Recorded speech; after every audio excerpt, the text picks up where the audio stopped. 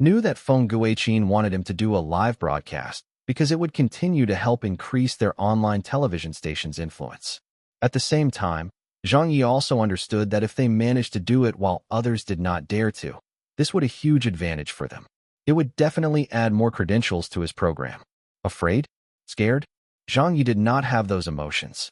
There was a saying from his previous world: if a singer does not dare to sing live at a concert, then he was not considered to be a singer. Similarly, a host who did not dare do live broadcasts, no matter how famous they might be, they would never be considered as an outstanding host. If his goal was to just be a normal host and earn a living, then it wouldn't matter. But no, he wanted to go further. This was why Zhang Ye wanted to risk it all and give it a try. Live broadcast. Don't dare to? There's not a ***king thing that I don't dare to do. Chapter 249. A War of Words begins again. Saturday. Early morning. The bedroom door opened. Zhang Ye, wake up, said Dong Shanshan, who was in her work clothes. Zhang Ye, who was hugging his blanket, turned his head drowsily. Shanshan, why?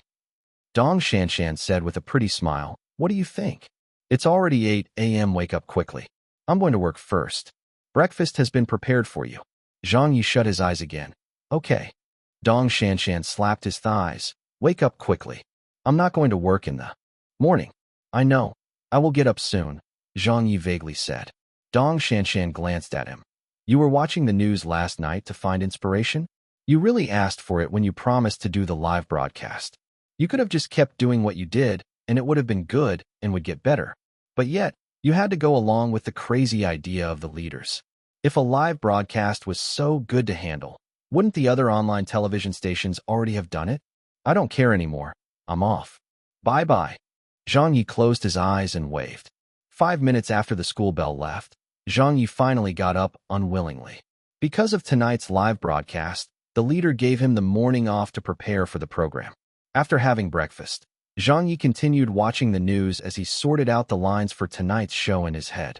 But what gave Zhang Ye a headache was that there was not much that was interesting in the news recently. Many of the current affairs and happenings had already been used for the last show and couldn't be used again. This was also the reason why he stayed up so late last night. It was because he could not find a suitable topic and points to talk about. Give me a topic. Can't there be something happening today? Otherwise, how would this bro do his talk show? Weiwa had already released the news, and this news had already been spread all over the internet. What? Zhang Ye is going to do a live broadcast? Is that fake news? Or has Teacher Zhang gone crazy? A program that depends on the host's oratorical skills and topic for 30 minutes. Can you even do a live broadcast for that? And it's even a live broadcast over the internet? How much guts did you get from your mother? Haha, it's going to be a good night tonight. Looking forward to it. Zhang Ye is still the gutsy one. He even dares to do a live broadcast. I am very interested and looking forward to it. But are you all sure that there won't be any problems doing a live broadcast? This isn't a news report or a sports live broadcast. Isn't it going to be too difficult?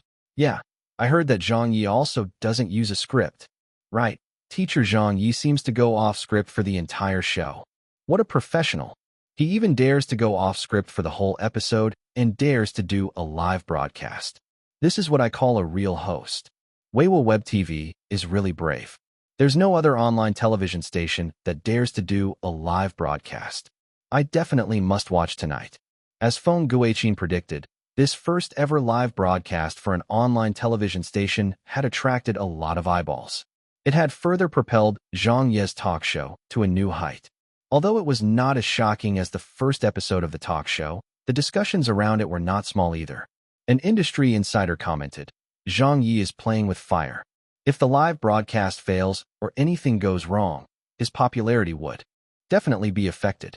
There's already no lack of people who curse at him online. This would cause a massive increase in those kinds of people. He could have just continued what he was doing, but yet he chose to take this risk. What? Another online television station CEO posted a laughing emoticon on Weibo, whether it's Weiwa Company or Zhang Ye. All of this is too radical.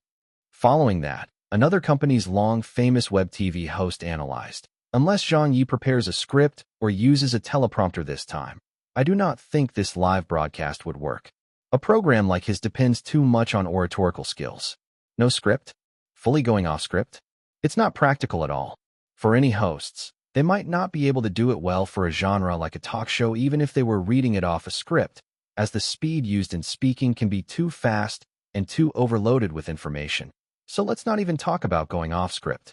If anything goes wrong during the recording, it can be re-recorded or edited out. But you can't do that for a live broadcast. Everyone was discussing the matter intensely. They were guessing if Zhang Ye would be using a script this time. Because during the first episode of Zhang Ye's talk show, the scene of Zhang Ye hosting off-script left a deep impression on everyone. The audience might not pay much attention nor care about this detail. But how could industry insiders and other hosts ignore this? To a truly knowledgeable person, Zhang Ye's strongest ability was not in his writing of scripts or joke segments, but his ability to go off script.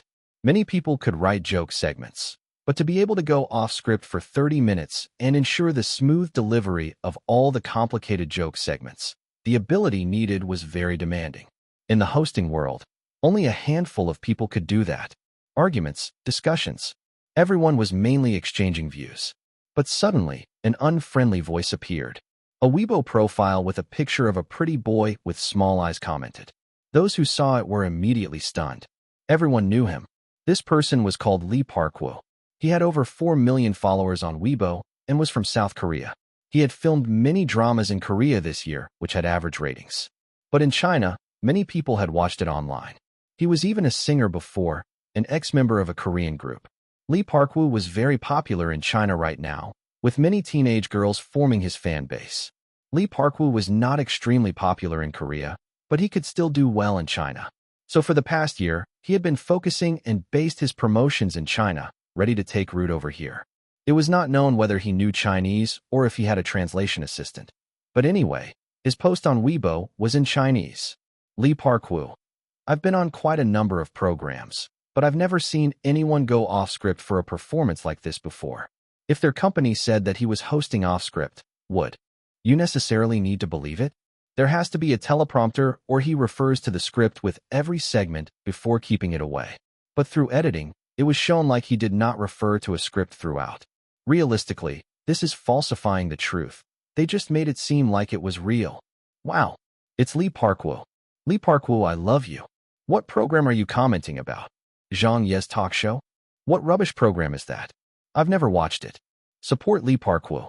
These domestic programs only know how to misrepresent and falsify. Our Lee Park-woo is still the most charming, never engaging in unscrupulous acts. When Lee Park-woo spoke, the replies were countless. But Zhang Ye's peers were not impressed. Of these peers, some of them were Zhang Ye's colleagues with a competing relationship. Some of them did not like Zhang Ye much either. But they were all countrymen, while he was a Korean. You are leading a bunch of our crazy Chinese fans to insult our profession? A female web TV host, who was ranked 4th in the industry, replied to Lee Park-woo. You speak like you understand our work. You might have been on many programs before, but it's only as a guest. Have you even done hosting before?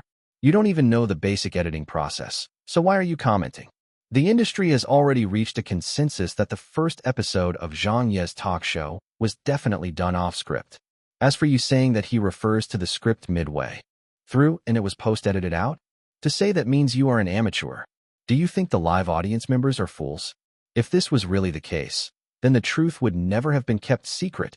And from the program's effects, the cut scenes were definitely all continuous. At the same time, other industry insiders also rebutted. Lee Park-woo only responded with a word: childish. Even more unaccepting of the post were the domestic netizens. This included Zhang Ye's fans, but even more of them were nationalistic youths. Many of these youths did not even know who Zhang Ye was, but seeing a Korean celebrity who wasn't even from the hosting industry criticizing their country's program and host, they began scolding.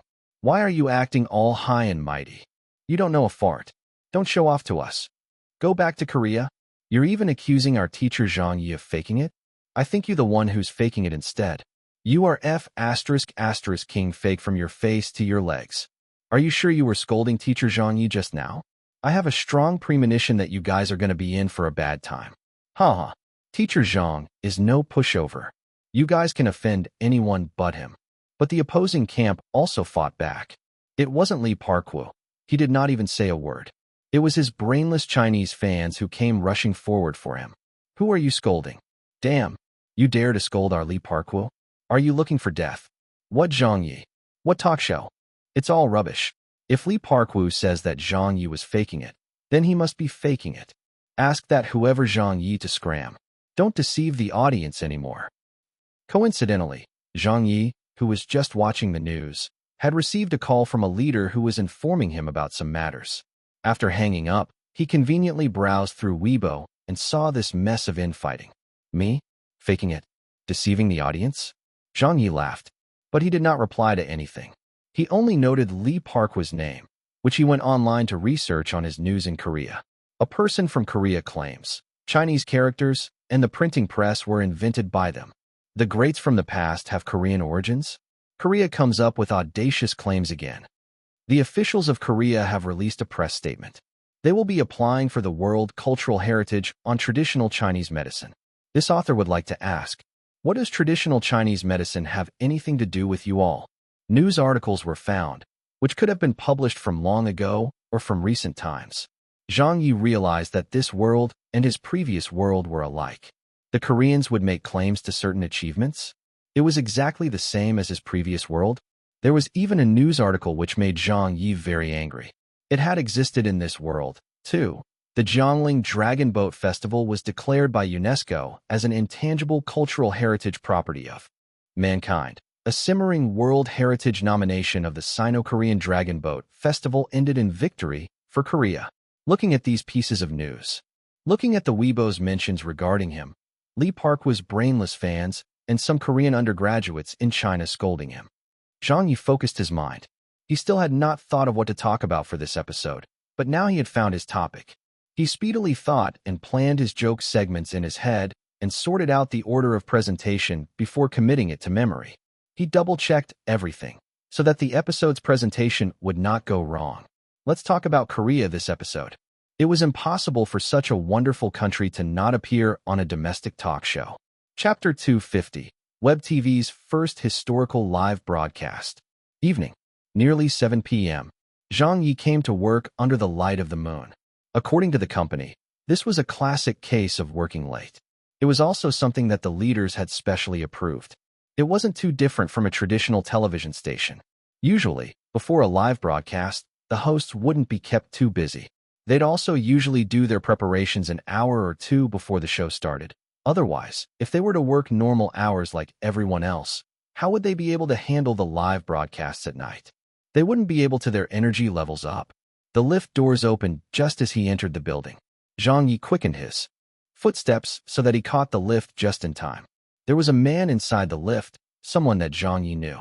It was the person who he'd met on his first day after joining the company. The one from Human Resources who'd made him fill in his form with an English name. His name was Yang Yang. He glanced sideways at Zhang Ye with a sunken expression. Zhang Ye didn't pay any attention to him and pressed the button for his level, looking relaxed. Yang Yang didn't attempt to speak to him either. The two of them had already argued in the past, so of course they didn't want to speak once again. The lift went to the basement first, where Zhang Ye walked out. He walked straight to Studio 7 for the recording. He entered by pushing the door. Damn, it had already transformed into a whirlwind of activity and staff. Is the signal okay? It's almost there. I'll adjust it a little more then. Lights, we need some more lights over here. Over a dozen people were busy climbing around and carrying equipment. When Zhang Ye noticed the Web TV department's second-in-command, Wang Xiong, he knew that the company had placed a lot of emphasis on this live broadcast of Zhang Ye's talk show. The department leaders were all handling this personally, causing Zhang Ye to subconsciously feel pressured. Little Zhang, you're here? Wang Xiong said when he saw him. Zhang Ye went forward to greet him. Director Wang. Wang Xiong looked at him, laughing. You look pretty confident.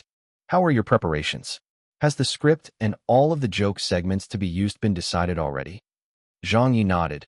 It's been decided. Wang Xiong said with heartfelt emotions. Your talk show's program style is the first of its kind in the country, as well as in the world.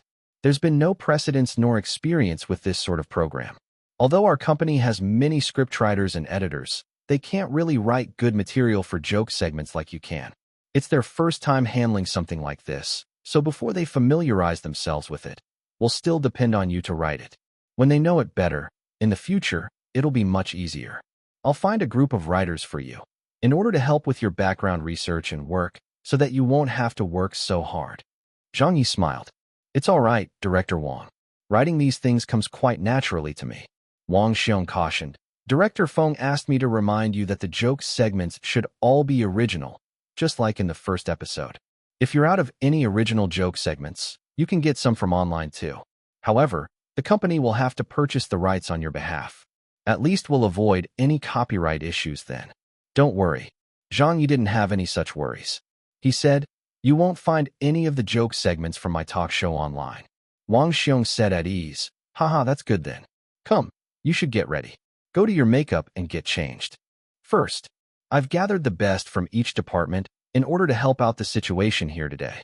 This is a historical live broadcast in web TV history, and also a first. It's a real milestone for us, so we've gotten the backstage works all ready for you. You can rest assured, and just do your best up on stage. This live broadcast isn't only watched by our company's top management. You should have seen the discussions online. There are many people in the same industry and peers who are watching us.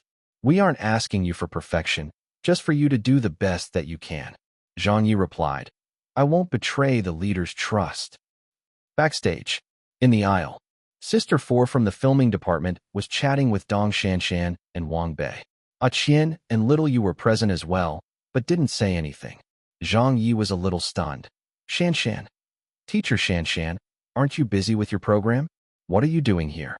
Dong Shanshan turned around and smiled at him.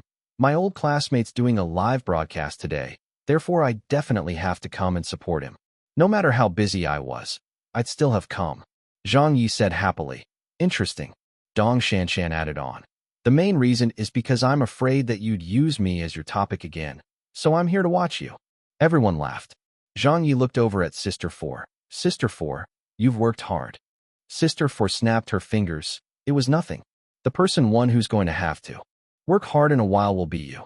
If anything happens during the live broadcast, the responsibility is all on you. Pooey, curse my mouth.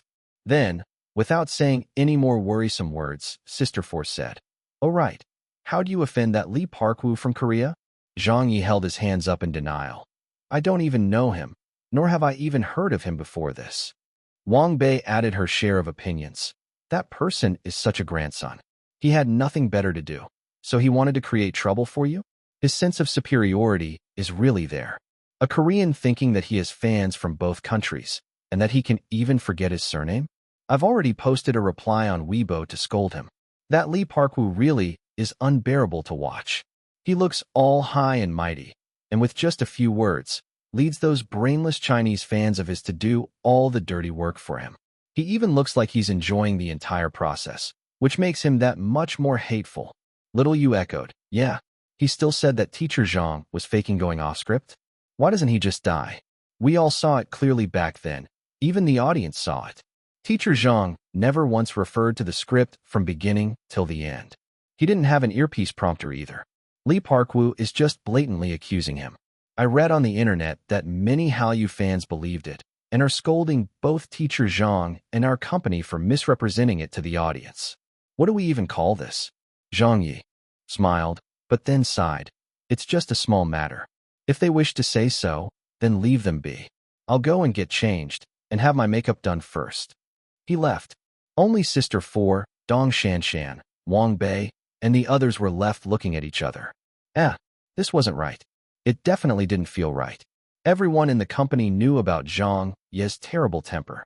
If someone casually said something that offended him, he might even desire to grab them by the collar and scold them. What's more, that Korean celebrity had blatantly accused him like this. This wasn't Teacher Zhang Ye's style at all. Qian wondered, what's with Teacher Zhang? Sister 4 was also bewildered. Just a small matter? Shouldn't this be a big matter? He'll let it go just like this? It was still his old classmate, Dong Shanshan, who knew him the best. She smiled diligently, saying, this is the calm before the storm. Zhang Ye is simmering his feelings right now. I think in this episode of the program today, someone's definitely going to get scolded. And I think he's going to be scolded really, really badly. Put on makeup. Get changed. The costumes were all handled and chosen by Zhang Ye himself. The makeup artist gave him some opinions, but he didn't listen. He insisted on wearing a suit and tie. No one except Zhang Ye understood what a talk show was like.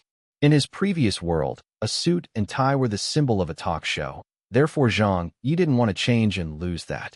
In this world, he picked a color that he felt matched and went to the front. A field director along with several staff members were carrying a teleprompter. "What are you doing?" Zhang Ye went over and asked. The director said, "Oh, Director Wang said to prepare this for you." Zhang Ye said with a wave of his hand, "Take it away. I don't need something like this." Sister 4, who was fiddling with the cameras, looked over. "Teacher, little Zhang. This is a live broadcast, so there's a need to be prepared. You might not need it, but it's always better to have it prepared in case you forget a line." Zhang Ye was very stubborn. Smiling, he said, "Sister 4, there's no in case. I definitely won't forget my lines. In fact, I don't even have a script, so what's the teleprompter going to show?" The director nervously said, You don't even have a script for a live broadcast. I've never used a script when I did a recording or broadcast." Zhang Ye had said this before, and he repeated it again today. The few of them didn't dare to make a decision. One of them ran over to Wang Xiong in order to seek his advice. Wang Xiong frowned and looked back at Zhang Ye. Then he told the staff, "The production team is handled by Teacher Zhang Ye. Just do whatever he says. There's no need to ask me for advice." The staff appeared to be choked, but didn't dare to say anything further.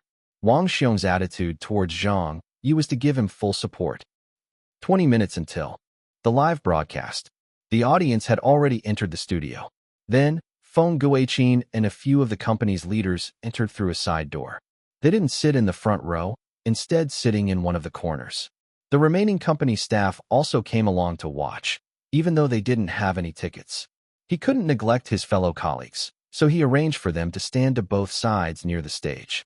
The cameras wouldn't be able to capture them, as it was considered a section for the internal crew to watch over the set. Their fellow colleagues who'd wanted to come and watch had all arrived. Even that person, Yang from Human Resources, who'd argued with Zhang Ye before, was here. Finally, the audience numbered around 70 to 80 people. The company's staff members watching numbered around 40 to 50 people, almost equal in number to the live audience numbers. Dong Shanshan, Wang Bei, and the others had tickets for seats, so they sat in the middle and waited. Everyone was looking forward to the broadcast, but a lot of them were worried about it. Zhang Ye looked on as the time approached. He tested the mic on stage. "Hello, I hope everyone's doing good. The live broadcast will be starting soon. The situation today will be a little different, because the picture and sound will be broadcast real-time over the internet. I hope that everyone can minimize their movement and volumes. Thank you." Sister 4's camera crew gestured to him. There was still 10 minutes left. After the audience had been seated, they started discussions amongst themselves. "Did you see what happened online?" "Yeah, you're talking about Lee Park-woo, right?" "Yes, those bunch of Koreans are so wicked." "Yeah, I already disliked them from before. They should have just quietly had their own developments to earn our money and gain our fans. But now they're even scolding our hosts. Korea has always been like this, right? They're really strange people, always claiming that everything belongs to them. I came to the recording the previous time, and I know that Teacher Zhang didn't use a script. Look, there's no teleprompter today as well, right? This is a live broadcast. Let's see if that Korean still dares to shoot his mouth off this time. But what if a situation arises? Hi, indeed. There can be all sorts of incidents during a live broadcast. I hope Teacher Zhang can do well for our countrymen, such that that Korean can't mock us. Chapter 251. Zhang Ye's continuous saving off the situation. As time passed, seconds became minutes. The live broadcast of Zhang Ye's talk show was going to begin at any moment. At this very moment, the online viewers had already gathered anticipating the live broadcast on the homepage of Weibo Web TV. After the incident regarding Lee Park-woo's comments, the online viewers were divided into two camps. One of the camps supported Zhang Ye's face slapping. They hoped to see Zhang Ye go off script for the entire live broadcast to show those Koreans what he was capable of. Didn't you say that it couldn't be done? Sure. Today we will show you that it can be done. Your Korean hosts aren't able to do it, but our Chinese hosts definitely can. The other camp was specially here for the sole purpose of discrediting Zhang Ye. They were all Lee Park-woo or Hallyu fans. Both sides were like fire and water. When they saw each other in the comments section of the web TV video, they immediately engaged in a war of words. The first comment of the day came from an original hardcore fan of Zhang Ye's. Even if you did not know his name, you'd immediately know who he was by what he said. I've been waiting for this day for a long time. Come quickly, Koreans. I haven't cursed in such a long while. My large saber is again,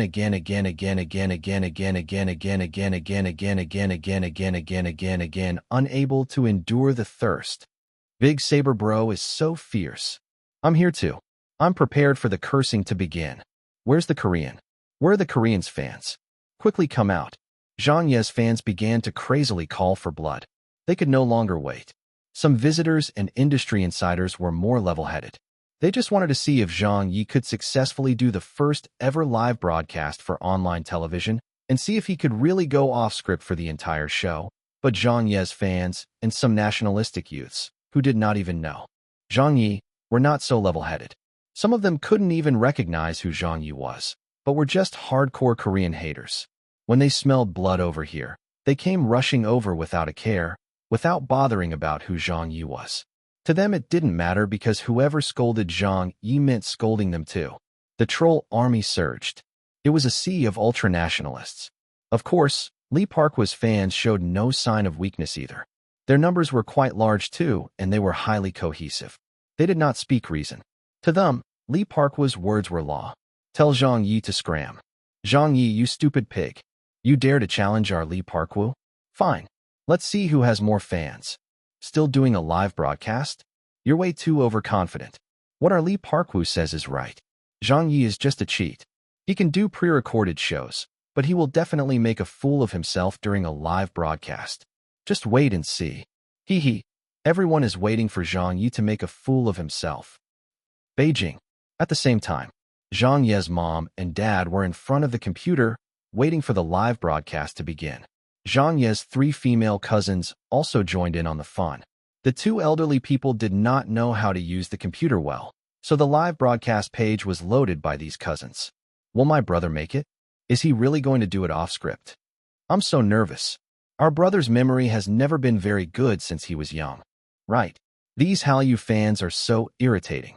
Humph. They dared to curse at my bro. I will never chase after Korean celebrities in the future. Don't let me see them. I'll curse them every time I see them. It's beginning. On the other side of Beijing, Rao Imin was at home, wrapping one dumpling after another. Qinshan was staring at the computer monitor before she suddenly shouted, "The opening is playing. Aunt, come over quickly." Rao Imin groaned. What's so good about that rascal? Aren't you afraid that Zhang Ye will suffer? Many people are cursing him, Qinshan said. Rao Imin could not help but laugh. That kid? Suffer? It would be weird if he suffers with that mouth of his. Meanwhile, Hufei was also watching his television at home. He had already connected the web TV's signal to his smart TV, so he could watch it from his sofa. Xiao Lu, Da Fei, Ho Gu, and Ho Di were also at home watching the live broadcast. Some industry outsiders, who knew about the matter, came to watch the fun and help Zhang Ye argue back at those brainless Hallyu fans. Even Zhang Ye's former ex-leader and colleagues, like the radio stations Zhao Guozhou, Wang Xiaomei, Xiaofeng, Big Sis Zhou, Andy's son, Tian Bin and wife, etc., all joined in after hearing about it. Zhang Ye's talk show became hotly discussed on the internet and involved arguments with Hallyu fans, so everyone became concerned about this issue. People like Xiao Lu and Xiaofeng, who were both mild-tempered, even put on a strong front and joined in the scolding. It was a mess outside the studio. In the studio, there was a solidarity feeling against a common enemy. The people who applied for tickets to the show were mainly fans of Zhang Ye. They all carried the same hatred towards Koreans. However, there was an exception in today's group. A foreign black man stood out from the crowd. Counting down. 3, 2, 1. The live broadcast begins. After the opening clip finished airing, the music, live from the studio, began playing. Zhang Ye took a deep breath backstage as he gazed at the dark stage. He took a sip of tea to smoothen his vocals and passed the teacup to a staff member who stood to the side. His facial expression suddenly changed as he took large steps towards the stage. He continued to do his own self-introduction. Now, Let us welcome our famous host, famous poet, famous advertisement producer, famous program producer, famous writer, the country's top talk show host, and the world's top talk show host, Zhang Ye. This long introduction was said all in one breath. He entered the stage in a grand manner. The audience was laughing, applauding, and even whistling. Get off the stage. Haha, can you be any more shameless? If it were any other celebrity or public figure introducing themselves in such a manner, they would definitely be cussed out, as there would be a lot of voices of dissatisfaction. But somehow, this sort of boastful self-introduction that came out of Zhang Ye's mouth was accepted as normal by everyone. They even thought it was very funny. The live broadcast had already begun. Suddenly, the black guy sitting at the front suddenly took out a piece of paper from his pocket and unfolded it, lifting it high above his head. On it a few words were written, "Zhang Ye is a pig." There was an uproar from the audience. The faces on the company's leaders and colleagues from the program team immediately changed. Who's that? Who let him in? What is he doing? This is a live broadcast program. Camera crew, quickly move the cameras away. Stop showing the audience. Sister For hurriedly commanded the filming crew. But it was already too late as the cameras were focused on the audience as they clapped and laughed. Every viewer had seen it. It was not known if this black man was a Hallyu fan or instigated by someone. But how dare he come to make trouble at the studio? Feng Guiqin's expressions were ugly. Wang Xiong's facial expression became gloomy. He nearly went forward to beat him up. But Zhang Ye was very calm. Furthermore, he even smiled at that man. The shot had already been broadcasted out, so he did not deliberately avoid this matter. It would in fact appear abnormal. Instead, Zhang Ye said to him, "Yo, we have a black friend here too? But you don't look very good. You might not have many days left, so you should enjoy your life as much as possible." Huh? What? The black guy was still holding the banner high, but he obviously looked doubtful. Not only did he understand Zhang Ye's words, but he also knew how to speak Mandarin Chinese, just not at a good standard. Why would I not have many days left? Zhang Ye pretended to look like an old seer as he counted with his fingers pinched. Then he pointed at him. Because your glabella seems very dark, means you are seriously ill or can potentially have bad things happen to you in physiognomy. The audience was stunned, then burst out laughing. Ha! Glabella seems dark. That's a sign of dying. He's black. How can his glabella not be dark, dude? Teacher Zhang Ye is too damaging. But I like it. The black man was at a loss upon seeing an unangry Zhang Ye who ended up flipping the tables on him. He could only silently put the banner away and not say a word. An incident that would have caused much trouble was easily resolved by Zhang Ye with just a few words. He did not lose out on the argument, but instead schooled the opponent into submission. Wang Bei said happily, "Zhang Ye is indeed Zhang Ye." Dong Shanshan smiled. "I told you his mouth is really wicked." Qian was in total admiration. Teacher Zhang's joke segment really keeps coming without a pause. This was obviously unexpected, but Teacher Zhang's easily handled it with a spontaneous joke. So impressive. In the past, Qian's ambition was to be a host, not a producer. He also wished to stand on stage for everyone to see. This thought did not die until today. When he saw how Zhang Ye performed on stage, Qian extinguished all thoughts of himself becoming a host. He no longer felt that he was just as good as other hosts. Now he understood the gulf between him and a real host. Feng Guiqin heaved a sigh of relief. Many other colleagues also heaved sighs of relief. But just as Zhang Ye was about to start the show properly, another accident happened. Yang, the guy from Human Resources, had been standing off to the side near the stage watching the recording. He was with many other colleagues standing there and jostling around in the crowd when he tried to take a tiny step back. In the end, he accidentally bumped into a lighting rack at the back and caused it to fall over. It smashed into the ground with a thunderous noise. Smash! Yang was dumbfounded. Everyone around him looked at him in shock. Yang swore. Even if he had a score to settle with Zhang Ye and did not like him much, he still knew the importance of today's occasion and would never do it on purpose. The live audience did not see it happening, but they heard the deafening crash. Another wave of calamity before the previous wave had settled? Everyone's face went pale. What the heck was happening? Why was there another interruption? This was a live broadcast. How would they clear this up now? Wang Xiong angrily said, "What's wrong with you?" The Production team was now totally humbled. It's over. This time, it's really a live broadcast incident. The audience had heard it clearly, and there was clearly some commotion. As for the audience watching the live broadcast at home on their computers, they were definitely discussing about it now. It exploded online. Those Hallyu fans were all in great spirit. Hee. What did I say? The mess has just begun. An incident has occurred. Serves you right.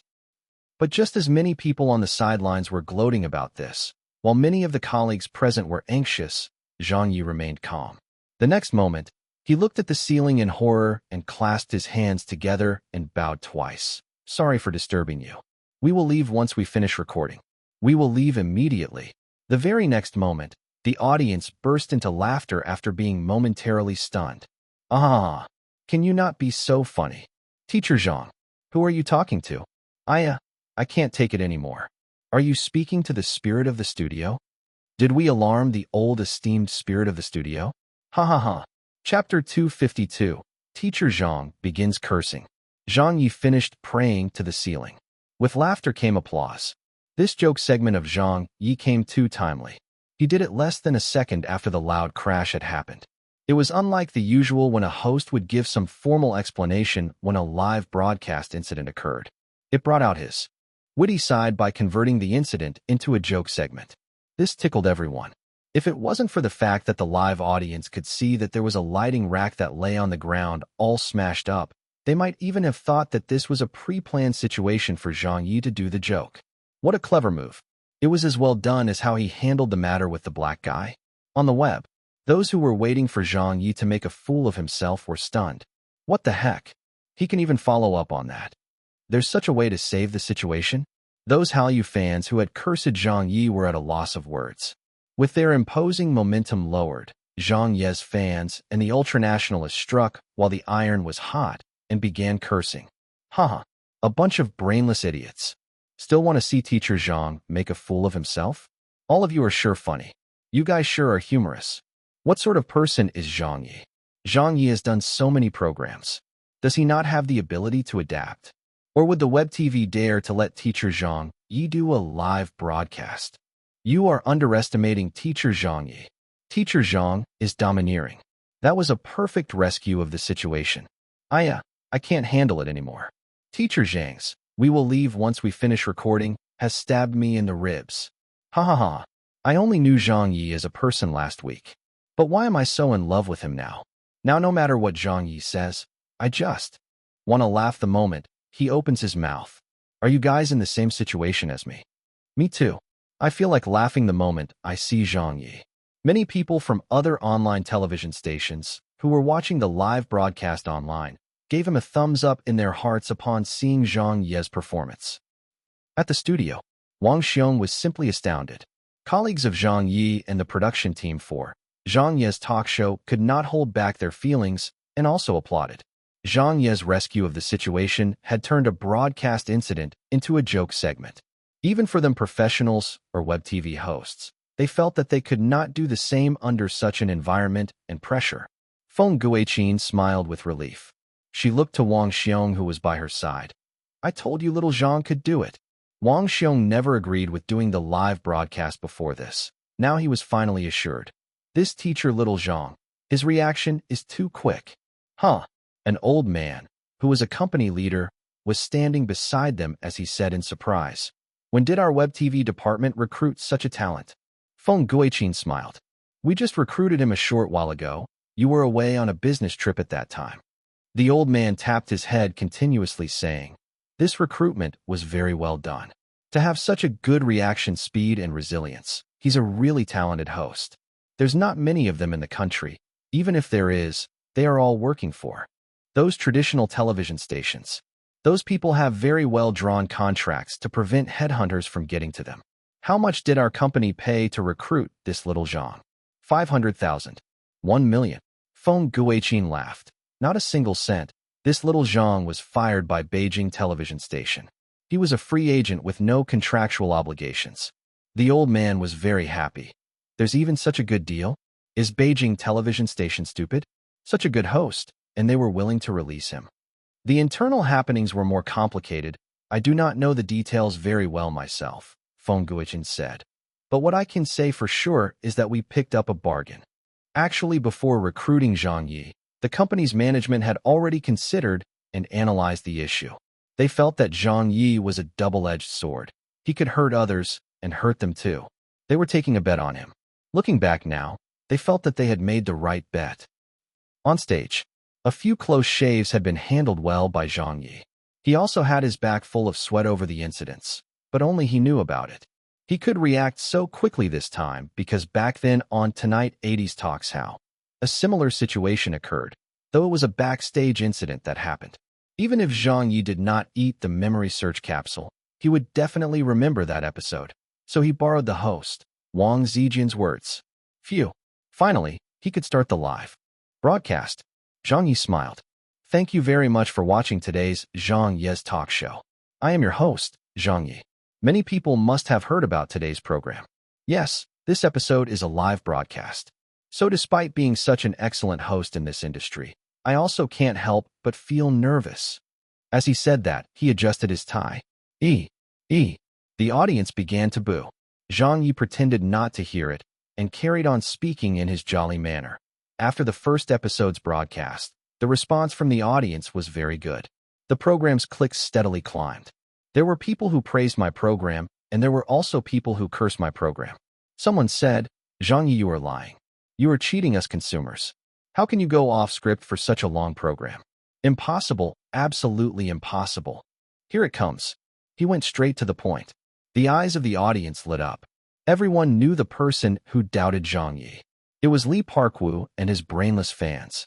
Zhang Ye suddenly said to the camera, "What I want to say is that you guys guessed right." What did that mean? He really isn't doing it off script? That's not right. I don't see any teleprompter. Zhang Ye said to the camera as he pointed to an empty space before him. He began gesturing a podium-like shape. Those watching the internet live broadcast might not understand. Actually, all the live audience present can see it clearly. In front of me, yes, which is this podium. On it are all the scripts for this episode. Some netizens who are watching the live broadcast might ask, Aya, why can't we see anything? Well, actually you can't blame yourself. It's because our Weiwa company's technology processing is too good. I have a friend. Her name is Dong Shanshan. Due to the first episode, everyone could not help but laugh upon hearing Dong Shanshan's name. Dong Shanshan gave a look of innocence. Wang Bei roared with laughter. He's talking about you again, Shanshan. Zhang Ye said. Those friends who watched the first episode should know. She's my classmate from college. Right? She's the one who goes to the stock exchange when she misses home. Back in school, she was good in her studies, especially in computer technology. So for last episode, and this episode's live broadcast, I had pleaded for teacher Dong Shanshan to help me do some computer processing. He pointed towards the cameras and said, the audience in front of your screens, the reason why you can't see the podium in front of me is because teacher Dong Shanshan has photoshopped it away. Right? She has removed this table frame by frame. Photoshopped? How do you Photoshop a live broadcast? Everyone could tell what he meant as they burst out with laughter. Ha! Zhang Ye said to the audience. All the audience present can see this podium, right? Right. That's right. Huh. There is a podium. We can bear witness. The live audience also followed suit and made a commotion. Everyone was enjoying the joke. Dong Shanshan, Wang Bei, Qian, and the others were all amused.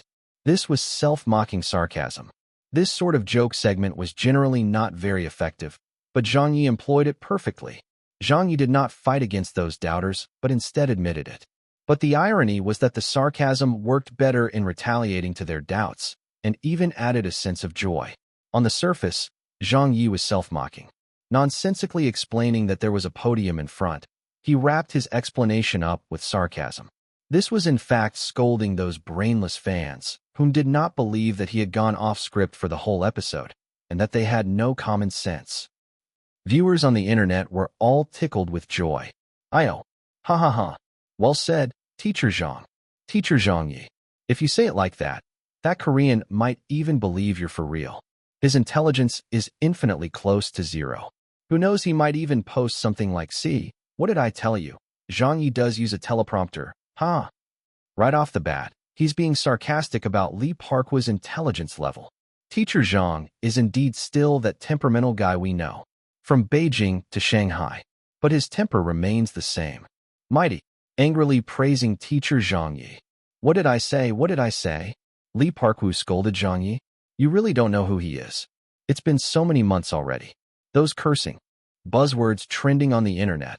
The top 5 curses still originates from teacher Zhang Ye. No one has been able to surpass him. You still dare to scold him? You must be looking for death. With that mouth of his, even a living person can be said until he's dead. And a dead person can be said until he lives again. Ha ha. Look, now you are being scolded already, right? The live audience was also delighted. Although they thought that this was the end with Zhang Ye changing topics after retorting, they realized how naive they were the next moment. Zhang Ye stared into the camera and said, "So, that Korean friend who scolded me on Weibo, you are right. I'm really shocked. I never expected you to see through it. I was using such a method to cheat. Hi, I'm so embarrassed. I never expected there to be mountains beyond mountains and heavens beyond heavens. Ha ha ha. Li Parkwu is a dumbass." A member of the audience shouted very loudly, so it could be heard.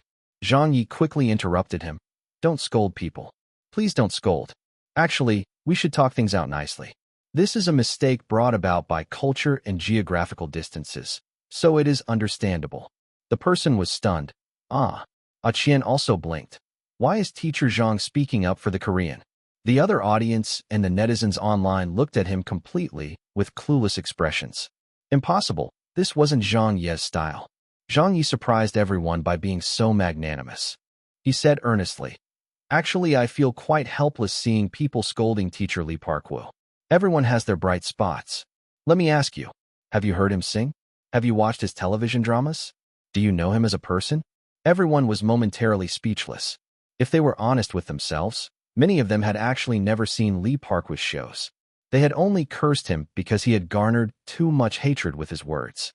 The youth who had just cursed even lowered his head. He was ashamed for his actions. Teacher Zhang Ye was the one who was gracious. Teacher Zhang was indeed magnanimous. He actually objectively spoke up for Li Parkwu. Then, they heard Zhang Ye speaking in a righteous, fair, and objective manner. So I always believe that only after you watch his television dramas and walk into his world will you be like me, in which you understand him as a person. You will definitely have the same thoughts as mine. That is, what the JB asterisk is this. The youth, who was repenting his actions, immediately turned stunned. Then with an io, he held his belly as he laughed loudly. Ha! I am laughing so hard I have stitches. The other audiences were stunned for a second. Then immediately with a gasp, the sound of laughter exploded. Note: in China, JB is short for jiba, or penis. Chapter 253, Zhang Ye's cursing time. That was a godly reversal. Ah! Someone help me up. I can't get up. I'm laughing too hard. Zhang Ye, you're too naughty. So it was waiting right at the end. I can't take it anymore. I can't take it anymore. This joke segment is so freaking classic. Where's a pen? I must jot it down. Just learning a tiny bit from teacher Zhang will make you invincible when cursing throughout the world. The whole studio was enveloped in laughter. This could be the loudest decibel reaction to a joke segment since the beginning of Zhang Ye's talk show. Dong Shanshan was laughing with her face covered. Wang Bei laughed until her high heels came off. Qian and Little Yu hammered on their own thighs with joy. Sister 4 and the other cameramen covered their mouths as they laughed. They were the closest to the audio receivers and didn't want to affect the live broadcast. They held it in, but it was too difficult as tears rolled down their eyes. They nearly fainted from laughing too much and almost affected their recording work. What the JB asterisk is this? We thought that after your explanation of Li Parkwu, we would realize that he's a good person. In the end, Zhang Ye came up with such a line. Ha! What were you even thinking? This reversal transition was freaking unexpected. Teacher Zhang Ye, by doing this, you will make Li Parkwu cry. He'll really cry? Some people found it irksome. The black guy frowned. Why are you cursing? Zhang Ye blinked his eyes. Cursing? Who cursed? I said Jean B. coins. You don't know what JB means. Oh, maybe as a foreigner, you don't really understand Chinese that well. In our country, JB means Jean B, or coins. Jean Bi is the contraction of Hanyu pinyin, What is gene be? It's a very precious thing. It's very valuable and glamorous. I was praising teacher Lee Park was glamour. When did I swear? Black guy. Asterisk percent dollar hashtag at. The moment the audience heard it, they were overjoyed. Ha! Zhang Ye pointed to the other members of the audience. If you don't believe me, ask anyone in the audience. What does JB mean? All the audience of the People's Republic of China shouted in unison. Of course it's Gene B. Coins. Ha ha. See, I'm not wrong, right? Zhang Yi shrugged his shoulders. This program of ours is very high-end. How can we allow such profanities to appear? The black guy was nearly about to cry. Your sister, do you really think I don't know Chinese? The old man offstage and the company's leaders were all at a loss whether to laugh or cry as they looked towards Feng Guiqin. This new program of yours has such a high yardstick. Feng Guiqin had been tickled greatly for a long time. She finally managed to catch her breath and said breathlessly, "It's all right. Web TV does have a higher tolerance as long as it does not use prohibited words or cross the line too obviously." Wang Xiong laughed. "I finally understand now. Teacher Little Zhang's program today is too funny. It can't be him scolding the Koreans for the entire episode, right?" Unfortunately, Wang Xiong had really guessed it. The laughter continued on for quite some time that lasted about 5 to 6 seconds. When it died down, Zhang Yi continued to say asterisk, "Speaking of Koreans, I've actually always admired them a lot. Do you know why? Because the crosstalkers in our country all have to memorize something from young. The Imperial Feast list. Us broadcast majors were also required to memorize this while in school to practice tongue twisters with it. There is a total of 108 dishes. As a Chinese national, I feel the pain of having to memorize all of it. It consists of the Manchu Han Imperial Feast dishes, and I had to memorize it." The audience immediately clapped. "Show us what you can do." "Right, recite it." Dong Shanshan was stunned. They had never memorized the Imperial Feast list before, but a professor had suggested that they practice it, though it was not required. The other colleagues were also unsure if Zhang Yi could do it. His world also had the Imperial Feast list crosstalk segment. Because it was too traditional, the history of Manchu Han Imperial Feast did not change. So in this world, it still existed. Zhang Yi had checked it out before the broadcast. Zhang Yi smiled. "All right then, let me simply say a short tongue-twisting paragraph. Well, I'll treat you, steamed lamb, steamed bear's paw, steamed deer's tail, roast duck." Zhang Yi was initially saying it very slowly, but as he spoke, his speed increased, with not a break in between. Roast hen, roast green. Goose, stewed pig, stewed chicken, preserved ham, preserved egg, dried ham, sausage, assorted vegetables, smoked chicken with tripe, steamed pig with 8 treasures, duck brewed with glutinous rice, pot-braised pheasant, pot-braised quail, simmered chicken giblets in brine, simmered goose in brine, etc. With this foundational skill showcased, it was not funny, but in fact, quite stunning. This tongue-twisting paragraph was already much better than many domestic crosstalk actors. "All right, well said." Everyone applauded loudly. Wang Bei and the other hosts also applauded with praise. To be fair, just looking at the basics, they could not compare to Zhang Yi. No wonder his oratorical skills were so good. His foundation was already so solid. Just from this, it could be said that Zhang Yi did not save any effort when learning. He had taken it all in. But in truth, all of this was credited to the memory search capsules. Zhang Yi had, in recent days, spent all of the reputation he had acquired on memory search capsules. His memory was full of information now, and his basic knowledge was ever increasing. Saying that he could recite it in a crosstalk manner was an understatement. He could even read it backwards without any problem. This was because he was different from those who memorized it traditionally, since he could retrieve everything directly from his memory. With a slight deviation, he had shown his skills in a simple way. Zhang Yi continued with his jokes. "Did you fall asleep while listening to that? I needed to memorize 108 dishes, so I particularly admire my Korean peers. If I were them, it would be so awesome. It would be so much more simpler." He cleared his throat and said, "I'll treat you. Kimchi sumida, kimchi sumida, kimchi sumida, kimchi sumida, kimchi sumida, as well as kimchi sumida asterisk." "Huh, that's too funny. They only have kimchi." The audience burst out into laughter. Zhang Ye continued on, saying helplessly, But later on, I realized I was wrong. I personally know a Korean crosstalker and found out that the imperial feast list was longer than ours. The types of dishes are much more rich in variety. Seeing that everyone was confused, Zhang Ye said, "First of all, their first 108 dishes are the same as ours." Wang Bei, who was just taking a sip of water, had spit it all out. Qian, who was sitting in front of Wang Bei, was sprayed with water on his shoes, but he didn't care. He was still thumping his thighs and laughing. The Chinese characters were yours? The printing press was also yours? The Dragon Boat Festival also belonged to you? When Zhang Ye said that their 108 dishes were the same as theirs, it revealed just how despicable the Koreans were in the eyes of the Chinese. After memorizing all of these, after the salted duck and chicken, they still needed to add on one more. Zhang Ye raised his hands and gestured, from the Changbai Mountains to the Bohai Bay that spans 3,000 li, stretching over 5,000 years of history, the specialized traditional delicacy of the Republic of Korea, kimchi samida. Ha ha ha. BBA, BBA, BBA. Applause rang out in the midst of laughter.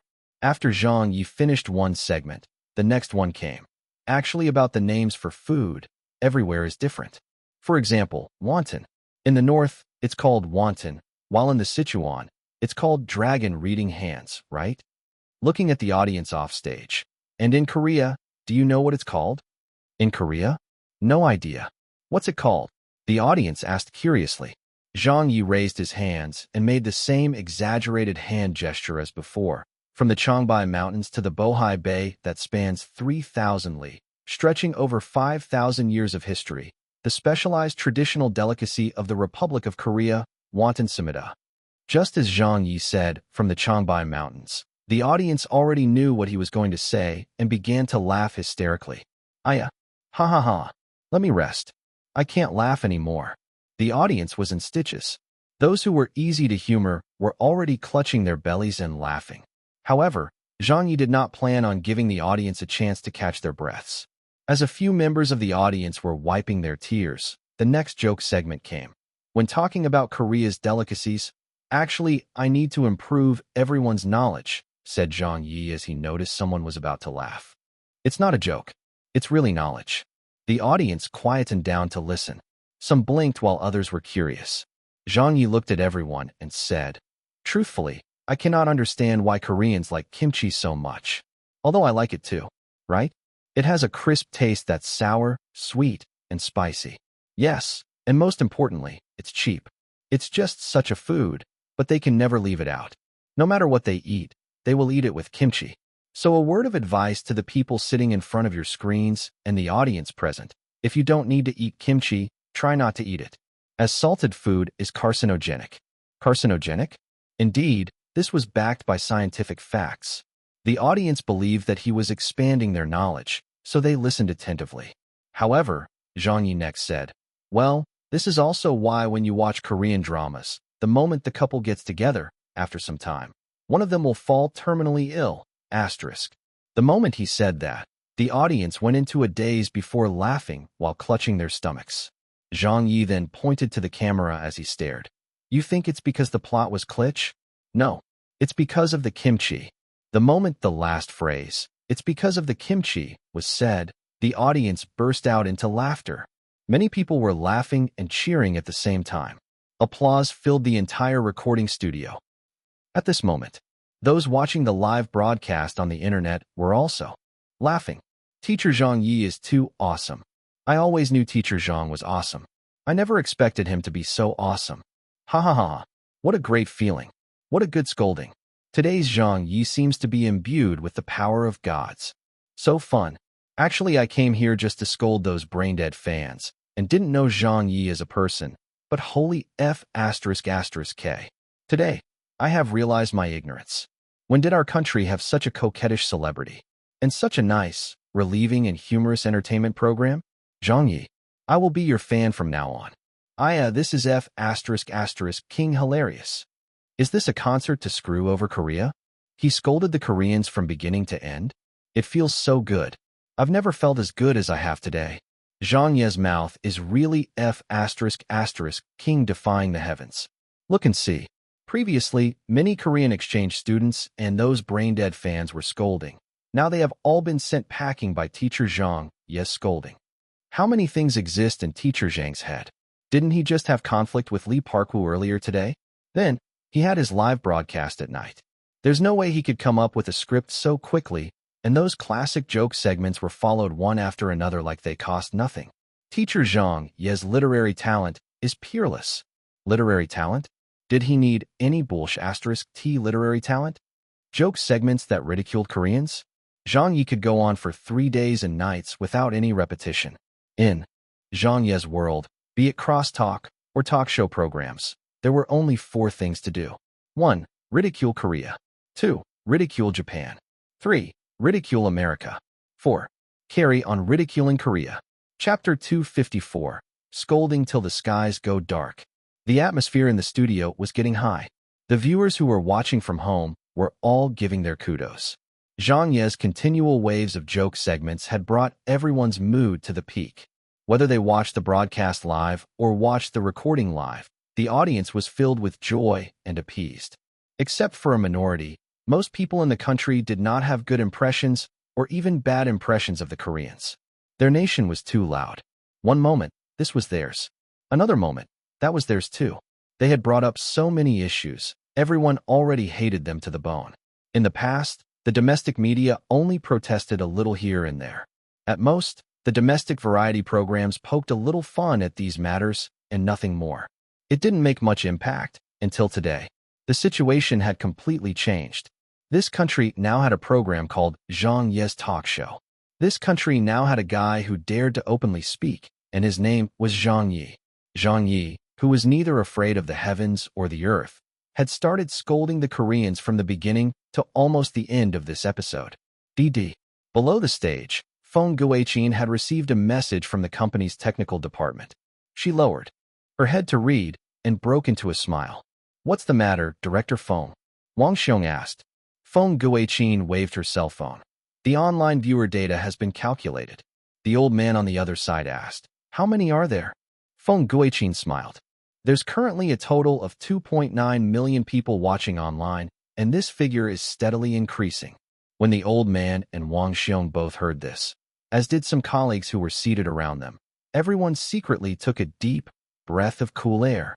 Thinking back about the first episode of Zhang Ye's Talk Show, it had only hit 2 million some time after the broadcast had ended, but for this live broadcast, just the online viewers right now numbered close to 3 million. Are UF King headed for 10 million views for this episode? What would 10 million views mean? No one even dared to think about it. This new program by teacher Zhang Ye wasn't just the highest viewed program for its debut episode on web TV. It was also the first live broadcasted program. With these 2 accolades, it was even going for the record of highest average views for a web TV program episode. "How much more do we have left?" Fong Guichin asked. Wang Xiong looked at his watch. "There's still about 6 to 7 minutes left." Fong Guichin nodded. "There shouldn't be a problem crossing the 3 million viewer mark. After 24 hours, this episode should easily hit 10 million views." On Weibo, the program had been broadcasted for over 20 minutes now. It was spreading like wildfire online. Perhaps some people who didn't pay attention to or didn't like entertainment programs would never actively try to understand, but being the provoker of this incident, Lee Park-woo could not possibly not know. Even if he didn't pay attention, even if he did not know Chinese, his manager or translator would definitely tell him. Then, Lee Park-woo's Weibo, after being silent for a long time, finally posted, "With regards to the abuse and personal attacks, it has caused me much emotional distress. I retain the right to take legal action." Even a fool could see that this post was directed towards Zhang Ye. His brainless fans responded because of this. "Zhang Ye, go to hell. How dare you anger our Lee Park-woo? Zhang Ye, you dumb pig. You will receive retribution. Right? Pursue legal responsibilities.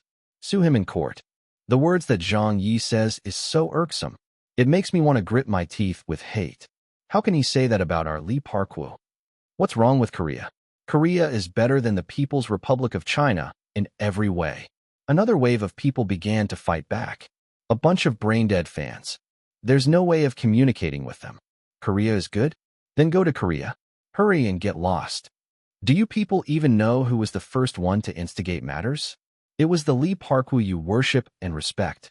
He was the first to slander Zhang Ye by saying that he could not possibly go off script for such a long time, that he was faking it and had a teleprompter. But what were the facts? As everyone has seen in this live broadcast of Zhang Ye's talk show, the number of cameras were clear for all to see. There was no teleprompter, nor did Zhang Ye wear an earpiece. It was also impossible he had someone hold up a script for him. In the 20 minutes, he depended on his own strength and experience to go fully unscripted for the whole show. Yes, there might not be many hosts with such strengths, but Zhang Ye is one of them. Zhang Ye could do this. So what are you all blabbering on for? Want to sue Zhang Ye? Don't make me laugh.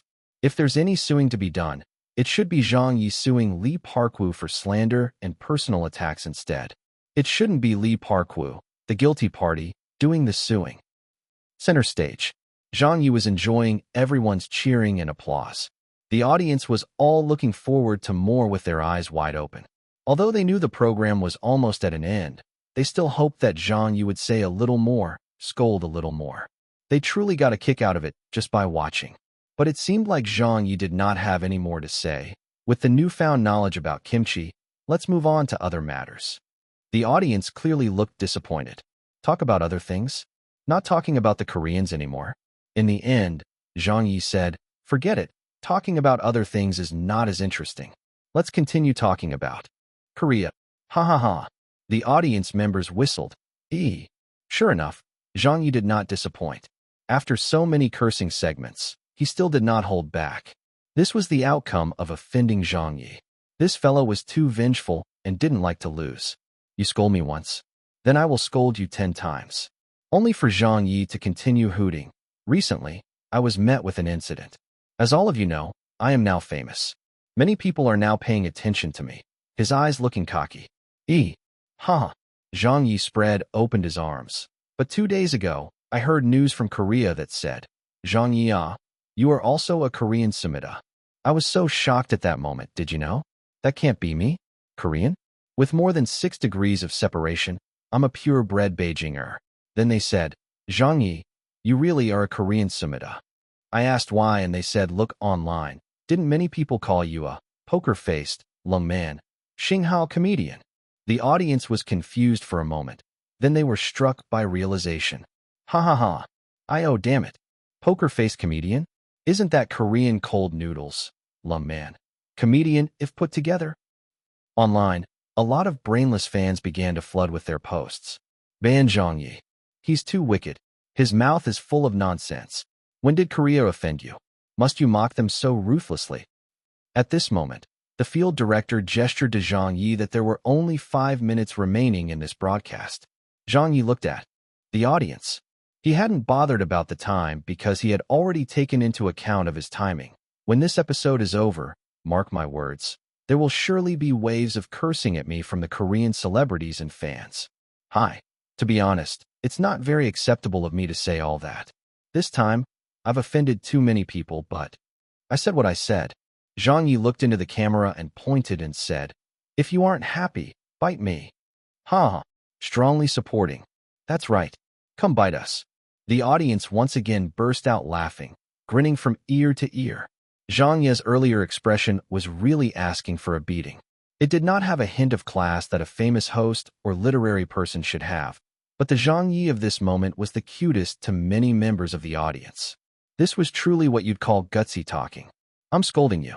You aren't convinced? Come bite me then.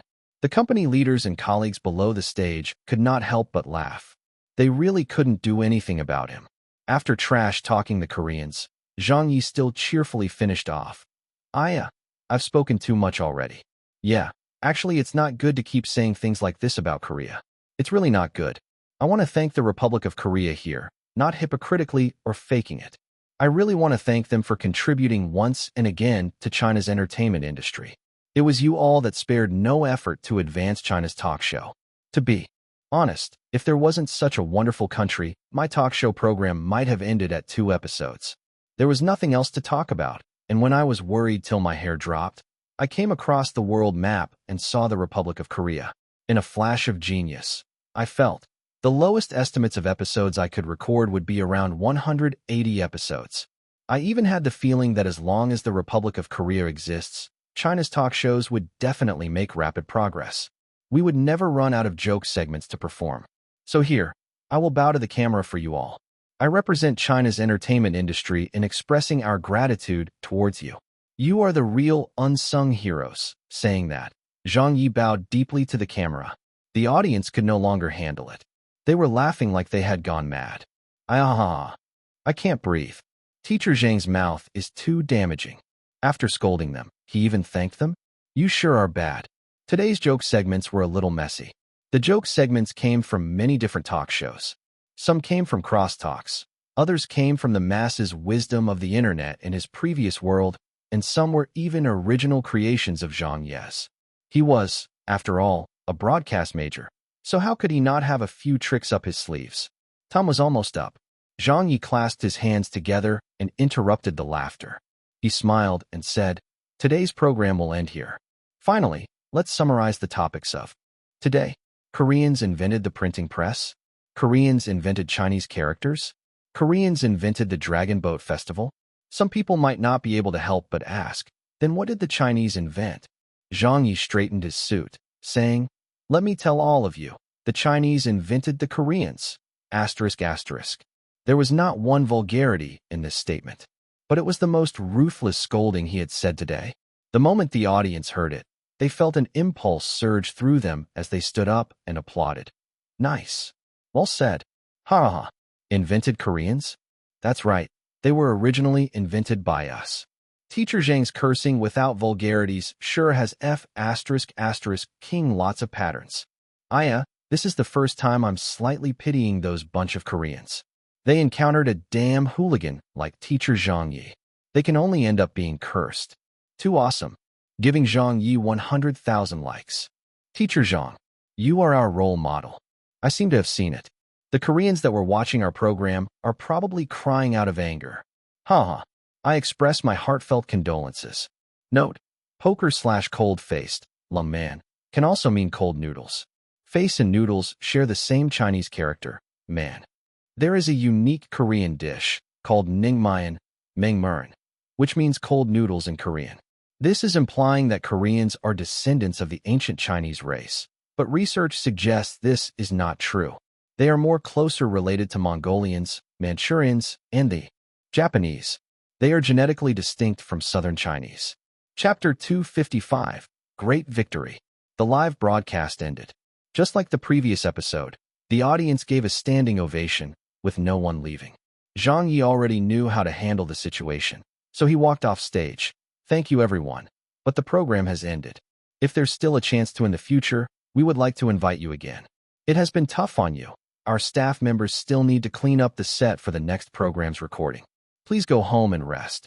Those who are interested, you can follow me on Weibo or Tieba, and we can have some interaction online. A female member of the audience cheered, Teacher Zhang, I love you. A male member of the audience also shouted, haha, Teacher Zhang, I love you too.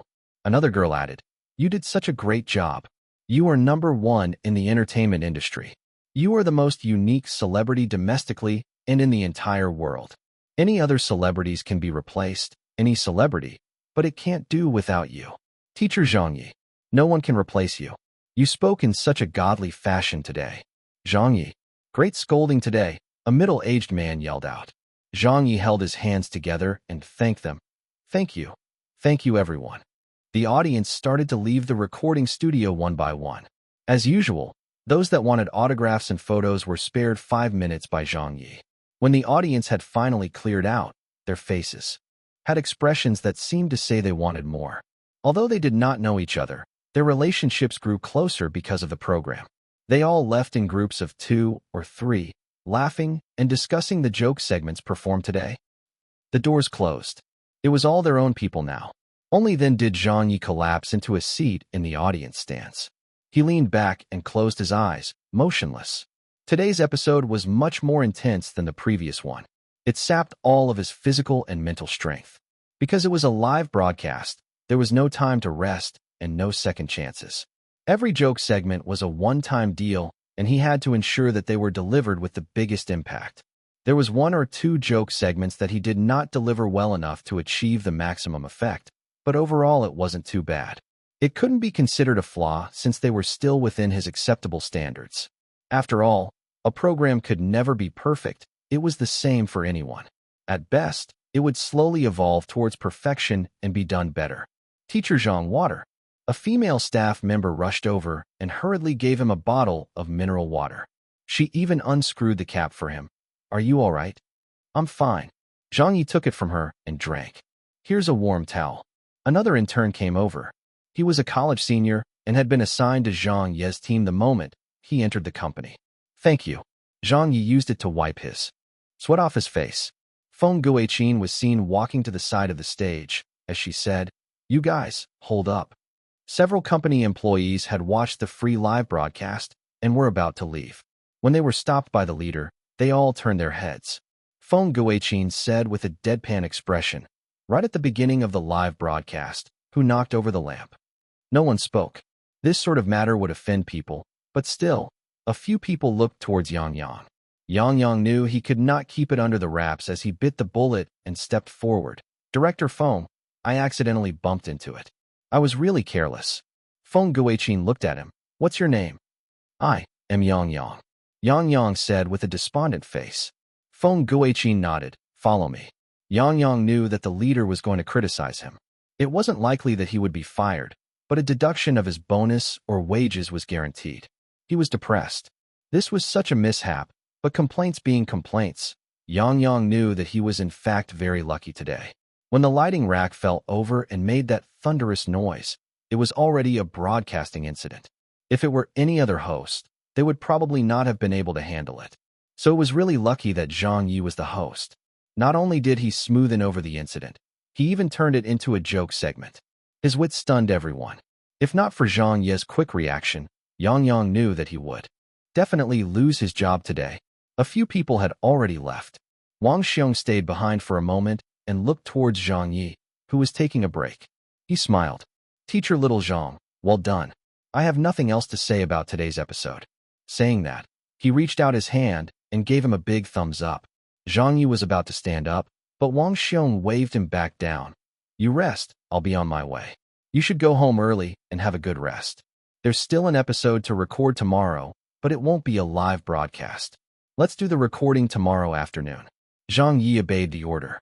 Wang Xiong also left. The upper management leaders departed. Some of his colleagues, who were there, also left, but a few familiar people who were on good terms with Zhang Ye all went over to congratulate him. Dong Shanshan imposed herself. "Why was I mentioned again this episode?" Zhang Ye laughed. "No other way. Just mentioning your name tickles the audience." Dong Shanshan chuckled. "Right. So this time I didn't go to the stock exchange, but became a computer expert? What role do you want me to be in the next episode?" "Supergirl." The colleagues laughed. Sister 4 came over and pointed to her eyes. "Little Zhang, take a look." "What's wrong, Sister 4? You cried? Your eyes are red." Zhang Ye acknowledged. Sister 4 slapped him on the shoulder. "I teared up from all the laughter. I laughed till my tears kept flowing. This episode was too great. It was better than the previous episode." That's right, that's right. Indeed, I also think this episode will break records again. Right? I initially felt that the second episode would not be as well received as the first. After all, a new program's pilot episode usually debuts well and then slip in ratings. But within the first 10 minutes of the live broadcast, I knew I was wrong. This episode definitely won't lose out to the first. Haha, but the content was so brazen.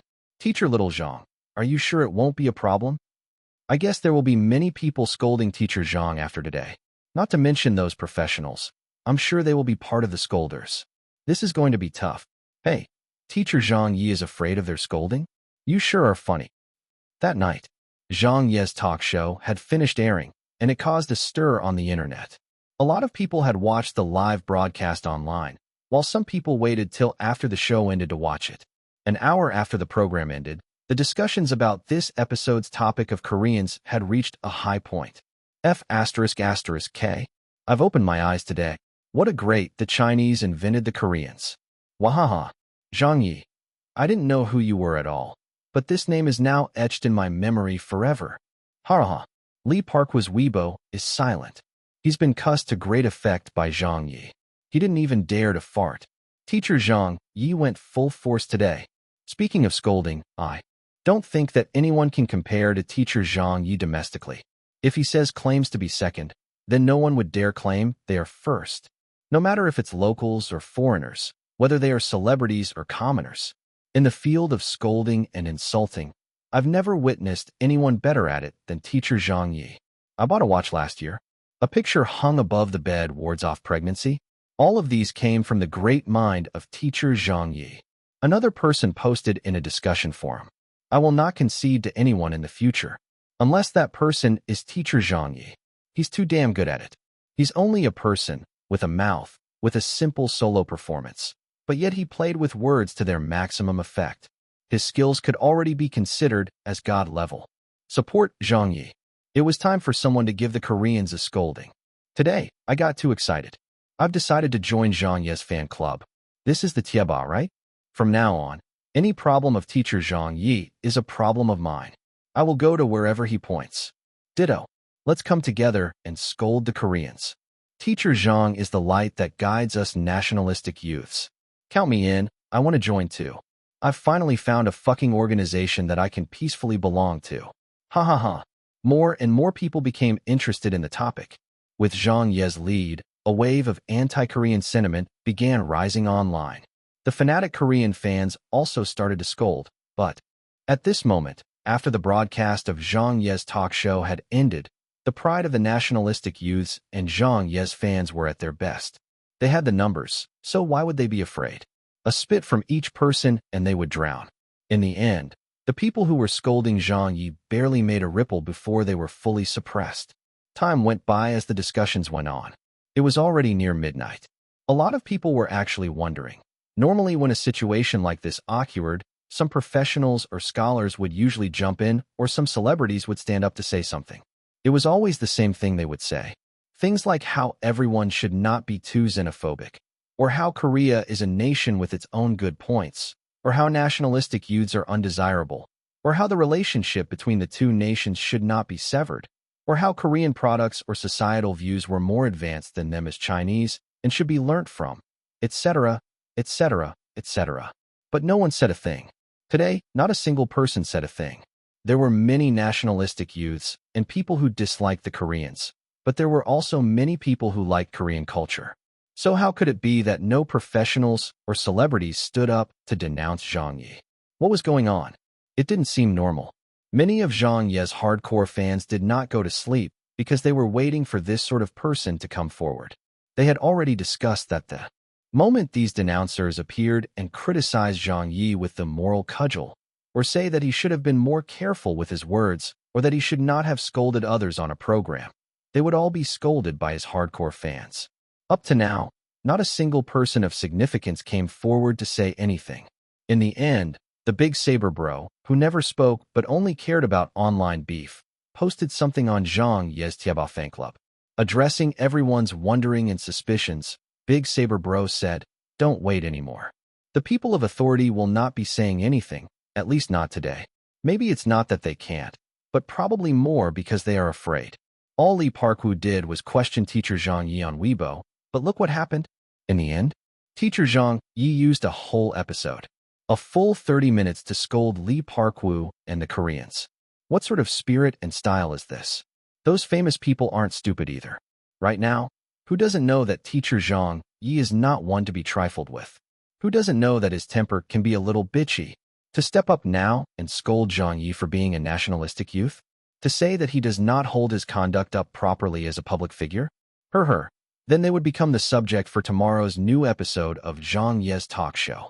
They definitely have to weigh the consequences.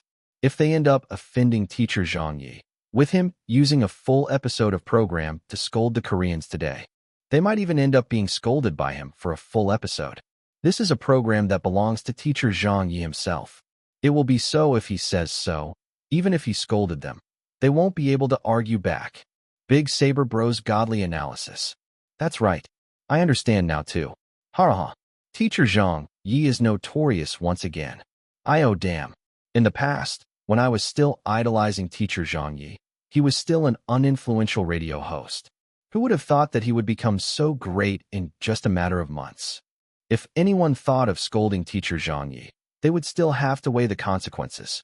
So impressive. That's right, teacher Zhang is really an awesome man. Jealousy, envy. Why did my parents not give birth to me with a mouth like teacher Zhang Ye's? Right. Teacher Zhang really just uses that mouth of his and bulldozes his way forward. He's such a legend. After today, there will surely be many more fans of Zhang Ye. At least I, as a nationalistic youth, love him to death. I have never idolized celebrities, so I'm wondering why I like Zhang Ye so much. I've finally understood that it's because teacher little Zhang Ye is so different from other celebrities. He does not care for those disgusting self-interest. He does not care for those words and views of the so-called professionals or elders. He just keeps saying what he wants to say and believes, even though it might not be correct, even if the words he uses are not pretty, but each and every word comes from his sincerity. He does not act classy or cover his commoner way of thinking. If it deserves to be scolded, he'll scold. If it's worthy to be angry over, then he will rage.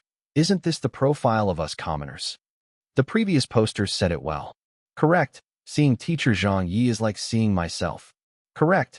Teacher Zhang Ye represents the voice of us commoners. When you said that, it dawned on me. Usually when we watch TV at home, don't we also scold this and that and get edgy when we see injustice? But when we are in public, we put on a face as if we were cultured people, not even daring to speak vulgarities. That's not who we are. Teacher Zhang Ye represents what we really are deep down. What we want to say, but do not dare to say or do not have the ability to say, Zhang Ye will say it for us. The things we want to do, but do not dare to do or have the ability to do, Zhang Ye will do it for us. Even when he meets an obstacle or gets banned, has teacher Zhang Ye ever changed? No. He's still that hooligan that carries that commendatory nature. Still the Zhang Ye who dares to beat up, to kill, to say, and to do. Yes, that is why we like him. This kind of celebrity is rare these days. It's not rare, but this sort of celebrity who does not play his cards logically has never existed before he came along. Chapter 256, A Change in Schedules for the Talk Show.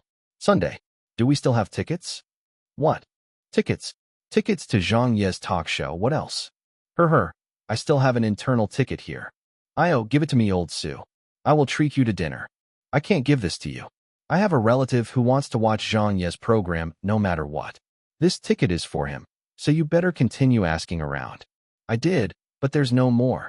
True, it's really hard to get your hands on a ticket to Zhang Ye's show now. That's true. We don't even have internal tickets. How can I answer to my friend now? She especially likes teacher Zhang Ye. Once she remembered that I work here, she specially requested me to get tickets for her. Oh, forget it. If there's really no choice, I will bring her in via the staff passage backstage. Afternoon. Zhang Ye had just finished his lunch in the canteen. The director from his program team found him. Teacher Zhang, the latest figures are in. Our second episode of the talk show now stands at 9 million views. It's estimated that after your afternoon recording, it would surely cross 10 million views. The first episode of Zhang Ye's talk show had already broken the records for first-day views of an online television station broadcast. It didn't manage to cross the 10 million view record for a single episode, because the other online television stations also had their own programs, which had more views than Zhang Ye's single episode views. The number of programs that had crossed 10 million views for a single episode could be counted with both hands. There were not many, so his record was already one to be proud of. Besides, Zhang Ye's talk show only had 2 episodes. It had just begun, so there was still plenty of time for it to break records in the future. As long as the program's quality was maintained, then the chance of it happening was highly likely. It was all a matter of time. Zhang Ye was also very pleased. Great. What time do we record this afternoon? It's estimated to be at 1:30 p.m., but we will arrange it according to your schedule, the director said. Zhang Ye nodded. Then let's do it at 1:30 p.m. We shouldn't keep the audience waiting. The director acknowledged. As the program reviews became more and more positive, so did his mood. Sure. It was time. The new episode's recording was beginning. Being the program team in charge, Zhang Ye did not try to skip on his duties. He did not rest, but instead came to the set early to give instructions. He told the staff, Everyone might have to work a little bit harder today. I'm planning to record 2 more episodes today, a total of 3 episodes altogether. 1 episode is for the broadcast tonight, the other 2 in preparation for next Saturday and Sunday, so that we aren't in a rut for time later on. Let's make use of today's appointed time and record them too. All right, we will follow whatever you say. Then I will inform the audience. Although this was what he said, Zhang Ye's plans for recording another 2 episodes had another objective. When the recording ended, he would go and look for the leader to discuss about it. 20 minutes later, the audience entered the studio. The atmosphere at the studio today was a little different. When the audience came inside and saw Zhang Ye giving out instructions, they began calling out for him. Some of the girls were even shouting his name, and some youths did not care about the staff, who were attempting to blockade them, and went up to ask Zhang Ye for an autograph. They looked very excited. When the staff member was about to chide them, Zhang Ye stopped them from saying anything. Instead, he smiled and obliged by giving them the autographs, without putting on any airs. When the audience offstage saw this, another 6 to 7 people also rushed up. The staff gave wry smiles, but Zhang Ye didn't say anything. Whoever came forward, he obliged by signing. He was not bothered by any delays to the recording, because in his heart, his fans and his audience always came first. After a long time, the recording started. Zhang Ye did his usual introduction as he heard the thunderous applause outside. He smiled and greeted, "Hello everyone, and welcome to today's Zhang Ye's talk show. I am your host, Zhang Ye. Before the program begins, let me read a few more letters sent in by our audience." He took out a card and read from it. "Zhang Ye, I want to have your baby." Zhang Ye was stunned, but without a pause, dismissively threw the card aside. "Huh, audience, E." Afterwards, Zhang Ye seemed to pause for a few seconds, then laughed heartily. Are the audience members so passionate these days? Am I really that hot? This program is watched by so many people." The audience once again raptured. Zhang Ye cockily said, "Actually, I've researched a little the past few days. I've walked among the grassroots and took the public transport with everyone else. The other day, I saw 2 pretty young ladies and went up to them to ask, 'Hey, did you watch Zhang Ye's talk show?' But their faces turned contemptuous like they were thinking, 'What the heck are you talking about? We don't even know what that is. We like watching Korean dramas, oppa.'" Zhang Ye sighed. "All right." Then I turned to the other side, where there were a few rather pretty female, white-collared workers. "Hey, do you all watch online television? Which host do you like most?" They looked at me and then suddenly got excited and said, "Of course it's Dong Shanshan. Online Talents is such a good show. She's very pretty too. She's what we aim to become." Zhang Ye was once again speechless, but continued on. My heart was blowing a cold wind inside. So next, I went to a snack shop in Chengdu, and there I saw it. A few big-sized men were looking at their cell phones watching Zhang Ye's talk show. My spirit was jolted, and I went up to them asking if they liked watching talk shows. One of them answered loudly, "But of course, Zhang Ye's too funny. The program is too good. I'm a hardcore fan."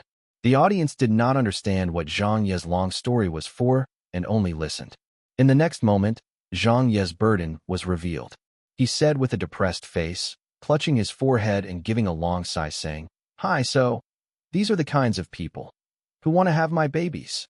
Upon hearing this, the audience burst out laughing. "Ha! Many people are envious of me, but there is no such need. Everyone's life is filled with excitement. For example, before I became famous, my life was already extremely exciting. According to my incomplete statistics, I have accumulated 63 draws at the lottery, winning a total of 12,600,000 renminbi, 1,900,000 US dollars, as well as winning 39 high-end phones, 9 computers, 17 sedan cars, as well as 38 subpoenas, accepted into college 27 times. In addition, my girlfriend had been kidnapped 5 times, my daughter had been sold 3 times, while my son had been caught by the police for adultery 7 times. My life is really a legend. Uft. Ha ha ha." After saying a segment from Bao Zhou Big News Events, and then another joke segment from his world's internet, the atmosphere had been livened up. Zhang Ye carried on without pause. 1 episode, 2 episodes, 3 episodes finished recording. By the time he finished, it was almost 4 in the afternoon. The moment the audience dispersed, Zhang Ye left the recording studio and took an elevator upstairs. The moment he walked into the corridor, he encountered Dong Shanshan. He could not help but ask, "How's your new program?" Dong Shanshan smiled. 3 million hits in one day. Zhang Ye was stunned. Such good results? Well done. Dong Shanshan glanced at him. Cut it out. It's just not bad. How can I compare to a hot host like you with 10 million hits an episode? Zhang Ye gave a wry smile. What do you mean I'm hot? I'm full of infamy. Don't you see the loads of people scolding me on the internet? Dong Shanshan said. But there's no lack in people commending you either. Also, their scolding itself is a topic. It allows exposure. No one scolds me even if I wished for it. So be content. After their short conversation, they separated. He went to the office of the web TV department's head. He knocked on the door. A voice came from within. Come in. Zhang Ye pushed the door open and entered. Director Feng. Little Zhang. Feng Guiqin smiled. I was just about to go looking for you. I heard you recorded 3 episodes in one go today. You produced so many. Zhang Ye had such a motive. Noticing that she mentioned it, he took the opportunity to say, those joke segments are basically in my head, so I can say them at any time. So I came today, hoping to request for my program to be aired every day of the week. If the timing doesn't work out well, it will be fine with a poorer time slot from Monday to Friday. I just find 2 episodes a week to be too few. After all, the audience's reception towards it isn't bad. Feng Guiqin looked at him with surprise. Broadcasted every day? Zhang Ye answered. Yes, that's my intention. Then will your scripts be able to keep up? Feng Guiqin said with worry. It will naturally be best to broadcast it every day, as it can pull in a bigger audience. However, the creative team only has you. Even if I'm not exaggerating, this program has you as the core, bones, blood, and flesh. It's all you. You are the only one holding it up. If you fall sick for 3 to 5 days, no one can replace you in a talk show program. It all depends on you. If your creations can't keep up, would the airing frequency cause a decrease in the quality of the program? If this becomes the case, it would be better to just broadcast twice a week. Zhang Ye affirmed. That won't happen, leader. You can watch the 3 episodes I recorded today. Not a single episode has a problem with its quality.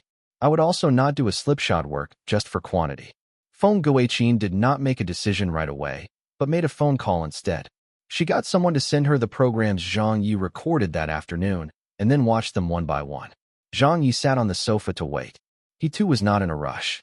The sounds of stifling laughter could be heard from Feng Guiqin every now and then. She was either covering her forehead or her mouth. She was completely engrossed in the program. Around the knocking off time, Feng Guiqin finished watching the programs and said to Zhang Ye, All right, I've made my decision. From now onwards, the 8 p.m. time slot from Monday to Friday is yours. The creative talent and continuous flow of inspiration you have really makes me speechless. Thank you, leader, Zhang Ye said.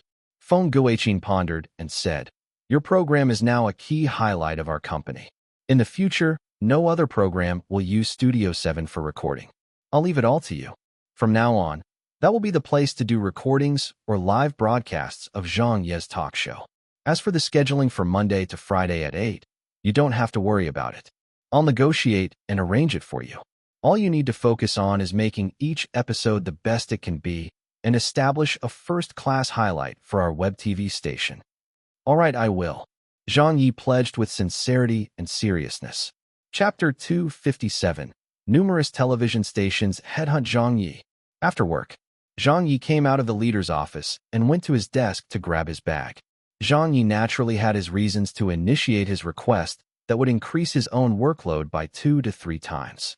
He was probably quite different from others. His goal was not to just get by, nor was it for the salary or bonuses.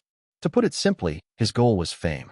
Honestly speaking, if Zhang Ye did 2 or even 1 talk show episode a week, he would be doing the same thing as the talk shows from his world that only did it once a week, right? By dragging out the broadcasting period and breadth, he would definitely gain more overall popularity. Over time, with new audiences joining in, there would be more and more people who would recognize him and like him. However, that was overall popularity, accumulated over a year or 2. However, if he broadcasted it continuously, 7 days a week, it may be tiring, but the popularity he would gain in the short term would definitely be more than a weekly broadcast. Hence, Zhang Ye did not hesitate to choose the former choice. He was not planning on working at an online television station for 2 to 3 years, as this world's news was different from his world's. It also limited Zhang Ye to many joke segments. He was destined not to be able to produce too many episodes, so he planned on using the simplest, most direct method to use this platform to quickly increase his renown. And the most important thing was that a daily broadcast would give a lot more reputation points than a weekly broadcast. Zhang Ye also needed reputation points to strengthen himself. For example, he had to recall the talk show programs from his world. His current progress was still very slow and minute. He needed more reputation points to buy memory search capsules, so as to build onto the content in his talk shows.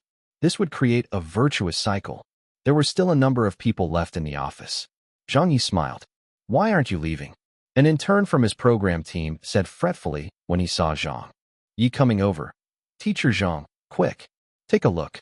He pointed to his computer. "Someone is also doing a talk show program." Zhang Ye was surprised and then said, "Oh, let me see." A woman from another program team said angrily, "It's a web TV program competitor of ours called Chunyan's Humor Speak." Although the program doesn't have the words talk show in it, but just from the content, even a fool can tell. This is copying and plagiarizing our program. Even the pictures of the stage posted look similar to ours. They are going too far. This is our copyright. How dare they use the fruits of our results? And they aren't paying us any copyright royalties. Zhang Ye said, "When is it broadcasting?" "It will be aired soon." Their web TV station set up the new program last minute, but they are already beginning large-scale promotions, said a female worker. Wang Xiong had also seemed to hear the news as he strode into the office. "Little Zhang, you haven't left? That's perfect. Stay here for a moment so we can observe this Chunyan's Humor Speak." Zhang Ye knew that they definitely had to pay attention to their competitors' programs. However, in truth, he was not too worried. If one had to describe what Zhang Ye's emotions were at the moment, it would be the trademark phrase of chun chun, her.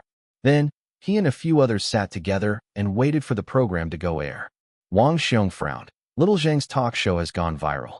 I heard quite recently that a number of web TV stations, as well as television stations, are planning on beginning a talk show program. One of the provincial channels of Shanghai television station has approached us to talk about the copyright. However, these few web TV stations aren't that particular about things. See, they didn't even inform us or ask about the copyright. They just copied our program's format." A staff said, "Are we going to take this to court?" Another female staff said, "Right, we must sue them." Wang Xiong waved his hand. "Let's monitor the situation. A lawsuit isn't simple and should be done only as a last resort." Zhang Ye was still unconcerned. He leaned against the window and smoked a cigarette. When he returned, the program had just begun airing. Just as he sat down, he saw a middle-aged man in his 40s. He was Chunyan and was also the host of Chunyan's Humor Speak. As described by his colleagues, the moment the footage changed to the stage, Zhang Ye felt a sense of familiarity. This was exactly arranged according to the stage setting of Zhang Ye's talk show. "Hello everyone. I'm your old friend, Chunyan. Let me tell everyone a story. In the past, there was a mountain, and on it, there was a monastery. Ladida." Chunyan's Humor Speak was a 20-minute program, so it quickly ended. Qian had also joined in to watch midway. As expected, they are imitating Teacher Zhang. "Little you grunted. I've heard some of the joke segments before. It's clear that it was taken from the internet. They sure are shameless. This Chun Yin may not have been very popular or very unpopular, but he is still an experienced web host. How can he do things like this? Does he not care for his reputation anymore?" A female staff said, "Teacher Zhang Ye, we must sue them." Zhang Ye chuckled. "There's no need." The people surrounding him were stunned. "What? They are infringing your copyright." Zhang Ye made his claim. With program quality like that, they won't last more than 2 days. Wang Xiong had his views too. Initially, he was tensed up, thinking that with his company's exclusive program being plagiarized, it would negatively influence Zhang Ye's talk show, as a portion of audience would leave. However, after watching Chunyan's Humor Speak, Wang Xiong was calmed. Her, little Zhang is right. There's no need to bother about such programs. In a few days, no, maybe it won't even have a second episode. Indeed, a few minutes later, the number of hits for the 20-minute program appeared. There was a total of 35,000 hits. It could not be any lower, Qian said in disbelief. Aren't talk shows extremely popular now? Why didn't Chun Yan's humor speak manage to jump on the bandwagon? So few hits? I still found a few joke segments in it passable. Zhang Ye laughed as he explained. Talk shows are not just pure joke segments. You can't just merge a large number of jokes together. The core of a talk show is to tie it in with current affairs. It's to satirize as well as scoff. It is also an artistic form that makes one introspect. This, Chun Yan's humor speak, has just taken a bunch of online jokes ad verbatim without any changes. There's no technique involved in it. It would be a wonder if its results were any good. This was the reason why Zhang Ye was not too worried from the beginning. Talk show? The people of this world had only heard of the phrase talk show through Zhang Ye. However, they had only heard it. They still did not completely understand the meaning behind talk shows. They did not even know the core value of a talk show, nor did they fully understand why Zhang Ye's talk show was so popular. It had only been a few days, and they expected to produce a celebrity that could match Zhang Ye's perfect talk show? How could this be possible? A talk show was not something anyone could produce. The host and creative team were extremely important. Chun Yin did not have Zhang Ye's eloquence, nor did he have Zhang Ye's knowledge. Hence, after chattering all day, not a single person was sold by his performance. It could also be said, according to Zhang Ye's opinion, that the style of Chun Yan's humor speak was not a traditional talk show at all. Everyone had experienced a false alarm. After hearing Zhang Ye's analysis, everyone understand why Chun Yan's humor speak failed. As a result, they also further understood teacher Zhang Ye's ability and strengths. Maybe in this year, the only person who could perfectly produce a talk show, both domestically and internationally, was Zhang Ye alone. Not a second person could be found. After reaching home, noticing that Dong Shanshan was not home, he guessed that she was busy with her program. Hence, he casually prepared a packet of instant noodles for himself. The instant noodles hero had made his comeback. After his meal, Zhang Ye opened his game ring. He needed more ammunition for the recording of his daily episodes. Hence, he used all his reputation points to buy memory search capsules and ate them one after another. He carried on reinforcing the talk show programs and web joke segments from his world in his mind. After finishing this, the telephone suddenly rang. Hello, may I know if this is teacher Zhang Ye? It was a male who sounded like he was in his early 30s. Zhang Ye said, That's me. Who is this? The man immediately said, I'm from Shanghai TV Entertainment Channel. I would like to inquire what format is the contract between you and Weiwa Company. I wonder if it's all right for you to reveal it? I don't have any other intentions. I mainly want to know how many years your contract with Weiwa Company lasts, as well as the breach of contract fees.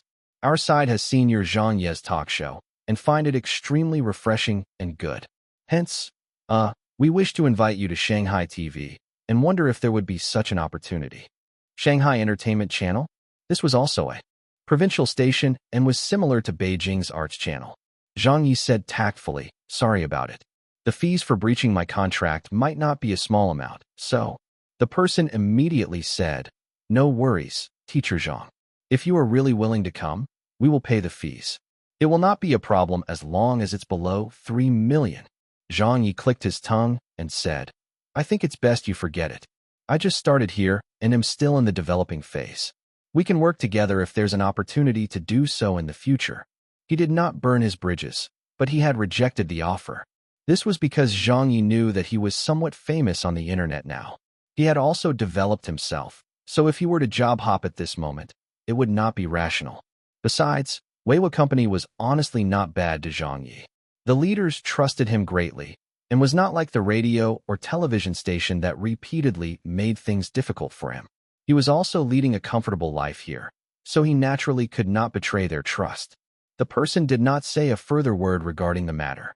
After exchanging a few pleasantries, he hung up. Following that, another person called Zhang Ye's cell phone.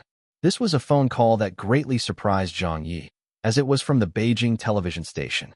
Teacher Zhang Ye, we have previously met during a meeting, but you might not have an impression of me. We never spoke, but I'm calling you regarding your talk show program. The dismissal decision previously made by the station was made without any other option. I know you can definitely understand why we had to make that decision. You have also worked with the Beijing television station for quite some time, So we have past relationships with each other, having fought together before. Right, I'll cut to the chase. The station has the intention to invite you back and produce a talk show at the Beijing television station. What say you? It had just been a few weeks since the Beijing television station had fired Zhang Ye. It had not been long, but they were already inviting him back. Zhang Ye actually did not have a grudge against the Beijing television station. He only had beef with Wang Shuixin, but the current situation made it impossible for Zhang Ye to return. At least not now. Was he one to be ordered to come and go as they wished? Who do you think this bro is? What the heck? Zhang Ye said. I temporarily do not have plans on job hopping. Is that so? Actually, you do not need to worry about the breach of contract fees. We can pay for it. The person was indignant as he added on. Zhang Ye smiled. It's not a matter of the breach of contract fees. The person could only say, then all right. It was unknown if they had discussed beforehand, for one television station after another called Zhang Ye. One of them was even a deputy station head from a Dongshan province's television station who personally invited Zhang Ye over. However, Zhang Ye naturally did not accept it and tactfully rejected the offers. Actually, this fellow's attitude was still considered good. Thinking 2 weeks back, he had been applying to several television stations by calling them or submitting resumes. However, the entire television station network had banned him. No one wanted him. Even his fans had tried to help him find jobs by submitting his resume, but there was no response. Oh, and now that this bros program is hot, you are looking for me one after another? Interesting. Zhang Ye rejected all the olive branches. However, the people from the traditional and online television stations did not give up, as 3 episodes had already been broadcasted, and Zhang Ye's talk show had gone viral and did not seem to decrease in its popularity over time. Instead, it grew more popular by the day, so even the dumbest of people would know the market value of a talk show program. Talk shows were bound to take up a certain importance in entertainment programs, so which television station would lag behind and miss a piece of the pie? The person most familiar with talk shows was Zhang Ye, but after failing to recruit him, these people did not give up. They believed that the most important aspect of a talk show was the joke segments.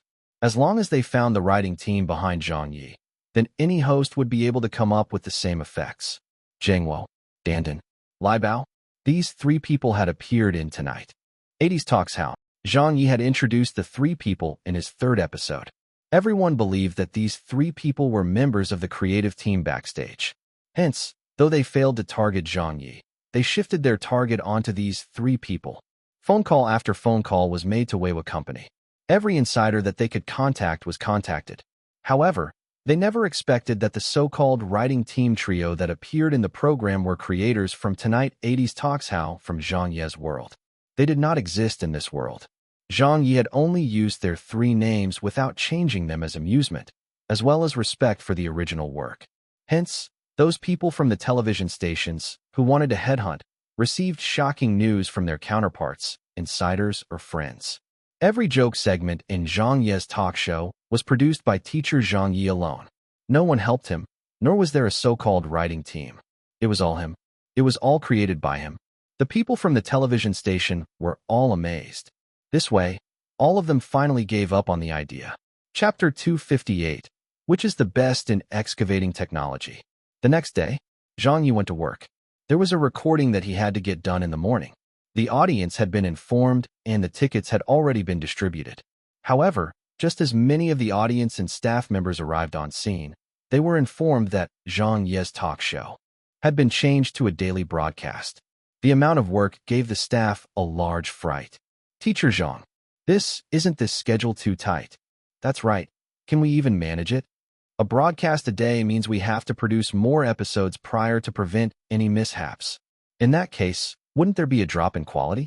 We aren't the issue, but we are afraid that it will put too much of a strain on you. A person from the program team said. Zhang Ye laughed. Let's give it a go.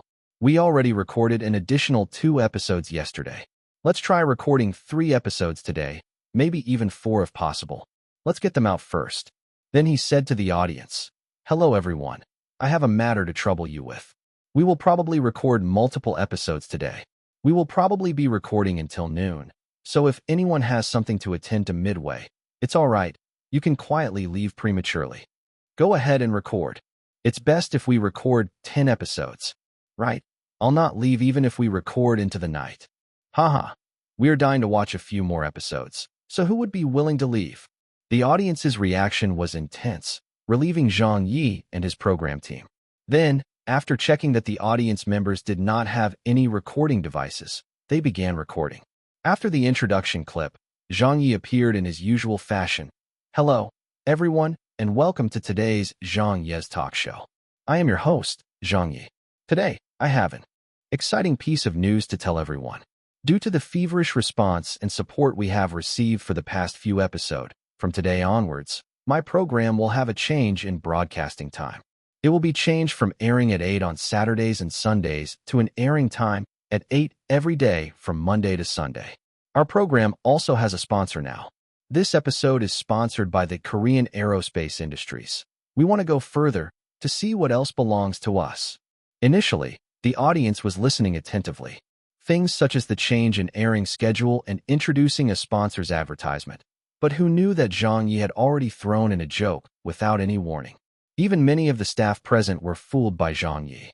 As he had been speaking very seriously at the beginning, they were still curious. What sponsor? They had never heard that their program had sponsors yet. No one expected Zhang Ye to come up with such a sudden reversal. Ha ha ha. The Koreans are too ambitious. Everyone, including the staff present, burst out with laughter. Teacher Zhang Ye was too professional. Wasn't Korea's special episode done for the entire second episode? It returned again? This was King professionally ridiculing Korea for 100 years. Just as Zhang Ye had said last time, who was the one propping up China as well as the talk show industry? It was not the SARFT, nor was it the television station media, nor was it the professional industry experts, nor was it the citizens of China, but rather it was the silent hard work of the mighty South Korean citizens. Haha, there was something to look forward to with this episode again. Just from the opening statement, it meant that this episode would not be bad. All the way to noon, people dispersed from the recording studio. The final result was Zhang Ye recording 5 episodes in one shot. Including the additional 2 episodes he did yesterday, he now had a large enough stockpile for them to broadcast for a full week. This was also because Zhang Ye was getting more and more used to the performance style required for talk shows. Hence, his condition was getting better and better. It was not as mentally sapping anymore. If it were anything like the first and second episode, he would definitely faint on stage after recording 5 episodes. Today, he was not as exhausted. When the members of the program team saw teacher Zhang in great condition, they were completely reassured. In the dressing room, Zhang Ye changed back into his work clothes and removed his makeup. He then switched on his cell phone, and within a few minutes, a phone call came in. The number indicated Director Jiang, the executive director of the great pugilistic world. Zhang Ye picked it up. Hello, Director Jiang. How are you? Director Jiang smiled. Little Zhang, why did you switch off your phone? Hi. I was recording programs all morning and have just concluded for the day, Zhang Ye said. Is there something you need? Director Jiang said. Tonight is the premiere of the great pugilistic world. It will be held in Shanghai. If you have time, join us. After it, there will even be a celebratory feast. This time it will be the official celebratory feast. Zhang Ye did not hesitate. Sure, I'll definitely be there. Previously, if the filming crew needed to inform him of such matters or to aid in their promotions, it would be the assistant director contacting him. However, this time, Director Jiang personally made the call. Zhang Ye also understood that his popularity had increased and that his status in the industry had naturally increased. The current him was no longer a minor side character who needed to use connections to be pulled into a film crew as a background character. The current Zhang Ye no longer needed to use connections to be pulled into a film crew as a side character. His societal status had clearly improved. Cafeteria. Zhang Ye happened to bump into Dong Shanshan, who was also there to eat. He whispered, I'll need to go out at night. The movie, which I previously made a guest appearance in, is having its premiere today, so I'll probably be home late. So don't delay your dinner for me. Dong Shanshan whispered, Got it. After a few whispers, the two returned to their normal voice and began chatting amidst laughter. Evening. Zhang Ye reached the cinema theater and walked towards a specialized zone for staff only. A youth stopped him. Who are you? Outsiders are forbidden. A woman behind him turned around and immediately stared at the youth. How can you not know Teacher Zhang Ye? With that, she smiled at Zhang Ye. Teacher Zhang, please enter. The youth was stunned. He was Zhang Ye, the one that had recently become very popular on the internet. Zhang Ye entered a waiting zone and saw many familiar faces. Aya, little Zhang is here. Ha ha. Yao Jinkai spotted Zhang Ye at a glance and immediately came up to greet him, putting his arm around his shoulder. You have really been making the scenes recently. I saw your Zhang Ye's talk show. Although the other episodes weren't to my taste as my expectations for humor are a bit higher, that episode about Korea was so well done. I saw that episode a total of 3 times. So addicting. Teacher Zhang, you came? Little Zhang, sit over here. A few actors, who had previously filmed with him, greeted him. Sitting at the most important spots were the male and female leads, but Zhang Ye did not know them, nor was he familiar with them. As on the day he went to the Qingshan monastery for filming, there were no scenes for the male and female lead, so he had not seen them. Hence, after exchanging pleasantries with his old friends, he went to a corner with Yao Jinkai. The old and young duo began chatting. Their relationship was the best, and their personalities matched, allowing them to become good friends despite the great difference in age. After Yao Jinkai joked a few times, he finally became serious. Your talk show sure is new. I always felt crosstalk had its limitations. It had a limitation in broadcasting as well as regional and language barriers. However, this talk show of yours has perfectly surpassed the limitations that crosstalk always had. Furthermore, it is different from solo crosstalk. The style and content is packaged in a different way. Your talent in this sure isn't trivial. Zhang Ye said in surprise. Old Yao, you really know? Yao Jinkai said with a chuckle. Of course. Do you know what I did before movie filming? I did 3 years of crosstalk. Zhang Ye exclaimed. Professionally? Kiki, self-learned, not professionally. Yao Jinkai then said with a bit of a sigh. Back then, there was no food to eat, so I had to do anything to survive. So I was an understudy for 3 years. Back then, I was a utility man, so I had to do everything. So I can't say which was my main job and which was my side job. Zhang Ye asked inquisitively. Were you a main or side character? Yao Jinkai laughed. I can speak well enough while chatting with you, but I can't do well in crosstalk. I don't have a mouth that can reach the acme of perfection like yours, nor am I a graduated specialized major. So naturally, I was a side character. Don't look down on me though, for back in the day, I was quite a good side character. All right, I'll believe it. But why do I feel like you are giving me a distrusting expression? It was not even 7. The premiere ceremony began. The ceremony was a bit more complicated. However, it was quite simple for Zhang Ye. He did not need to say a word, and just followed everyone down the aisle. He and Yao Jinkai were the same. They were both side characters. He was even inferior to Yao Jinkai's character in terms of scene time, so there was no need for him to say anything. That was the job of director Jiang and the male and female leads. Even though Zhang Ye's popularity was increasing by the day, he could not compare with the male and female leads at all. The lowest ones were, after all, B-list celebrities, so whatever they did was of greater importance than Zhang Ye. A celebrity appeared after accumulating all of one's strengths. Zhang Ye may have quite a bit of pull on the internet and was quite a topical person, but be it his notability or experience in qualifications, he was far too inferior. After going through the motions, the movie finally rolled. Zhang Ye sat at the 3rd row with old Yao. They watched the movie silently. Zhang Ye found this movie not bad, but it was just not bad. It would not be terrible at the box office sales, but neither would it be too good, as there were too many common tropes with nothing new. Well, that was Zhang Ye's own personal opinion. He did not know if audiences would accept the show or not. After all, there were many movies in his world that were heavily criticized but ended up having pretty good box office sales.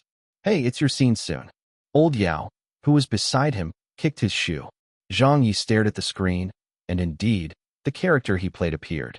He did not have much of an image as a character, and was just a guest appearance, so he fought the moment he appeared. Many people in the theater did not have any reactions. However, there were clearly a few people who recognized this person to be the host of Zhang Ye's talk show. Immediately, what was originally a very serious scene with someone about to die suddenly had a few stifled laughters. For some unknown reason, Many people had a reflex action after watching Zhang Ye's talk show. The moment they saw Zhang Ye, they felt like laughing. Her. There were stifled laughters, but it sounded out very clearly.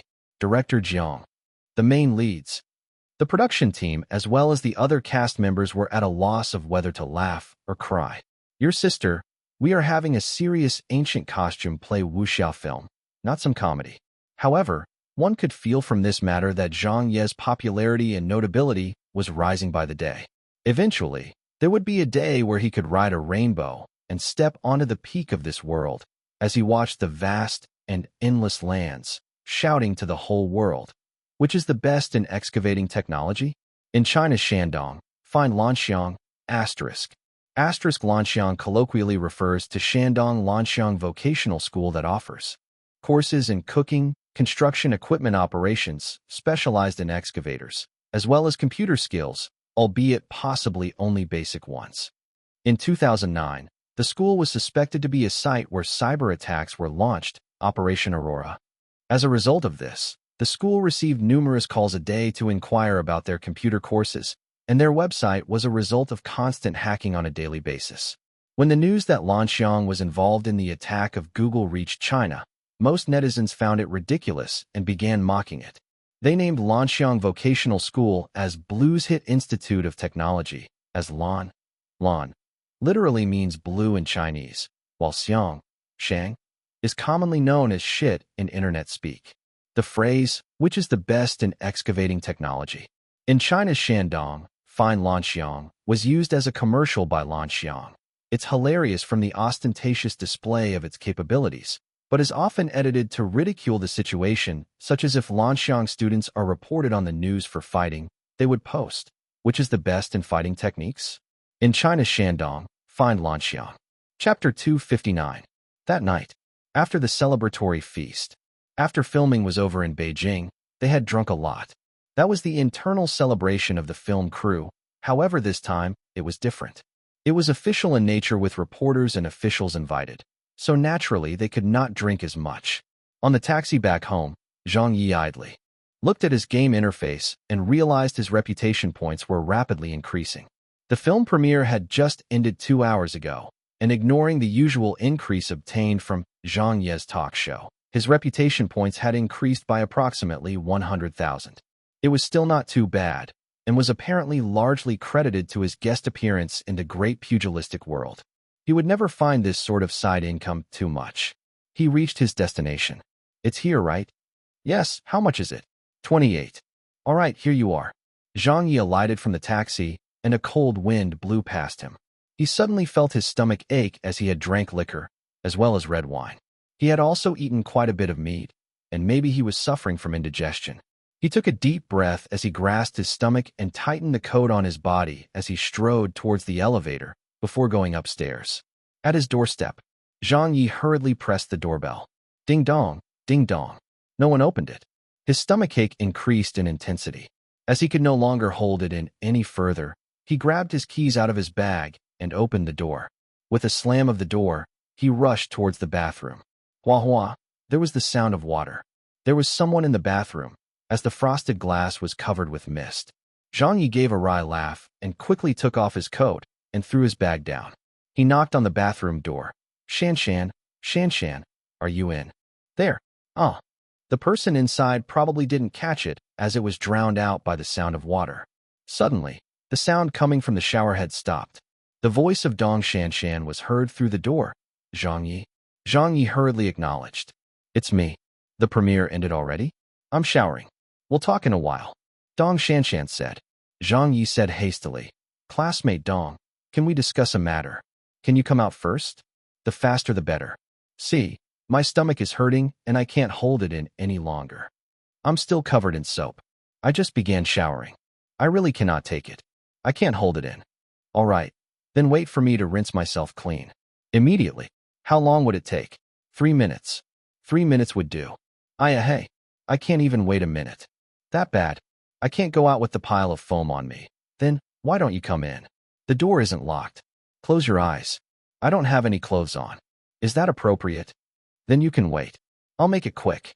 Zhang Ye wanted to wait. But after he paced in front of the bathroom door for 5 to 6 seconds, he realized that he could not wait. He had to go in, hence he gritted his teeth. Then I'm coming in. Then with a hand covering his eyes, he opened the bathroom door and walked in. A surge of steam brushed past his body. The bathroom of his newly rented apartment was very big.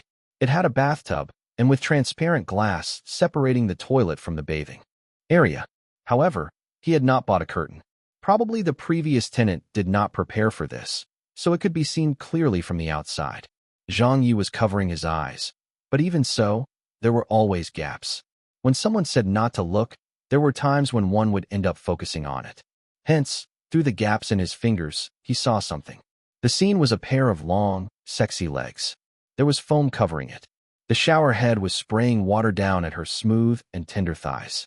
The foam flowed down her beautiful legs bit by bit before entering the drainage. His nose also smelled the fragrant bath soap and shampoo. On the plane to Shanghai, Zhang Ye had lain on this pair of beautiful legs. Later on, at the ladies in the company, he had also seen the school bell stockings pulled down to her knees. So, he was very familiar with them. Her legs accounted for nearly half her height. They were too long. Zhang Ye's heart thumped, but he could not care about this the next moment. He quickly opened the toilet seat and fiddled with his belt. Subconsciously, he wanted to turn to look to see if Dong Shanshan was looking at him, but recalling that the school bell was showering and naked, he pulled his head back at the last moment. Without caring for anything else, he undid his pants in an embarrassed manner before sitting on the toilet. Phew. Wow. Zhang Ye exhaled a long breath and carried on with his business. Hua hua. The sound of water was to his side. As Dong Shanshan did not use the bathtub and was using the shower head, she was standing at the outermost region. Just now, in his haste, he had noticed that Dong Shanshan's left thigh was pressed against the glass and had been pressed flat on the clear glass. After solving his most urgent problem, Zhang Ye's mind started to wander and could not resist from looking away at the scene to his right. However, he did not dare to take a look. Drank a lot. Dong Shanshan's voice sounded out amidst the sound of water. Zhang Ye acknowledged, yeah, just an average amount. I didn't really drink that much, but had mixed alcohol. I also ate both Western and Chinese food. As such, I had a stomachache. A feminine voice came once again. All right. I just heard from a friend that watched the premiere that the movie was not bad. It definitely wouldn't be a problem for the box office sales to hit tens of millions. It might even cross 100 million, 15 million US dollars. In the future, you will enter the 100 million actors club. Her. Zhang Ye answered, cut it out. I was just a guest and minor character. No matter how good the movie's results are, it has nothing to do with me, unless I'm the main lead. The two exchanged words and began chatting. Dong Shanshan was also still showering. She had said that she would be done in 3 minutes, but since Zhang Ye was there, it was impossible for her to leave. She could not change in front of him, hence she might as well continue, showering at her own pace, and was in no rush. To avoid arousing suspicion, he purposely turned his head in the opposite position to not look in her direction. He actually was not done with his business, as his stomach was still in pain. However, this turn of his head instead made Zhang Ye see things he shouldn't see. On the floor beside the bathroom door, there was a basket that clothes were placed in. Clearly, they were the clothes she had taken off before entering the shower. Zhang Ye could not see the clothes that were placed right at the bottom, but he could clearly see the items on top. As underwear was the last to be removed, it was what could be seen at the top. It was a yellow lace bra. As the panties were on the other side the basket, it could not be seen clearly. However, noticing that the panties were hanging along the corner of the basket, it looked hollow. Then further back, there was a pair of black yoga pants placed beside a white vest. The scenery was very good. Zhang Ye did not know if the school bell was watching him, so he did not dare take any more peeps. He quickly lowered his head towards his feet. Holding his hand, he held his fingers together. The sound of water stopped. A charming voice said, "Are you done?" Soon. Almost done," Zhang Ye replied. "Okay." The school bell probably was not done with her shower. When Zhang Ye entered, the lights above him were switched off. Probably to conserve electricity, the school bell had only switched on the lights in the bathing area. Hence, Dong Shanshan's shadow was cast down onto the bathroom's tiles. With Zhang Ye's head lowered, he could see a slim shadow slightly wobbling. The shadow's hand reached out and grasped a black shadow. It looked like a towel. Then it slowly merged into the body's shadow, wiping up and down, left and right. Every action and pose of hers was very enchanting and seductive. Sexy. This was a characteristic of Dong Shanshan. She was probably not doing so on purpose, but a simple move of hers exuded sexiness. She was a natural succubus. Wiping her arm, wiping her back, wiping her thighs. Zhang Ye even saw the school bell shadow using the towel with one hand to dry her crotch. Her shadow's legs were also clasping the large black shadowed towel in between them. She was very likely wiping her nether regions. Zhang Ye's nose nearly spurted out blood. Although the proportion of the shadow was not that great, the somewhat elongated shadow still allowed him to see clearly. He could tell what Dong Shanshan was doing behind the glass through the shadow. With his imagination, it made Zhang Ye fantasize. "Are you done?" the school bell asked. Zhang Ye said, "Done." The school bell said, "Then hurry. I'm waiting to put on my clothes." It's a bit cold." All right. Zhang Ye tore a piece of toilet paper and then added on, "Don't you look." He was met with Dong Shanshan's laughter. Don't worry. I don't have a hobby of seeing the asses of others.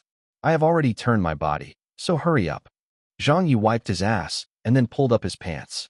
Just as he was about to flush, he suddenly thought of Dong Shanshan not being able to see him with her back facing him. Then, she wouldn't know if he glanced at her.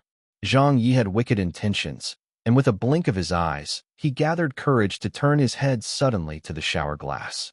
The school bell's back was indeed facing him. She was holding a wet towel, and her entire back was exposed to Zhang Ye. That curvaceous contours made Zhang Ye feel his heart turn hot. This was the first time he was looking with his own eyes. He never expected Dong Shanshan's ass to be so perky, as if there was something holding her ass up. It was hanging up high and looked beautiful. And from this angle, he could even see her long legs and her torso's ratio. After all, it wasn't obvious with clothes on. It was way too clear. Her legs were so long. Why did she have such long legs? "Are you not done?" Dong Shanshan said from across the shower glass, and he twisted his head back. Zhang Ye was sharp and fast as he pretended to be looking elsewhere. After tightening the belt on his pants, he flushed the toilet. Without looking back, he said, "I'm done. I'm going out now. I prepared some tea for you. Add some hot water before drinking." A voice came from behind. "All right, thanks." He opened the door and left the bathroom before closing the door for her. Zhang Ye breathed hard and took a teacup from the tea table. He did not add hot water and only drank a few mouthfuls of cold tea. The main reason was to calm and wake him up. The scene from before was too enticing. That slim and perfect pair of legs could no longer be removed from Zhang Ye's mind. He believed that if he were to dream tonight, he would definitely end up eating Jinhua and Shinwei**. Note: Jinhua and Shuanghui is a food company that is famous for its hot legs drumsticks. Chapter 260, Sneak Attack on the School Bell.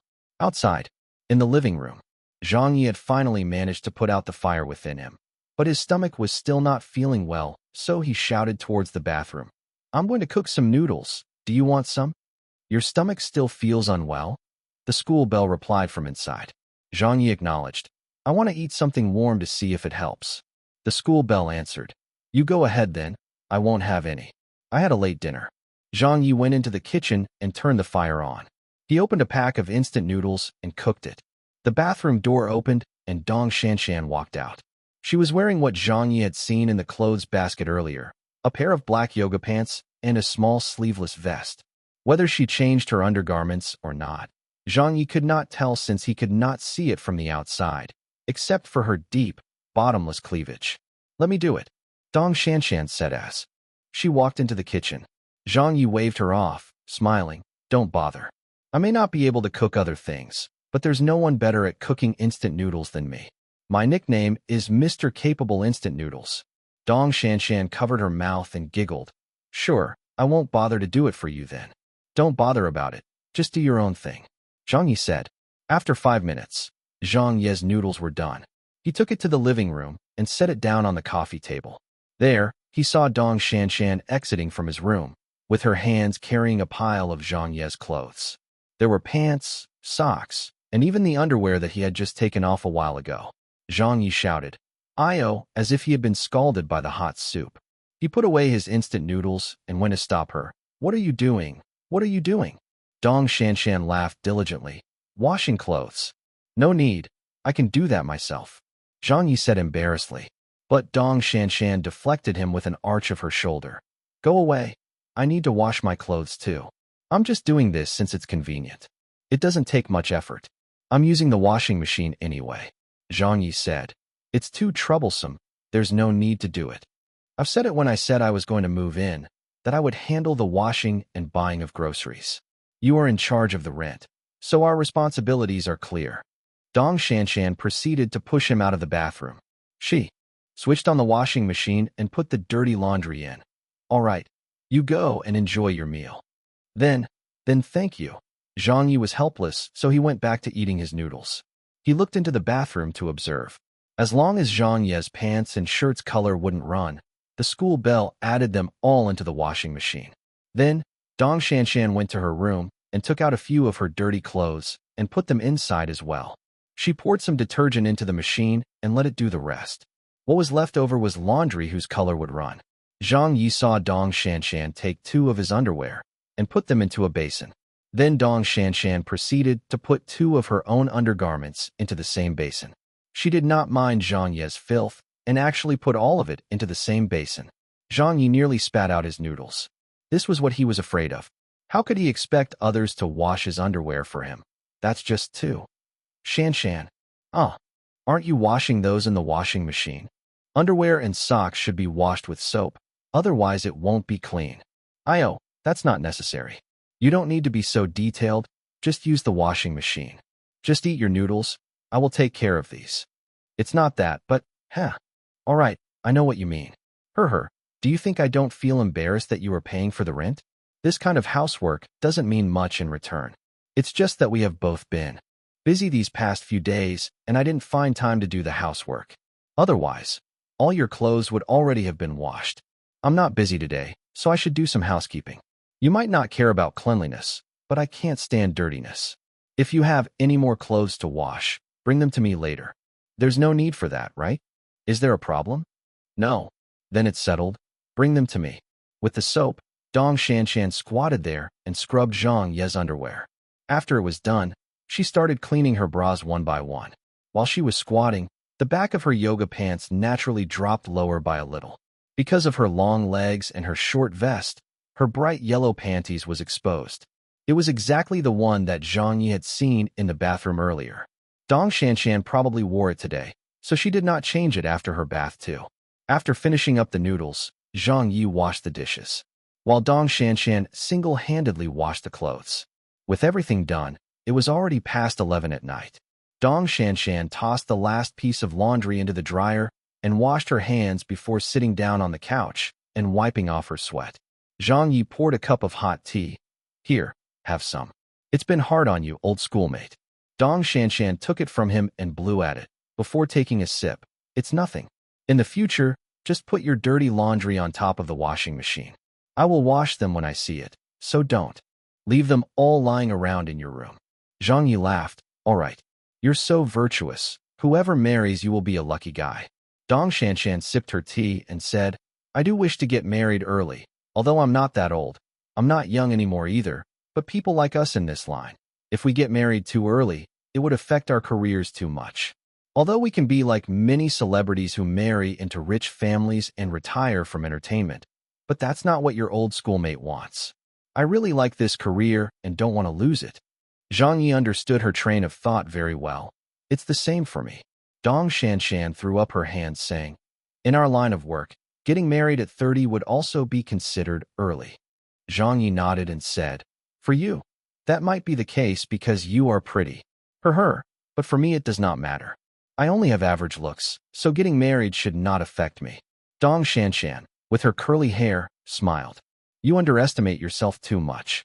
Just look at when you do recordings. There are so many young ladies who like you so much. You even have female fans as well. Of course, most of your fans are still male or middle-aged. That's a fact. Zhang Ye. He really couldn't refute that. Dong Shanshan glanced at him. There's still work tomorrow. Aren't you tired yet? Nope. I've had enough rest for the past 2 days. Zhang Ye looked at the time and planned to sleep after 12. I'm not sleepy. Either. After doing chores, I feel more awake instead. Dong Shanshan pointed towards the TV. Why don't we find something to watch? Sure. Zhang Ye took the remote control to turn on the TV. Switch off the lights. Turn them off. See what's showing on the movie channel. We'll watch it if it's good. Dong Shanshan said. Zhang Ye turned on the TV and switched off the lights. He went back to the sofa and took his seat as they switched to the movie channel. It was showing a romantic movie, probably an old movie from a few years back. It was already halfway through the show with about 30 minutes left. Do you want to watch this? Zhang Ye asked. Sure. Let's watch this. There's nothing else that's good at this time anyways. Dong Shanshan removed her slippers and put her beautiful legs onto the sofa. She took a cushion and hugged it and leaned back to watch the movie. Zhang Ye also removed his slippers and sat cross-legged. The atmosphere was quite good, both in the movie and in the living room. Dong Shanshan was watching very seriously, at times amused by the plot, laughing charmingly. Zhang Ye quietly stole glances at her from the corner of his eye. From the time in school, Zhang Ye and his classmates used to steal glances at Dong Shanshan all the time. As their seats were all different, some could see the side of her face, while some unlucky fellows would only see the back of her head. But to see her up close like today, this was something none of his classmates had the chance to do. Thinking about it, Zhang Ye not only could look at her this way, he had already seen her all over, except for the breasts. Not only had he seen her, he had even kissed her before. If he encountered those old classmates, Zhang Ye really could not help but say the phrase, "How life has its ups and downs." In the past, he was the most inconspicuous one as he did not have the looks, nor the capability, but with a few months of help from the game ring, Zhang Ye had matured step by step and climbed higher. Truthfully, it seemed like a dream. He still found his current life unbelievable. It was a moonless night. It was best type of night for doing the hanky-panky. The school bell was very beautiful under the faint lighting. Zhang Ye became sexually aroused once again. Was there a chance for him to kiss her again? In recent days, Dong Shanshan and him were getting closer and closer. Zhang Ye felt that they could get even closer, but was afraid that the school belle did not have the same feelings for him. He was afraid that she would reject him, so he was slightly hesitant. Under such circumstances tonight, Zhang Ye finally summoned up his courage. Shanshan. Zhang Ye called out to her. What's the matter? Dong Shanshan was still enjoying the movie, so she did not turn her head. Zhang Ye coughed, and then clenched his teeth as he moved to sit next to her. Their legs touched each other's. At such a close distance, Zhang Ye put his hands around her waist as he lowered his head towards her. Dong Shanshan was stunned, subconsciously looking at her side. Zhang Ye did not even need to look as he planted his lips to her lips. Oh! Dong Shanshan was stunned again. Her eyes flashed a sense of bitter laughing or crying laughter with a little awkward embarrassment. Zhang Ye had kissed her. Dong Shanshan gently pushed him away. What are you doing? Seeing that she didn't get angry as she didn't push him away too hardly, his mind was set.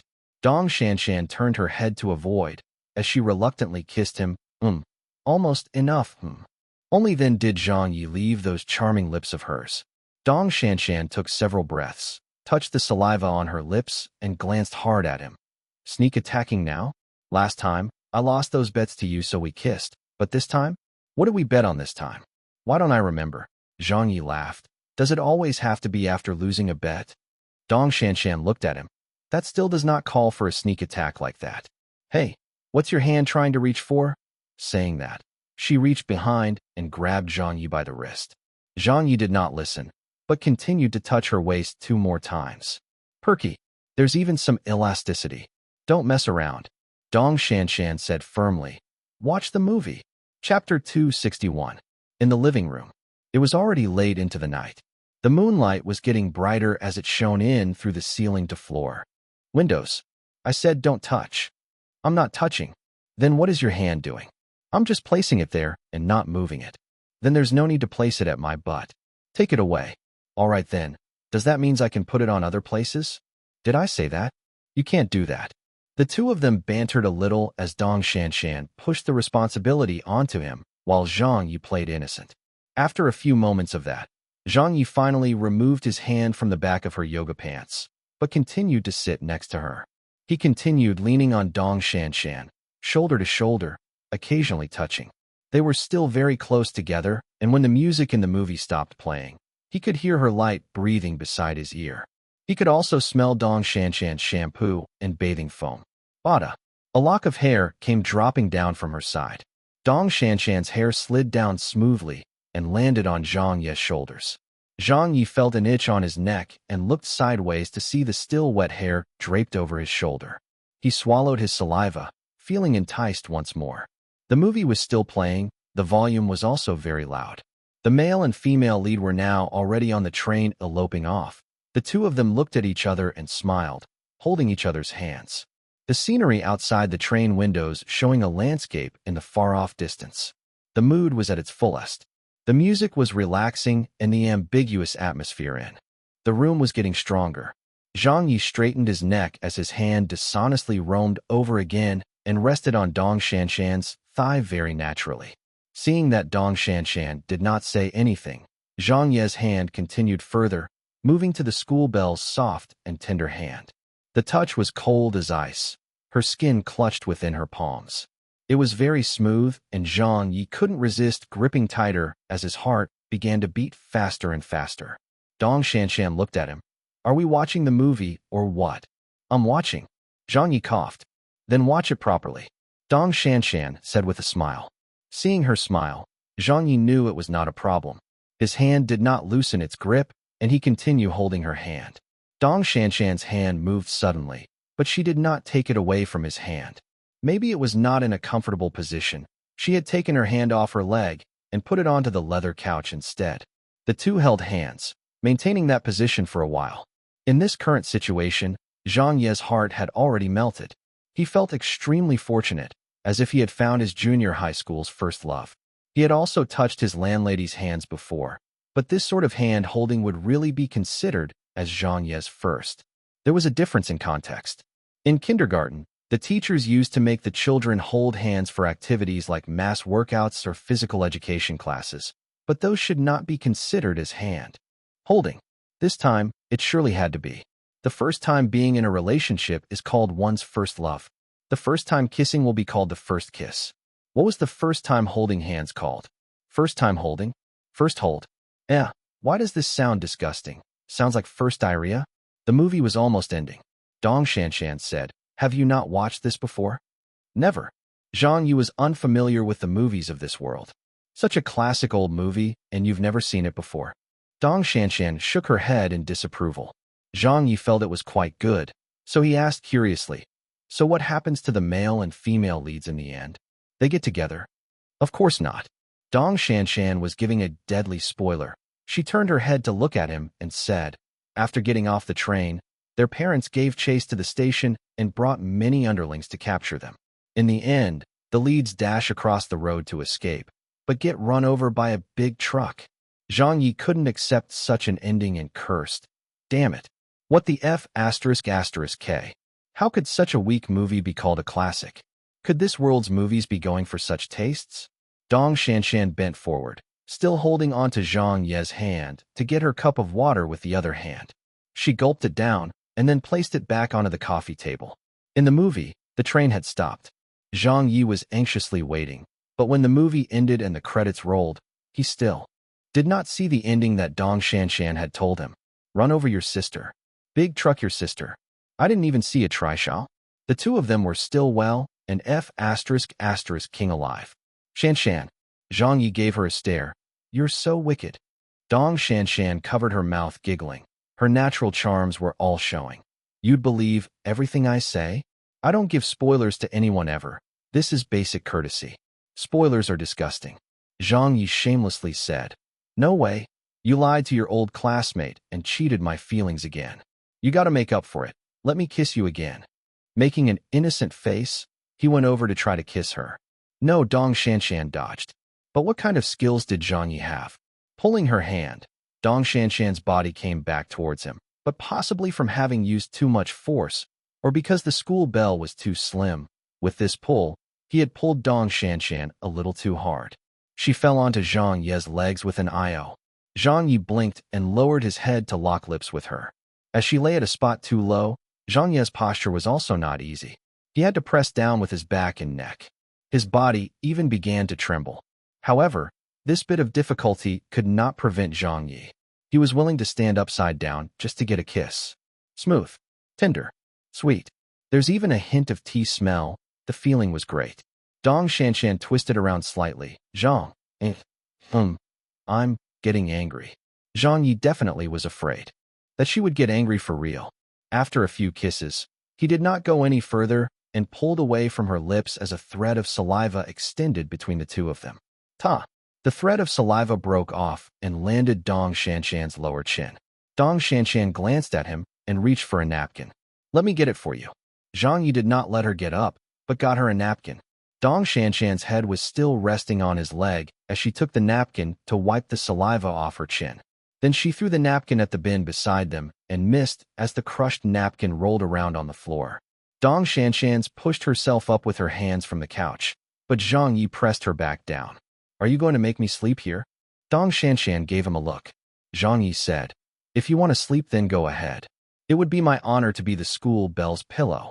Laying down, Dong Shanshan could only glance up and look at Zhang Ye, smiling. You'd like that. Stop messing, let me get up first. I don't feel well lying down. The couch is too small. Zhang Ye was feeling gutsy. If the couch is too small, then why don't we go to my room? Dong Shanshan rolled her eyes. Why don't we go to my room instead? Your room is good too. Zhang Ye answered without hesitation as he spotted another opportunity. He immediately put one hand under her knees and another behind her neck, made a grunt, and then stood up from the couch with much effort. Carrying Dong Shanshan there, weights added up as his bare feet pounded against the floor with a loud dong. Dong Shanshan's face turned pale. I'm falling, put me down. Zhang Ye laughed. Don't worry, I won't let you fall. Don't you know my skills? Then he put his feet onto the coffee table and used his big toe to press on the remote control and switched off the TV. At that moment, the room was totally dark. Zhang Ye made use of the moonlight and turned around, his heart full of anticipation as he walked towards Dong Shanshan's room. He was actually quite nervous. Dong Shanshan looked at him. Where are you going? Zhang Ye carried her, saying, to your room. That's what you said, isn't it? Oh. Dong Shanshan did not say much, but only quietly acknowledged. Hearing that, Zhang Ye was even more excited now. His breathing rhythm increased as he took a few steps before reaching her room's door. It was not closed, but slightly ajar. He turned sideways and went inside, then used his backside to close the door. The room was filled with the aroma of a woman, and it came rushing into his nose. Dong Shanshan did not say a word. Then, Zhang Ye gently let her down onto the bed. They were both silent for a few seconds. Zhang Ye scratched his nose, not knowing what to say. Is your dad's illness getting better? Dong Shanshan replied. He stayed in the hospital and was on for 2 days. The other day when I called him, he was already discharged. It was acute pneumonia, nothing serious. Tell me if you need any help. What can you help with? Your old classmate here at least has some arm strength. Zhang Ye was embarrassed yet again, but did not bother too much about it. After getting up from the couch, he did not wear any slippers. He walked to the windows barefooted and drew the curtains, leaving just a little gap. Otherwise, he would not be able to see anything at all. Zhang Ye then got up onto Dong Shanshan's bed from there. Since she did not say anything, he took off his socks and crawled fully into the bed. Dong Shanshan glanced at him. Are you for real? Oh. Zhang Ye tried to smile. Yes. Dong Shanshan played with her hair and asked doubtfully, really? Zhang Ye acknowledged tersely, pulling aside the blanket and entered. His hands touched her under the blanket as he hugged her from the front and kissed her. Dong Shanshan did not shirk away from him. Zhang Ye kissed her for a full minute, feeling really good. Finally, Zhang Ye straightened his back and took off his clothes. One by one, he hurriedly threw them onto the bed end. But Dong Shanshan quickly said, Wait a moment. I'm not ready yet. What do you need to get ready for? Zhang Ye did not care. After he took off everything, he came up to her again. This time, he got on top of Dong Shanshan's body, holding both of her long, slim legs together with his hands. Dong Shanshan slapped his hands off and pulled her legs out from between his hands, saying, Not today. Zhang Ye asked speechlessly, Why? I'm having my period these few days. Dong Shanshan said, Such a coincidence. Zhang Ye was almost in tears. Dong Shanshan smiled. So I won't keep you around any longer. Go to bed earlier. Zhang Ye was at a loss whether to laugh or cry. Then when will be a good time? Not sure. 2 or 3 days more, I guess. Dong Shanshan answered. Zhang Ye could only muster, all right then. Sigh, isn't this asking for my life? 2 to 3 days? Forget it. This bro will wait. Chapter 262. Talk show gets taken off air? Morning. It was a brand new day. Zhang Ye got out of his bed. He did not do anything last night, so he could not suppress the fire in his heart. He initially wanted to sleep in the school bell's bedroom, so he had thickened his skin to chat with her in bed for a long period of time. However, he was still sent out of the room by Dong Shanshan. Alas, this was life. Loneliness was where the shoe pinched. Dong Shanshan had also woken up and was in the kitchen preparing breakfast. Shanshan, you are awake? Yeah, what are we eating? Fried mantou and poached egg. Nice, then I'll go wash up. After finishing breakfast, Dong Shanshan picked up her bag, ready to leave.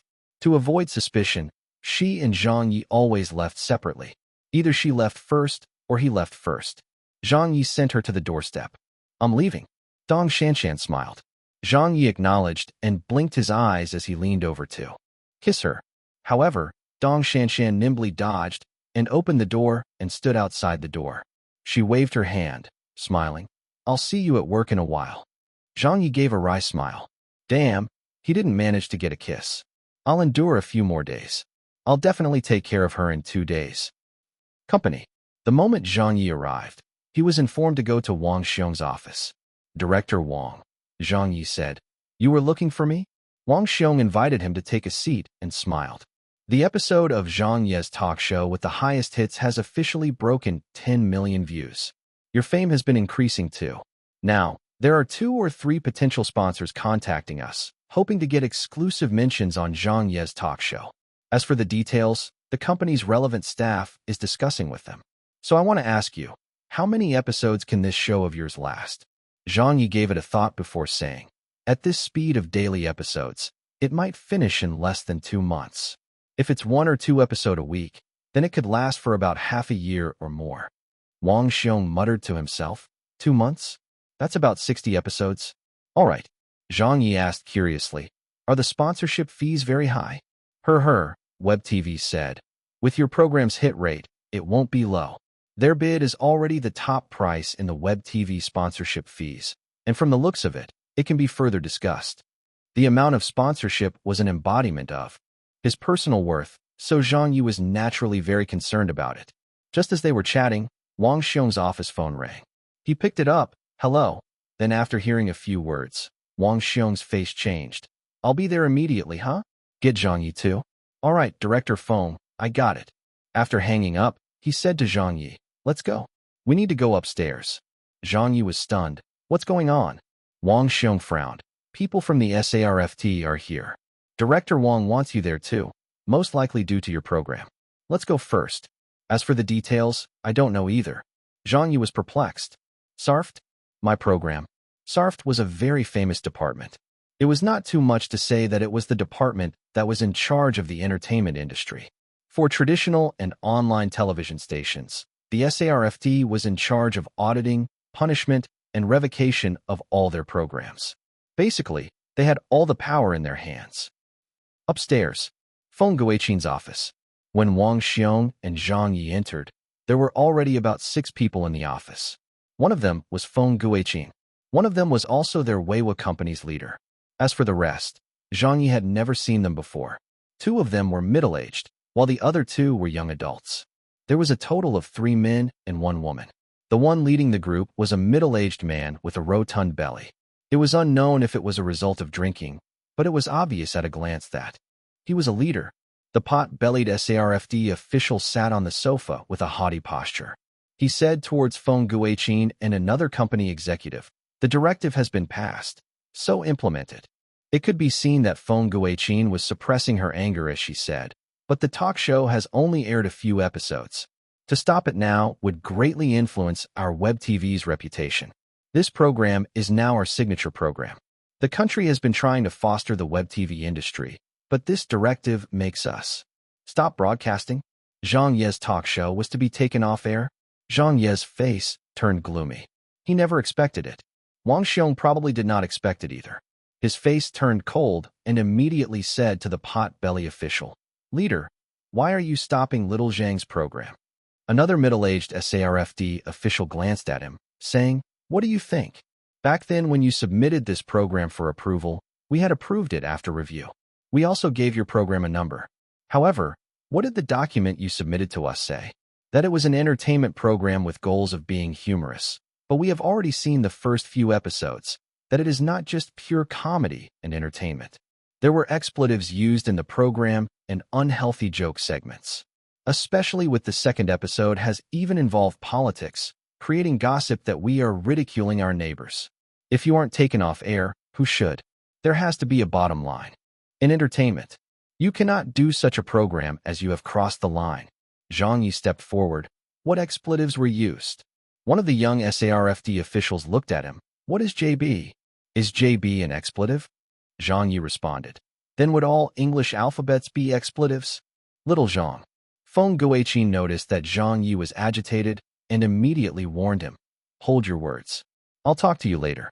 Then she said to the few SARFD officials, "Isn't the audit over talk show too great? If the higher-ups find it inappropriate, we can still adjust it, and we can also delete the joke segments from previous episodes that the SARFD finds inappropriate. But to take it directly off the air causes us too great of a loss." Wang Xiong added on, "Besides, Zhang Ye's talk show does not in any way address any political issues. It's just things that the citizens joke about." The leading SARFD official said impatiently, "But the ridicule and satire created from your program has seriously affected social order." Feng Guiqin narrowed her eyes. "This is too much an exaggeration, right?" Wang Xiong was also furious. "It's just an entertainment program, yet you say it's anti-societal?" The woman from SARFD cut them off. "Do you know how many people reported Zhang Ye's talk show on our official Shanghai SARFD website? There are hundreds of anonymous letters a day. If we carry on letting you broadcast, who knows what mess you will create in the future?" Feng Guiqin retorted, "Which program isn't reported by people? Just because it's reported means it has to be banned and taken off air? Then the whole country will not have any entertainment programs." The leading SARFD official leered coldly at Feng Guiqin. "We came to announce the SARF's decision. From today onwards, Zhang Ye's talk show is to be taken off air. You just need to follow the directive. Whatever we should answer has been answered, nor do we have any need to explain anything to you. This is a directive set by our SARFD. Also, now is a crackdown period. For those programs that violated the rules, us from the Shanghai SARFD will be holding a small press conference before 8 p.m. today. We will announce the punishment dealt to Zhang Ye's talk show and those programs that recently are also in violation. You just need to show up." Standing up, he said to the people beside him, "Let's go." The people from the Shanghai SARFD strutted away. Wang Xiong hurriedly said, "Director Feng, this. I'll make a call." Feng Guiqin picked up her cell phone and dialed a number. Zhang Ye stood in a corner, silent. His face was so gloomy that it looked terrifying. "I worked so hard and for so long, putting in so much effort, and you are halting my program just as it was created? And the reason behind it being halted was so baffling? It will affect societal order? Go F***K yourself." The joke segments and topics he mentioned were all from his world. For example, the content from the episode, dedicated to South Korea, came from Tonight 80s Talks How. And back then, Wang Zijian had no problem saying it on TV. Nor were there any warnings or punishment. So why would it be prohibited here? Besides, as a traditional television program, Tonight 80s Talks How had no problems at all. For web TV, which had relatively more leeway, it had problems. Furthermore, with Bao Zhou big news events, this online talk show was filled with expletives and curses, but they were alive and well. At least they were not audited and taken off air. Why couldn't mine work? Could it be that this world's SARFD gave greater scrutiny than his world's? Almost nothing could be said. Impossible. If Zhang Ye had crossed the line, Feng Guiqin, Wang Xiong, and the Weiwa company leaders would have informed him early on. Those could have been edited out in post-editing, but them as experienced professionals who were so familiar about the web TV industry did not say that there was any problem. So why did the SARFD find problems? Furthermore, it was not just halting a few episodes. It was suspending it for an indefinite period of time. Zhang Ye was perplexed what could have gone wrong. Feng Guiqin's call connected. "Hello, Head Zhang. It's me, Old Feng." "Ah, Old Feng. A middle-aged man's voice came from the phone as the volume was turned up high. Wang Xiong and Zhang Ye, who were standing by the side, could hear it clearly. From the conversation, the other party was probably a leader of the Shanghai SARFD. Feng Guiqin said, "One of our programs had been suspended. Did you know about it? Talk show, right? I just got wind of it."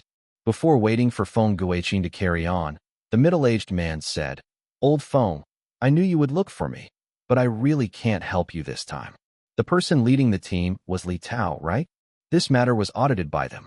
I can only disclose some insider information that we indeed decided to have a crackdown recently. Secondly, it's not your Weiwa company's problem, but because Zhang Ye provoked public outrage. In the past, he was banned by television stations, and now with his new program being so popular, many people from the television stations can't stand it. So they would definitely do something. Thirdly, to my knowledge, Li Tao's daughter's idol is Li Parkuo. Maybe it's due to his daughter that after his team's audit on Zhang Ye's talk show came up with violations, he directly reported it to the administration.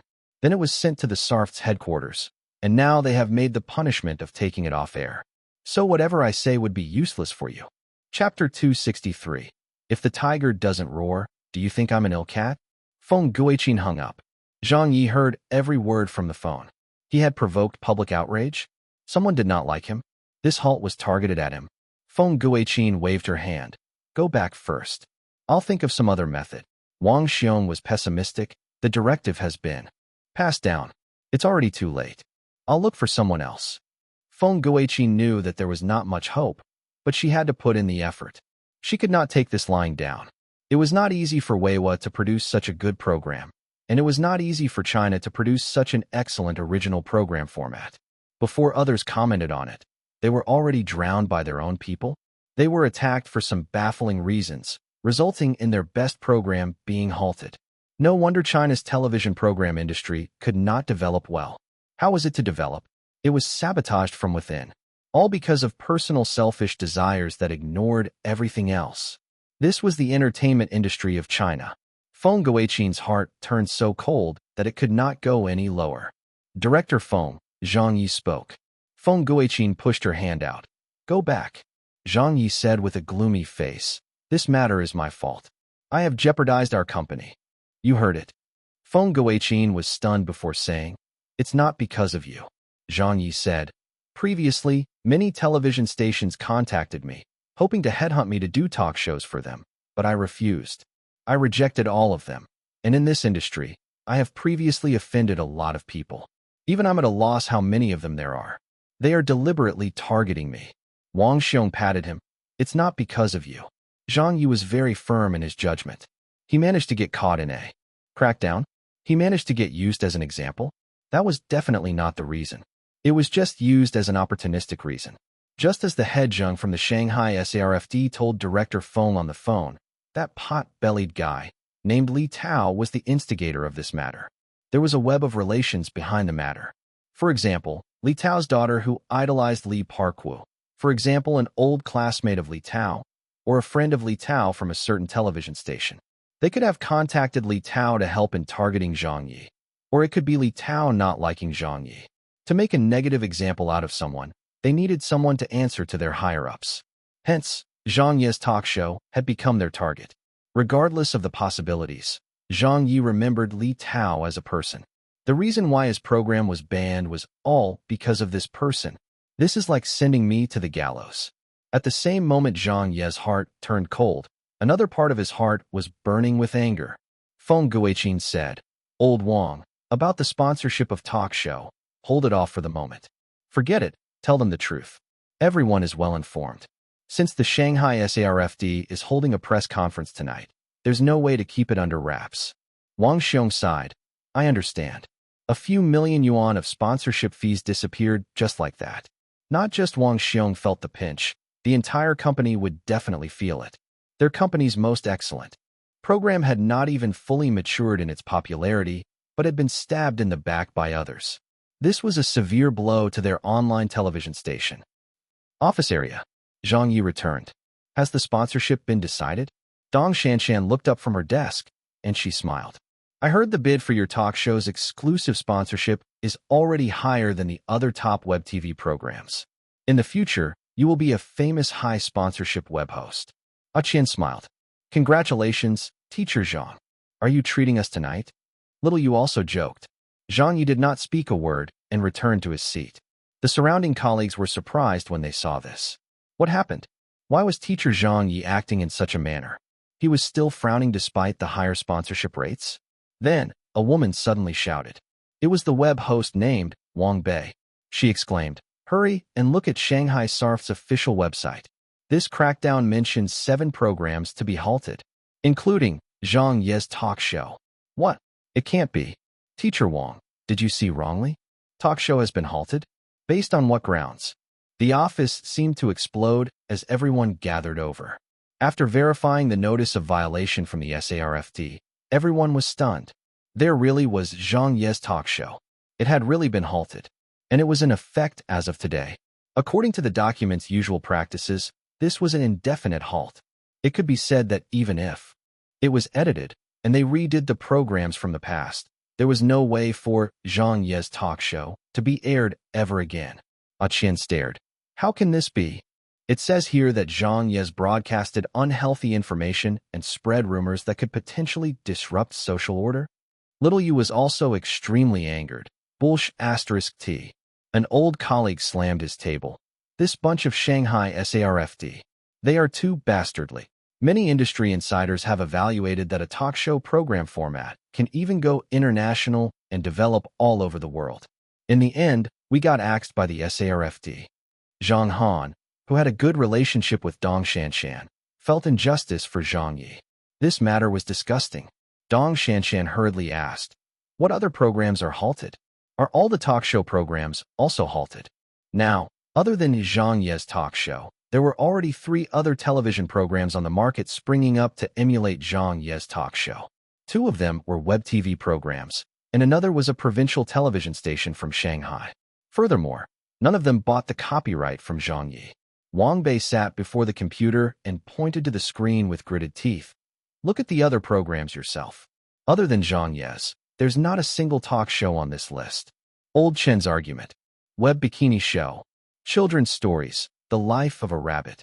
Even a children's story channel had been placed on the blacklist. However, despite checking the list a few times, there was no other talk show program to be found. That meant that only Zhang Ye's program had been halted. The other knockoff talk show programs that plagiarized Zhang Ye were completely fine. One had to know that those pirated programs were identical to Zhang Ye's. As they were still not familiar with the talk show's core values, they were still unable to create independent works. They could only emulate Zhang Ye's style. When he cursed the Koreans, or the Japanese, or the Americans, they would do it in Zhang Ye's language mannerism. But now, they were still completely fine. Why? Why are they only targeting Teacher Zhang Ye? Many people, who had good relations with Zhang Ye, could not find something to vent their anger. As Zhang Ye heard everyone speaking, his anger rose to his head. Li Tao, if you really don't like me, then do it openly. Do it cleanly, but now? You turned a blind eye to those bad quality copies of my programs, but banned my original program? What did this mean? Are you legitimizing those knockoffs and plagiarized copies? Banning my program, and then letting those talk show programs not pay me a single cent in copyright royalties? Are you trying to aid the bootleg programs? With Zhang Ye's talk show going down, if people wanted to watch talk show programs in the future, they could only go to other traditional or web television stations to watch. This was filled with tremendous amounts of interest. Zhang Ye could tell that this matter was complex and felt nauseous just thinking about it. A lot of benefits and interests were involved in the halting of Zhang Ye's talk show. Indeed, a phone call was suddenly made to Zhang Ye. Who's this? Zhang Ye picked it up. Hello, Teacher Zhang. I'm from Shanghai television station. Previously, one of my colleagues contacted you. I wonder if you have any impression. It was a middle-aged woman's voice. We just received news that your program has been halted. Zhang Ye said in a lukewarm manner. Just cut to the chase. The woman said, it's this. We still have the same intentions. We wish for you to come to our television station and let you create a new talk show program. Zhang Ye said, I've been blacklisted by SARFT, so even with a name change, would they approve it? The woman chuckled. You can rest assured about this. We will communicate with them to approve of your program. Since we are inviting you, we definitely have some confidence. As long as you come, your new program will be approved as early as next Sunday. You can carry on with your talk show. How about it? Zhang Ye sneered. Sorry, not interested. The woman was dazed and was just about to carry on speaking. But Zhang Ye had already abruptly hung up. He did not even want to say another word to her. With this phone call, Zhang Ye already understood some things. He did not know if the Shanghai television station had played a dishonorable role in this matter, but he was sure that it was a result of a television station or some other online television station. With Li Tao banning Zhang Ye's program, only the Weiwa company and Zhang Ye suffered. As for the other entities, they only stood to gain. Another phone call. This person was someone from a television station that had previously called him. Zhang Ye, are you interested in our television station? The contract's perks are the same as the last time. With your program halted, Weiwa Web TV definitely cannot broadcast anymore. You might as well come here to develop yourself. You are free to make the decision. Zhang Ye remembered this person clearly. When he previously called him, he had been very courteous, using terms like Teacher Zhang. But now, his attitude had changed. He had directly called Zhang Ye by name. His tone was also not as friendly, as if Zhang Ye had to plead with him. Back then, they were inviting him, so they were courteous. As such, Zhang Ye was naturally courteous too, although he was adamant about not joining them. But to not speak politely to me? Then why the F***K would I be courteous to you? Zhang Ye immediately responded. Get lost to as F***King far you, as your learning goes. You. The person was stunned from being cursed at. He was also extremely angry and was about to retort back. Toot, toot, toot. Zhang Ye had already hung up. He was now suspicious of multiple parties involved in this matter. They were all trying to obstruct him. After being low-key for half a month, Zhang Ye suddenly returned to his form back in Beijing. He had transformed back into a fighter. If the tiger doesn't roar, do you King think I'm an ill cat? Chapter 264. The SARF's press conference. At the same moment, the news had spread online. Look at the Shanghai SARF's penalty notice. Holy sh**t. Why is Zhang Ye's talk show halted? Broadcasting of unhealthy information? What did Zhang Ye say that was unhealthy? Those are just contemporary social issues. They were all just cases that have happened before. F***K. If news simulcast could broadcast that, then why can't Zhang Ye talk about it? He can't even mention them. The SARFD is going more and more overboard. Do they even reason things out? I've been watching Zhang Ye's talk show every day. He just poked fun at the Koreans a little. What do they mean by disrupting social order? Such ridiculous charges can be just brought up like that? There's definitely a conspiracy. Everyone, look at the halted programs list. Even a damn children's story program is included. What year is this even? Are they planning a literary inquisition? I'm numb. I'm so angry that my lungs are going to explode. How can such a thing happen? How can this not be a deliberate act? I know the SARF's authority is wide and that the SARF's rights cover a lot, but taking Teacher Zhang Ye's program to set an example to others? That's too despicable. How can that program have problems?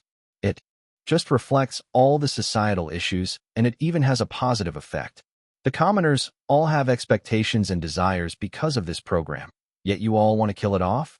Are you really part of China or the lackeys of the Koreans?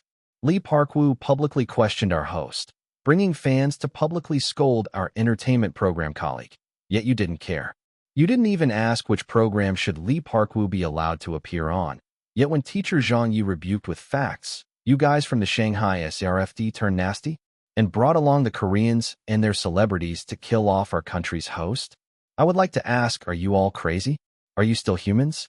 Are you still people of China? I blew up too. King pushing it too far.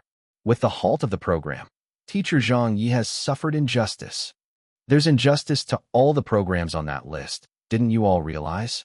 Those bootleg programs that copied Zhang Ye's talk show didn't even purchase the copyrights, and yet they present their shows in the same format as Teacher Zhang Ye does. Some of the joke segments were even fully copied over, but yet they did not appear on this list. I knew something was wrong. The programs that ought to have been halted did not get halted. What's the meaning of this? SARF's notoriety has been known for a long time, but this time it's really too much. They should have halted those copycat talk shows as well. They are targeting Zhang Ye, right? They're deliberately repressing teacher Zhang. There were many nationalistic youths and fans of Zhang Ye who started their scolding online. Some people even took advantage of the situation. When the order from the Shanghai SARFT was released, a lot of baseless rumors began too. This included those industry insiders and professionals who wanted to scold Zhang Ye, but didn't dare to as his program was enjoying a very high popularity. Seeing that this was the end for Zhang Ye as his talk show was halted, they all jumped out to attack and blame Zhang Ye. Zhang Ye deserves it. Ha ha. What good news. Banning is very good. Who let him scold our Li Parkwu? Have you learned now? Some people cannot be scolded by people like you. What kind of fame do you have, and what kind of fame does our Li Parkwu have? You shouldn't overestimate yourself. Now you know what trouble you've gotten into? It's too late. A Weibo verified expert commentator posted, Zhang Ye's program really went too far. It crossed the line.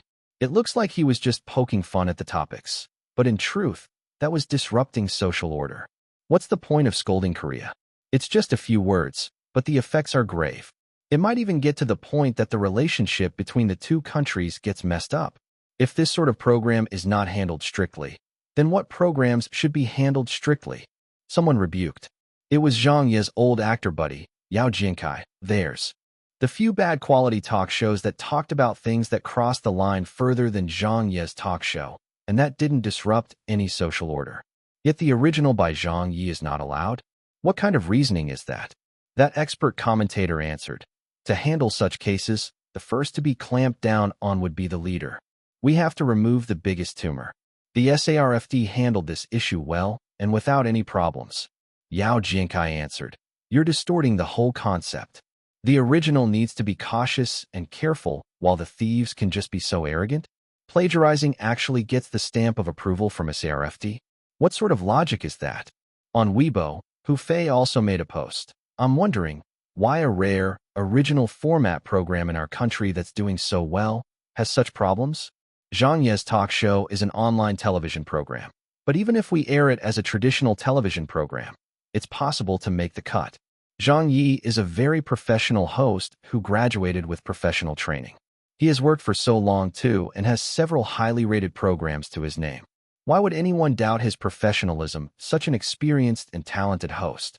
All of the joke segments he said could be said in public. So you're saying he's spreading unhealthy information? All right.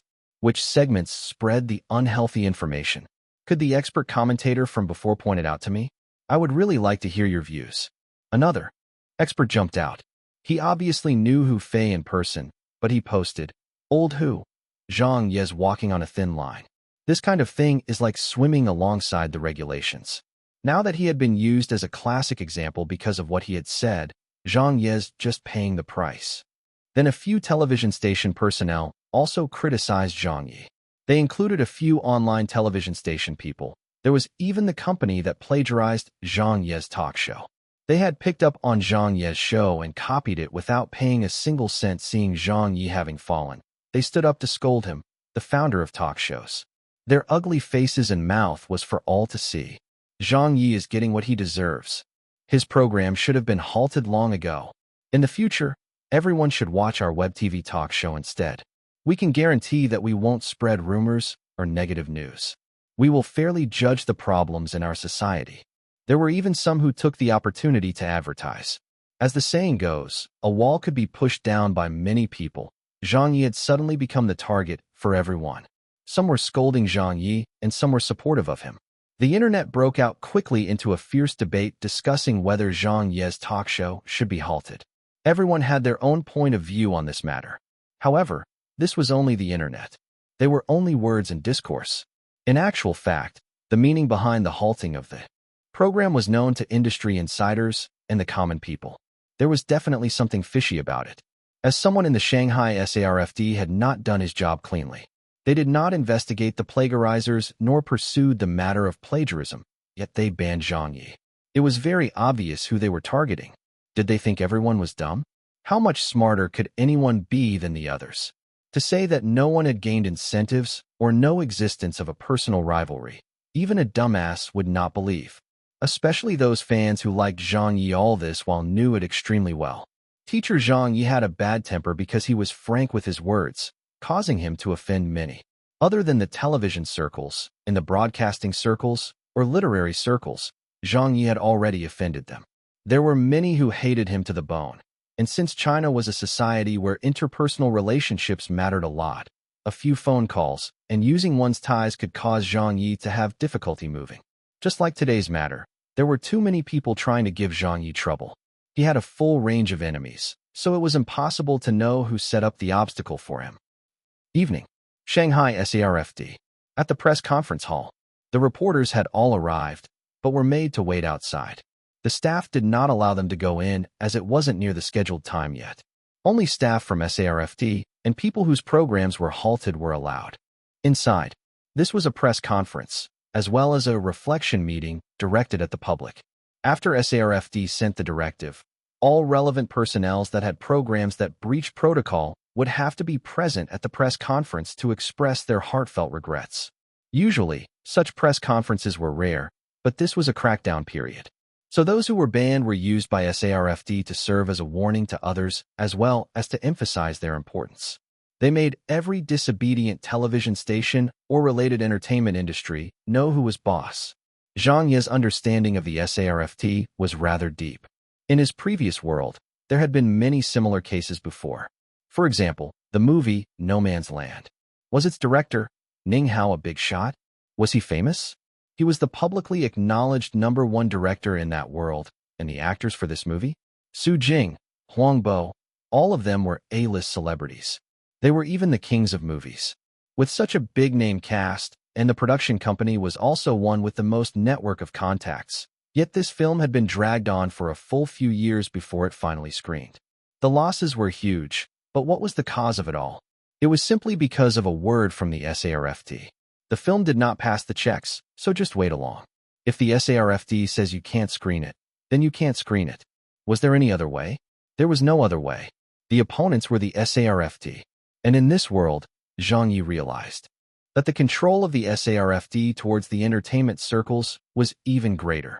Zhang Ye's understanding from his world was that if a program had problems, all they had to do was submit a report, admitting their regulatory negligence. If not, there would be a closed-door review by the SARFD. It was nothing like doing the reflectance in public, and even organizing such a large-scale press conference. This was driving them into the depths of hell. They could halt a program as and when they wished, without providing a reason. They could just arrange for any charge against them, and all one could do was obediently wait to be banned. They even wanted to make Zhang Ye confess his wrongdoings in front of cameras, without giving him a chance to fight back. What sort of authority was this? Outside the venue, Zhang Ye had arrived. Wang Xiong and another colleague had accompanied him here. The reporters had all been waiting outside. When they saw Zhang Ye, they all rushed up with their long lenses and cameras. Zhang Ye, what do you have to say? Your program has been halted, and this attracted a lot of discussion. What is your view on this matter? This matter was not trivial. Shanghai television station and several Shanghai newspapers numbered about 18. There were about 20 to 30 reporters and cameramen. Zhang Ye looked at them. What do I have to say? I only wish to say this to Li Tao.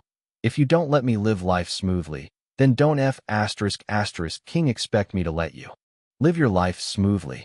The price of making me, Zhang Ye, fall is very high. Chapter 265. During the live broadcast. At the venue. At the hall on the first floor. Wang Xiong, Zhang Ye, and company dodged the hounding reporters. After flashing their work passes to the SARFD staff, they were led inside. There were already a few television station staff members and hosts who had their programs halted. In there, on the podium, Zhang Ye immediately noticed the pot-bellied Li Tao and the few Shanghai SARFD officials who had shown up to pass down the directive at his company. Li Tao was giving instructions. Check the microphone. Chiefly, it's fine.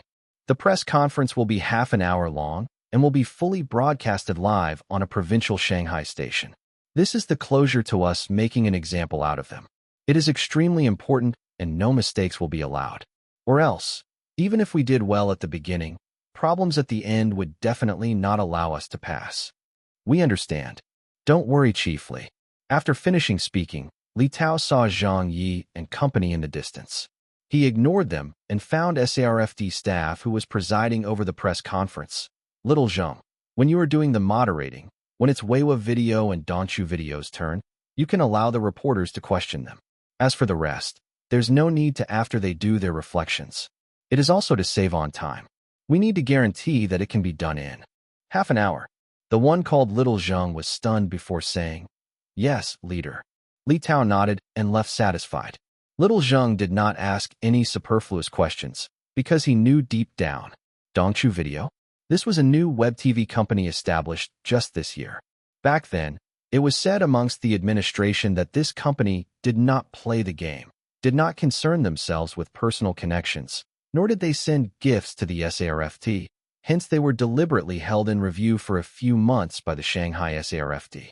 Finally, the Dongchu company wrestled with them and passed the application material directly to headquarters before managing to pass the review. Little Zhang believed Chief Li was definitely trying to make it difficult for them. As for Weiwa Video, Little Zhang was not very sure of the situation, but he knew that they had definitely offended Chief Li Tao, or it was due to interests. It could be anything else too, but it was not something a person of his level could understand. He just needed to execute the leader's orders. Zhang Ye did not hear their conversation. He and a few hosts met each other and got to know one another.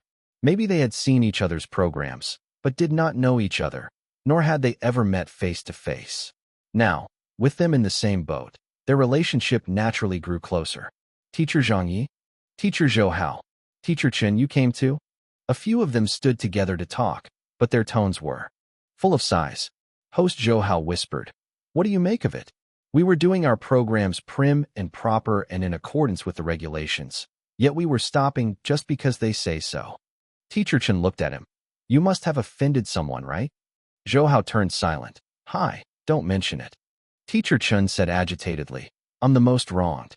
My program is a F***King children's online program, yet it got axed by them. Aren't they forcing me to the gallows?" Another host said, "Wasn't there some friction with the Shanghai SARFT back when your Dongchu Video submitted the web TV application? They are probably using this opportunity to settle scores." None of them would dare say these words to others, but they were now compatriots in the same war trench, so there was nothing to hide. Furthermore, even if they didn't say it out aloud, everyone knew it in their hearts. Zhou Hao said angrily, "The programs that should be halted aren't, but a large number of those that shouldn't are halted. Teacher Zhang Ye, you must be feeling aggrieved too, right? I've seen your program before. It's really good. However, there are a large number of programs plagiarizing you. Yet what was the result? Those programs are all fine and dandy, but only yours has been taken off the air." Zhang Ye asked, "Why aren't the other talk shows taken off air?" Teacher Chen sighed. "I've only heard rumors, so it might not be the truth. Apparently, the two online television stations that plagiarized your program have very good relationships with the SARFT official, Li Tao, who is in charge of this crackdown. It seems they paved their connections well when they first applied to be online television stations. Also, recently, there is to be some adjustments to the Shanghai SARFT chiefs, and I heard that Li Tao is definitely going to be promoted. Hence, his power in Shanghai is growing. Whatever he says is the law. Our company had previously worked with a few other Shanghai SARFT leaders, but it ended up useless. Well, these words should not be said to outsiders. Just us knowing is fine. Hi, anyway, it's such a world." There was another female host who said, "Have you all prepared the reflection piece?" "What's there to prepare?" Teacher Chen said, "Just say a few lines would do. We are all in broadcasting. Don't we have that tiny bit of skill?" Zhou Hao said furiously, "I really don't King wish to go up there. What can we do other than going up?" Teacher Chen said, "We have already spoken to Li Tao, so if you resist him, are you planning to carry on working in Shanghai in the future? As long as we are in this industry, we are under their control." Zhou Hao said, "But my program has no problems at all. It has been aired for half a year. Why didn't they say it was inappropriate during the review? Why didn't they tell us to change?" Teacher Chen looked at him. "Even a children's program like mine was banned. The reason was spreading negative influences to youth. So go have fun at it." Through everyone's exchange, Zhang Ye got a clearer picture of the situation. This crackdown was said to be making an example out of people, but it was actually Li Tao removing people he disfavored or those who did not benefit him. Whether their programs abided to the regulations or not was not Li Tao's concern. He only focused on the benefit that was brought to him. Clearly, Zhang Ye and the hosts present were abandoned or used as pawns in Li Tao Interest's chessboard. Suddenly, the reporters surged in. They were allowed in. The SARFT had arranged everyone's seats. Zhang Ye and company sat in their respective seats. 5 minutes later, little Zhang from SARFT sat at the podium and announced, "Next, the press conference will officially commence. Let us invite Chief Li Tao to announce the outcome of the recent investigations on programs that violated regulations." Li Tao strode up the stage high-spiritedly. "Hello, dear reporters and friends." Then, he announced each program that had been halted. Web Bikini Show, Zhang Ye's talk show. The cameras were already rolling and the live broadcast had already begun. Many of the audience, who were paying attention to this massive crackdown on TV programs, were waiting in front of their TV sets. Those who could not receive the signal of the Shanghai's small provincial station watched it online. The broadcast online was synchronized and at most had about 10 seconds of delay. Under the stage, Wang Xiong leaned his head. "Have you decided on what to say?" "Yes, I've already thought of it." Zhang Ye nodded while replying. Wang Xiong patted him. "It has been hard on you, but there's no other way." SARFT. In their eyes was a machete hanging above all their heads. With the directive coming to slash down on them, they did not dare disobey it. The announcement finished. Li Tao did not carry on staying on stage as he stepped off stage and sat in the first row while hugging his shoulders to spectate. Little Zhang took over the microphone and began the next item on the itinerary, which was to let reporters question as well as the reflections of the relevant staff that had failed to meet regulations. The first person up was teacher Zhou Hao and a middle-aged man. The person who spoke was the middle-aged man. He was the executive producer of the program that was halted. As a public television media, we have the obligation to. After saying a long piece, he finally ended. "Here, I want to represent my program team and my online television station to apologize to the public."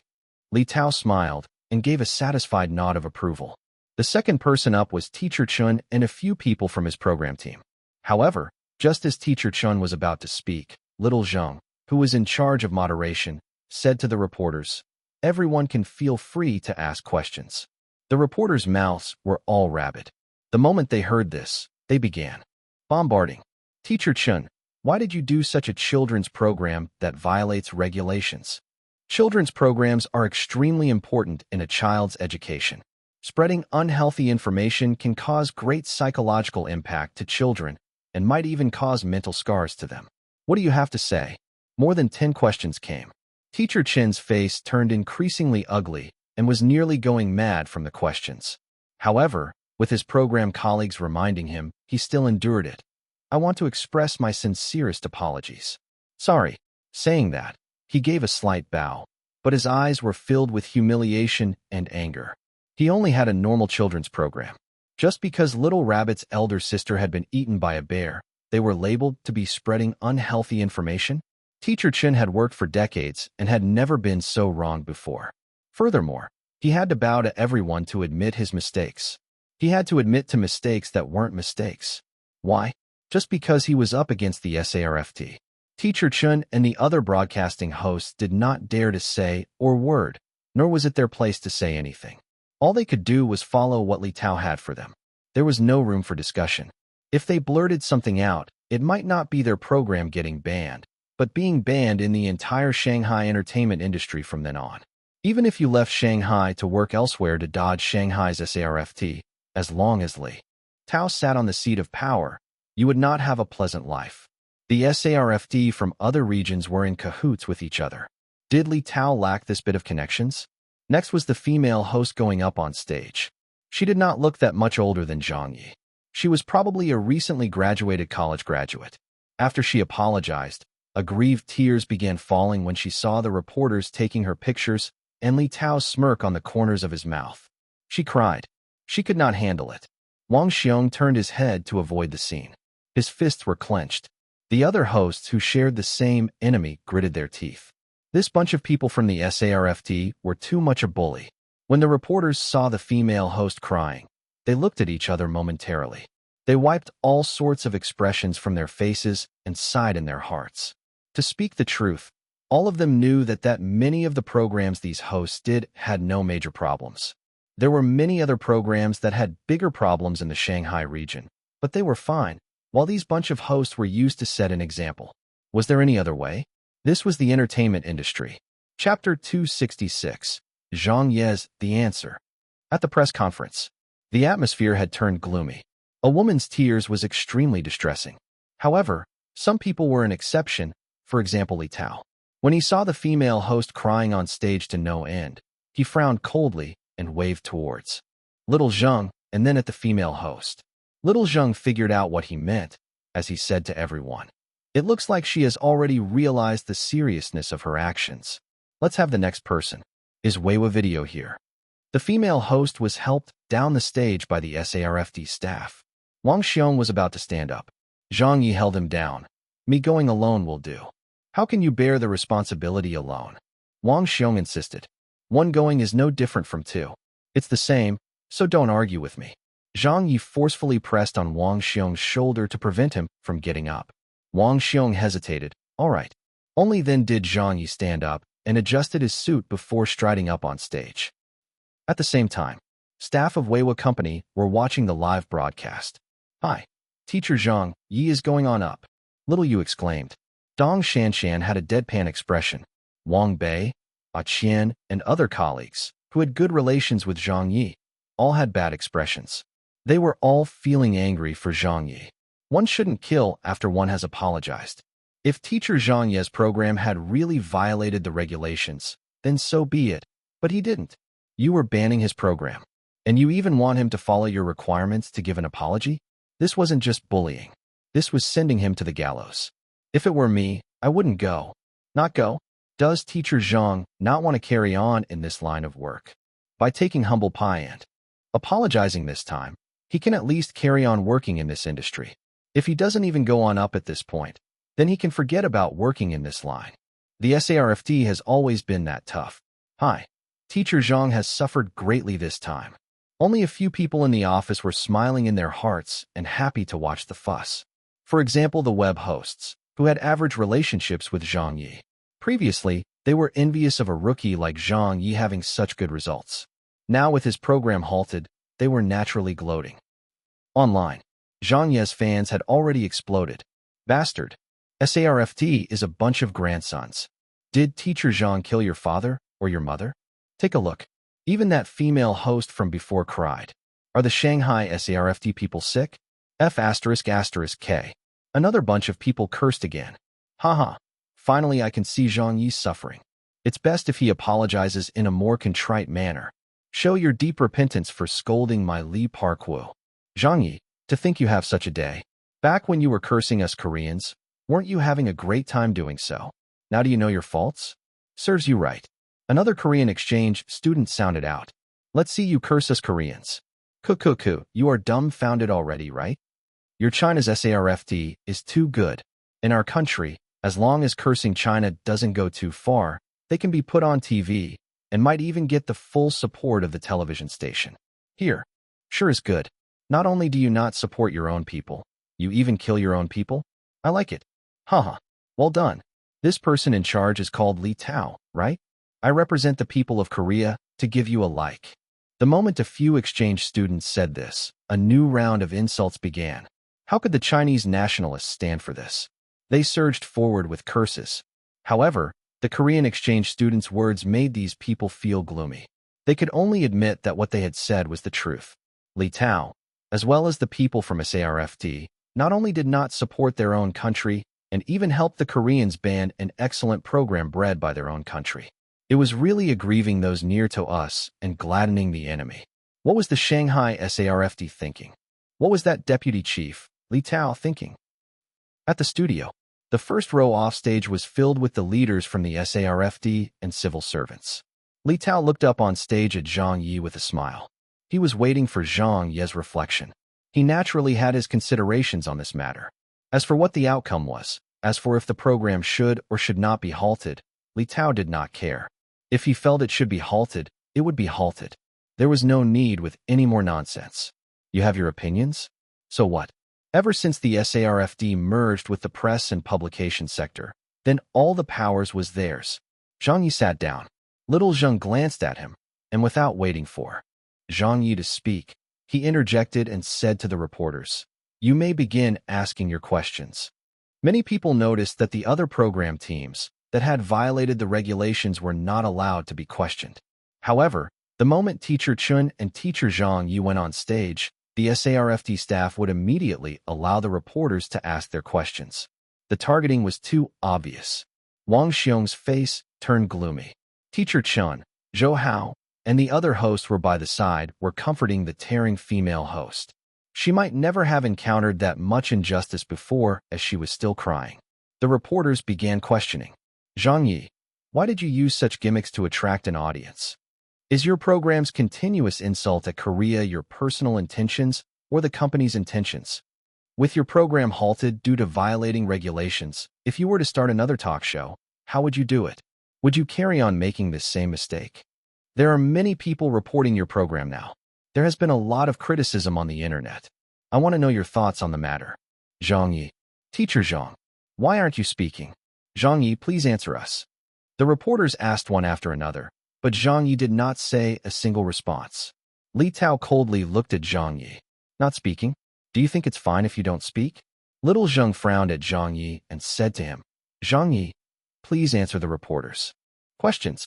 Everyone believed Zhang Ye would apologize and would then hurriedly get off stage after doing so, because his opponent was the Shanghai SARFT.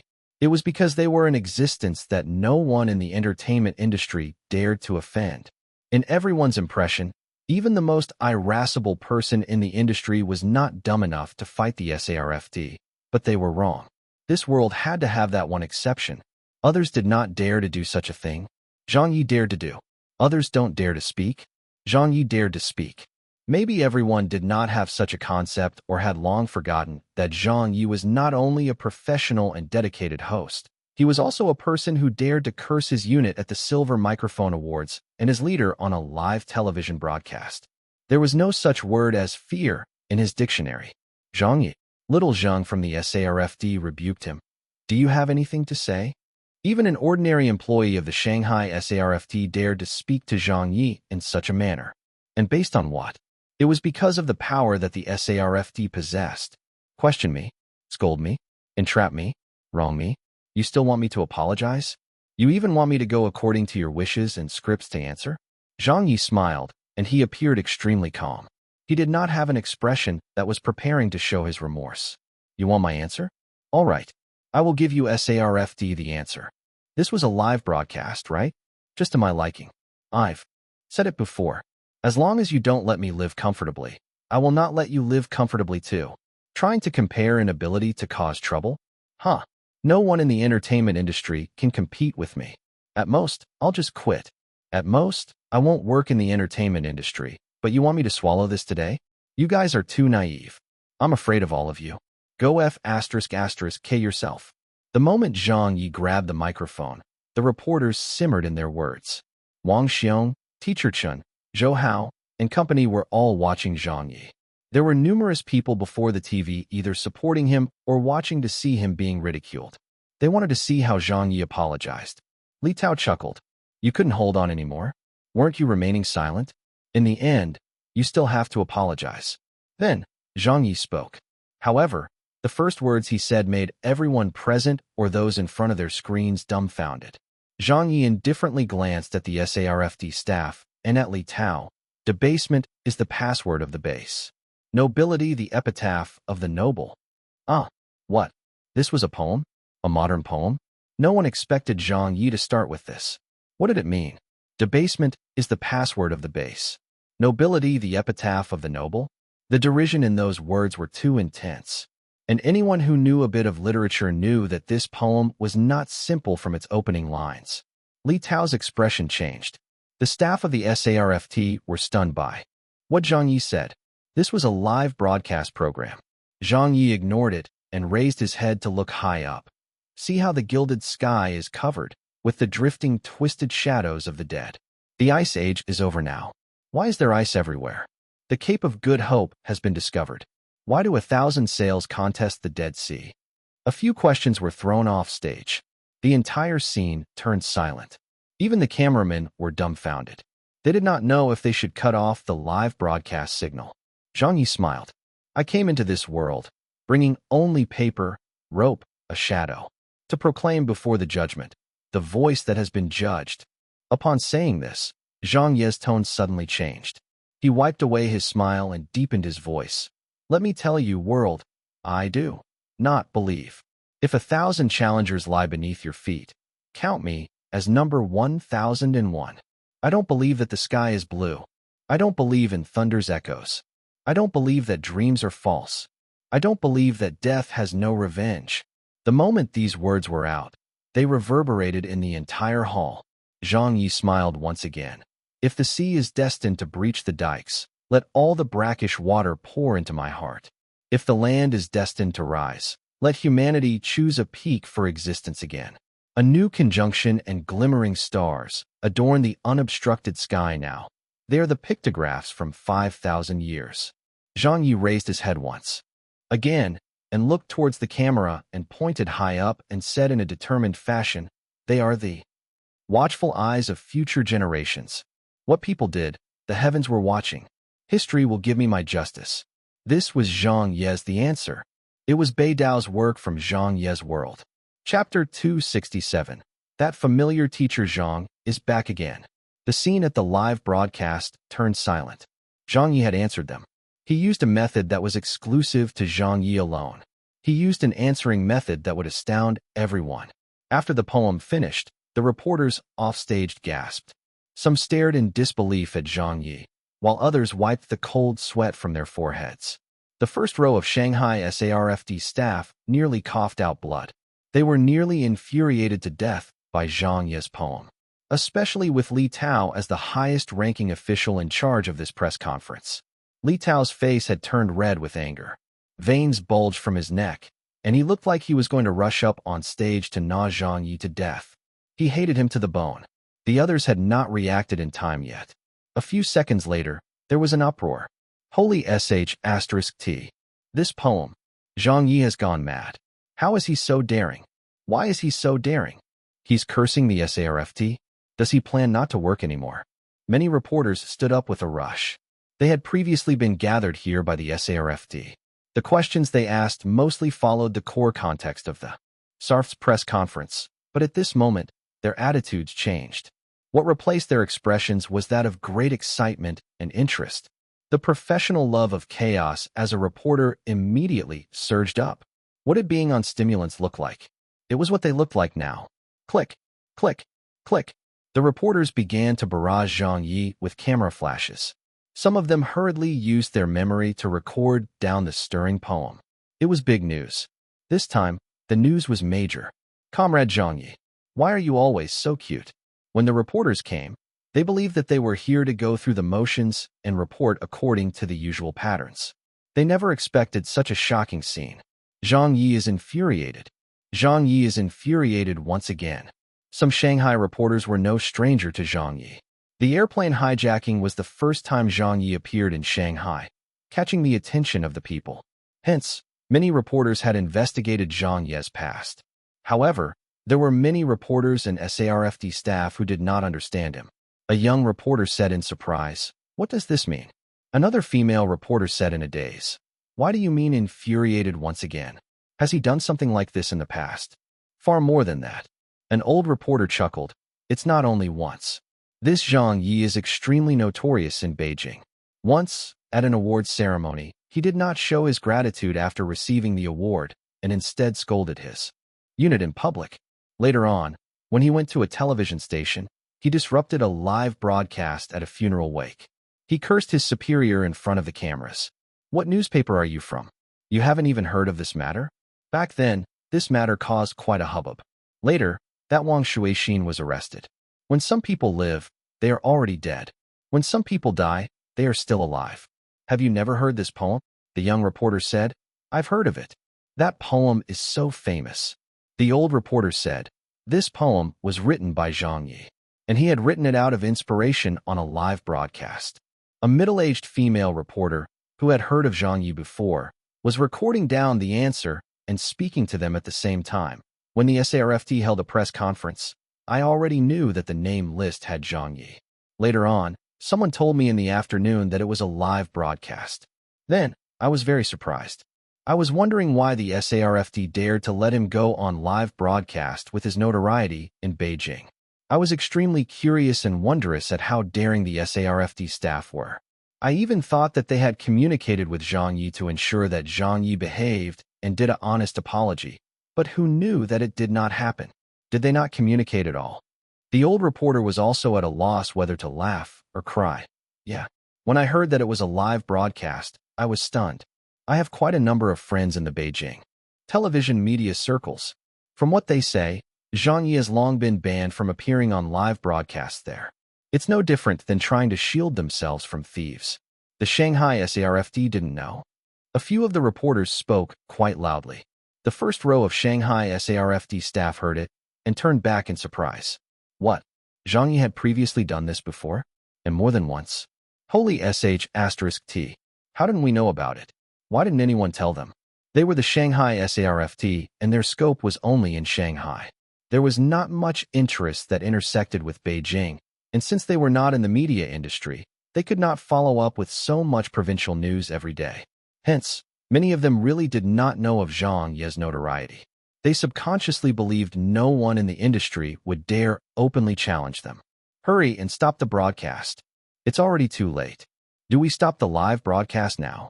There's no way to stop it. We can't end it like that. The effects would be disastrous. The SARFT staff were all panicking. They had never encountered such a matter. They had no experience in dealing with such matters. They were in a mess. Chiefly, what do we do?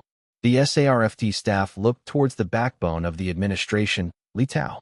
Li Tao ground his molars so loudly that even the people beside him could hear it. Carry on broadcasting. We can't stop it now. How could he end the broadcast with a poem that scolded their Shanghai SARFT and him? The negative impact would be even greater. Now, whether he liked it or not, he had to bite the bullet and allow the broadcast to carry on. He had to turn the situation around before the end of the live broadcast. He needed to save the reputation of the Shanghai SARFT. When Wang Xiong saw the chaos, sweat was dripping down his head. He nearly felt like fainting in his chair. He only had a thought. We're doomed. The eyes of the other program team staff and hosts, who had been punished, lit up. The female host, who had been crying because of the injustice, stopped crying. She clenched her fist tightly in excitement as she cheered on Zhang Ye in her eyes. The other people like Teacher Chen and Teacher Cho wished they could applaud Zhang Ye. Well said. It was so well King said. Debasement is the password of the base. Nobility the epitaph of the noble. The first line of the poem was enough to penetrate straight into their hearts. The shock they experienced was indescribable. Zhang Ye was speaking up for them. Zhang Ye was shouting out the rage in their hearts for them. The female host and Teacher Chen did not possess the courage or guts that Zhang Ye had. They could not go up to say anything. All they could do was stand silently to support Zhang Ye with this gesture. Weiwa Company. It was unknown when Feng Guiqin had arrived at the Web TV department office.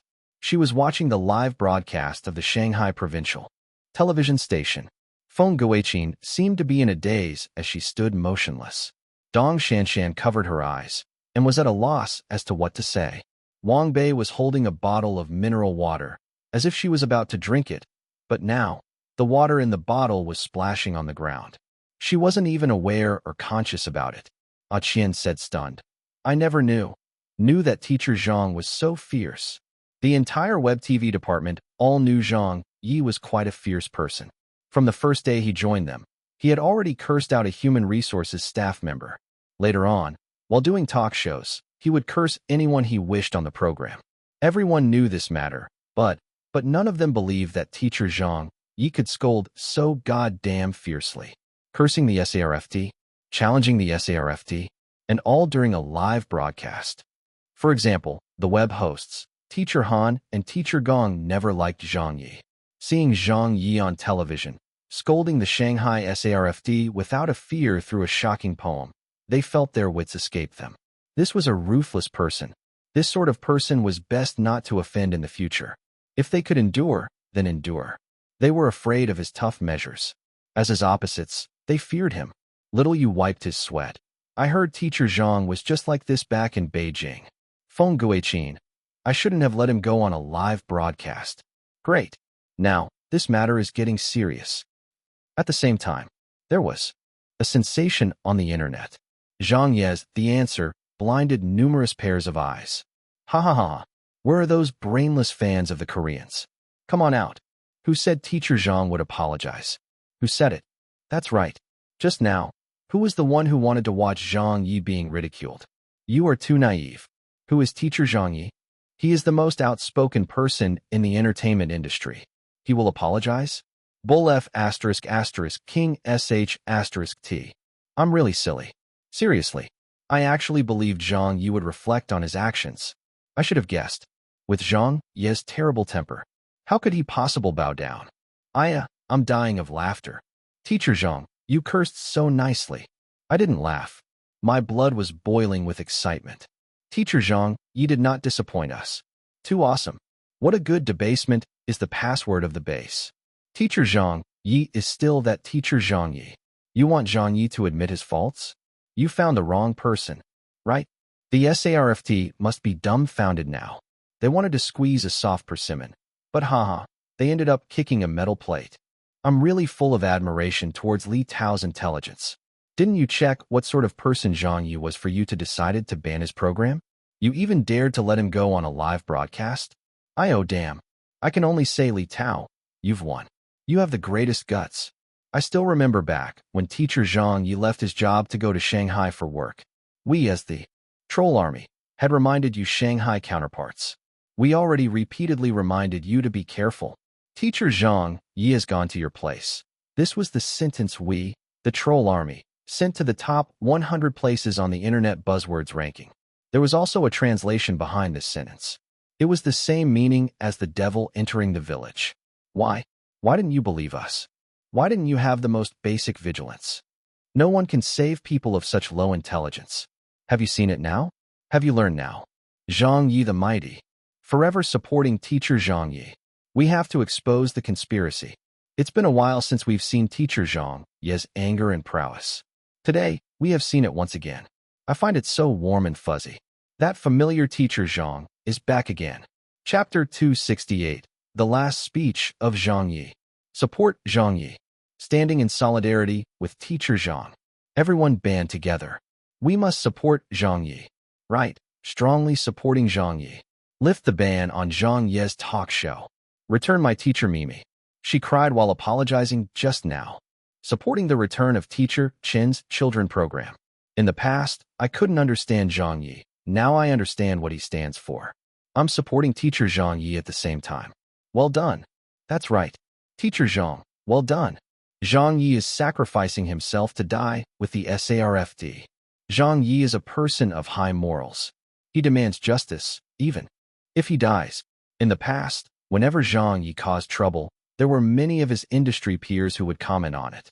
There would be both praises and curses. However, today, not a single person in the industry said a single word. It was as if everyone had agreed beforehand to maintain silence. There was no other reason, other than the fact that this matter was extremely sensitive. No one dared to speak out when it was related to SARFT. If it was not done well, they could end up being banned. However, a VIP account on Weibo, with 1 million fans, made a statement. He was not a member of the entertainment industry, but someone who specifically released breaking news or did consumer advocacy. His Weibo name was a mouth. He had exposed many fake merchandises and was known in the industry as one who dared to voice his opinion. He said, "In the past people called me a big mouth, saying that I dared to speak my mouth, but only I know that some words are not meant to be said by me." Today, while watching Shanghai SARF's news press conference live broadcast, I want to say, Teacher Zhang Ye, you've won. You dare to speak your mouth more than me. Who is Zhang Ye? Zhang Ye is in trouble again. What's going on? Brother Big Mouth actually admitted that he's inferior to someone? I must take a look. The online world was ever so buzzing with excitement. People were more spontaneous online, and they seldom had scruples about speaking their mind. If they liked it, they liked it. If they hated it, they hated it. The reputation of the SARFT wasn't good in the industry. They also suffered a bad reputation in the eyes of the common people. There had been countless times the SARFT banned celebrities that were well-liked. Hence, many commoners had emotions of conflict and resentment deep down. The answer ignited the emotions of everyone who read it. The answer pushed the Shanghai SARFD to the forefront. However, Bei Dao's The Answer was a profound poem. Its meaning was not clear like the literal meaning of the words used. It was different from My Confession or Prisoner's Song, which could be understood at a glance. Many people could understand it, but there were also many who could not understand the meaning behind it. They only found the scolding very liberating. What's the meaning of this poem? Yes, looking for an expert's interpretation and analysis. Finally, someone from Zhang Ye's fan club stepped forward to analyze it. He posted on Zhang Ye's fan club's Tieba. Many people are saying they can't understand Teacher Zhang's new poem. Let me explain it simply to everyone. I'm limited and my literary standard is far from Teacher Zhang Ye's, so I may not be able to completely interpret what Teacher Zhang wants to express. What I say can only be used as a reference for everyone. Let me first say that the line, debasement is the password of the base. Nobility, the epitaph of the noble, is the core premise of the entire poem. It is also the most powerful line. Teacher Zhang Ye is mocking the Shanghai SARFD as low-life scum who use underhanded tactics to make their lives better, and even to the point of promotion and riches. For gentlemen like Teacher Zhang Ye and others, they have to carry the noble banner to their grave. The good are not rewarded. See how the gilded sky is covered with the drifting, twisted shadows of the dead? Those shadows are an analogy of those nobles. The Ice Age is over now. Why is there ice everywhere? The Cape of Good Hope has been discovered. Why do 1,000 sails contest the Dead Sea? Were these two lines a question? No. I believe this is Teacher Zhang Ye's interrogation. He was interrogating the SARFT, as well as everyone. Then the next few lines push the poem to its climax. Even if 1,000 challengers lie beneath your feet, count me as number 1001. Zhang Ye was saying no. And he was saying no to the entire world. I don't believe the sky is blue. I don't believe in thunder's echoes. I don't believe that dreams are false. I don't believe that death has no revenge. This was the charm of literature. This was the literary prowess of a top poet. Some people might not understand the profound meaning behind the poem, but I believe when people hear those few words of I don't believe, your hearts will be filled with heated blood, filled with anger. The climax wraps up here too. If it were me, I would have definitely chosen to cut the poem off here, as I would have thought that it was already sufficient. However, Zhang Ye did not do so. He actually became peaceful next. This is the difference between a great poet and a normal literature hobbyist. After I listened to the following lines several times, which I felt were originally not needed, I was suddenly stunned. I then began to realize the ending stanzas were the crowning touch of the poem. If there's only the earlier portions, the poem would only be considered excellent. But with the final stanza, this poem has personally made me give it an additional great label. Let all the brackish water pour into my heart. What sort of feelings are these? The star-filled sky and an unobstructed sky are the watchful eyes of future generations? What sort of faith is this? I do not know what feelings Zhang Ye harbored while creating this poem at the moment, whether it be him carrying pangs of anger or him refusing to submit. I know, at least in my heart, this poem is Zhang Ye's best work. Zhang Ye is China's greatest poet. His ideals, rage, beliefs, resolve, and unyielding attitude are all so vividly reflected in his works.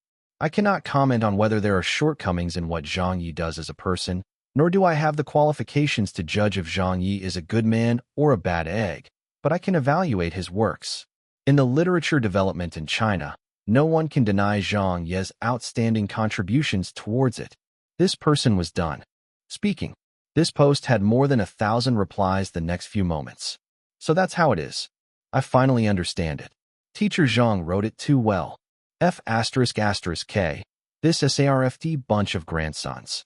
I want to be like Teacher Zhang. I don't believe that dreams are false. I don't believe that death has no revenge. The SARFT has really been cursed badly this time. However, Teacher Zhang might really be in big trouble now. The moment this was said, many of Zhang Ye's fans became silent. There were still brainless fans of the Koreans that carried on cursing Zhang Ye. You just needed to apologize and admit that you shouldn't have commented on our Lee Park-woo. You even scolded the SARFT. You really don't know how the word death is written. Who at us just now? All right, I admit that I never expected this outcome. I never expected Zhang Ye to use such a method, but Zhang Ye is finished. He's really finished. This is the outcome. This is also something we would love to see. Hi. You can only blame Zhang Ye for being so foolish. Zhang Ye is really dumb. This is him sending himself to his death. Ha ha. We have finally succeeded at getting revenge for our Li Parkwu. The live broadcast is still carrying on. Let's hurry and see how the SARFT punishes Zhang Ye. He disrupted a press conference. It definitely won't be light. He can stop thinking about working in the entertainment industry in the future. At the press conference, everyone began discussing. Many people were also concerned about the development in front of their television sets. Everyone knew that under the situation of the live broadcast carrying on meant that the SARFT would definitely not sit idle. Wang Xiong winked at Zhang Ye from offstage, motioning for him to stop sitting there and to hurry up and get down. However, Zhang Ye seemed to not see it. After he finished reciting the poem, he still sat there motionless, as if he was waiting for the SARFT officials to say something. It seemed like he still had words to say. Li Tao fiercely said, "Microphone." A SARFT official quickly brought one to him.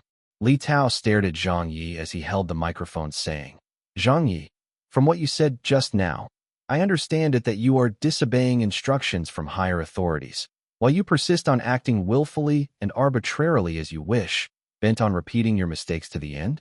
About the investigation of your program, it was carried out by several departments. It was investigated very thoroughly. The relevant violations and penalties have been made public. Anyone can look it up. You are not satisfied with the directives." Another Shanghai SARFT minor official looked towards Wang Xiong. "Wang Xiong, he's your own man. Take care of him yourself." Li Tao began speaking again. At this point, he had already stood up and his face was fierce. It was as if he was going to barrage and point out the many sins Zhang Ye had committed. He wanted to save the situation and not affect the SARFT's reputation. If he did not speak after being scolded by Zhang Ye, then what would happen to their authority as the SARFT? However, Zhang Ye did not give him a chance to speak. He too stood up and held the microphone and looked off stage with his eyes narrowed. "Today, I will make a speech, and it can also be the last speech of mine.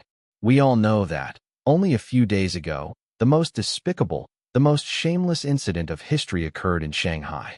Many of our programs were halted for no reason at all.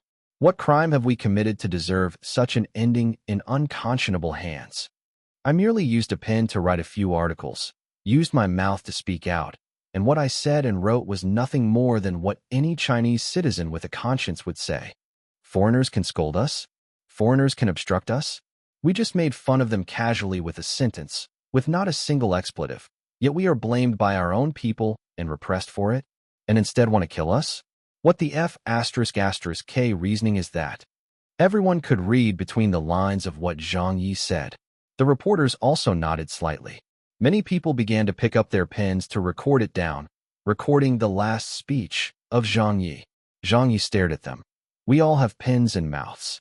If there is a reason for it, why not speak out? Why must we be shut down and ban the programs we put our tears and blood into? Why is whatever you say the truth? To not dare speak openly, but to hide in the shadows to do evil, setting up tricks to harm us in devious ways. I do not know your intentions, or what your mental state is, or how your hearts grow. Do you think that banning programs and a few people would scare us off? I'm telling you, justice can never be massacred, because the truth will always exist." Wang Xiong was stunned as a surge of warm blood rose up. A few hosts, who were in the same boat as Zhang Ye, stood up one by one. Everyone clenched their fists as their fists trembled. Zhang Ye said loudly, "Maybe today, I would fall, but bright days are coming for us. Look, the light is before us.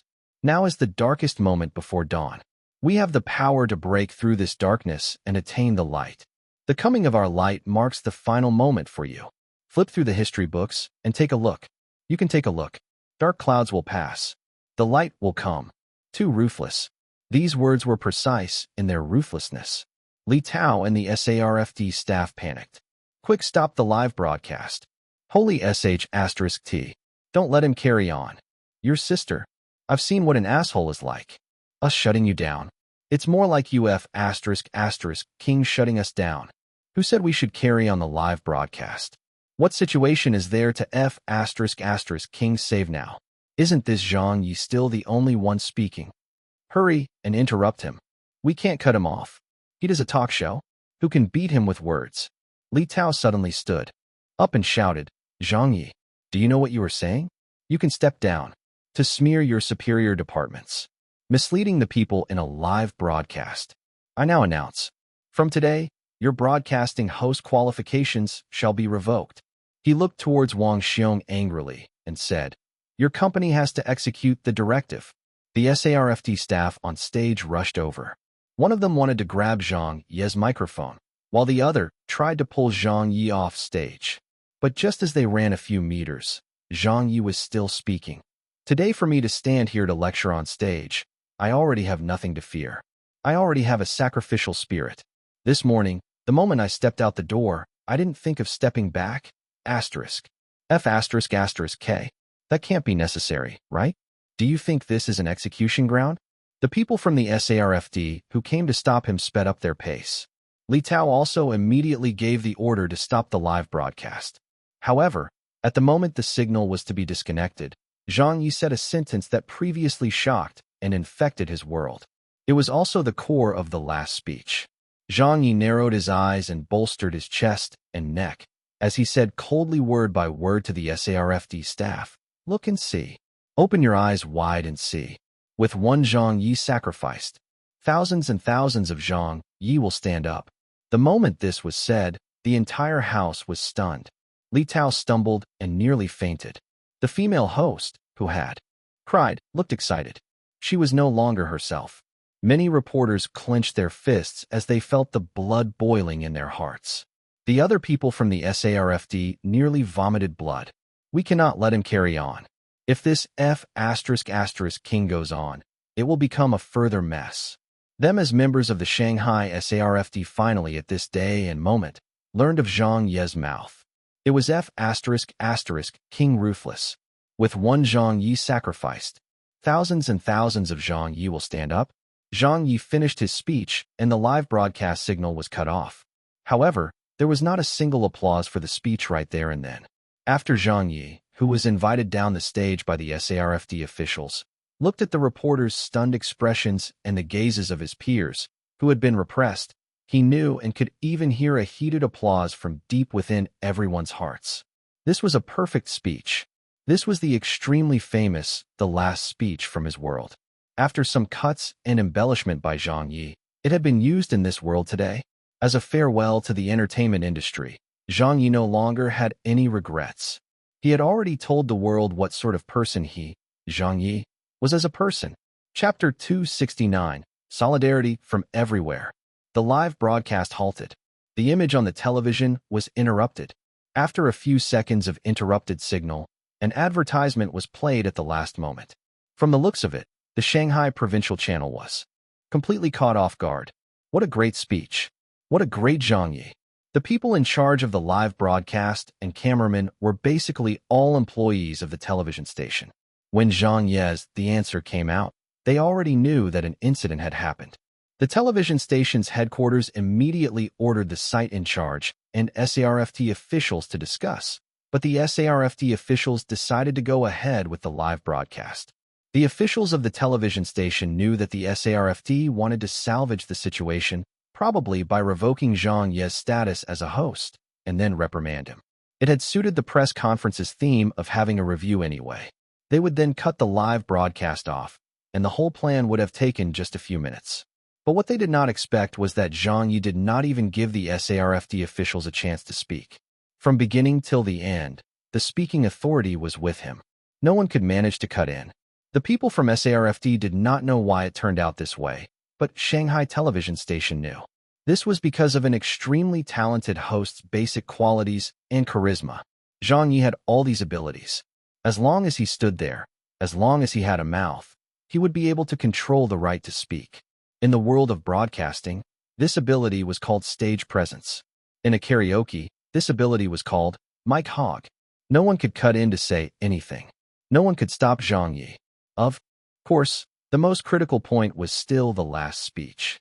This was such an earth-shaking speech. Every sentence was like a knife, as if it could kill. Whoever heard this speech today was shocked by Zhang Ye's imposition and words. Outside, those who were watching the live broadcast of the press conference on television, those who were watching the live broadcast of the press conference online, they were frozen at this moment. Justice can never be massacred, because the truth will always exist. When I stepped out of the door this morning, I was prepared never to step back in again. If I fall, thousands and thousands like me will rise up. Zhang Ye's fearless, impassioned speech laced with anger echoed in their ears. Some people did not even realize they had already dug into their chests with their nails, while others had their eyes turn red without knowing why. The internet was abuzz with commotion, as if a grenade had been thrown. Zhang Ye, you're the best. Teacher Zhang, good one. I will support you for the rest of my life. Teacher Zhang, we stand together with you. F***K your grandpa Shanghai SARFD. I will fight it out with you. Count me in. I will go to SARF's website and scold them every day from now on. Bullies. Such bullies. They can't do things like that. I'm filled with anger. Why do good people not get what they deserve? Why do they have to oppress teacher Zhang Ye? SARF officials. I want to ask why. When a fan was diagnosed with terminal illness, who was the one who became broke to help his fan? I want to ask why. When our country was insulted and provoked, who was the one who withstood the pressure and fought back through his program? I want to ask why. When a plane was hijacked, who was the one who selflessly fought with the criminals, landed the plane, and saved hundreds of lives? Who? Tell us. Where were you all back then? What are you all doing now? Has your conscience been eaten by dogs? Why does Zhang Ye's talk show need to be halted? You're even revoking teacher Zhang Ye's status as a host. Bastards. You guys are too harsh. Are you still humans? When has teacher Zhang Ye ever offended you? After Zhang Ye's speech, many neutrals could no longer sit idle. Their anger had been lit as the last speech of Zhang Ye touched countless people. Vindicate teacher Zhang. How can anyone look on just like that? I can't watch silently anymore. This might be the last time teacher Zhang speaks, the last time being on stage. Shouldn't we do something?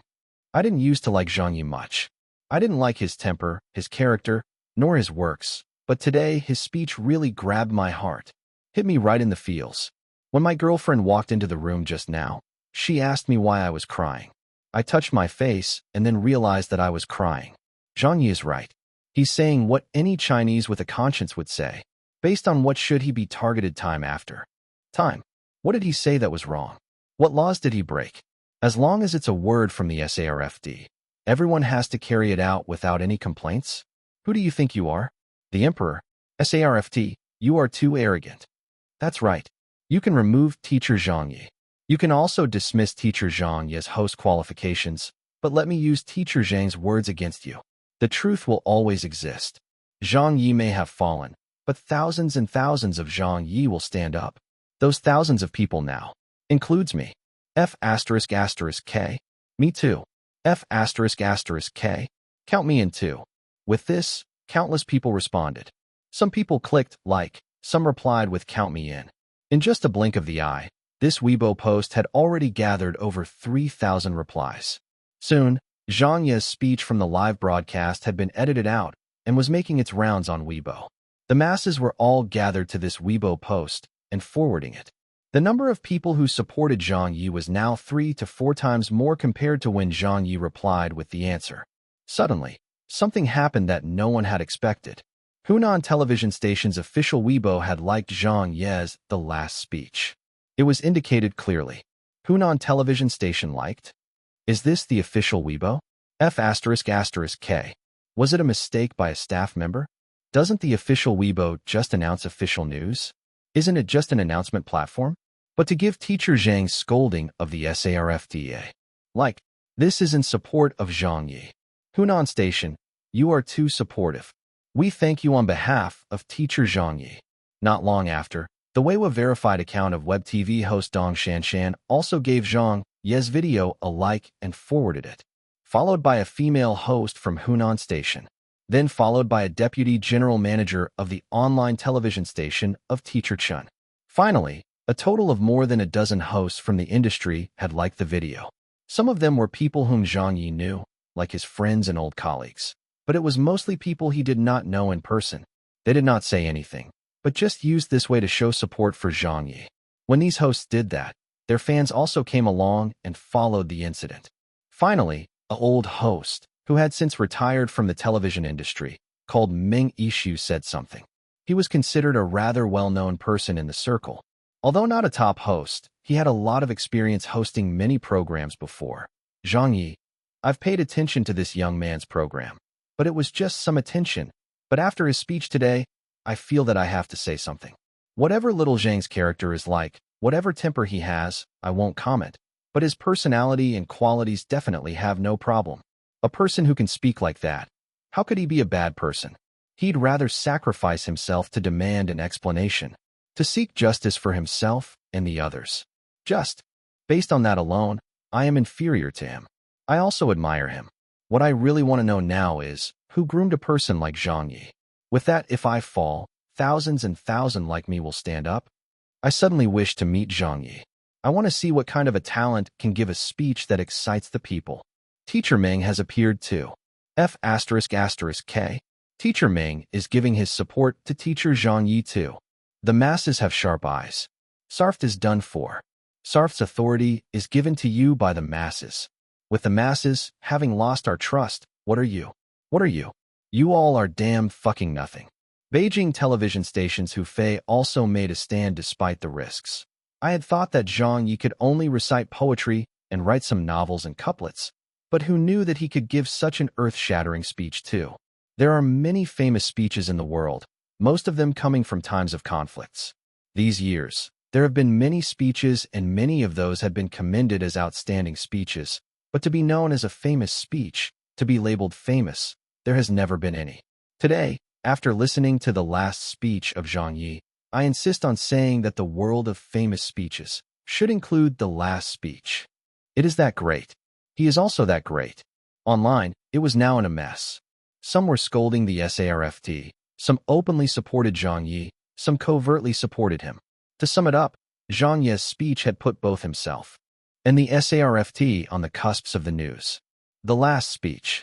This was from Zhang Ye's previous world and was the last work of Wenidwa. It was a speech that Mr. Wen used to denounce political reactionaries. As to why it was called the last speech, it was actually not named as such by Mr. Wen himself.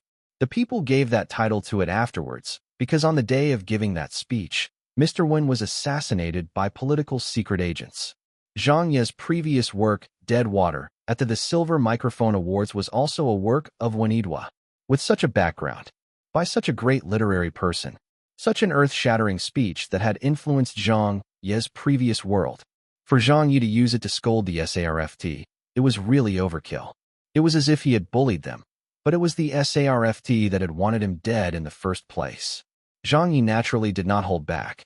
Even if it's a case of using a cannon to kill a mosquito, so be it. It's all of you who I want to kill. You aren't convinced? Then bite me. Chapter 270, A Carefree Soul. Sarft. In the press conference hall, a few SARFT staff members found Li Tao chattering away.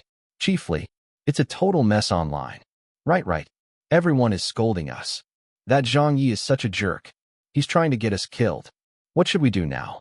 It's blown up so much that if higher management has any opinions on this, it would be bad. I understand now. Zhang Ye was completely ready to abandon the entertainment industry when he came in here today. He's planning to go down together. What the F***K? How can there be such a person in the entertainment circle?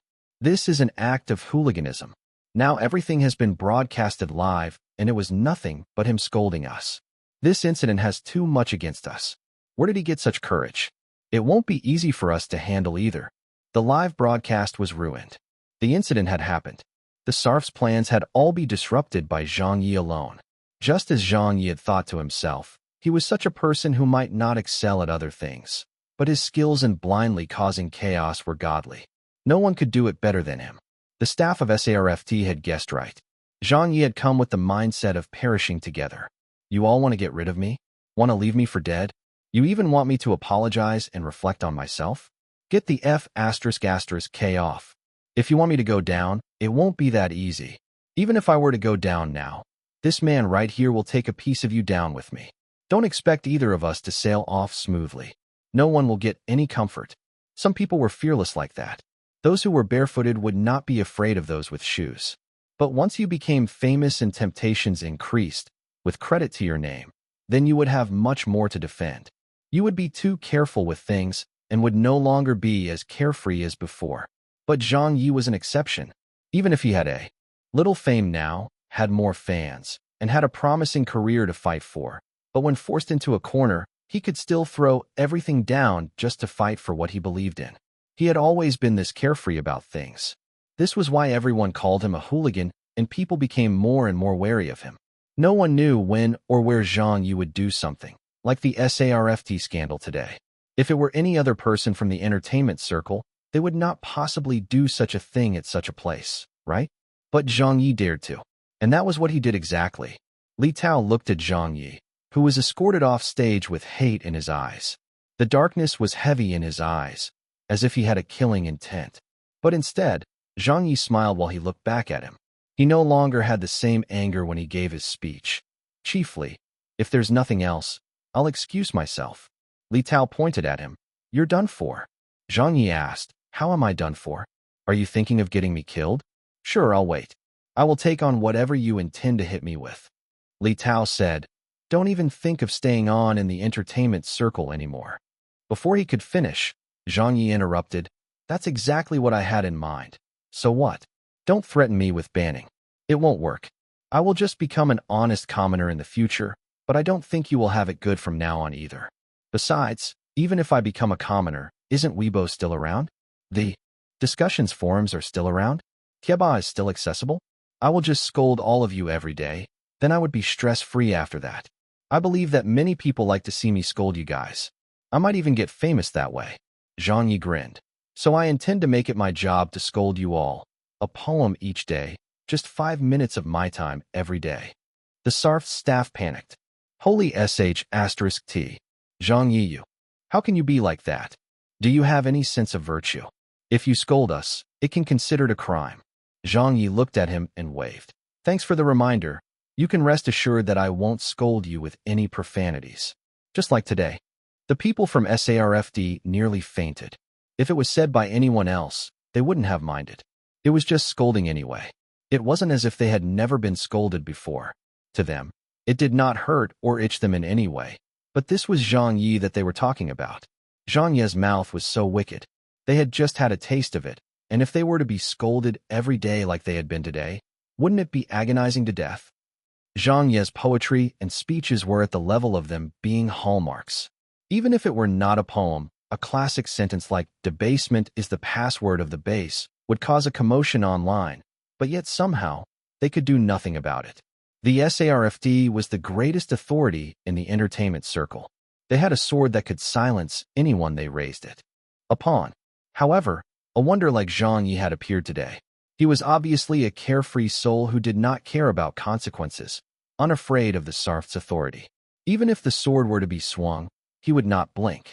He might even stab back at the SARFD. In fact, it looked like he would be stabbing at them every day from now on. Having encountered such a carefree soul, the people of SARFD were almost in tears. What could they do about him? They no longer had any ideas on how to handle Zhang Ye. His program had been halted. His host qualifications were revoked. He had also been banned from the entertainment circle, but Zhang Ye did not seem to care at all. If it's halted, so be it. If it's revoked, so be it. If I'm banned, so be it. As long as you don't kill me. As long as this bro is still alive another day. As long as this bro still has a pen in his mouth, I will play with you all. Li Tao was extremely angry. Zhang Ye, don't force me. Zhang Ye laughed. Are you the ones forcing me, or am I forcing you all? You've cut off my path and have pinned the falsified charges on me. To even force me to reflect on my actions. Oh, yet you don't let others talk about you? When I said something, it became me forcing you all. You were even fighting back against me in the name of truth. There wasn't anyone around, so they were not worried about what they were saying. It was already down to this. Who's afraid of who? All right, you're good. Li Tao stared at him coldly. Zhang Ye shrugged. I'm flattered, but I'm not as good as you all. You were all born into a higher class than me while our lives are cheap. A youth from the SARFD angrily said. What the hell are you saying? Another middle-aged man from the SARFD said. Who says we are of a higher class? Don't label us anyhow, Zhang Ye said helplessly. All right then, you guys aren't of a higher class. You are all cheap and lowly. How dare you scold us? That person said furiously. Zhang Ye threw up his hands helpless again, saying, I did not scold anyone. When I praised you of being of higher class, you didn't accept it. I was just speaking according to your wishes. There were still a few reporters not too far away. The few from the SARFD also did not bother arguing with Zhang Ye anymore. They knew that if they kept on arguing with this professional talk show host, they couldn't outspeak him, even with 10 mouths. Let's go, Li Tao commanded. The people from SARFD followed their leader and left. They did not bother trying to reason with Zhang Ye anymore, but in actual fact, it was because they couldn't ***ing out-argue him. Chapter 271. A man answers for what he does. The sky was not dark yet. The sunset had dyed the sky red. After Zhang Ye had scolded Li Tao and his SARFD subordinates, he didn't stay for long. He slipped away and walked towards the outside. He did not actually have any prejudice against SARFD, as he clearly knew that the person behind all this was actually Li Tao and some others with ulterior motives. Their target was clear to him. At the door, the other hosts were all waiting for him there. Teacher Zhou Hao nodded to him. Teacher Zhang, it's been hard on you. Teacher Zhang. Teacher Chen looked at him with heartbreak. He gave him a thumbs up. You're like this. The female host, who had cried earlier, also looked deeply at Zhang Ye. Thank you, Teacher Zhang Ye. Thank you for standing up for us, for everyone. Zhang Ye waved his hand. I didn't do this for everyone. I did this for myself. It does not have anything to do with anyone else. After saying that, Zhang Ye did not bother speaking to them anymore. He left them behind and walked away. He did not even wait for his leader, Wang Xiong, to leave the place together. The female host was stunned. What does that mean?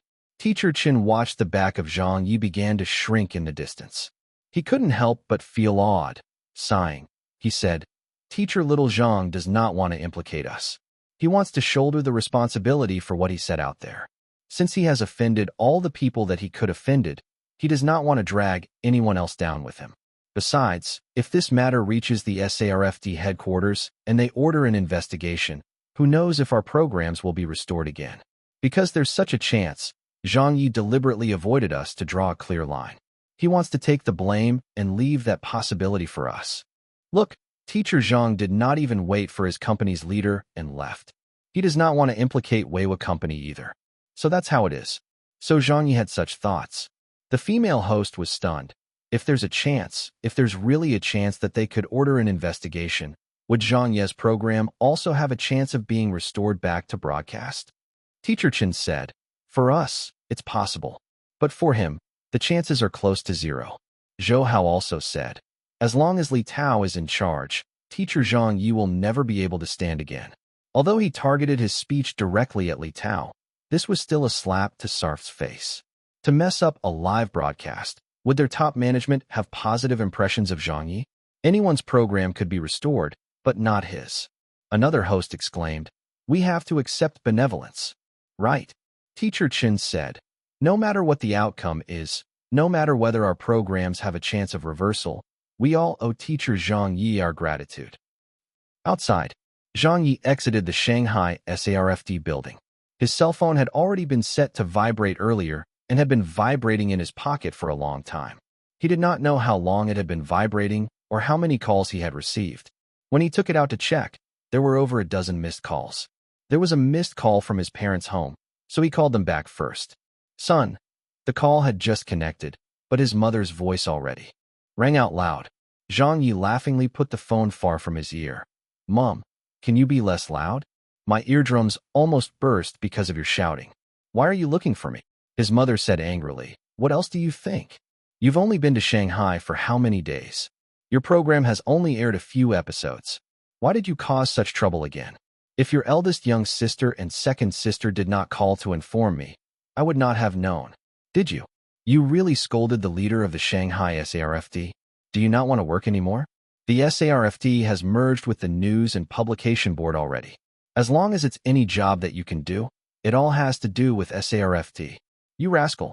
You're driving me to the grave. Even if you want to scold, do it quietly. Why did you scold him on a live broadcast? He listened to his mother's nagging criticism.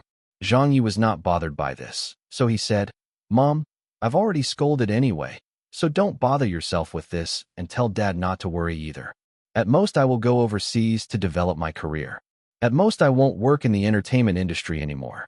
I can go back to university and be a lecturer, teach students about history and literature. I won't starve to death." His mother brushed him off. How much glory can a teacher get compared to a celebrity? On the other end, his father's voice could be heard. If there's really no way out, let little Yi come back. Why should he suffer their wrath over there? His mother passed the message. Your dad wants you to come back. I heard it. Zhang Ye laughed. Sure, let's see how it goes in the next few days. After hanging up, Zhang Ye saw that he had too many missed calls. They were all from his friends, but he did not really want to respond to them now. He knew they all meant well and were concerned for him, but he did not know what to say. He looked at the time and switched off his phone. Behind him, he could see the reporters were catching up to him, so he quickly hailed a cab and left the place. Where to? Please go to Weiwa Company. Okay. The cab driver drove off. The unit. At this moment, many people had already clocked out, but the web TV department colleagues still stayed around. Because of the press conference, most of them stayed behind to watch it. They were watching it until now. There was quite a bit of commotion in the office. There's no reprieve for teacher Zhang this time. How did it become like this? That Li Tao was biased in the first place. Now with this incident, it would be a wonder if he let teacher Zhang off. Teacher Zhang is too bold. He's more than bold. He's bolder than the skies. Initially, they thought that poem, The Answer, was already earth-shattering. But who knew that an even more earth-shattering one would appear? With such an awesome poem, it did not even signal the end. It was followed by an earth and sea shattering The Last Speech, with wave after wave of ruthlessness, each wave wavier than the last. During the live broadcast, the staff members of SARFD could be seen wearing ashen expressions. From that, it showed what the atmosphere of the location was like. It could be deduced how much hatred Li Tao and his staff had towards Zhang Ye. It was relentless. His colleagues were still shocked by Zhang Ye's guts. They were still in awe of Zhang Ye's literary prowess. In the past, they had only heard that Zhang Ye was a talented scholar back in Beijing. He had written several great works, and had even slapped the faces of several elders in the literary and poetry stage. Even though they had not witnessed these events in person, they did read Zhang Ye's works afterwards. They could never understand the atmosphere and mood of those events, but today, they had witnessed it firsthand and seen the Zhang Ye's talents. They could only be impressed. Zhang Han looked at Feng Guiqin, but did not dare to say a word. Then she asked, Director Feng, will teacher Zhang Ye still be able to host a program? Will his hosting qualifications be revoked? Does Li Tao have this authority? Feng Guiqin slowly replied, It's not simply a matter of revoking his status anymore. With little Zhang's rage this time, he might not be able to re-enter the entertainment circle anymore. How could that be? That's such a pity. Teacher Zhang's talent is too outstanding. If Zhang Ye is going to be given the cold shoulder, then many people had turned quiet. Even if Feng Guiqin did not say it, they already knew it in their hearts. Suddenly, someone looked towards the door in shock. Zhang Ye, Teacher Zhang. Holy **T. You're back.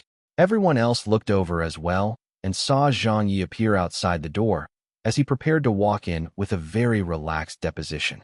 Looking at his footsteps, his expression, it did not show a hint of someone who felt he had created big trouble. It was as if he had gone out for dinner and returning blissfully. Feng Guiqin flashed a face of anger. Little Zhang, get over here. Director Feng. Zhang Ye smiled and walked over. I'm sorry. I have to bid farewell to the entertainment circle. Your kindness to me. I will definitely return in the future. Feng Guiqin said with a sunken expression. You still know how to be sorry? How could you speak in such a manner? That was a live broadcast. Do you know how many people were watching? A web TV mid-management leader beside Feng Guiqin also said, Little Zhang, you were too impulsive. I know, but if given another chance, I would still do the same thing. If I don't scold them, I would never get over it. Zhang Ye said unrepentantly, Leader, I understand the consequences of the matter, and I'm ready to bear it. I've come here now to hand in my resignation. What? Why resign? Even if you can't be a host, you can still do other things. Yeah, You're so good at program production planning. You don't have to quit. The colleagues from Web TV were all giving their 2 cents. In the past, everyone had some misunderstanding of Zhang Ye and felt that he was not easy to get along with. They assumed that his temper was not good either, but after watching today's live broadcast, they no longer had any bias against Zhang Ye. A sincere person who dared to walk the talk, was easily trustworthy. You would never have to worry that a person like that would stab you in the back. Zhang Ye smiled and said, "Thank you everyone, but I've already made my decision." Dong Shanshan glanced at him, not saying a word. Feng Guiqin said flatly, "I don't accept. Even if you don't accept, I still have to resign." Zhang Ye firmly took out a resignation letter. "I've written this while on my way here." Feng Guiqin seemed to have understood clearly. "You don't wish to implicate the company?" Zhang Ye said, "Nothing like that. I just don't wish to work anymore. I also want to take a break for a while." However, Zhang Ye's explanation was not believed by anyone. Anyone with brains knew that Zhang Ye's sudden resignation was because he did not want to implicate the company, the staffs, and the other programs after the live broadcast incident with Li Tao. So when he returned from the SARFT, he had immediately submitted his resignation to draw a clear line between the company and himself. He did not want the company to bear the brunt of Li Tao's suppression. This was Zhang Ye. He could be an asshole and a hooligan, but when it was time to be responsible, he would take it all. Zhang Ye left the resignation letter on the table. "Whether or not you accept, I am leaving today. Thank you for always trusting me." Then he turned to his colleagues and said, "Thank you everyone for taking care of me all this time," saying that as he waved to them. "I'm leaving, till we meet again." Chapter 272, That Sunflower in the Sun. At dusk, Zhang Ye turned to leave. "Teacher Zhang Ye, reconsider your decision. Yeah, it might not be that serious. Right, it should not affect us. Since it's such a big incident, the upper management might even call for an investigation. You still have a chance to continue hosting your program." A few colleagues, who were on good terms with Zhang Ye, tried their best to keep him. Even Teacher Han, who wasn't exactly on good terms with him, said, "They're right. There is still a chance. You should wait for some team." After a few minutes, Zhang Ye still headed downstairs. The others were also about to go, so they left together. Downstairs, Wang Bei said, "Teacher Zhang, why don't you give in and apologize to SARFT? At least placate the situation." "Little you said." "Correct, correct, correct. You've scolded them enough anyway. Your anger should have been placated. Let's just lower our heads for the moment and offer them a symbolic gesture. They were wrong to halt your program in the first place, so it's not a logical decision. I don't think Li Tao would want the matter to get out of hand and wouldn't be too hard on it. Those officials have more rules to follow than us. If you offer to do self-reflection first, they might not even revoke your hosting qualifications." Zhang Han blinked a few times and clapped. "That's right. Li Tao surely would not want the issue to spread. It would not do them any good either. If you apologize, it would mean you are giving face to Li Tao and a platform for him to stand on. Although the issue would be difficult to explain, at least it won't worsen." Ah Qian also nodded. "That's the only choice. Although it might not work, if Teacher Zhang wants to continue staying in the entertainment circle, that's the only way out. Even if his hosting qualifications might not be restored, at least he can continue on in other fields in the entertainment industry, like acting in a movie or writing a novel. It's better than being banned from all fields." "Zhang Ye, what do you think, Teacher Zhang? Just act like you mean it." Everyone was thinking of how to help Zhang Ye, but only Dong Shanshan, his old classmate, understood him best. She did not even offer any persuasion.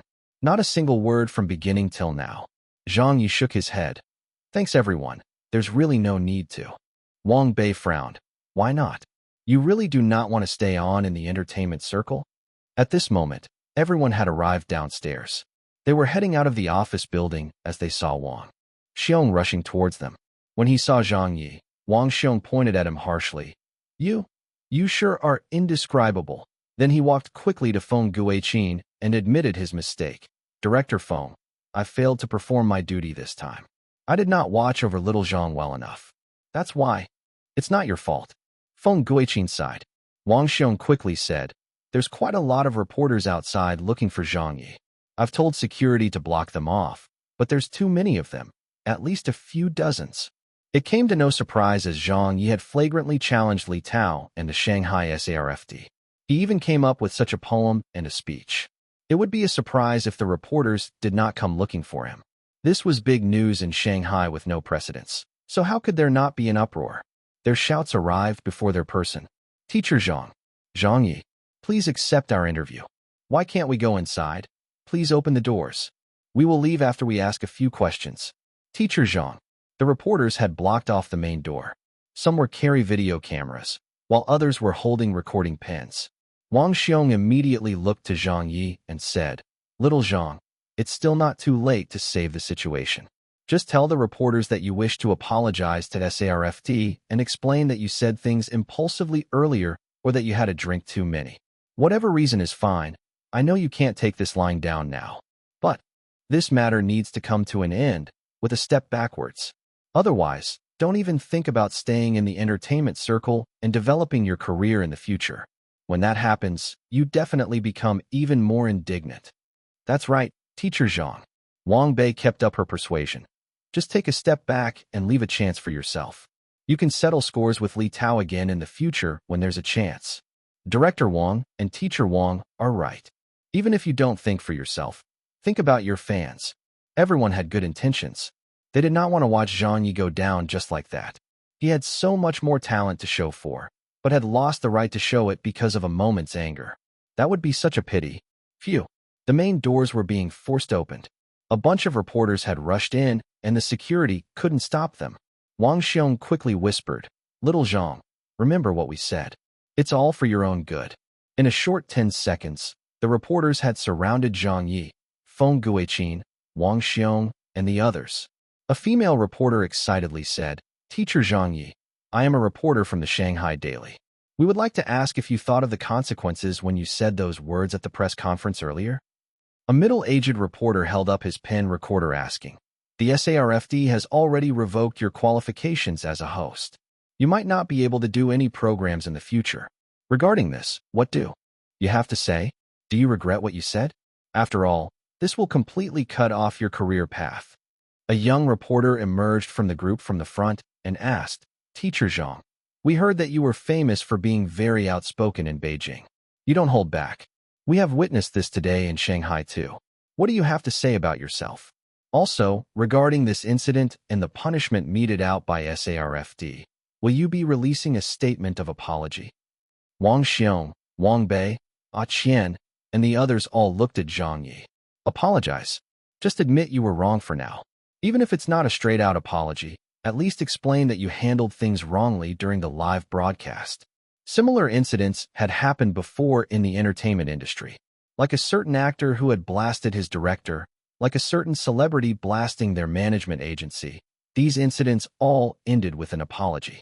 Sometimes, people say things in the heat of the moment. An apology will ensure survivability. There was nothing to be ashamed of. After the question was raised, everyone turned silent. The reporters were waiting for Zhang Ye to speak. Weiwa colleagues were also waiting for his answer. As the defendant, Zhang Ye was still carrying the same smile face from before. At this moment, he had no worries and was feeling relaxed. Apologize? Let me admit that I was wrong. All right then. Let me reiterate the type of person I am once more today. The setting sun was still up, as it shone down on the company's courtyard. At the side of the courtyard was a fenced area. Planted in it were some flowers and plants with some tall growing sunflowers. Although the weather was turning cold and the sunflowers were beginning to wilt, it still stood tall in there. The colors were still very beautiful. Zhang Ye spoke. He did not answer anyone's questions, but pointed to a corner. Do you see it? Oh, what do you see? The reporters and the company colleagues were stunned as they all looked towards the corner. Zhang Ye walked towards the corner step by step. Do you see that sunflower in the sun? You see, it didn't bow its head, but turned its head back, as if to bite through the rope around its neck, held by the sun's hands. With a pause, he softly said, Do you see it? Do you see that sunflower, raising its head, glaring at the sun? Its head almost eclipses the sun, yet even when there is no sun, its head still glows. While he spoke, he had already walked to the garden. The sunflowers did not bow its heads. Even when there is no sun, its head still glows. The reporters were stunned. So were his colleagues. It was an obscure modern poetry. Zhang Ye had just opened his mouth, and another poem was born. Holy shit. What kind of talent do you have? How much do you have in your stomach? Other authors and poets, even if they were famous, depended on inspiration. Sometimes they might not be inspired for several months at all, but you? You. Come up with one randomly. And another one again randomly. Just how many did you come up with in this past hour? And each and every one of them did not have any flaws. They were all classics. This is too exaggerated. The poem was not done yet. It had not reached its high point, but the people who heard it already had their feelings evoked by the first few lines. They were now staring at Zhang Ye without blinking. Zhang Ye stood in silence beside the sunflowers and looked back at them. Then he said to them, "Do you see that sunflower? You should get closer to it. Get close and you'll find." Zhang Ye put out his finger and pointed it at the bottom of the sunflower, then at his own feet. The soil beneath its feet, each handful of soil. His final words were said with a thick accent. Wood. Ooze with blood. The reporters understood everything and were stunned by Zhang Ye's poem. Wang Xiong, Wang Bei, Qian, and the others kept listening. They looked at each other, and at this moment knew unanimously that there was no use in trying to persuade Zhang Ye anymore. Sunflower in the sun. This was Zhang Ye's attitude. He had expressed it very clearly. Then, Zhang Ye did not answer any more questions from the reporters. He turned around and walked off. The reporters did not force it because this poem of Zhang Ye's had already expressed many things. It was enough material for them to go back to complete their jobs. Besides, even if Zhang Ye were to answer any questions or say anything, it would certainly be nothing compared to a poem of his. Who didn't know that Zhang Ye's poems were worth 1,000 gold? With this poem, the reporters' eyes had all lit up. There was enough news material for tomorrow. They would use this poem. This work, of course, did not exist in this world. This was a famous work composed by the famous poet, Mang Ku, from Zhang Ye's previous world, Sunflower in the Sun. This poem was used originally to beat down on autocracy, to pursue freedom and realization of self-worth, advocating an independent personality, but Zhang Ye was expressing it with some differences. He was reiterating to everyone what sort of person he was, and also to speak sarcastically about Li Tao and his staff. The sunflower is inseparable from the sun. But even so, even if it twisted its head off or to drain its blood, when it needed to fight, it would stand tall and proud while glaring straight at the sun angrily. Chapter 273.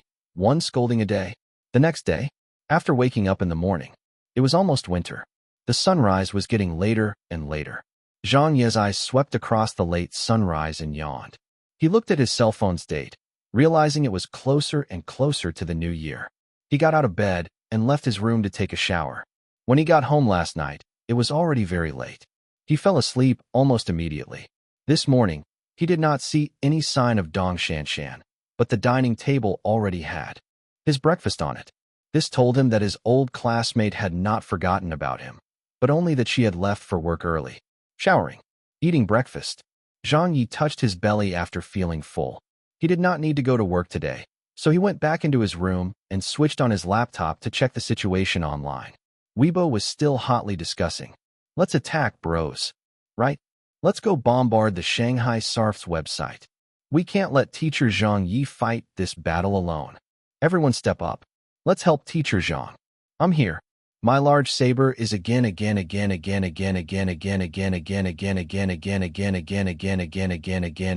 unable to endure the thirst.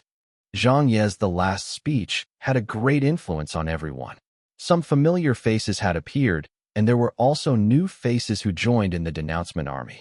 They were all here to support Zhang Ye. The people applying to join Zhang Ye's Tieba also steadily increased. Zhang Ye was supposed to be bidding farewell to the entertainment circle and had almost no chance of making a comeback. But after that press conference, in which he was banned and sentenced to death, was over, his popularity increased instead. In fact, his fame was soaring. The fan club member numbers had increased by 30%. Zhang Ye's Weibo followers also increased by a 100%.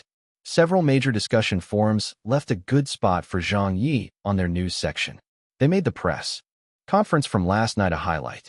Then, Zhang Ye's Sunflower in the Sun, that he had recited at the reporters last night, also appeared on many Shanghai morning newspapers. The online press also began to comment on it. It's another classic modern poem. Teacher Zhang Ye's accomplishments in poetry are really a wonder of the world. This was something said casually. And can you tell from it? The poem might seem to expound and describe Zhang Ye's character, but in fact, it was still scolding the SARFD and Li Tao in the end. There was not a single phrase that was used to scold in the text, but it perfectly described Li Tao and company as the sun. But the more you ***king do it this way, the more powerful the cursing is that touches the heart. It was the same as dead water, the answer, some people, and even self-mockery. In the area of sarcastic poems, teacher Zhang Ye had long since reached to the acme of perfection. The sunflowers under the sunlight. This was in fact describing the entertainment industry under the SARFT, but the video of the situation has not been posted. Hurry and post it. Hurry and let us all see the actual scenes. Just from the text version of Sunflower in the Sun is not forceful enough. Teacher Zhang Ye's modern poems are still the most shocking when seen live. Zhang Ye's words, movements, expressions cannot be isolated. They are a complete whole, and it's the way Zhang Ye expresses his literature. Right, pleading for the video. Not a single of Teacher Zhang's works can be missed. Maybe it was because they heard the pleas of the people. A Shanghai newspaper immediately posted a video of Zhang Ye reciting the poem Under the Setting Sun from last night on its official website. A staff of this newspaper agency had carried a camera back then and had managed to record it perfectly. The video was revealed. Do you see that sunflower? You should get closer to it. Get close and you'll find the soil beneath its feet. Each handful of soil would ooze with blood. Zhang Ye's figure stood under the setting sun. Beside the almost withering sunflower was imprinted into the hearts of many. Zhang Ye's fans were seething with excitement. Wow, it's too awesome. Indeed, this video gives you the feels. Teacher Zhang Ye, you are so ***king handsome. So handsome. Although Teacher Zhang has average looks, his courage and personal charm is nothing anyone can compare with. What Li Parkwu, he's worth nothing. Handsome my ass. Our Teacher Zhang is what's truly handsome. How is Zhang Ye average looking? He looks very handsome in my eyes. I even want to marry him. Brothers, what are we waiting for? The war gong has sounded. Today we must let Li Tao and that bunch of people see. We would rather die than become marionettes. There's not only Teacher Zhang Ye. There's still us. The moment Sunflower in the Sun appeared, it was as if it had given them additional ammo. Under the lead of Zhang Ye's few hardcore fans, everyone charged towards the Shanghai SARFD official website. Some flooded the page, some cursed, and some went to speak reason with them. What touched Zhang Ye greatly was that even Zhang Ye #1 fan, Yang Lian, had appeared. Zhang Ye had been in contact with Yang Lian's family in the past few days to ask about her condition. He knew that Yang Lian had just successfully completed the first operation, but she was still not completely recovered. Due to cell phone signal interference, cell phones were prohibited in the wards. Maybe because she had remained in the hospital ward for such a long period of time, Yang Lian had somehow managed to find a cell phone to log into her account, using her little amount of strength to cheer on Zhang Ye. Aya. #1 is here. Are you feeling better? Hurry and rest. Right? You aren't allowed to use cell phones there. Leave this till after you have recovered. Zhang Ye's fan club all knew the fan leader, #1. They also knew of her story, so the moment they saw her appear, they hurriedly urged her to rest. However, Yang Lian wrote, when I was at my most helpless and difficult times, it was Teacher Zhang Ye who helped me and saved my life. Now, when he is in trouble, I will naturally come. All right, #1 said it well. Everyone has a chance to fight alongside each other again. That's right. I really miss those days. Troll army gather. Where's Big Saber Bro? I saw him just now, but why has he disappeared in the blink of an eye? It was not easy for everyone to gather, so we can't be lacking Big Saber Bro. Don't bother looking for him. While you guys were busy chatting, Big Saber Bro had already gone to flood the Shanghai SARFD website. He has already flooded it with more than 300 messages. Holy ***T. Big Saber Bro is so ***king fast. Big Saber Bro is too empowering. He only acts and never talks. Onwards. Let's go on up to. Let's not let Big Saber Bro fight alone. I'm here too. ***K it. Count me in. Who's that upstairs? I've never seen you in the fan club before. I'm just a passerby, but this time, I really cannot stand it. I came specially to support Zhang Ye. I'm a passerby too, a 20-year-old experienced ultranationalist. Count me in for this battle. They are indeed going too far. They really think we are easily bullied. Count me in. Me too. Let's go together. I am a fan of Teacher Chen's children's program. Let's go. Teacher Zhou Hao's fans are here to help. All for one, and one for all. People from everywhere came here by word of mouth. Some were fans of the hosts who had their programs banned, while some of those that came to help were people who could not stand what had happened. Finally, there were also quite a number of trolls that came to join in the fun. Commoners tend to pity the weak, so with Zhang Ye banned, they ignored everything. Some didn't even know of the background ongoings, or what had really happened, but just with Zhang Ye's shocking works with The Answer, The Last Speech, and Sunflower in the Sun, they all rushed here to help without thinking. Zhang Ye was right. With one Zhang Ye sacrificed, thousands and thousands of Zhang Ye will stand up. The Shanghai SARFT seldom had a lot traffic flow, and their servers had always been quite old. Their website staff only had average skills and were not professional web administrators. The server could only sustain a limited load, hence in half an hour, the entire Shanghai SARFT official website was paralyzed. Many of those who knew of the ongoings behind the scenes were not aiming for the SARFT, but at Li Tao and his inspection team. A large portion of flooding messages on the website were cursing at Li Tao. Every injustice had its perpetrator, every debt had its debtor. This mass halt of programs was too controversial. Those pirated programs that plagiarized and should be halted were not halted, but those which should not be halted, such as a children's program and the original talk show program, were halted. This was also because Li Tao had been too underhanded in his execution. He used the governmental policies of being able to suppress movie and television programs for his own interests. This caused the current controversy.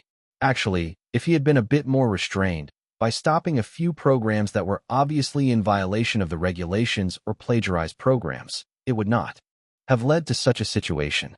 Despite the Shanghai SARFT being on the verge of collapse due to the criticism directed at Li Tao, the SARFT did not put out an official word. They made no action. Many netizens had already guessed and had expected this. The higher management might not care about this matter, or they pretended not to see it. However, even if they were guesses, the people still could not accept it, so the curses grew in intensity. The emotions of the people also became angrier. The website was finally hacked. Many people began to curse Li Tao on Weibo. Numerous people emerged to at Li Tao on Weibo. His name began trending almost instantly. Morning. Shanghai SARFT. In an office. Li Tao was sitting in the room, smoking. A young civil servant rushed in to report to him. Chiefly, our official website has crashed from the traffic. The youth wiped his sweat. It has already hung. There's no way for it to run normally. Li Tao said angrily, "What?" The youth said, "It seems it's all due to Zhang Ye's fans and those trolls." With a pause, he said carefully, "And, last night, Zhang Ye seemed to have composed another poem." Another poem? Li Tao quickly opened a web page, and after seeing Sunflower in the Sun, he slammed his table angrily. With a loud thud, "That damn hooligan." Yesterday, Zhang Ye had said to his face that his future job was to scold them, and it was a scolding a day. Back then, Li Tao believed Zhang Ye was just speaking on the spur of the moment and was nothing much. He never expected that in less than a King Day, which was yesterday or the day itself, Zhang Ye had already come up with a new poem to curse them. K. Why did we offend such a hooligan? A hooligan. A piece of sh*t. A piece of stinking gum. This was their impression of Zhang Ye in their hearts. Li Tao nearly died from infuriation. Against such a fellow, he really could not hide. Li Tao had seen many hooligans in his life, and he had taken care of several of them. Didn't they become obedient under his department's power? However, for an outrageous and shameless person like Zhang Ye, this was the first time he and his Shanghai SARFT had ever seen this type of situation. They were experienced in dealing with disobedient people. However, against Zhang Ye, who was fearless against anything, and was like a shameless stone in a rural toilet, smelly and impervious, they had no experience at all. Chapter 274. the target of scrutiny by the SARFT. In the day, the warm sunlight shone into the room. There were too many calls. Zhang Ye switched off his cell phone. Online, information was a mess. Zhang Ye disconnected from the internet as well. He went to the living room to get a flask of water, a teacup, and some pu'er tea leaves, and went back into his room. He sat at the window under the sun and made some tea for himself. Shaking the teacup and inhaling the fragrance, Zhang Ye sipped and tasted the tea. His eyes were focused on the view of the garden below. At this moment, Zhang Ye's mind was at ease. He thought about his actions from the previous evening. It was true that he was impulsive, but he did not regret it. Exit from the entertainment circle from now on? Give up his dream of becoming the top star of this world? Zhang Ye placed his cup of tea gently onto the windowsill. He felt that he could not do that. But what should he do from here? What path should he take? He needed to think about it. Maybe he should become a singer? He couldn't get away from SARFT. Be an actor? He couldn't get away from SARFT. Even if he were just writing novels, he would not be able to get away from what was called the news, publication, and broadcast SARFT. Now that Zhang Ye had somehow walked into a corner, his chances of turning around was not big. What should he do? In the entertainment circle, no matter what he chose to do, everything seemed to involve the SARFT. And to be honest, Zhang Ye was reluctant to let go of his Zhang Ye's talk show. He really couldn't bear leaving it. He had spent too much effort and time on this production. Just the amount of reputation spent on buying memory search capsules to sort out the segments for this program alone was worth too much. For this program, Zhang Ye didn't get much sleep for the past few days. Sometimes, he would even work into the night and sleep at the recording studio. He would even eat there, with all that blood and sweat used to produce. This program, it would now be halted after just a few episodes? No matter how Zhang Ye thought about it, he could not accept it. If it were possible, he would like to have continued his own talk show. He would need at least another month to finish recording the first season of Zhang Ye's talk show. Otherwise, how was he to put it as his representative work to others? What was a representative work?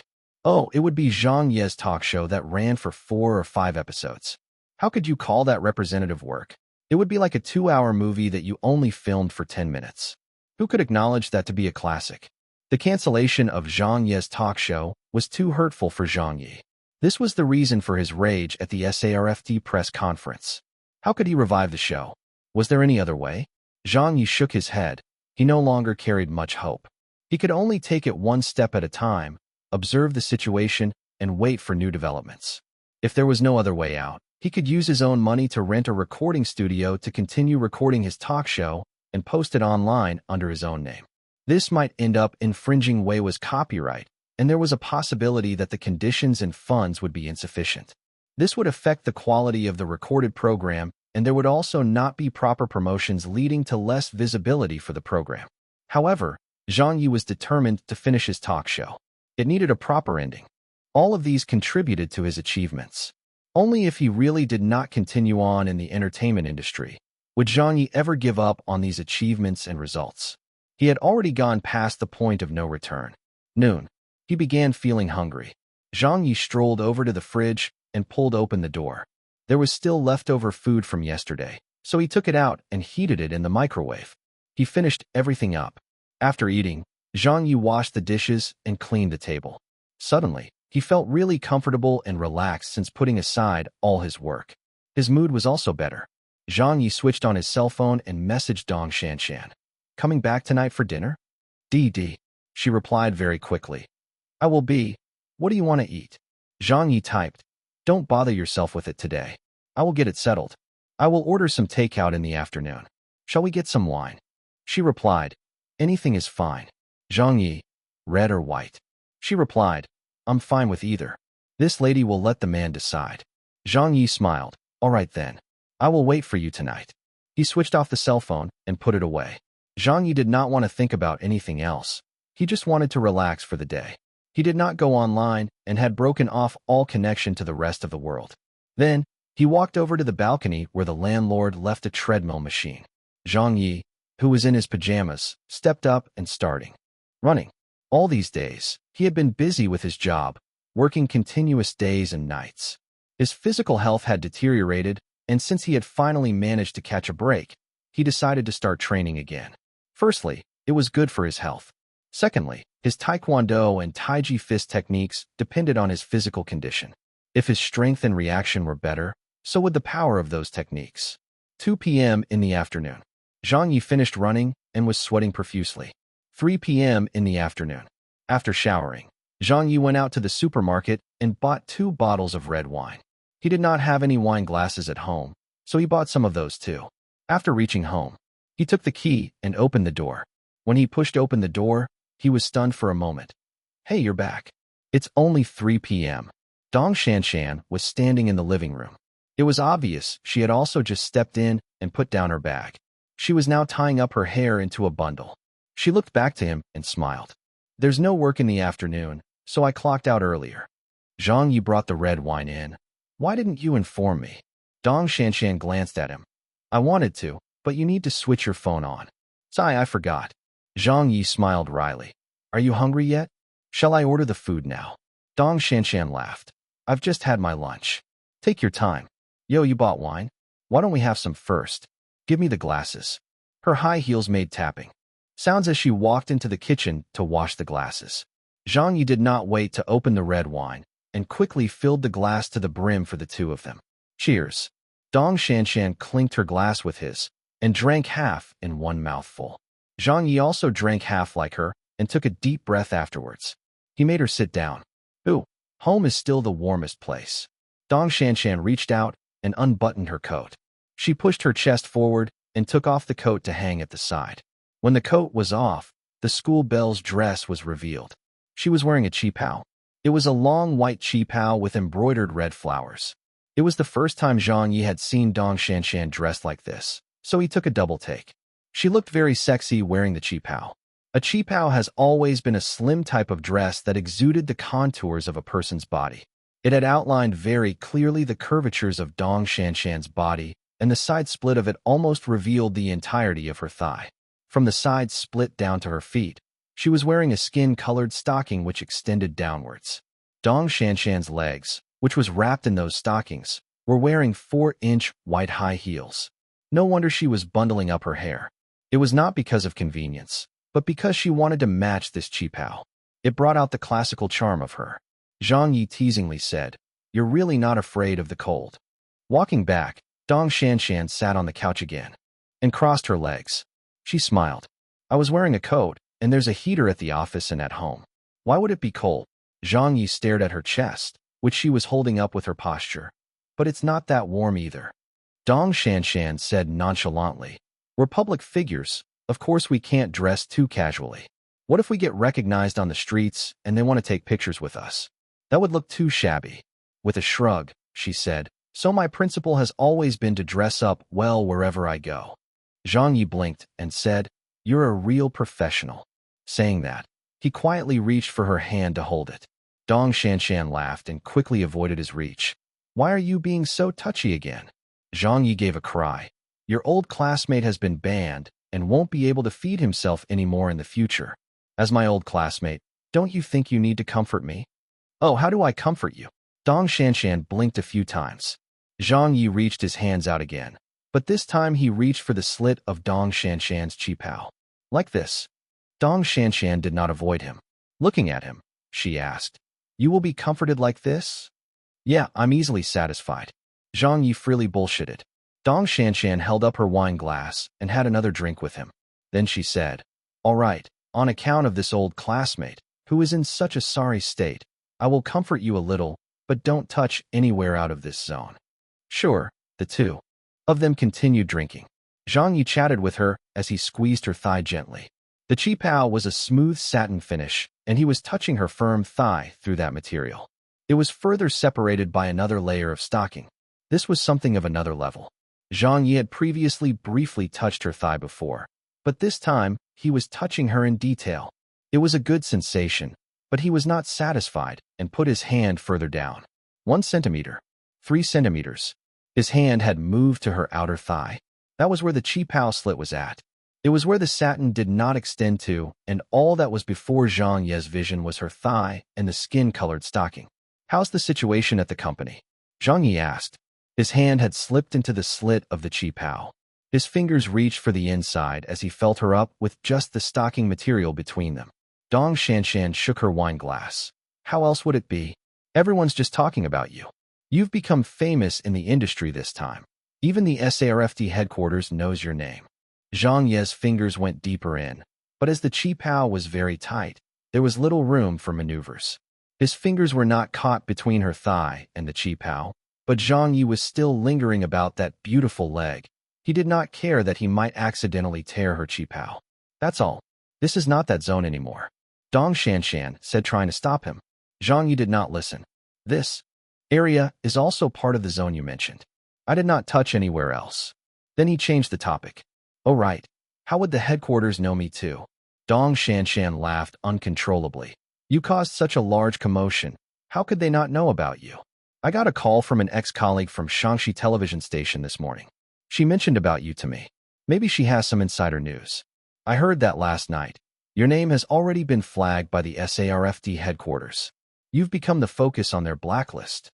Maybe she was feeling embarrassed by all that touching by Zhang Ye, so she uncrossed her leg and sat up a little. Chapter 275. Another war of words with working together. Afternoon. It was getting warmer in the house. Maybe the air conditioner settings were too high, or it could be a matter of passion. Zhang Ye's neck was feeling sweaty, so he removed his thinly knitted top layer. He was still wearing a t-shirt underneath. Then, he continued to put his hand inside Dong Shanshan's qipao thigh slit. Bit by bit, he pushed it further in. His left hand lifted the wine glass from the coffee table using its stem. Here. Cheers. Cheers. Cling. Their glasses touched, and they had some red wine. Dong Shanshan leaned forward and flipped open the laptop that Zhang Ye had put on the coffee table. She switched it on. Can we surf the internet? Of course. Zhang Ye answered. It's disconnected? Dong Shanshan asked. Zhang Ye. Acknowledged. Log in again, and it'll be fine. Dong Shanshan smiled. You've switched off your phone and even disconnected from the internet. Are you trying to isolate yourself? Zhang Ye sighed, saying, There's been too much happening and it's too messy. Might as well not know. Out of sight, out of mind. Saves me the trouble of scolding people. I can't suppress my anger after all. Dong Shanshan began to read the news. Zhang Ye did not bother about what she was doing. He was only focused on the school bell's smooth long legs. His right hand had unconsciously made its way further in. When Dong Shanshan uncrossed her legs, the qipao was naturally tighter. Now that she had put down her legs and leaned forward to use the laptop, the space had expanded by a lot more, and it allowed Zhang Ye more space to move around too. Pinch. Fondle. Zhang Ye narrowed his eyes into a slit, feeling relaxed. Listening to Dong Shanshan clicking on the mouse, his hand, that was touching that smooth skin of thigh, all his troubles from the past 2 days had now disappeared. Sila. Suddenly, there was a nasty sound from the dress. Zhang Ye made an and coughed dryly. He looked towards the slit of her qipao. The dress was all right, but her stockings had been accidentally torn agape by Zhang Ye. He had been rather busy in recent days and had not bothered to cut his nails. With his long nails and the thin material of the stocking, any sudden force would have torn it. Dong Shanshan looked at him in a speechless manner. You really don't hold back, even with your old classmate. That was really aggressive. I just changed to a new pair of stockings today. Zhang Ye said, embarrassed. A misunderstanding. Dong Shanshan tucked her legs back in. All right, the comforting is over. Don't. I'll buy you a new one. Zhang Ye still did not retract his hands, and instead moved it further in. With a flick of his hand, he squeezed into the opening of the tear and slowly dug inside. This time, there was no longer the stockings putting up resistance, so he could touch her smooth long legs directly. Naturally, the tiny tear in the stocking slowly enlarged with Zhang Ye's hand. Sila Sula. The tear reached all the way to Dong Shanshan's knees. The tear was also not very clean, as the nude-colored stockings dangled on Dong Shanshan's outside thighs. She cringed, maybe because it was a little itchy. Zhang Ye pinched her naked thigh and felt the high body temperature of her legs. They were warmer than his palm. It was unknown if Zhang Ye had pinched too forcefully or if there was originally a reddish mark on the school bell's thigh after she had been freed of the stocking's restraint. It looked extremely enticing, like a ripe fruit that one could not help but wish to bite on it. It was extremely sexy. We're almost done here. She glimpsed at him and put her hands on her legs. With a layer of nude-colored stockings above Zhang Ye's hand, she pressed down on his hand. Zhang Ye thickened his skin, saying, "We have nothing else to do anyway." She laughed in exasperation. "Are you treating this as entertainment? It feels too good. Let me touch a little more." Zhang Ye was unwilling to stop. "Don't push it." Dong Shanshan teasingly slapped his dirty hands. "The hanky-panky time stops now. Stop messing around. Let's watch the news." She switched on the television. Zhang Ye was not interested. He raised his glass. "Here, let's have another one. Cheers." As Dong Shanshan switched channels, she casually drank with him. After Zhang Ye put down the glass, he looked around. He was still feeling horny, and finally, his gaze landed on Dong Shanshan's thighs. He did not ask for her opinion, and took off his shoes and lifted his feet onto the sofa. As he lied down, his head rested on Dong Shanshan's thighs. As her legs were full of elasticity, the moment his head landed, it bounced up a little due to her thigh's flesh, before falling back down into a stable state. "I feel a little giddy. Let me lie down to watch," Zhang Ye said by acting before obtaining approval. The face he saw while lying down looked at him and said helplessly, "Lie down then." With him drunk, while lying on a beauty's lap, Zhang Ye found it extremely comfortable. He was enjoying it like a lord. After adjusting his body, he even raised a leg and crossed it over the other on the sofa. All of his face pressed against the flesh on Dong Shanshan's thighs. The Qipao's fabric was very thin and very smooth, so there was no need to mention how comfortable lying on it was. There was also the fragrance of the school bell's perfume.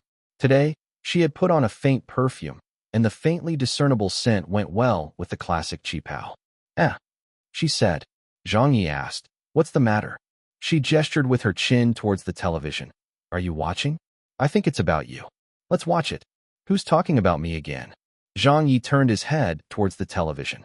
The volume was very low. Dong Shanshan adjusted the volume with the remote control as the sound became louder bit by bit. This was a Shanghai provincial channel. Its signal covered the nearby regions.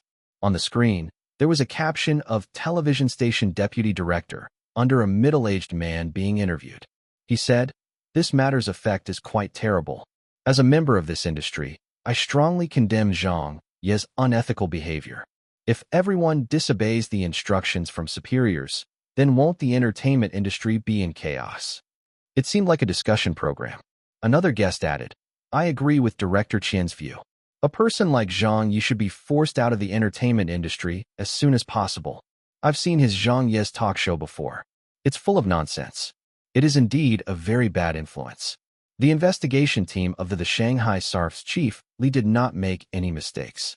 Such a program should be axed as soon as possible to prevent undue influence.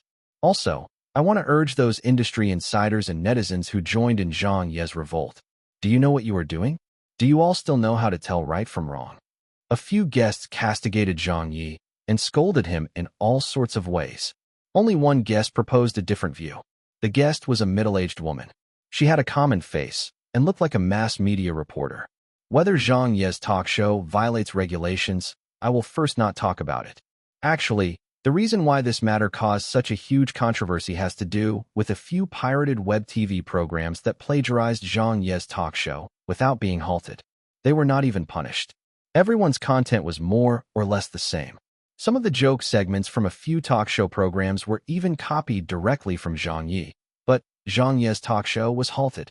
Zhang Ye was used as a classic example, and then forced to apologize and reflect, while those programs that plagiarized his program did not pay a single cent in copyright fees and still remained fine. I believe this is the reason behind Zhang Ye's rage. It is also the reason why some people in the industry are speaking for Zhang Ye, and also the reason why the netizens are mad. All of this resulted in the Shanghai SARF's website's denial of service. The middle-aged guest from before looked coldly at him. Just because he was angry, he could speak gibberish on a live broadcast to incite the crowd? Because of anger, the netizens can disrupt a website belonging to the nation. The middle-aged woman frowned. "You are taking my words out of context. My main point is, why weren't those copycat programs not halted?" The youth guest said, "I heard that Chief Li's team is currently investigating those programs. The problem at hand will be resolved very soon." The middle-aged woman shook her head. Since a press conference was held, then it means this round of investigations has come to an end. Why didn't they stop the pirated programs from the beginning? Instead, they investigate after the press conference, and the investigation results have not been revealed, and there are no updates on it. The middle-aged guest said coldly. The officials definitely have their plans as to how to handle the issue. The middle-aged woman looked at him and said, Then I would like to ask, is a pirated and plagiarized program's influence more dangerous, or an original program's influence that someone produced with their heart and soul more dangerous? The middle-aged man laughed. Do you still need to ask? Of course it's the original program's influence. Just like Zhang Ye's talk show. With that many views, its bad influence is the most widespread. That is why the investigation started with Zhang Ye first. The middle-aged woman fell silent before she said, I have nothing else to say. Some people's views really make me speechless. The program ended. Seeing Zhang Ye looking gloomy, Dong Shanshan switched off the television. Zhang Ye got up from her lap. He coldly took a sip of red wine and then leaned forward to take control of the mouse. He started browsing the internet and Weibo. Dong Shanshan comforted him, Don't worry about it. Some people just like to bootlick. There's no point bearing a grudge against them. That won't do. Zhang Ye said, It's fine if I didn't see it, but since I've seen it, then I shall not stand for it. At this moment, the denouncing and condemnation at Zhang Ye was increasing. There were still many supporting him, but at the same time, there were also more people scolding him. With Zhang Ye gone, the entertainment industry is clean and quiet. The Shanghai SARFD did the right thing. There was no problem in their decision. For such insubordination, a person like Zhang Ye should be punished severely. Those who said this on Weibo were mostly industry insiders, or were famous figures or famous hosts. A large number of them were not even known by Zhang Ye, nor did he have a grudge with them. However, it was as if those people had discussed it beforehand. They all began criticizing Zhang Ye at the same moment, as well as strongly advocated the Shanghai SARF's decision. This bro hasn't even made any actions on one scolding a day. You ended up scolding me first? Fine. Let's see who can outscold who. Zhang Ye immediately logged into his Weibo. He began writing a poem on his Weibo and pulled out the big guns to launch scoldings at a large number of people, junior officials to senior officials, submitting obsequiously to their will. If this is done to kin, won't they be filial children, working together? This poem is dedicated to those filial sons and dearest grandchildren, as a way to express my highest adoration towards you. Zhang Ye. Chapter 276. The poem was posted. It was getting lively on Weibo again. Quickly take a look. Zhang Ye has posted on Weibo. Let me take a look at what teacher Zhang just posted. If this is done to kin, won't they be filial children? Wahaha. That last sentence is such a classic. Godly scolding. It didn't even have a single word of profanity in it. Such a joy to read. It was even dedicated to those filial children. Zhang Ye has fired his cannons again. Teacher Zhang's scolding is too awesome. But of course, haha. Our teacher Zhang is a scolding specialist. Those industry insiders wanted to use teacher Zhang as a bridge to bootlick Li Tao, wished to step on teacher Zhang Ye to get to higher places. I can't help but laugh at their low intelligence. Teacher Zhang Ye is already so infamous.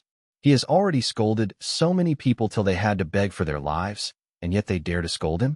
What's wrong with their memory? Haha. Now they have badly scolded by teacher Zhang. Serves them right. Well scolded by Zhang Ye. This group of lackeys are F***king. Disgusting. Everyone knows clearly what the hell is going on. As long as they have eyes and a brain, everyone would know that there's some conspiracy, let alone you industry insiders. But you all put the blame and scolded teacher Zhang for having no professional ethics? Then where are your professional ethics? You clearly know that it's wrong, yet you help the party in doing wrong to create additional pressure for Zhang Ye. Compared to teacher Zhang Ye, people like you do not deserve to be public figures. Misleading the public, fanning the flames. Do you all really take the commoners to be fools? Filial children as a description for you guys is too suitable. Zhang Ye is on a roll these past few days. Hee. Do you think people on Li Tao's side will regret? Do you still need to ask? Of course. Those people must be regretting until their intestines turn green. That's right, haha. They thought they were pinching a soft persimmon. But little they did expect teacher Zhang Ye to be such a thorn. His whole body is full of thorns. I'm impressed. Only teacher Zhang Ye can rebuke this well. I've deduced that anyone who messes with teacher Zhang will not live peacefully. Didn't he create an earth-shattering mess the other time? There's no other way. Who asked Zhang Ye to be so daring to speak the truth? I like him so much. He. Teacher Zhang is different from the others. Look at the other celebrities and public figures. They only know how to create news out of nothing by falling down or having wardrobe malfunctions. But teacher Zhang Ye has never resorted to any such stunts, even though he gets exposure from time to time. From his debut till now, I believe the number of people who follow him for his works does not surpass the people who follow him for his scoldings and finding trouble.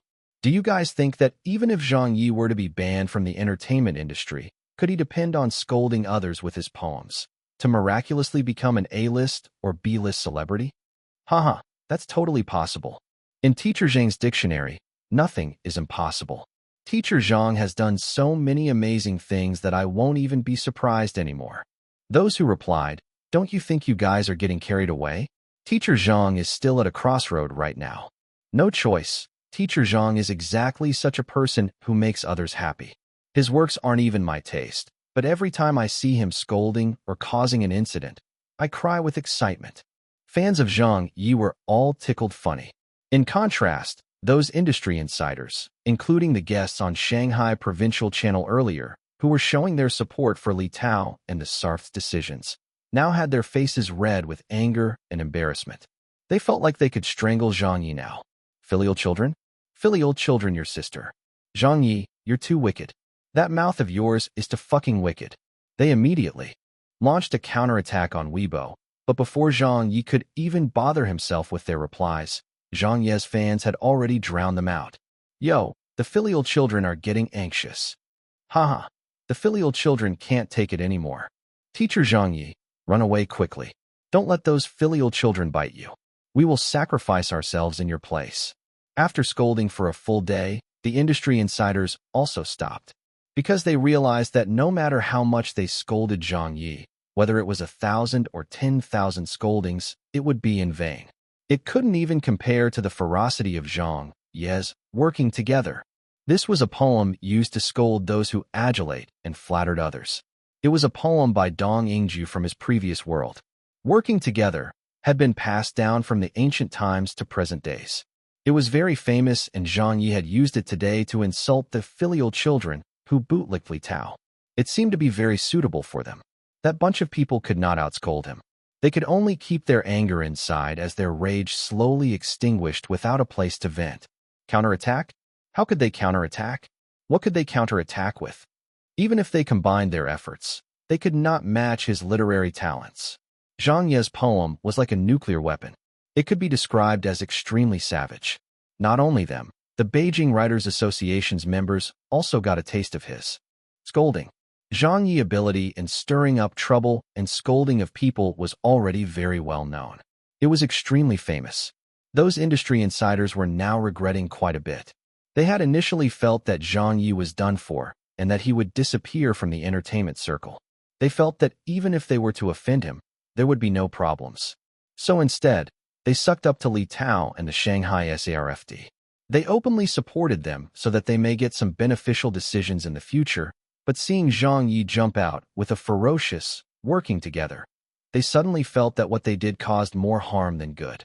Every poem of Zhang Ye's was very classic. This was already a fact well known to everyone. Like the previous time when Beijing television imprisoned station's Wang Shuixin had some people thrown his way at the memorial service. That poem had shocked the nation and displaced a leader of a television station of his role. It was rumored that he was. In the past, Wang Shuixin had some fame as a poet and was the person who wrote everything, which made its way into our educational material. But who was Zhang Ye? A man with no fame and authority. Just with a poem like Some People, whenever it was mentioned, it made people hateful of Wang Shuixin. They would need to scold him a bit to ease their rage. What kind of viciousness was this? This was the power of Zhang Ye's works. Working together might not be as good as some people, but it was also a powerful work. That bunch of industry insiders thought to themselves and hoped that they wouldn't become related names with working together, to be mentioned in the same breath whenever this working together was brought up by people and the future generations, to be eluded with this poem? Holy sh*t. This sort of opportunity was not something they wanted. The scoldings faded. They did not make any posts on Weibo. Zhang Ye's practical move had warned many others. Yes, this bro did offend people. I might not be able to continue on in the entertainment industry, but my conscience is clear. I did nothing wrong. The truth and facts are clear to everyone. I did not provoke any of you, so don't provoke me. If anyone thinks that just because I have been banned and wanted to take the chance to bully me while I'm down, consider yourselves to be blind. Even if I am going to become an ordinary commoner, even if I don't work in the entertainment circle anymore, I will scold you all like I scold my grandchildren. It's that simple. If you think you can win against me in scolding, then let's have a practice match. If you think you have the ability, then don't waste time talking and do it instead. He closed his laptop. Zhang Ye snapped his fingers. All right, I've settled it. Dong Shanshan, that's how you settled it? Yeah. Zhang Ye was feeling at ease and smiled. Then how did you think I would settle it? I just want to scold them into submission. Different situations call for different actions. I don't care who it is. Whoever it is, come get me. Dong Shanshan curled her lips in helplessness. You're really not afraid of offending people. I'm not in the entertainment industry anyway. I don't have anything to consider. Even if it's an A-list celebrity who comes to insult me, I will scold them without hesitation. Without worries and without a job, Zhang Ye was feeling at ease all over again. He was a free soul, so who would scare him? Dong Shanshan opened the laptop that Zhang Ye had just closed. Let me read that poem. After reading it once over, she said, in the past, I was a little skeptical. I thought that maybe your poems were pre-written, but today, I believe you. You really composed it on the spot. Zhang Ye smiled. More or less. Dong Shanshan looked at him and toasted. Sure. To this poem, cheers. Chapter 277. Li Tao's reputation destroyed. After dinner, the sun had set. The lights in the house were now on. Dong Shanshan gathered the dishes. I'm going to wash the dishes. Let me, Zhang Ye said. It's always you doing the washing. Dong Shanshan slapped his hand away and smiled. When I can afford to pay such expensive rent, you can be rest assured that I won't be polite to you. You can do the dishes every day then. Zhang Ye did not insist. All right then. Wearing a qipao and high heels, Dong Shanshan did not bother changing out of her getup. Huala la, the running. Water could be heard. Zhang Ye said loudly. Oh yes. How's your program going? What do you mean how's it going? It's doing all right. A female voice drifted out from the kitchen. Zhang Ye said. The second episode's going to air tomorrow, right? Why did you come back so early today? Is the recording done? Or will you be doing the recording tomorrow? There won't be enough time, right? It's already recorded. Then that's okay. You should be more worried about your own job. What's there to worry about? I will rest for a few more days first. You've lost your status as a host, but you can still take on a guest role. Guest? In this situation, I've offended Li Tao and the Shanghai SARFT, who would still dare to invite me on as a guest. That's true. The two of them chatted sporadically. After a long while, Zhang Ye switched on his phone as he was afraid he would miss out on important matters. His phone had already been switched off for 2 days now, and when he switched it on, a phone call came in immediately. Ring, ring, ring. It was a call from his colleague host, Wang Bei. His relationship with her wasn't too bad, but Wang Bei and Dong Shanshan were much closer than he was to Wang Bei. He spoke in the direction of the kitchen. I'm going to answer a call, so don't speak. Saying that, he went into his room and closed the door before answering. Hello, Teacher Wang. No one in the company knew that he and Dong Shanshan were living together. Even now that he had resigned, he had to keep it a secret. He might not be working anymore, but Dong Shanshan still had to go to the office. If anyone found out, it would affect his old classmate greatly. Wang Bei's voice came on. Teacher Zhang, you finally turned on your phone. Zhang Ye laughed. I wanted some peace and rest, so I switched it off. I'm sorry, yeah, how's the office? Is there a reason why you are looking for me? Wang Bei said, I'm not looking for you. I'm actually looking for Shanshan. Her phone has been engaged all this time. Oh. Zhang Ye looked out towards his room door's direction. That can't be. Wang Bei said helplessly. She hasn't been taking any calls since she knocked off. I'm looking for her, but I can't reach her. You're Shanshan's old classmate. Do you know where she went to? Zhang Ye said, I contacted her a while ago. Why don't I get her to call you back? Is it urgent? Nothing urgent, but I want to comfort her a little. To meet up for a drink, hi. Wang Bei sounded a little depressed. Zhang Ye did not understand. Why do you need to comfort her? Wang Bei was shocked. Didn't you just contact her? You don't know? I don't know. Zhang Ye was stunned. What should I know? What happened? Wang Bei hesitated for a while and said, It's not convenient for me to say. If Shanshan wanted to tell you, she would have done so. Zhang Ye replied, Teacher Wang, don't leave me hanging like this. You've already said all these things. So finish it up. Quickly. What happened? Wang Bei hesitated for a long while before saying, All right then, let me tell you. Even if I don't tell you, you will still find out. Shanshan's online talents received a visit from Li Tao and his team. They were informed that the program has been indefinitely halted. The reason for the halt was because a performer in the first episode used his head to crush 20 bricks. Another performer could eat 250 g of glass. Li Tao said that Shanshan's program promoted negative influences, and that if people copied what they saw, the consequences will be unimaginable. So they halted it based on this reason. Zhang Ye's rage, which had already been suppressed, suddenly rushed into his head. What? Isn't he ***king finding issues out of nothing? Wang Bei said, Everyone knows that Li Tao has something against us, but since the program halt instructions were already given, the company couldn't do anything about it. Shanshan's program would definitely be halted. The SARF's penalty directive has already been issued. They even want to fine our company.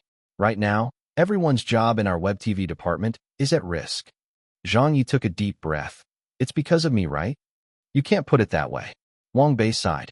Zhang Ye angrily said, Haven't I already resigned? I did it so that no one would be affected like this. What does that Li Tao want? Does he still respect the law? Is he trying to pull the wool over the public eye? Wang Bei said, You're not to blame. It's Li Tao and his people, they're bastards. Shanshan's program has been stopped, but luckily her host status has not been revoked. She can still do another program in the future. Zhang Ye said, A talent program that has so many views. How much pain and effort was put in for it? Too much was invested into the earlier episode. Being halted after finishing the first episode? K his grandfather. Cool down, don't be impulsive. Wang Bei knew Zhang Ye's temper. She appeased him. If you try to take it up with Li Tao again or scold him, their crackdown might be even harder. By then, Shanshan might not only get her programs halted, she might even lose her hosting qualification. I've heard that Li Tao would be promoted soon. He will hold a lot of power and authority, and his word will become law. The reason why Li Tao took action against Shanshan was definitely because he knew that she was your classmate. You've mentioned it multiple times on Zhang Ye's talk show before, so don't be so impulsive. They hung up. Zhang Ye threw his cell phone down onto the bed in frustration. He pulled a long face and walked out of his room. He saw Dong Shanshan's cell phone was still on the TV console, so he picked it up to check. It was indeed on silent mode. He quickly went towards the kitchen to confront Dong Shanshan, who had just finished doing the dishes. You still want to keep it from me? Dong Shanshan looked at him. What's the matter? What do you think? Said Zhang Ye angrily. Didn't I just ask how your program was doing? You told me it was doing all right, and even said that you finished the recording. Dong Shanshan smiled and shrugged. Who told you? Qian? Wang Bei, Zhang Ye said. The program has been halted and you still have the nerve to smile. What can I do besides smiling? Dong Shanshan threw down her washcloth and walked out of the kitchen. Should I torch Li Tao's house with fire? Zhang Ye looked at her and said, You should have told me. What can you do if I told you? Dong Shanshan replied, I can think of a solution for you. You never tell me the truth. Zhang Ye caught his breath. Forget about this. Your program was halted because of me. I thought that if I resigned, Li Tao and his people would not target you and the others. Who knew that he would be so ruthless? All right, he's not playing by the rules and bullying people again and again. Then don't blame me for being unreasonable. Shanshan, I will definitely resolve this matter for you. Dong Shanshan waved her hands. Forget it. If you scold them again, even if you scold them to their deaths, it would not solve the matter. The penalty directive has already been issued. It won't change anything. Zhang Ye closed his eyes. This time, I won't be scolding anyone. Dong Shanshan was probably a little worried, so she said, You better not try anything funny. It doesn't matter. It has nothing to do with you. Even if the program's gone, I can do another. Your old classmate still has her looks and figure. How could a program of mine not end up popular? Her. So don't worry anymore. Who knows? Maybe my next program will be better than online talents. At that time, I might even need to thank Li Tao and gang. Zhang Ye knew that she was forcefully saying all this. If you move on to your next program and Li Tao's people come after you again, Dong Shanshan lightly laughed. Then I will do another program again. You say it like it's so easy. Zhang Ye could see now that it wouldn't help even if he were to scold Li Tao. 2 days had passed since the incident, and yet, there was no action from the SARFT headquarters. It seemed like they had no intention of starting an investigation, and Li Tao was still doing fine. Zhang Ye's scolding might make them lose face and get angry, but it didn't hurt them in any other way. As long as he was in charge, he could abuse his authority the same way he halted Dong Shanshan's program with just a word. Zhang Ye's poem did not make Li Tao take a step back, but instead made him go from bad to worse. That Li guy? You're king courting death. Zhang Ye only said simply to Dong Shanshan. Without saying anything else more, call Wang Bei back. She's been looking for you and feeling worried. Okay, I will go back to my room then. Dong Shanshan pressed her hand to her forehead. I might have had too much to drink. I will rest early today. Should I wake you tomorrow? Zhang Ye said. I've no work, don't bother. I am also not working tomorrow. Then I won't be waking up too early either. Dong Shanshan casually waved her hand and took her cell phone with her to her room. Zhang Ye also carried his laptop and returned to his room. He closed the door and sat heavily onto his bed. He narrowed his eyes and took a deep breath. His eyes became colder and colder with each moment. Before, Zhang Ye would take on Li Tao's provocations by scolding him relentlessly. In this aspect, he was already holding back.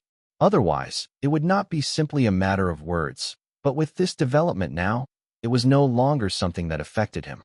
He had dragged his old classmate, Dong Shanshan, into the matter with Li Tao's slaughtering of Dong Shanshan. You can keep torturing me. You can even stop my program. But now you even want to touch my friend? Go K yourself. Am I still leaving you guys with too much face? Zhang Ye could bear anything targeted at him. But this matter left him with no room for tolerance. At this moment, Li Tao and his people had really driven Zhang Ye into a rage. It was in such a situation that Zhang Ye's reaction was quicker. To keep scolding them would no longer mean anything. Right now, he had no other thoughts than to ruin Li Tao's reputation and cause his downfall. How was he to do that? How could he bring down Li Tao? Zhang Ye suddenly remembered a skill experience book he had gotten in the lottery back. Then, he had already eaten and learned it, but had never had the chance to use them. 21 books of computer programming skills experience book, and another 11 books of computer programming skills network technology experience book. Zhang Ye's eyebrow ticked slightly in anger. He had now conceived a wicked plan. Back when he drew those books, he had bemoaned with regret thinking that they were useless. But just like the lockpicking skill, some things that might look useless at first usually turned out to be extremely useful at the right moment. Chapter 278, Hacker Zhang Ye. In the bedroom. It was 7 p.m., so the night was still young. Zhang Ye drew his curtains and placed the laptop on the table. He tested the internet connection and mouse pointer, then stretched his arms a little and prepared for action. Although he had eaten the 2 types of computer programming skills experience books, he had never put them to practical use before. He did not know if he could do it, nor did he know whether the experience he gained was enough to let him do what he planned to do, or rather, how much he could execute the plan with his experience. There was never enough of these experience books. It seemed like he could keep gaining more experience no matter how many he ate. The more he ate, the more experience he received. If he only ate a few, then he would certainly only know a trivial amount. The 11 computer programming skills, network technology experience book could not be considered few, but to be on the safe side, Zhang Ye still needed to know how he'd do. Zhang Ye found a foreign website, and with the computer knowledge from his world and the skills experience that he'd gained, he was soon doing his thing. He installed an add-on for his browser. This was something similar to his previous world's Firefox browser's add-on called GoTo Proxy, but was named differently in this world. The browser was also a different one, but they were similar in most aspects. After installing the add-on and activating it, after around 2 minutes, Zhang Ye had successfully loaded that foreign website. This was actually one of the simplest forms of proxies. Hot pictures started loading up one by one. One by one, tempting videos of hot foreign women came into view. Zhang Ye looked hard at this outstanding foreign website that he had just loaded up with his outstanding skills. He couldn't help but exclaim godly. Although it wasn't a difficult technique, Zhang Ye knew that he never had such skills in the past. After the warm-up, his confidence was boosted. He started off by browsing some programming-based websites and researched on this world's development of computer programming, techniques, and software, etc. After spending the whole night, until midnight, when the public lights were turned off, Zhang Ye finally took a rest, rubbed his eyes, and took a deep breath. He found out that this world's computer systems, hardware, and software had no big differences to those from his previous world. The principles of it were all the same, like the types of programming language used and the concept of programming. The main differences were only the naming conventions. For example, those operating systems that were like Microsoft Windows, but were not called Microsoft Windows, were also available in this world. Even the commands were the same. After comparing for a long time, Zhang Ye had reached a preliminary conclusion. This world's operating systems and hardware, etc., were slightly less advanced than his previous worlds. It was behind by a few years, except for the technology in server firewall and antivirus softwares, which were somewhat more advanced. This was why amateur hackers like those from his previous world were not so apparent in this world. This world's network security protocols were of a much higher standard. Any download of a firewall software would be able to block out 99% of non-professionals. Even professional hackers would have to put in some work, as there weren't many people silly enough to not install a firewall or antivirus software on their computer. As such, there was no chance of any mass amateur hackers. This resulted in the current situation. There were only very few hackers in this world, and they were not as rampant compared to Zhang Ye's previous world. But conversely speaking, the hackers, who were more well-known here, had more sophisticated skills and were at the top of the pyramid. They could do as they wished in the online world. These were the main differences between the two worlds. Operating systems, hardware, programming languages, and software architecture were also of similar origins. This was a good thing, as it meant that Zhang Ye could conveniently use his past experience from his previous world. Even if there were slight differences, Zhang Ye also had the experience he gained from the skills experience books. The experience he gained was knowledge from this world and could be used here. From this point, there was nothing Zhang Ye needed to worry about. However, one thing that gave him a headache was the security of networks here. Even before he could even satisfy himself with the thrill of hacking, he would already be stopped by the firewall. He still had to do it anyway. Li Tao wouldn't be able to escape him. Zhang Ye had already set his mind to the task and did not hesitate. When he went to the bathroom outside, he saw no lights from the gap under Dong Shanshan's room door. She must have fallen asleep, so he made his way back to the room silently. Let's get started by trying out a little hacking. This world's hacking tools were also available freely online, but most of them were not available in its source code form, so they couldn't be considered open-sourced. In Zhang Ye's previous world, the hackers there were very particular about open-sourced. They felt that it was a general rule and honor to list them in open-sourced forms. This was where the notion of such matters differed between the two worlds. Zhang Ye began downloading a simple software. This was a hacker's knife, an essential tool to hacking. Without them, you couldn't even find the IP address of someone, let alone attempt to gain access. Command injecting plugin, remote access trojans, event logs clearing software, etc., etc., etc. Zhang Ye downloaded a list of tools. Then, he started testing this world's software and Trojan horses, and as expected, they were the same as his previous worlds. It was just like any other common hacking software. You were going to say that they were useless, right? That's not really it. Such softwares were normal and could be used.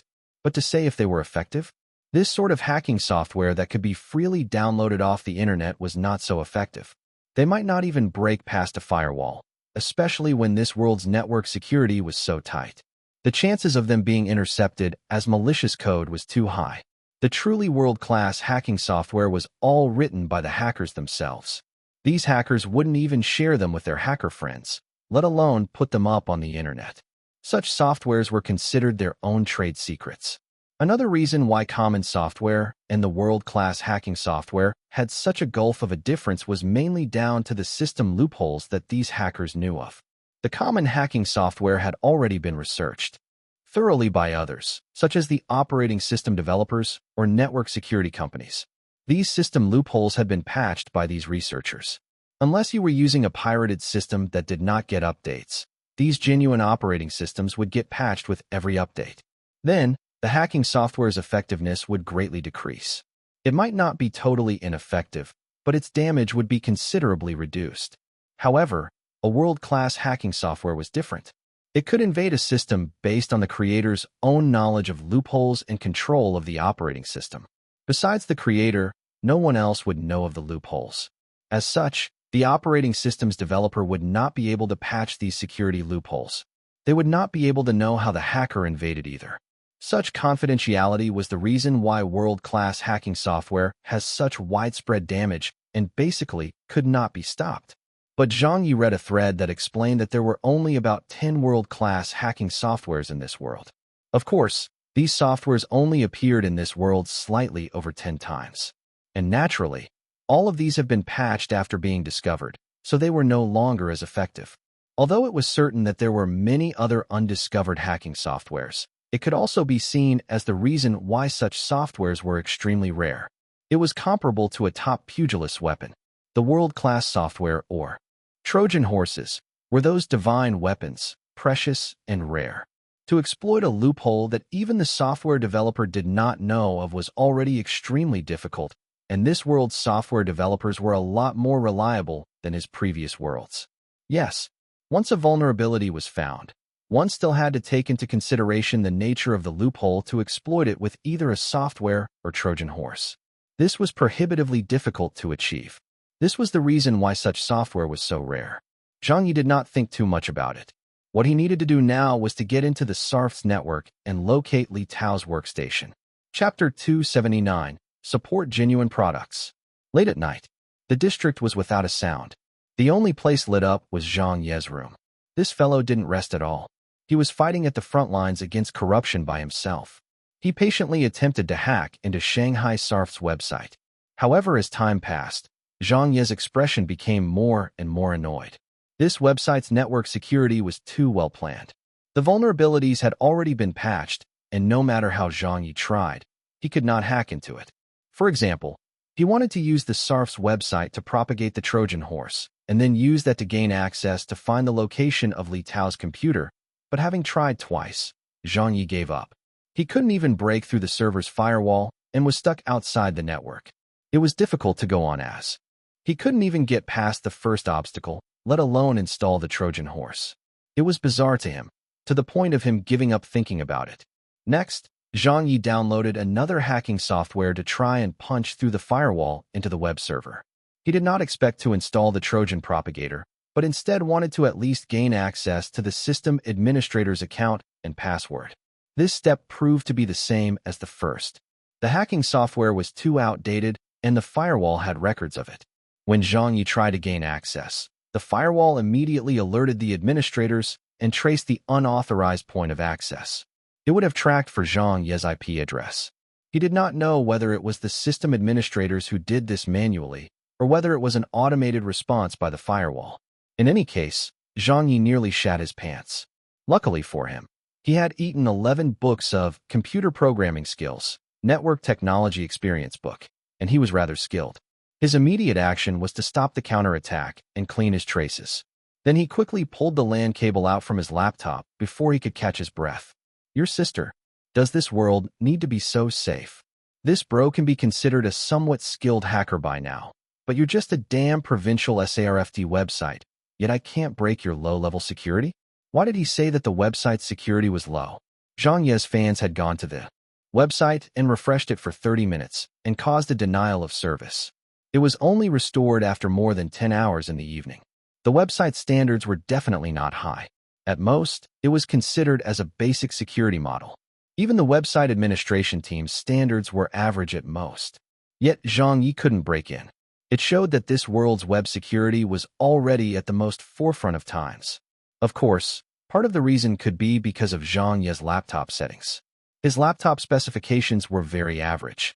It could be used to play games at times, but if it were used for a software attack, then that might be over the limits. The configuration and internet speed was also not good enough. Looks like it was time to change his laptop, but that's another story. He had to think of other ways to break in for now. Next, Zhang Ye connected back onto the internet. He had thought of a few more ways now. Back in his previous world, Zhang Ye had already been rather interested in hacking. He had ever read books and browsed the internet for information, but never took it up.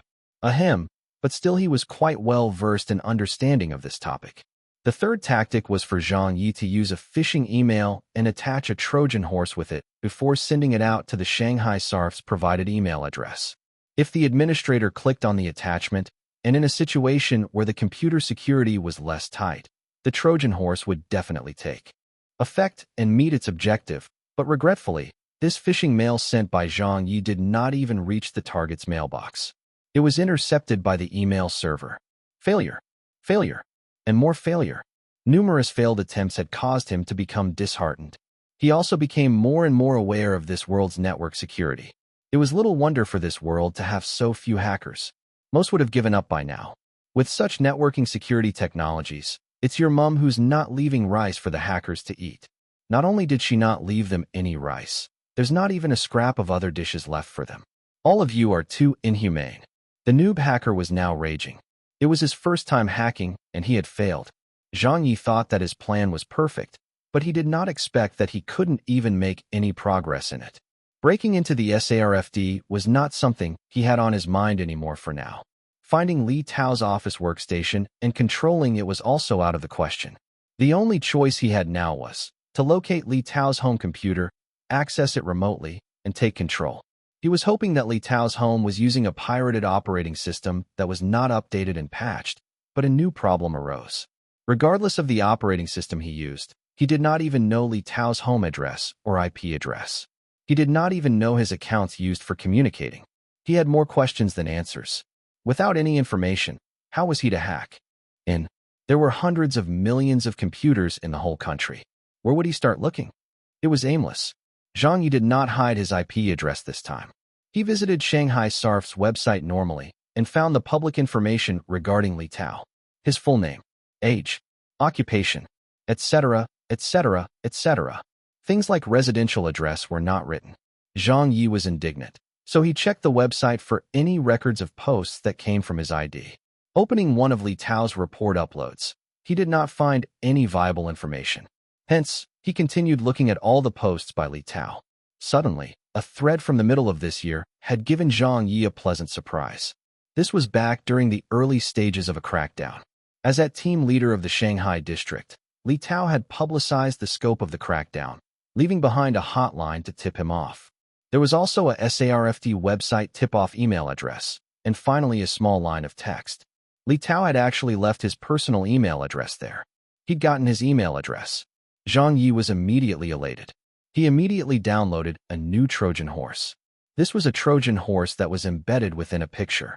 It was very well concealed, so without thought, Zhang Ye used his skills and software to create a non-existent email address to prevent him from being tracked.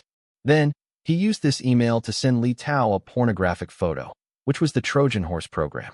After dwelling on the matter, he titled the email containing the picture, "Shoo, don't tell anyone. I'm sending all of you a picture of a private voyeur shot of Heavenly Queen, Zhang Yuanqi. If you don't take a look, you will be shamed to dare say you are a man. No need to thank me. Please call me Red Scarf. Tell me, how much of an asshole grandson is Zhang Ye?" With this passage, no one would be able to resist opening it. The email was sent over very quickly. A personal email was different from the official email at SARFD. The protective measures were definitely not that strong. This time, it was sent out successfully and did not get filtered out. After waiting for a moment, there was still no response from the other end. Zhang Ye knew that Li Tao was probably asleep already. He did not want to wait up stupidly, so he set an alarm for an early time and fell asleep under his blankets. Hopefully this time it'd work. Hopefully, Li Tao's home used a pirated operating system and firewall. As long as his computer had not been updated with the latest patches and virus detections, Zhang Ye had a good chance of taking control of his computer. It was the first time in his life that Zhang Ye had so much love for pirated products. He was also looking forward to it. Of course, this was only with regards to pirated operating systems.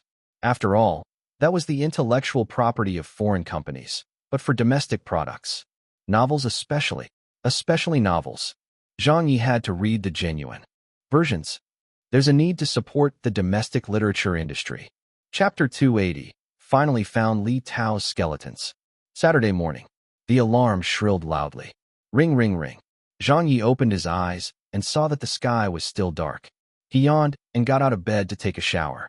His movements were light, as he noticed that Dong Shanshan's room door was still closed. She was still asleep. When he came back to his room, Zhang Ye was refreshed after taking a cold shower. He sat in front of his computer and waited. He waited for the other party's email-read receipt.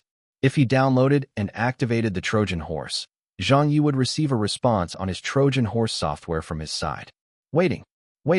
Why was this grandson still not online? Has he even woken up yet, or has he just not switched on his computer? At the same time, in a residential district, after getting up, Li Tao had breakfast with his family. His wife asked, "Do you need to go to work today?" "It's my rest day." Li Tao did not say much, just a sentence. His wife asked, "The trouble that Zhang Ye caused, is it giving you a lot of pressure? Will it affect you? Nothing will happen, right?" Li Tao was eating a dumpling as he laughed. "If I say it wouldn't affect anything, I'd be lying, but don't worry. He can't cause much trouble for me. He's no threat." His daughter looked up. "Dad, is Zhang Ye really done for?" "He's done for." Li Tao patted his daughter's head. "He has already provoked the masses. There's many other who want him to go down. Even if I didn't deal with him, he'd be dealt with sooner or later." His daughter clapped her hands in joy. "That's great. That's what happens when he scolds our Li Parkwo." HNGG. "Oh yes, Dad. Can you get Li Parkwo's autograph for me?" Li Tao dotingly said. Okay. When he comes to Shanghai for any programs, I will give the television station a call for the favor. It's just a small matter." His daughter excitedly said. "Dad, you're the best." Li Tao said, quickly eat." After breakfast, Li Tao's wife went to work. His daughter went out with her classmates. He was alone in the bedroom, so he turned on the computer to read some news and check his Weibo and email. You have mail." Li Tao looked over at the notification and did a double take. "Not a man if you don't look? Voyeur shot? Zhang Yuanqi's private photo? Damn, so erotic and so blood-stirring. I must see this." Without another word, Li Tao navigated his mouse and clicked on the email's picture attachment. This world's network security was very good.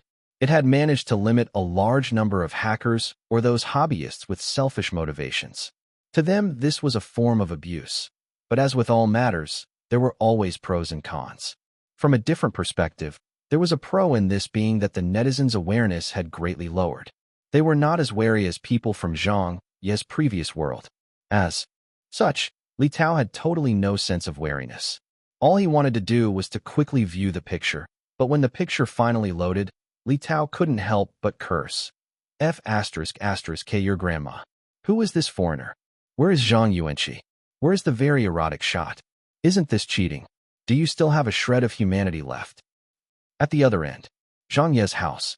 After drinking his tea and having a smoke, Zhang Ye suddenly saw that his Trojan Horse client software had responded. On the control interface, a client PC had appeared. He had only sent the Trojan Horse to Li Tao, so needless to say, this must be his PC. It's done. He had finally succeeded. This grandson was really using pirated software. Zhang Ye suddenly sat up straight. Nowadays, Trojan horses were basically controlled with a C/S structure. This was what they were called back in Zhang Ye's previous world. Over here, it was called BIC structure. The meaning was the same, and it was easy enough to understand. The Trojan horse had been planted successfully and had made its way past Li Tao's firewall. Using a very old vulnerability in the system, it could be said that Zhang Ye now had total control over that PC. It had become a part of his botnet. Simply to say, it meant he could control that PC freely now. Entering a command, Li Tao's IP address was displayed on screen. It was a non-static IP, and every time he logged onto the internet, it would be different. But with this Trojan horse active in his system now, Zhang Ye did not need to worry about verifying his IP address each and every time anymore. Every time that PC connected to the internet, The Trojan horse would send its IP address over to Zhang Ye's Trojan horse client. Unless the infected system had been patched or had its firewall upgraded, he would not be able to get out of Zhang Ye's control. As for the language and style of entering of the command, there were no large differences between the two worlds. This was due to the fact that all programming languages were made in English. If this world's English did not change, then programming languages would not differ by too much either. Zhang Ye entered a few more commands. His victim's current web browsing details, the computer's workgroup, computer name, account name, and administrator passwords were all gathered by Zhang Ye, and no one else knew a thing besides him. Zhang Ye was afraid that his victim would disconnect from the internet. If that happened, then no matter how skilled a hacker was, he wouldn't be able to do anything. So he quickly executed his plan to check all of the computer's documents, including the hidden ones. C drive, nothing. D drive, nothing. E drive, nothing. Li Tao's computer was clean. Except for a few games and softwares, it had nothing else on it. Not even a movie file. Zhang Ye checked the web browser's history and did manage to find traces of several unhealthy websites. But that was useless. It would barely get Li Tao into any trouble. Zhang Ye was not satisfied.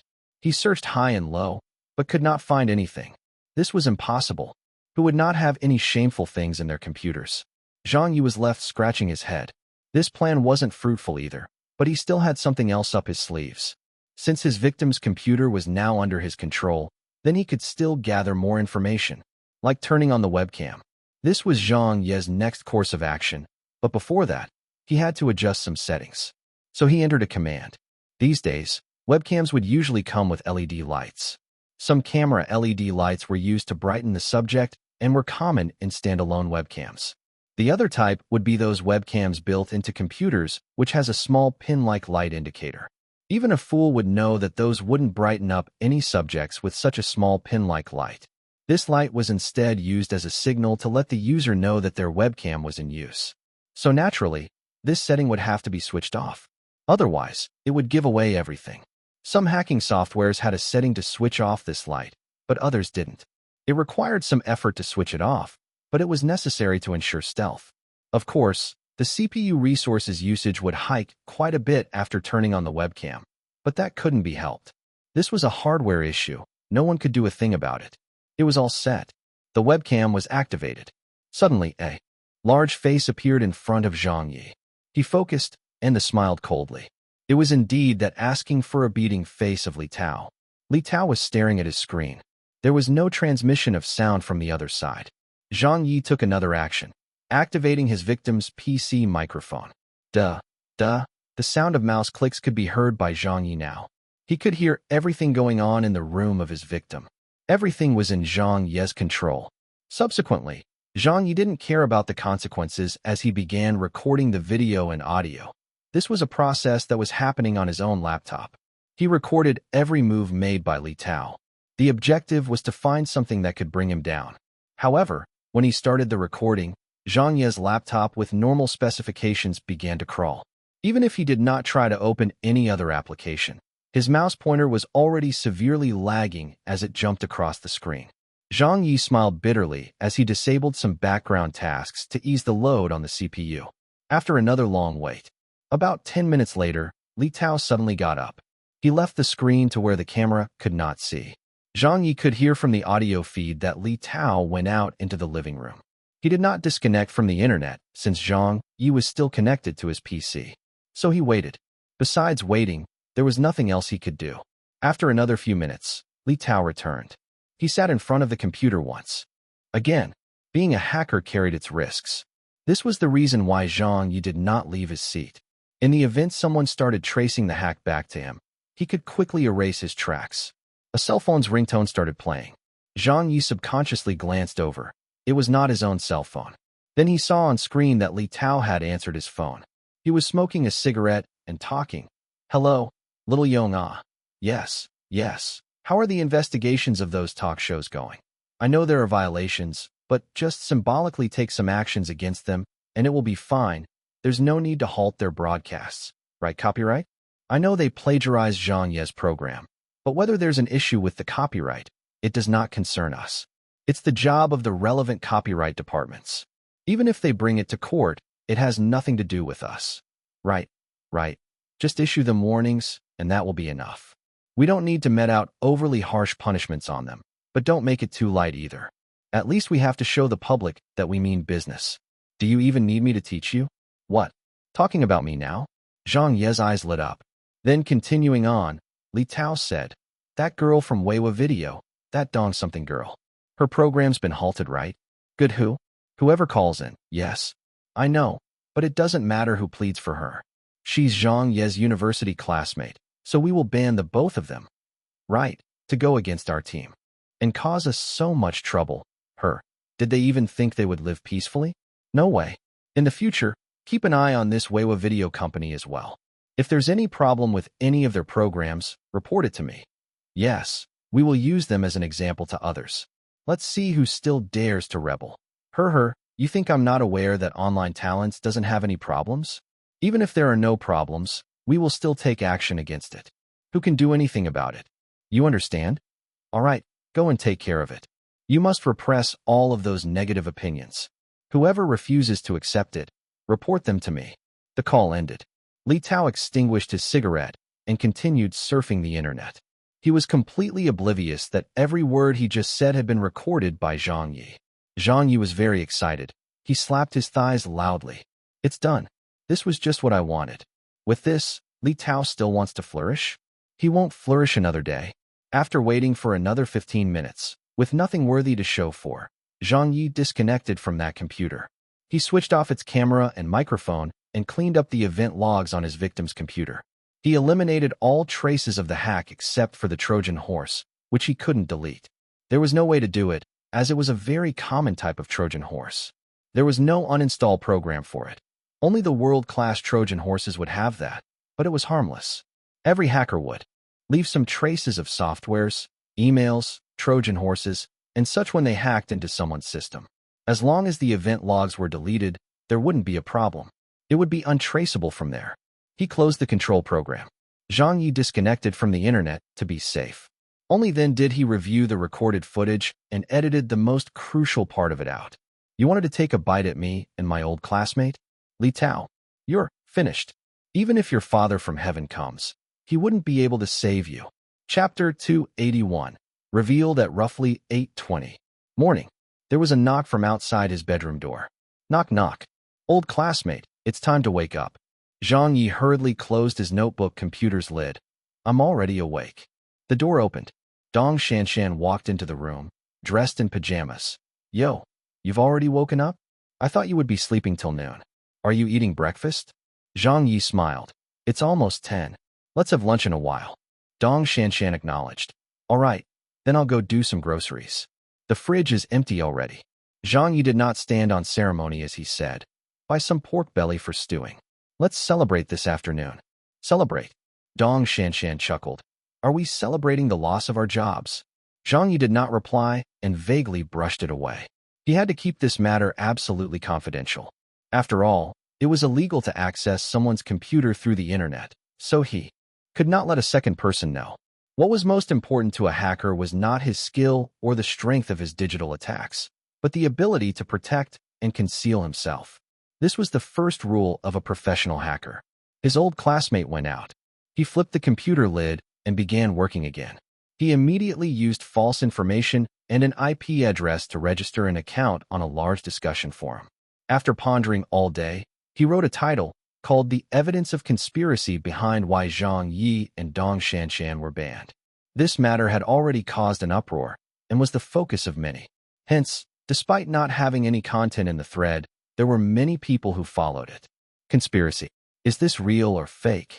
Hi. Who doesn't know that there's a conspiracy? Right.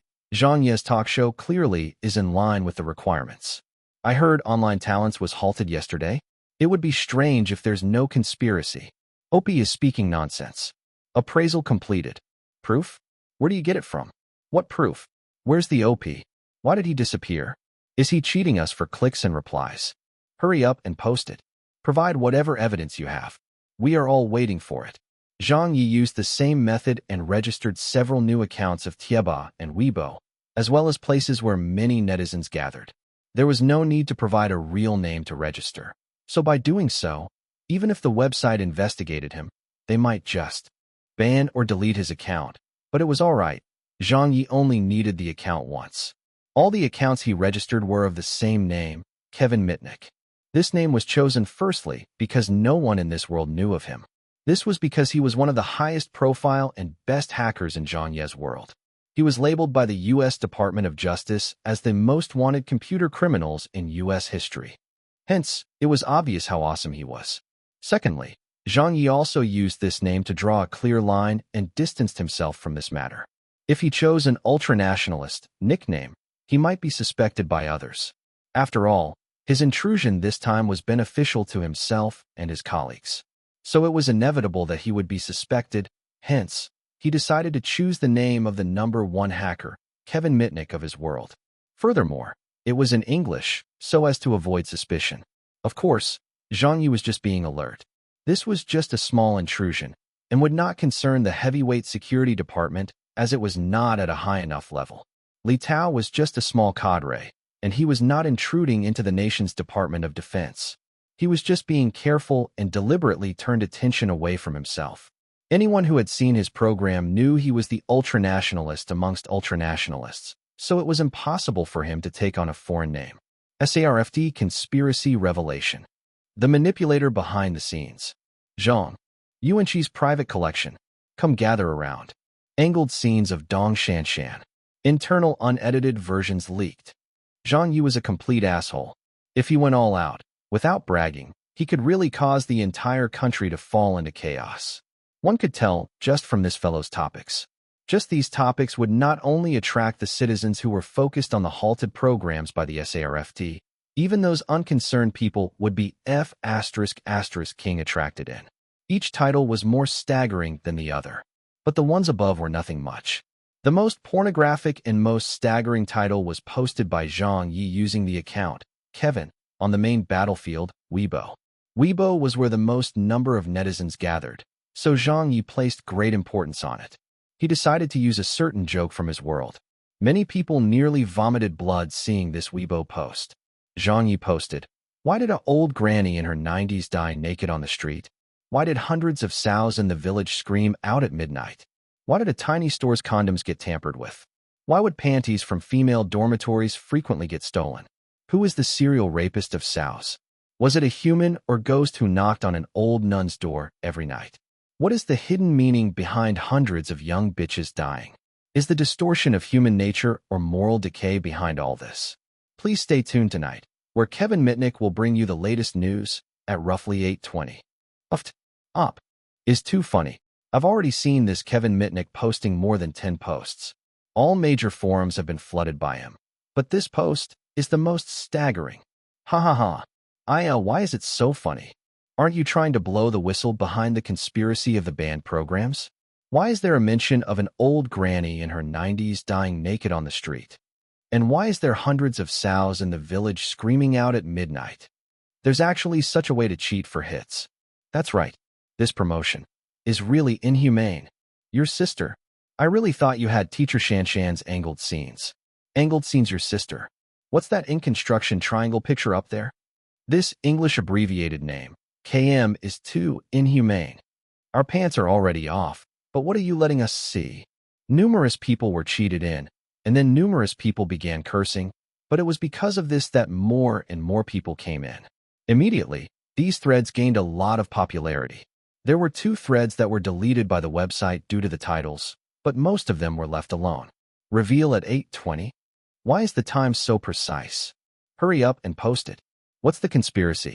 However, Zhang Ye refused to post it. He whetted everyone's appetite.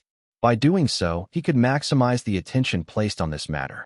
After all, Li Tao was not some celebrity, so just posting his video might not gather enough attention and not enough to stir up a huge matter for Zhang Ye. Time slowly passed. Around 8 at night, Dong Shanshan went to the office to settle some matters, maybe something associated with a notice about her program being halted. Due to this, Zhang Ye was left home alone. He switched on his computer and saw his posts and Weibo popularity greatly increasing. The main reason was Zhang Ye's titles and content were written too well.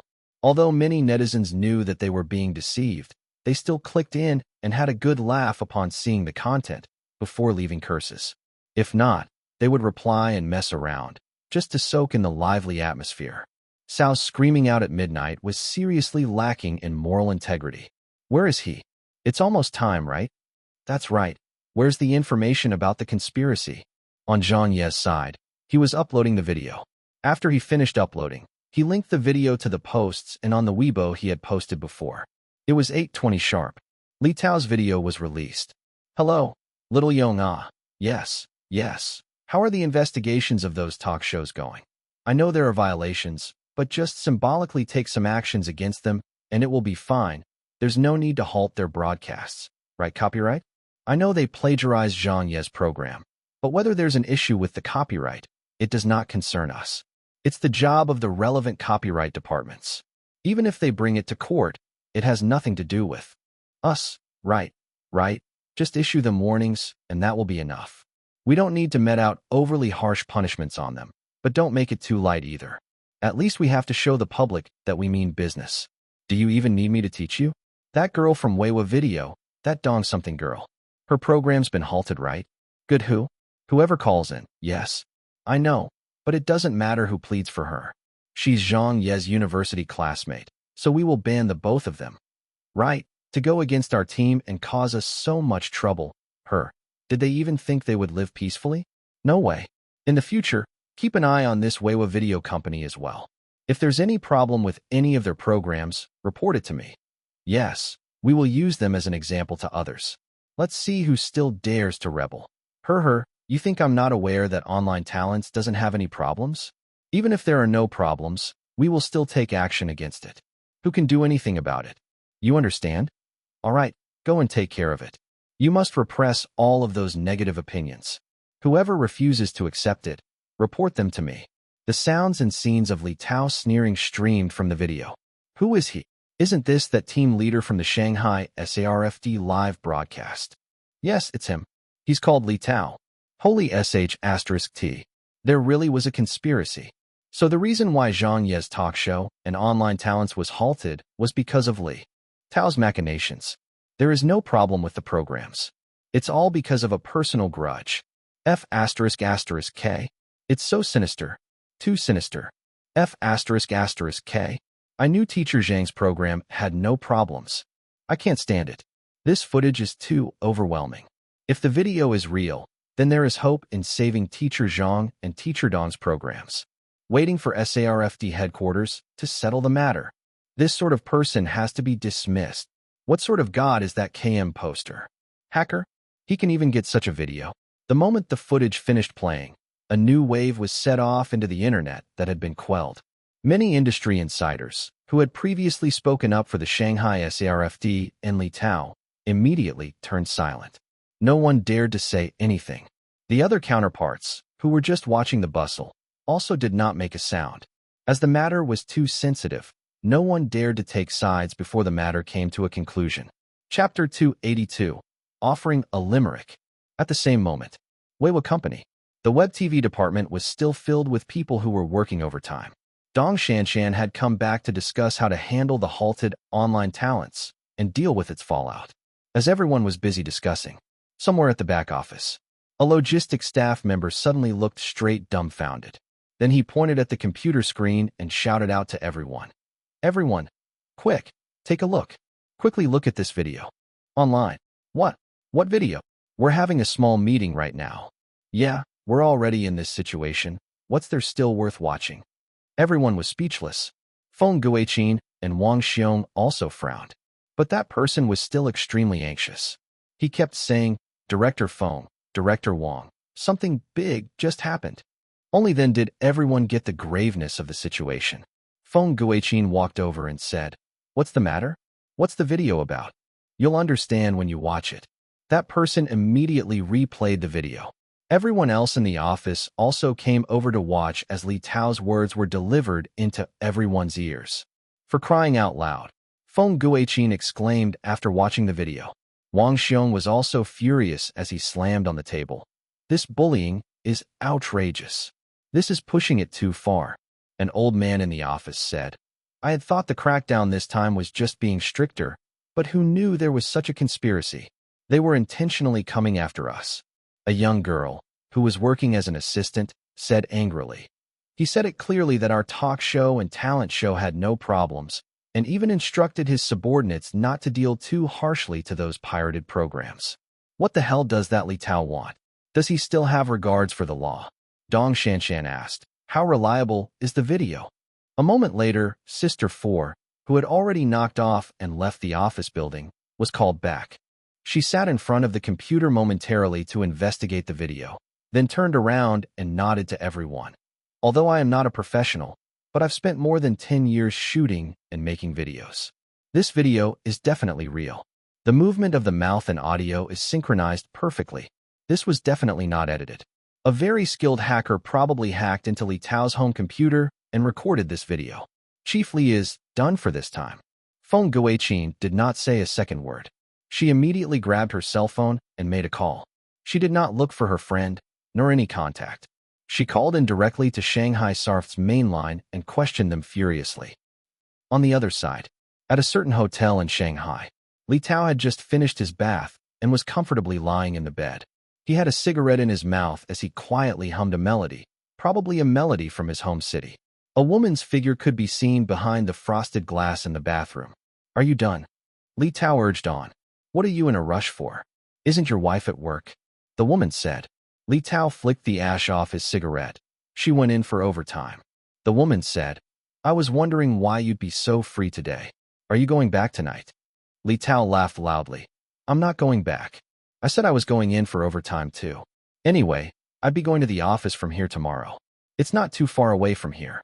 My baby, I missed you so much. Naughty jerk, the woman scolded him with a smile. The cell phone suddenly rang. Li Tao frowned. He did not want to answer it at first, but seeing that the call was from a leader at work, he reluctantly said to the person in the bathroom, Don't speak. I need to answer a call. It's already this late. Who is it? The woman complained. My leader, don't speak anymore.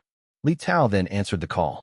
On the other side was a middle-aged man who said in an angry voice, Li Tao, I don't care where you are at now. Come to the office in 10 minutes. Leader. Do. The line was already cut. Li Tao was stunned. What's going on? What had happened? The bathroom door opened, and a woman wrapped in a towel came out.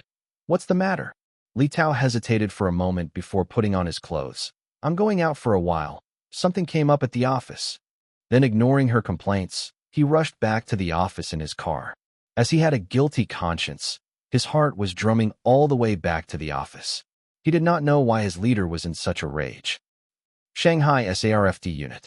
Today was a rest day, and it was also past 8 in the evening. There weren't many people around, except for 2 guards on duty outside. A few cars were parked in the yard outside. They were the cars of several leaders of Shanghai SARFD and other team leaders.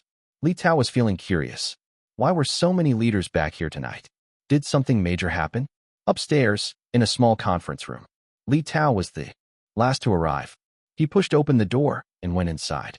There were 7 to 8 other people, and almost all of the Shanghai SARF's leaders were there. Noticing that everyone had arrived before him, Li Tao understood something.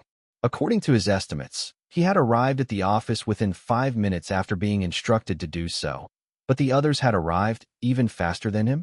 Clearly, the leader had informed them before himself. This turnout. Did something bad happen? Li Tao was getting uncomfortable and nervous. Leader. At once, everyone looked over at Li Tao. Amongst them was a leader of Li Tao and another of Li Tao's same-ranked colleague. They had good relations with him, and this made Li Tao glance at the 2 of them. He thought to himself that they were really too unworthy as friends. Something had happened, and yet you guys didn't give me a heads up first? At least let me be prepared. Even if you can't call to notify me, at least drop me a message. However, when Li Tao looked over, the 2 of them were sitting uncomfortably too. They did not even look at Li Tao in the eye. Li Tao had been working for so many years, he naturally knew that in official matters, there was no such thing as friendship, so he felt something was amiss. Sure enough, the middle-aged man, who was the leader and also the head of the Shanghai SARFD, said something that left Li Tao dumbfounded. Did you know that you were secretly filmed today? Many of those present looked at Li Tao as if they were looking at a corpse. They knew he was done for. The deputy head, a middle-aged woman, smacked the table and said coldly, It would have been easy to handle if this was an internal issue, but we can't even suppress it anymore. It has been posted all over the internet. The whole world knows about it now. This matter was, after all, a disreputable deed and harmed their reputation as the SARFT. If it was possible, they would have tried their best to prevent others from knowing about it. However, the person targeting Li Tao was too wicked. He did not even report it through the official channels, nor did he even make a petition. He had directly posted on the internet, and before posting the video, he had even King worked up some momentum, such as an old granny dying naked. What sows screaming out daily at midnight. Things like condoms from stores being ineffective. All of this had King nothing to do with the video content, but it was in this way that it attracted thousands of curious people's attention. His tactic was ingenious. He had invaded Li Tao's computer without any detection. He had even used such a brilliant promotional tactic to absorb the people's attention. Against such an expert, anyone would have a headache just encountering him. Everyone present knew that Li Tao had met his match. With that person targeting him, no one could save him. Upon hearing his leader's words, Li Tao was stunned. No, the big boss coldly said, the video is already on the internet. What do you mean no? Secretly filmed? He had been a victim of voyeurism? Li Tao knew that it had to be true. With so many leaders gathered here for a meeting, they clearly won't be so free as to tease him. Li Tao's face went pale as he stuttered. Leader, I am just friends with that girl. We went to the hotel because I needed to settle her housing. We did not do anything. The moment he said that, all the leaders present were immediately dumbfounded. Girl? There was even a King girl. Are you rearing someone outside your marriage? A colleague, who did not have good relations with Li Tao, lowered his head, trying to hide his expressions. In fact, he had nearly burst out laughing. The number 2 in charge was a woman, and she was nearly infuriated to death when he heard Li Tao's words. Chiefly, how many things are you hiding from us? You are way too bold. Li Tao was completely stumped. It was not about this. Holy *T. Then why did you talk about being secretly filmed? He was mistaken. The big boss waved his hands, no longer willing to speak another word with Li Tao. Enough. The reason why you came is for us to notify you that you don't have to return home in the next 2 days. The headquarters has sent an inspection team here. If you have anything to explain, say it to the people from headquarters tomorrow. 9 p.m. The activity surrounding the broadcasting halt exploded. Many people began to question the SARFT. At this moment, the SARFT posted an article. First, it thanked the supervision and reports from the people. Secondly, they strongly protested the method of invading a civil servant's personal computer to obtain information. It did not indicate if it would pursue legal proceedings against this matter, but it posted a large heap of official-sounding terms. Finally, it announced that the headquarters were already aware of this matter and had begun investigations against Li Tao. The results of the investigation would be made known to the public as a way to answer the people. If it was proven that the halted programs were due to malfeasance, then they would provide an explanation to the company's television stations, as well as the program team employees who were affected. In general, this was what it said. The SARF's attitude was made known clearly. Their intervention was timely, and the response they gave satisfied the public temporarily. Li Tao is going down. I couldn't stand him long ago. Halting so many programs that shouldn't be halted, yet allowing so many programs that should be halted to carry on. He really thinks he is above the law. Now he has received his punishment. The evil will be rewarded with evil. Thank you to God KM. Thank you for helping Zhang Ye, Dong Shanshan, as well as those teachers who had their programs wrongly halted. You have removed an evil for the people. God KM is too powerful. Hereby honoring Godly KM the title, Guard of the People. Those programs that have been wronged have redressed the situation. I wonder when Zhang Ye's talk show will be restored. I really want to watch it. That's right. It was so difficult for our country to produce such an awesome new program. We can't just let it in like that. I also can't wait to see online talents. The guy who ate glass last episode was pretty awesome. AI, with such a serious matter happening, why isn't teacher Zhang Ye out yet? I want to hear what Zhang Ye has to say. At Zhang Ye. At home, Zhang Ye was naturally paying full attention to this matter. He had also seen the notice put out by the SARFD. He chuckled and noticed someone at him to say something. Zhang Ye did not stand on ceremony. Back at the Beijing couplet competition, when the Beijing Writers Association provoked him and said things like they would not want a person like Zhang Ye, he had used a limerick from his world that was written by Guodi Gang. It's not like I'll come. Guodi Gang only had 2 famous limericks. This time, Zhang Ye was planning to use the second one. Zhang Ye posted a large red lettering on Weibo with the character happy. Then he added the following words. Gone in the late winter is like the sunset. 3 cups of wine poured to the sky. Where is the small-minded one? Believing that retribution in the human world works. The moment the netizens saw this, they were excited by it. Haha, Teacher Zhang Ye has finally appeared. Yet another poem. Is this a limerick? Teacher Zhang is still that coquettish. As coquettish as ever. Where is the small-minded one? Believing that retribution in the human world works. Well said. Chapter 283. Zhang Ye's talk show restored. Home. It was very late. A cell phone's ringtone rang in a quiet bedroom. It was Dong Shanshan. Hello, old classmate. Let me tell you some good news. What's the good news? Zhang Ye feigned ignorance. Dong Shanshan laughed. A video was leaked on the internet, showing proof that Li Tao clamped down on our programs on purpose. Now, the SARFT has begun investigations. Our programs might be restored soon. Zhang Ye said, I already heard about it. It's all over the internet now. Didn't you see me post on Weibo? Dong Shanshan might have been in front of a computer. You posted on Weibo again? You set up your Weibo account for months now, but never once have your words been good. Let me take a look. After a pause, the sounds of a few mouse clicks could be heard through the phone's receiver. You sure are wicked. You even put up a red-lettered happy character? Believing that retribution in the human world works? If Li Tao sees this, he will definitely die from exasperation. You should tone down that mouth of yours. Zhang Ye refused. He stabbed us, and you still want me to show him face? Dong Shanshan laughed. Yeah, looks like it's all because of that live broadcast you messed up. Hey, hacker named Kevin Mitnick could not sit idle and hacked into Li Tao's home computer and found evidence. But he could be a fan of ours, or one of the other program's hosts that got halted. It's also possible that this KM has a personal grudge with Li Tao. Anyway, regardless of what caused it, it's all good for us. The leaders have already said that once our programs are restored and your qualification as a broadcasting host is restored, they will do the rehiring procedures. You can then carry on hosting and producing Zhang Ye's talk show. The program will carry on, and business as usual. Zhang Ye acknowledged. All right, help me thank the leader. All right, that's it from me. I've got a date with Wang Bei and company to sing karaoke tonight.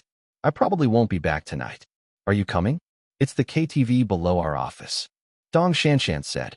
Zhang Ye answered. No, you guys go ahead. After hanging up, Zhang Ye washed up before laying on his bed. He had been waiting for Li Tao to open the Trojan horse last night and had woken up early. He did not rest well, and now with things settled, he definitely needed a good rest. No one knew that the hacker, Kevin Mitnick, that was being discussed by others, was in fact Zhang Ye. After fighting on the front lines all this time, he could finally sleep in peace. An uneventful night passed. The second day was still uneventful. The third day was still. All right, this time there was something to talk about. This afternoon, Zhang Ye went to Weiwa Company.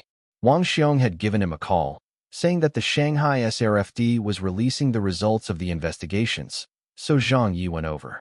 Zhang Ye naturally did so, without any hesitation. Although he had quit, he had not cut relations with Weiwa Company.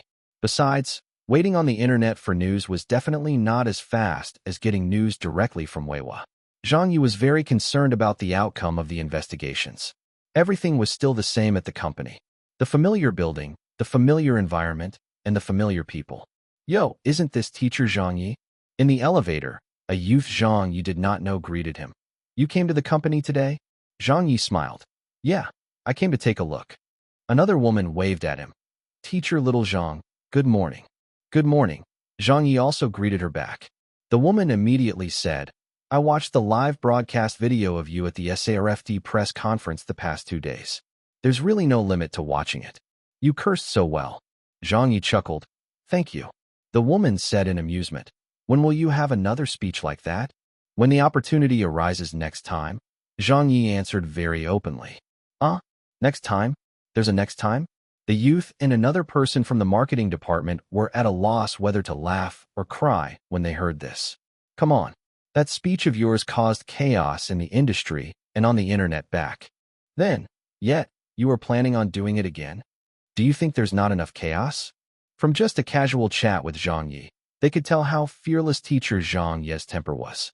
Whoever got in his bad books could only blame on their misfortune. Web TV department. In the office, his colleagues greeted him warmly. Teacher Zhang. Yo, little Zhang is back. Haha. Zhang Ye. I saw that limerick you posted the day before yesterday. Awesome. The ancients talk about composing a poem in 3 steps. I think you don't even need 3. 1 step is enough for you to compose a poem. That companion picture of the happy character was really nice. He even targeted our Weiwa video. That Li is asking to be cursed at. Let's see how the matter is settled today. With people from headquarters investigating it, please don't make it start off with a bang, but ending with a whimper, where no punishment is dealt to Li Tao. It definitely won't happen. It's just a matter of how severe the punishment will be. And the crux of the matter was if our few programs would be restored. That is crucial. As Zhang Ye greeted everyone, he began chatting with them, before slowly walking to his previous seat. He realized it was still empty. Clearly it had been left intact for Zhang Ye's return. Dong Shanshan smiled with her eyes forming a line. You've come? Yup. When will the official statement be released? Zhang Ye asked with concern. Dong Shanshan lifted her sleeve and looked at her watch. They said it would be announced at 9:30. Just in a little bit. As she breathed out, she closed her eyes and knitted her eyebrows. She was also waiting. At this moment in time, it was unlikely that Dong Shanshan had the mood to work. Of course, after having her program halted, she did not have any work to do either. The appointed time was approaching. The entire office eagerly looked forward to the news. At the same time, it was likely that many industry insiders from conventional and online television stations were waiting for the outcome of the investigations. After all, this matter was huge in their industry and was unprecedented, hence, everyone wanted to know what SARFD headquarters would choose to do. They were extremely concerned with how the SARFD would deal with Zhang Ye. Although Zhang Ye was the most wronged person in this entire process, with evidence proving that Li Tao had halted Zhang Ye's talk show, despite knowing that there were no problems, and ignoring the pirated talk show programs, putting Zhang Ye on the advantageous side of reason, is messing up the live broadcast at the SARFD press conference, and had even attacked and mocked the SARFD to the point of even cursing their actions made the matter a bit more complicated. Suddenly, voices sounded in the office. It's out. Hey, it's here. The punishment has been meted out. Hurry and take a look. Wang Xiong had also come out from his office and into the general office area. He monitored the development of this matter with everyone else. Zhang Ye also switched on his computer and saw the punishment notice posted by the SARFD. After a complete investigation, the SARFD headquarters and the Shanghai SARFD had identified malfeasance in Li Tao's actions. He had received bribes amounting to 250,000 yuan, $37,500, as well as had an extramarital affair. Li Tao was doomed, and according to the amount of bribery he received, he would face criminal prosecution. F***K. The punishment is heavy enough. He deserves it. Man, he even had lifestyle problems? I wonder how the headquarters managed to discover that. They are too empowering. With Li Tao taken down and facing jail time, this was a result Zhang Ye was very satisfied with. The colleagues in the office also applauded. At that moment, a second notice was posted by the SARFD. Regarding Dong Shanshan's online talents, Zhang Ye's talk show, Teacher Chin's children program, as well as the 6 other programs that were previously halted at the press conference, the SARFD approved them for rebroadcasting, effective immediately. There were still 2 other programs, which have been found to be truly problematic, and the original punishments still stand. They are not to be restored, such as Web Bikini Show, because it had really broken the restrictions. After a round of investigations, the SARFD also added on a few other programs to the penalty list. 3 of them had plagiarized Zhang Ye's talk show without paying any royalties and are now included on this list. Their broadcasts were halted, and the few conventional and online television stations are to be fined 200,000 to 1 million, as well as criticized. There was great joy in reading the punishments that were to be doled out. Li Tao was taken down, and the programs were all restored. It was perfect. Of course, perfection was before the last notice was posted by the SARFD. In the end, the notice mentioned Zhang Ye. Regarding the host of Weiwa online television stations, Zhang Ye's talk show, Zhang Ye, the original penalty of revoking his broadcasting host qualifications was changed to a 15-day suspension. The public statements ended here. The colleagues in the office all looked at each other before they looked at Zhang Ye spontaneously. Zhang Ye nearly cursed. Damn it. Revoking the penalty of my broadcasting host would do. Why did you King temporarily suspend me for half a month? What did this mean? Are you trying to clamp down on me? It definitely was. Zhang Ye knew, and his colleagues could also read the situation. Although Zhang Ye had caused problems because of Li Tao's malfeasance, the SARFD did not ignore it. They still punished Zhang Ye. Although half a month wasn't a very long time, it was not very short either. Although his program was restored, his hosting qualifications were suspended. Zhang Ye's talk show still could not be aired within the next 15 days. This was clearly the SARFD settling scores, and could also be thought of as a form of clamping down or warning. It accounted to the public, but punished both sides. The only difference was Li Tao's punishment was heavier, and Zhang Ye's was lighter. Teacher Zhang Ye. The people surrounding him did not know what to say. After a short moment of depression, he did not take it too hard, as he smiled to everyone. It's all right.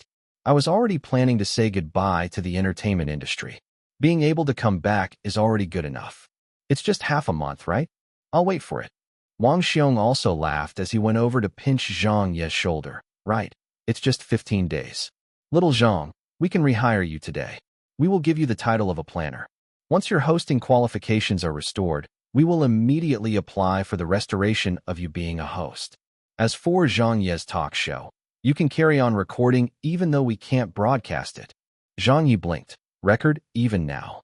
Since it can't be aired, saving it first wouldn't be a problem. Wang Xiong chuckled.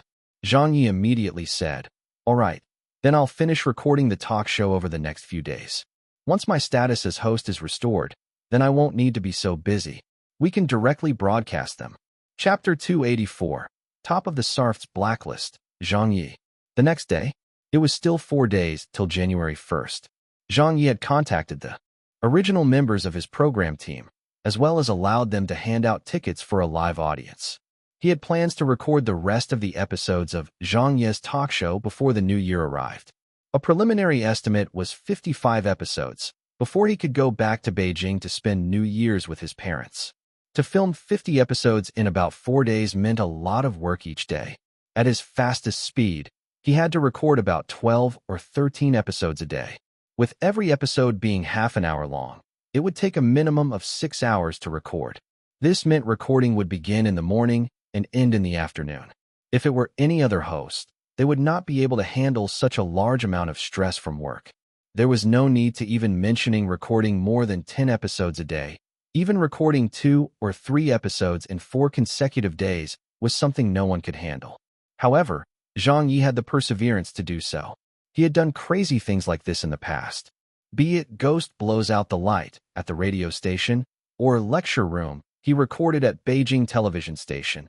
Many staff members of his program teams would privately call Zhang Ye desperate workaholic. This was because even them as people on the side could not survive the fatigue associated with working on scene. But Zhang Ye could do so day after day. He did not collapse at all. This was also why Zhang Ye was accepted by many members of staff. He always led by example. He worked more than others and rested less than others. With him holding the stage on the forefront, the members of the program team did not skive. People were, after all, judged by others. This was also the reason why the team led by Zhang Ye was always so efficient. As for the need for talk shows to stick to current affairs, Zhang Ye was not too worried. His talk show touched on current affairs, but he did not need to say those jokes only when something happened. For example, many of the jokes in Tonight 80s Talks How were universal. Ridiculing the Koreans or trampling the Japanese, these jokes could survive the ages. Without any exaggeration, Even if Zhang Ye used his talk show to scold the Koreans or Japanese, the jokes would still not be obsolete 100 years later. The recording studio. Is every department ready? Teacher Zhang, we are done preparing. When will the audience enter? In about half an hour. It has already been arranged. All right, I'll go backstage to take a rest. Sorry for troubling you to keep an eye out. Are we really recording 12 episodes today, Teacher Zhang? Man, all right. Go take a rest. We will be busying ourselves soon. There won't be time, but you still have us. The staff present were all busily working. After Zhang Ye went into the backstage dressing room, he began to buy large quantities of memory search capsule. After closing the door, he closed his eyes and began to arrange and search through all the talk show programs in his mind. Zhang Ye had wildly spoken of recording more than 10 episodes a day, all based on the effects of the memory search capsule. This allowed him to have a continuous stream of jokes in his head. The jokes chosen by Zhang Ye were all good, and they had the best effects. He even abandoned certain jokes that only had passable effects, so as to make Zhang Ye's talk show a signature show, a program of the highest standards. As such, he naturally burned through a huge number of memory search capsules. Thankfully, the previous few episodes of the talk show program had added a lot of reputation points to his game ring.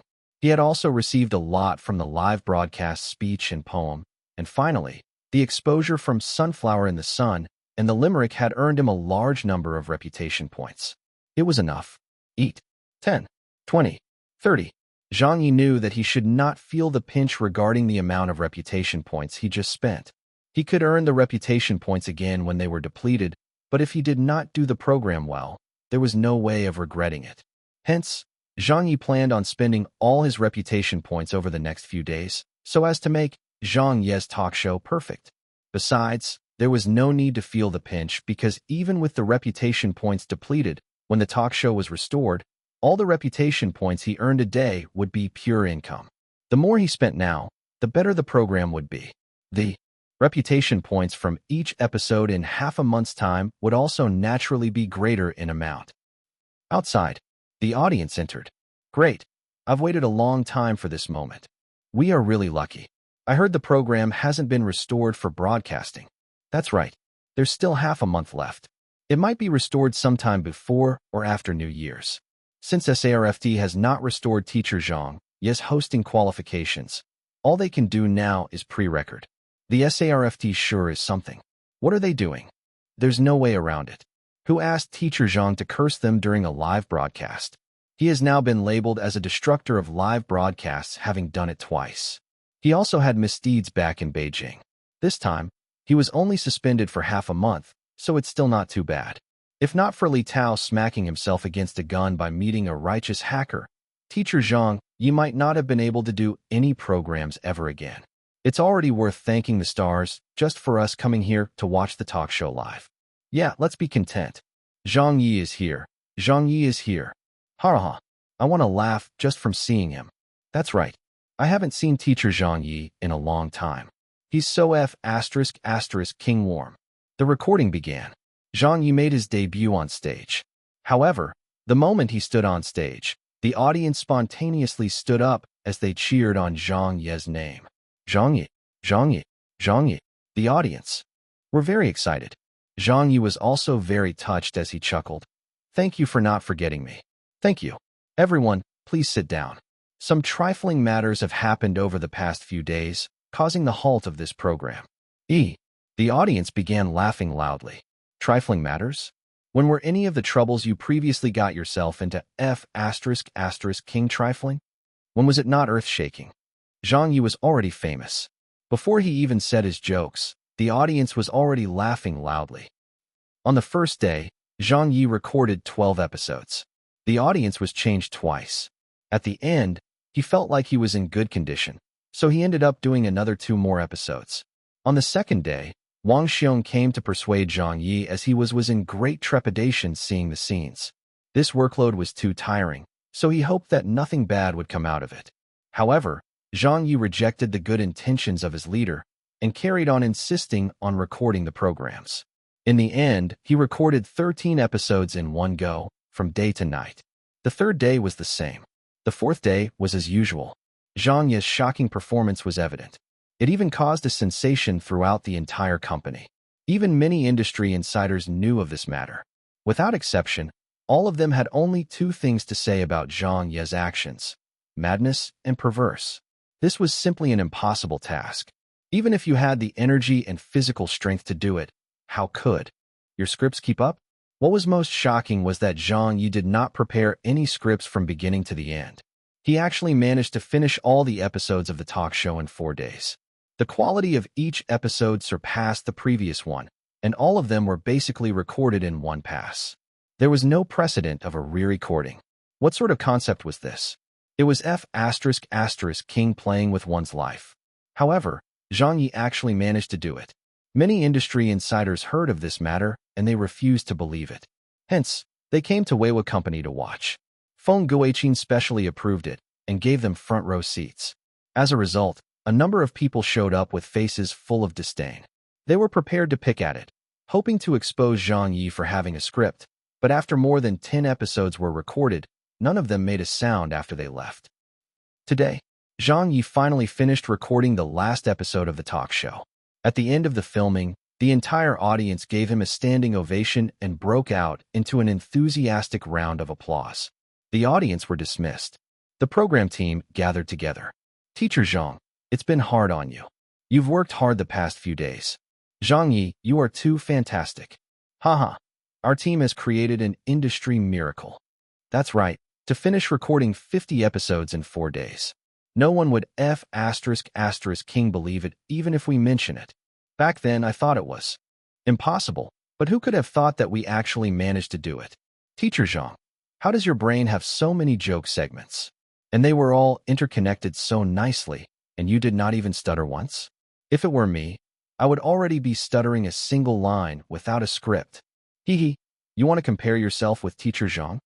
Who is Teacher Zhang? He is a mighty person who cannot be measured using common sense." With the program wrapped up, everyone was very happy. Zhang Ye also smiled. "It should be said that it has been hard on all of you. I made you accompany me in this madness the past few days. So, tonight, I'll be treating you all. Let's go to the best restaurant in Shanghai. I'll pick up the tab no matter how much you eat." "Oh, Teacher Zhang is impressive." Everyone cheered. The best restaurant? To have a single nice meal would be tens of thousands at least. Zhang Ye naturally did not care much about money. He was ambivalent towards money as his goal was always fame. He wanted to become the world's top celebrity. That was what mattered most to him. Dong Shanshan came through a staff door. "What's this about eating?" Following that, Wang Bei and company entered. "Hee, I think we heard it as well. Zhang Ye is treating, right? Are we included?" Zhang Han, who had good relations with Dong Shanshan, said with a smile. "Am I allowed in?" Zhang Ye waved his hands. "All of you are included. Anyone here is included." Saying that, he gave Feng Guoqin and Wang Xiong a call to invite them. On this matter, Director Feng had given Zhang Ye a good deal of support. She did not abandon him at the most critical point. With the program done recording, Zhang Ye naturally wanted to express his gratitude. At night, with everyone gathered together, they headed straight for the restaurant. On the way, everyone saw a blacklist for next year posted by the SARFD on the internet. Similar to Zhang Ye's world, every year, the SARFD headquarters would publish a blacklist. Of course, this was what everyone called it in private. It was not an official term.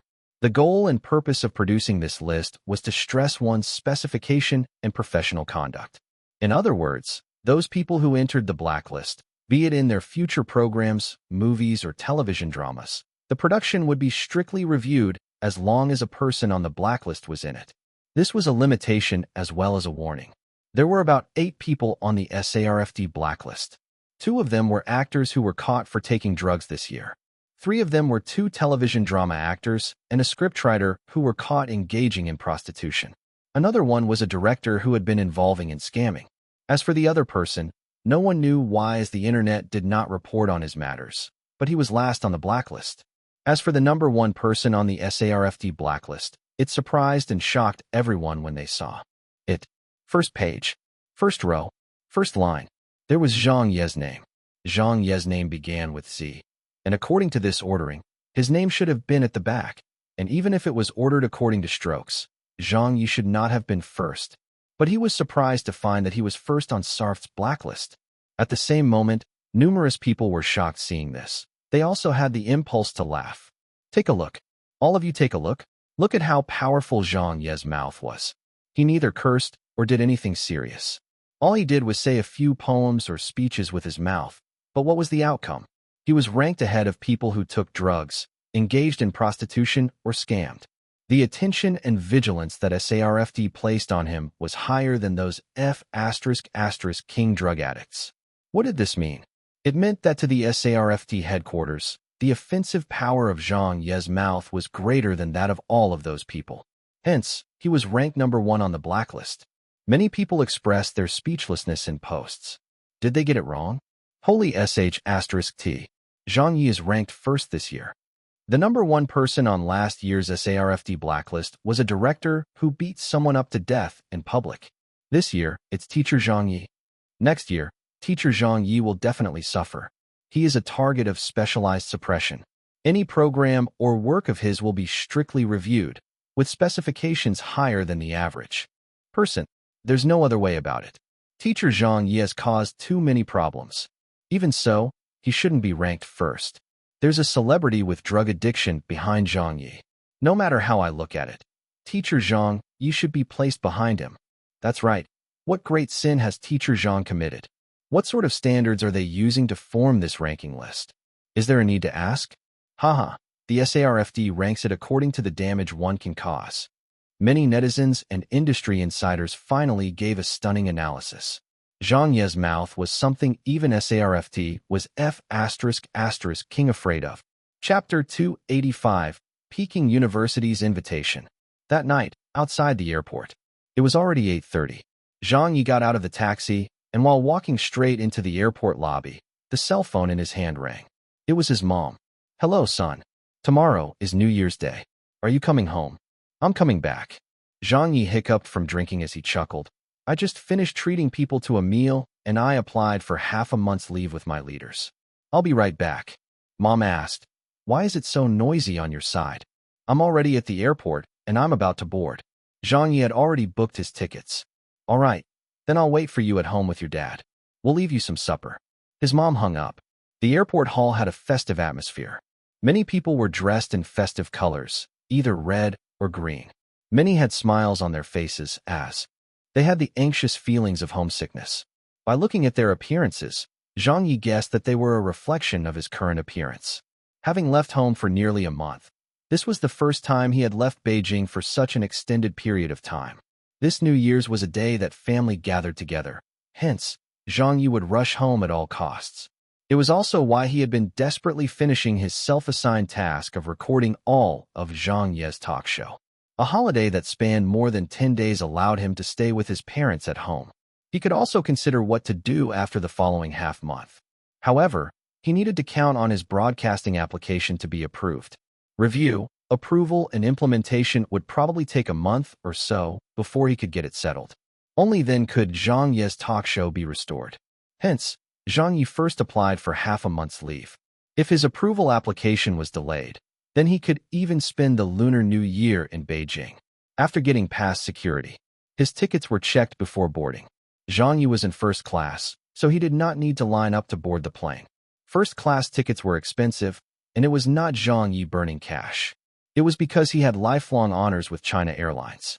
He did not need to spend a single cent, be it first class or economy class, and there were really no tickets for economy considering that it was New Year's.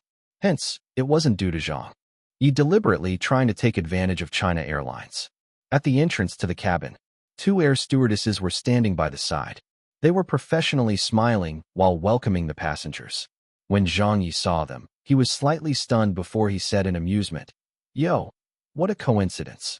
The fat air stewardess on the left and the thin air stewardess on the right also saw Zhang Ye.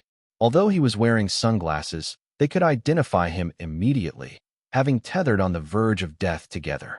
Zhang Ye, teacher Zhang. The 2 people were pleasantly surprised. Zhang Ye walked over. It's almost New Year's, and you're still working? The fat air stewardess smiled. That's right. It's our job. The holidays are peak season for air travel. We have to service our passengers. Zhang Ye gave them a thumbs up. To sacrifice yourselves for the greater good. Well done. Hurry up and go in. We'll chat in a bit. The thin air stewardess said as she noticed that there were passengers behind him who wanted to board. All right. Zhang Ye headed towards first class and found his seat. His hands were empty because he did not bring any hand luggage. He sat down straight away.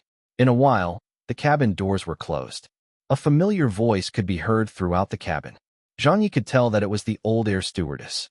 She told everyone to fasten their seat belts and switch their phones off.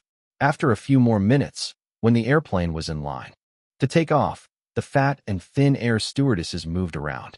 The old air stewardess also came over to first class with a smile. Teacher Zhang. The old air stewardess waved at him. Zhang Ye also greeted them. It's been a while. How has everyone been? The fat air stewardess could not stop her laughing. All thanks to you.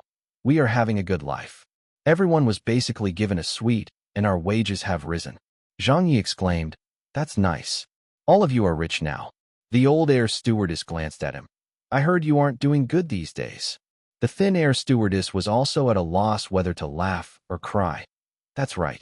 Why did you mess up a live broadcast? Just an hour ago, we were even discussing it. Why are you first on next year's SARFD blacklist? You are being specially targeted now.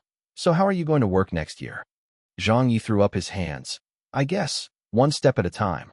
The old air stewardess smiled and poured a glass of fruit juice for him. No matter what others say of you or how they criticize you, we will certainly support you. The fat air stewardess was more cheerful as she patted Zhang Ye's shoulder, and she blinked. Not only us. All the air stewardess are supporting you. After that incident, which air stewardess or attendant does not know you? They all consider you as their idol. You have many fans in the airline industry. Zhang Ye sat up and said, Am I that famous? So many beauties like me? Then I don't need to worry about finding a wife in the future. A few of the air stewardesses began to laugh. From the sound them made, it was obvious that they all watched Zhang Ye's talk show. Clearly, their support for Zhang Ye was not all talk. Many first-class passengers surrounding them looked on in a speechless manner. Zhang Ye was wearing sunglasses, and even if he did not wear them, many people here would not recognize him. Most of the people who sat first class were not busy with work. They paid little attention to the entertainment industry, and they could probably only recognize the S-list celebrities. Hence, when they saw Zhang Ye board the plane with all the air stewardess in the cabin surrounding him while giggling, they were still wondering when did the airline company have such a F***king service. Weren't they too intimate? Who was this person? Many people looked enviously at Zhang Ye, who had fallen into the village of warmth. They did not know that the trust and friendship between Zhang Ye and the air stewardesses was built on a foundation of that momentarily life and death situation. It's almost time to take off. Teacher Zhang, we can't chat any further. If you have anything, call me. We have to busy ourselves. With the air stewardesses gone, the plane quickly reached tens of thousands of meters high. Zhang Ye looked at the night sky through the window with his hand on his chin. Then, he drank a mouthful of fruit juice to moisten his throat. Having drank a bit too much with everyone at the restaurant, he was beginning to feel tired as he yawned. Suddenly, Zhang Ye looked sideways, and he saw a pair of eyes staring at him. It seemed like this person had been looking at him from the very beginning. From the hairstyle and figure, it was clear she was a woman, and a woman with a voluptuous figure. However, maybe she was not accustomed to the air on the airplane. She was wearing a face mask, so her face was obscured. She looked at Zhang Ye. Zhang Ye also looked at her. Suddenly, the woman released her seat belt and stood up. After straightening her clothes, she walked towards Zhang Ye. She then loosened the white coat on her body before sitting beside Zhang Ye.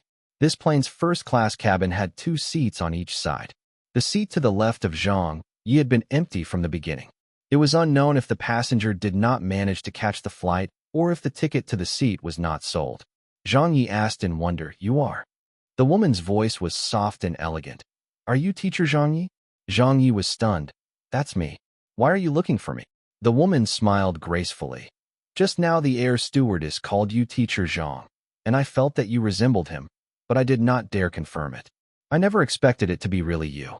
Well, let's get to know one another. I'm Wu Zuqing, a vice president of Peking University. Hello, nice to meet you.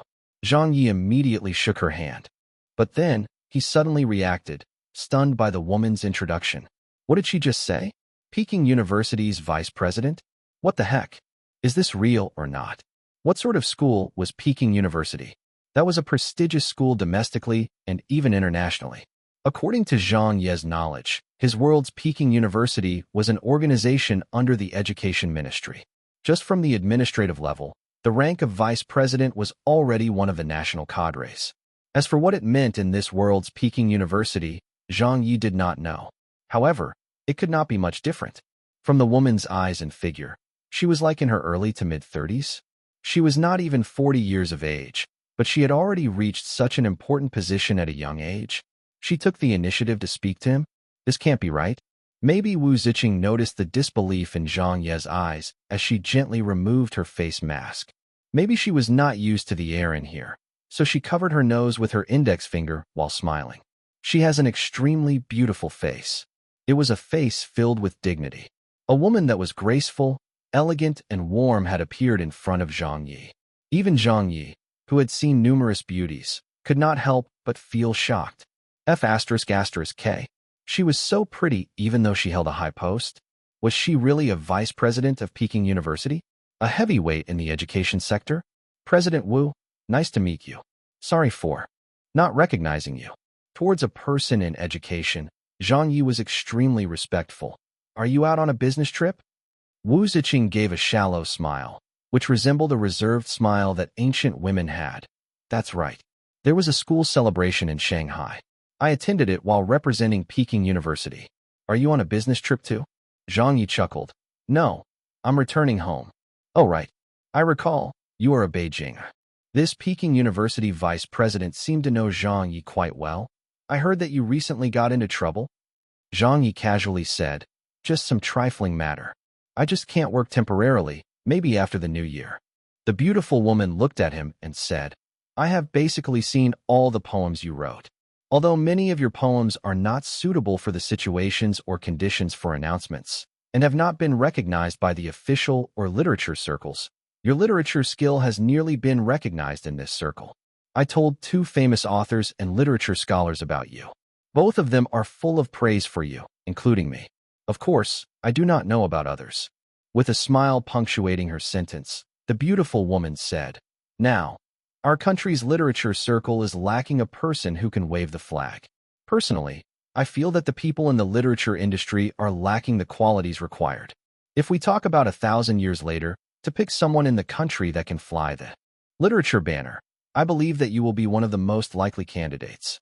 This evaluation was too high, and it was an evaluation from Peking University's vice president. Zhang Ye was instantly flattered. I don't dare to accept that. I lack the qualifications and experience. All I do is just mess around. Wu Ziqing suggested, let's exchange phone numbers? Sure, I could only wish to do so. If there are any matters on literature in the future, I will still want to consult you. Zhang Ye, as a member of the younger generation, still appeared very modest. Wu Ziqing smiled and waved her hand. You can consult me on other matters, and I won't brush you off. But if it's a literary discussion, I do not dare to think highly of myself in front of you. At best, I am more experienced than you, which allows me to communicate with you. Take a look at her. Look at how well she can chat. Zhang Ye was feeling extremely good, but he could not say it verbally. He only said, You are being modest. They exchanged numbers. Since they could not switch their phones on in the plane, Zhang Ye wrote his on a piece of paper, while Wu Ziqing handed him a name card. The name card was handwritten. It did not have any details about Wu Ziqing's post, only her name. There was a cell phone number beneath it. Zhang Ye guessed that this was most likely Wu Ziqing's handwriting. It was very elegant and beautiful. It looked very polished and clearly. She was a calligraphy expert. The plane was quickly approaching the capital's airport. The flight from Shanghai to Beijing was short, as they were very close to one another.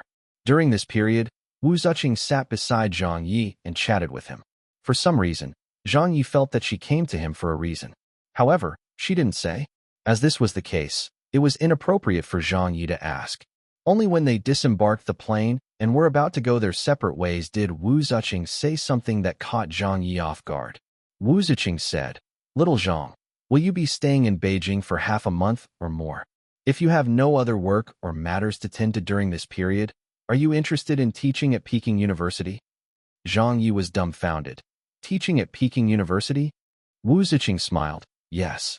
Are you pulling my leg? Zhang Ye was in disbelief. Wu Ziqing smiled slightly. Would I pull your leg on such a matter? Now, in my capacity as Peking University's vice president, I'm formally inviting you. Zhang Ye gasped and said worriedly, I know myself. I'm just a student, so what can I teach? I'm afraid that I'll teach the wrong things to students, leading them astray. Wu Ziqing looked at him. Before I boarded the plane, I was still thinking of something, nor did I have any candidates. However, after meeting you, it might be a matter of fate. After some thought, there really is no one more suitable than you in the literature arena. I'm not asking for you to teach anything else, but your old trade. You can teach in the Chinese language department. With a pause, she carried on. The compensation might not be very high, and it can't compare to the wages of your broadcasting host job. Since your main job is not this, we will not restrict you to other jobs on our side. When you need to host, you can go do your hosting. If you have the time and energy, you can use your spare time to teach at Peking University. You can be considered an adjunct lecturer. There have been similar cases of hiring hosts or famous authors to be university lecturers in recent years, so it's common.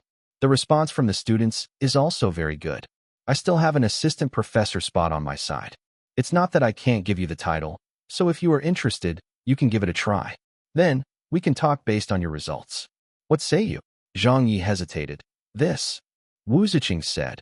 You can think about it and reply me tomorrow. The school is on break for half a month. If you are ready, you can begin classes at any time. Zhang Ye took a deep breath. All right, I'll think about it when I get back home. All right, there will be a car picking me up outside. I'm leaving first. After the beautiful woman bade him farewell, she walked slowly away in her flats. He went to a taxi waiting area. The moment he entered the taxi, he rubbed his temples as he looked out of the window in excitement. He was both hesitant and excited. Why was he excited?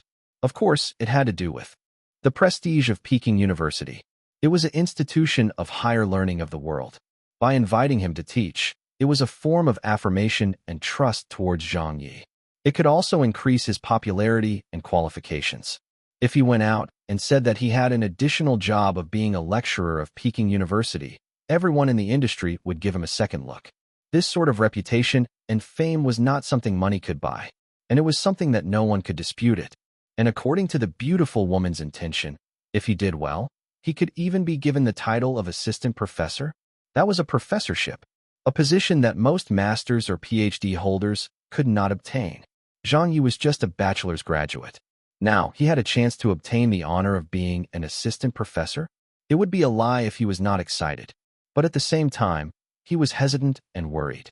Peking University's Chinese department was extremely famous even in a heavyweight institution like Peking University. It was also famous worldwide. The Chinese department had the greatest breadth and depth in the entire country's Chinese literature studies. Every development of history had attracted and produced many famous scholars. Some of them were masters and figures who led the literature world. But who was Zhang Ye? What sort of qualifications did Zhang Ye, have? Did he have the qualifications to teach these students who would have promising futures? Zhang Ye had even said some angry words to his mother a few days ago, saying that if he could not stay on in the entertainment industry, he would go to a university to be a lecturer. However, that was him just saying it in passing. He never believed that he had the qualifications. He also couldn't believe that any university would want such a literary hooligan. And now, the one inviting him was not any other institution.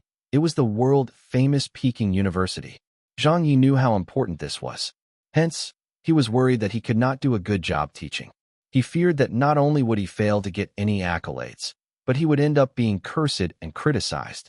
He did not matter, but if he sullied Peking University's reputation and lead his students astray, it would be a serious matter.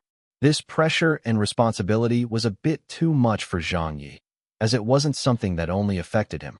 He was a carefree soul. He was free to fight everywhere. But if he implicated others, or led future famous literary scholars astray due to his bad teachings, Zhang Ye would not feel good about it. He was a jerk, and he was quite a hooligan at times, but the essence of his character was that of a considerate person. What should he do? Should he go? It had to be said that the temptation thrown at him by the Peking University was too great. On the way home, Zhang Ye kept mulling over the issue.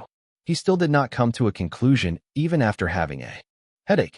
He was not an indecisive person, but neither was he someone who did not think. He liked to measure the pros and cons before deciding on a matter.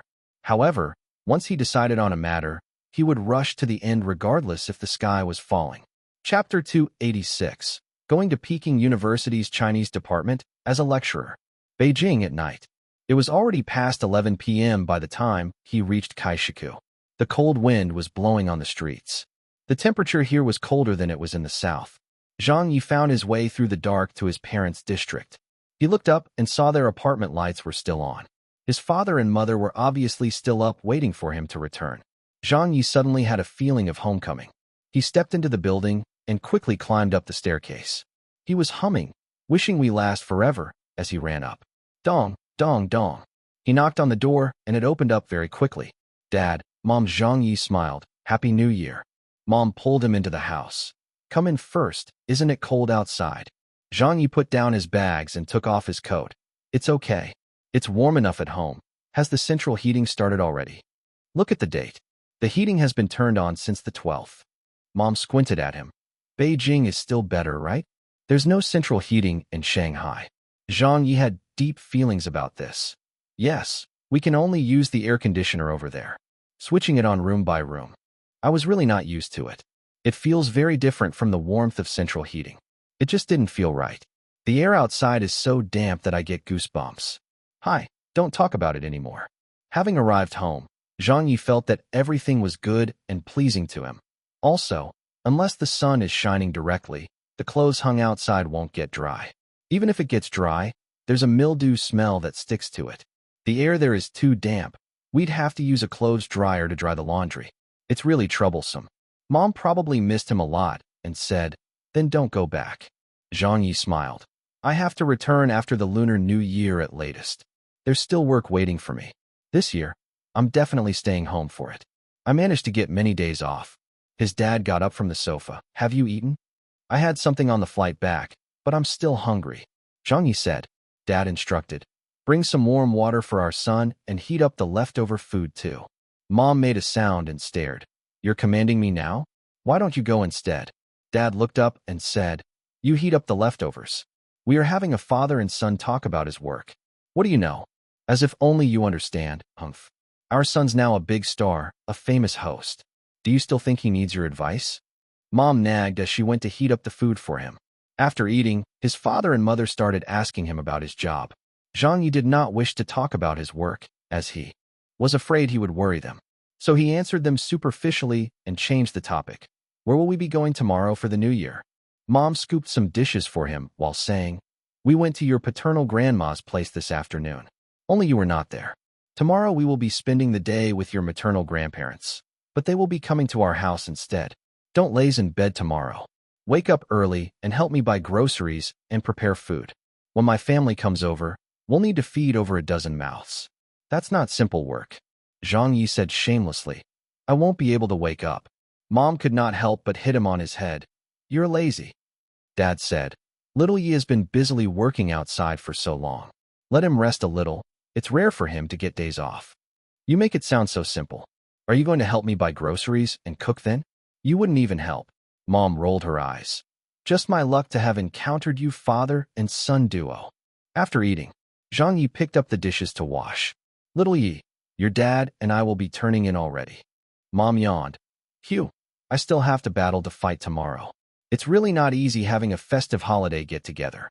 His dad also stretched himself and went to the bathroom for a shower. Then Zhang Yi suddenly remembered. Turning his head, "Dad, Mom, wait a while. I have something to discuss with you both in a bit." Dad asked curiously, "What's the matter? If you have anything to say, spit it out.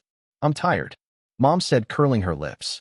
Zhang Yi continued washing the dishes and said, "Earlier on the plane, I met someone called Wu Ziqing. She said she was..."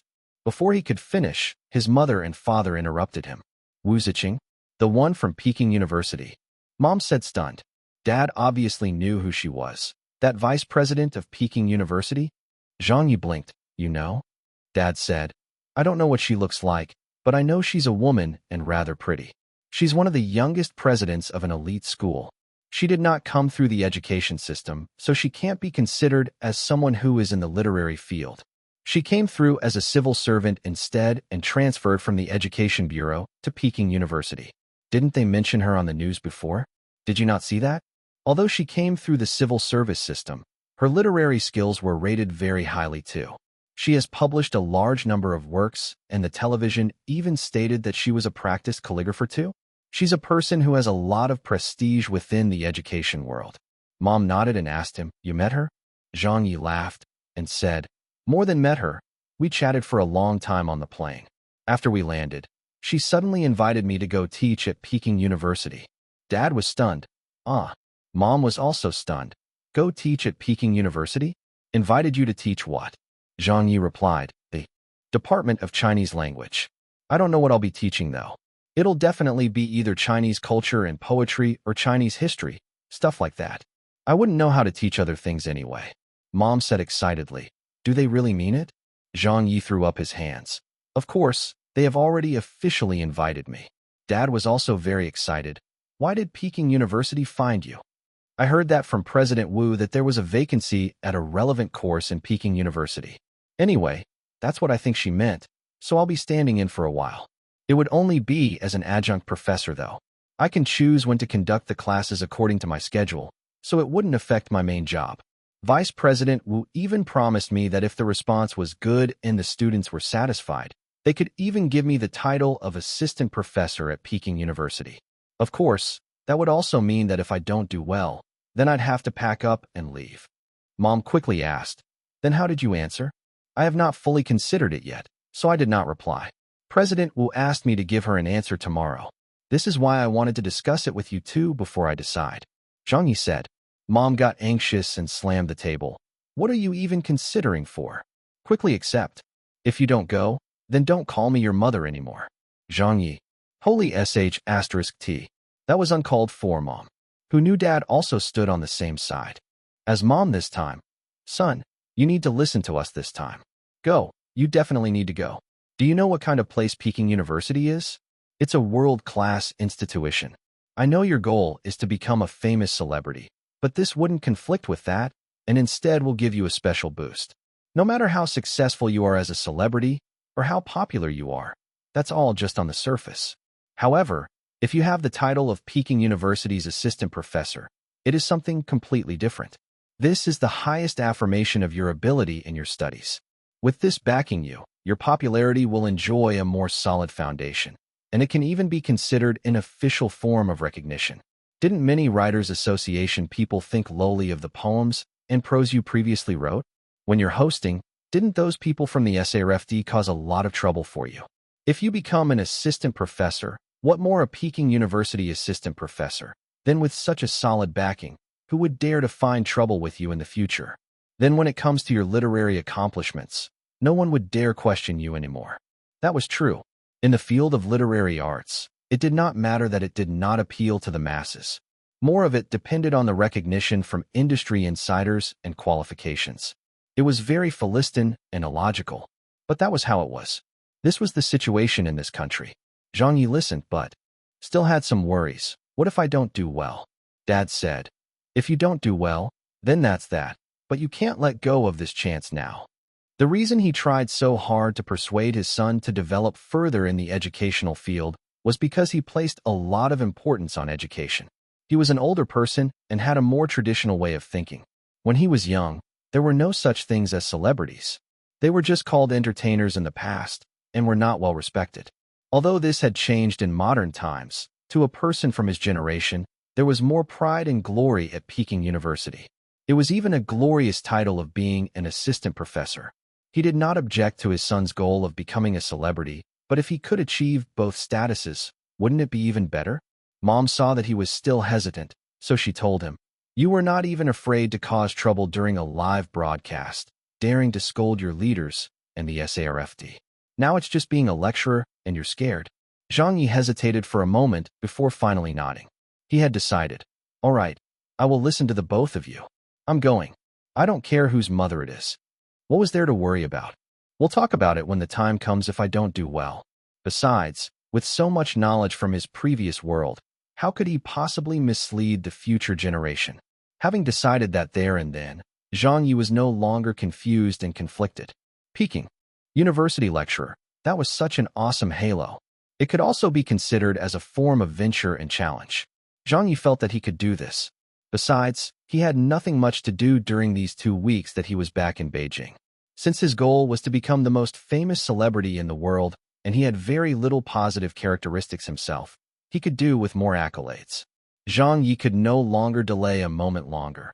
Only then would he have hoped to create this miracle and fulfill his dream. Then quickly inform Vice President Wu.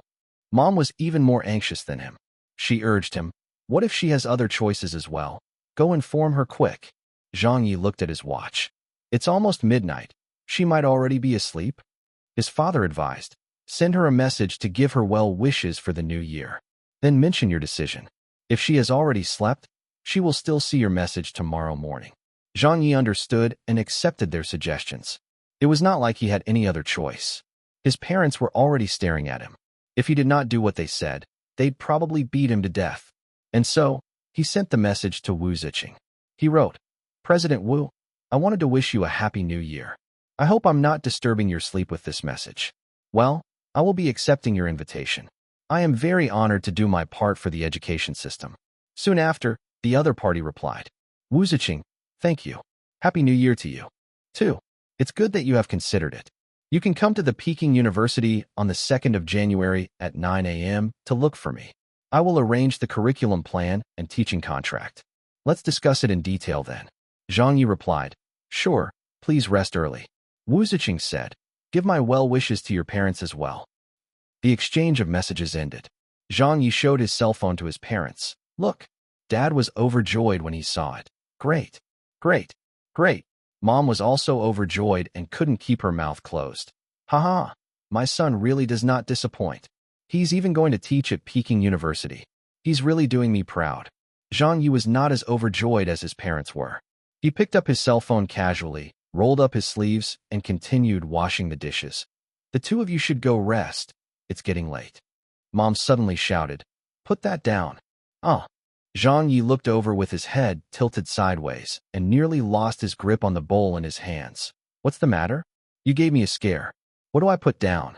Mom pushed him aside and broke into a big smile. She picked up the dishes and utensils. "Mom will do this. You go and rest." "Don't. I'm already half done." Zhang Ye wanted to grab the dishes back. "You guys go rest." Mom did not allow that. "If I said I'll do it, I'll do it. Don't argue with me." "Haha, my son's now a lecturer of Peking University. How can I make my son do the dishes?" As she washed the dishes, she hummed a Peking opera song. Mumbling to herself, she said, "I can go boast to the neighbors again tomorrow.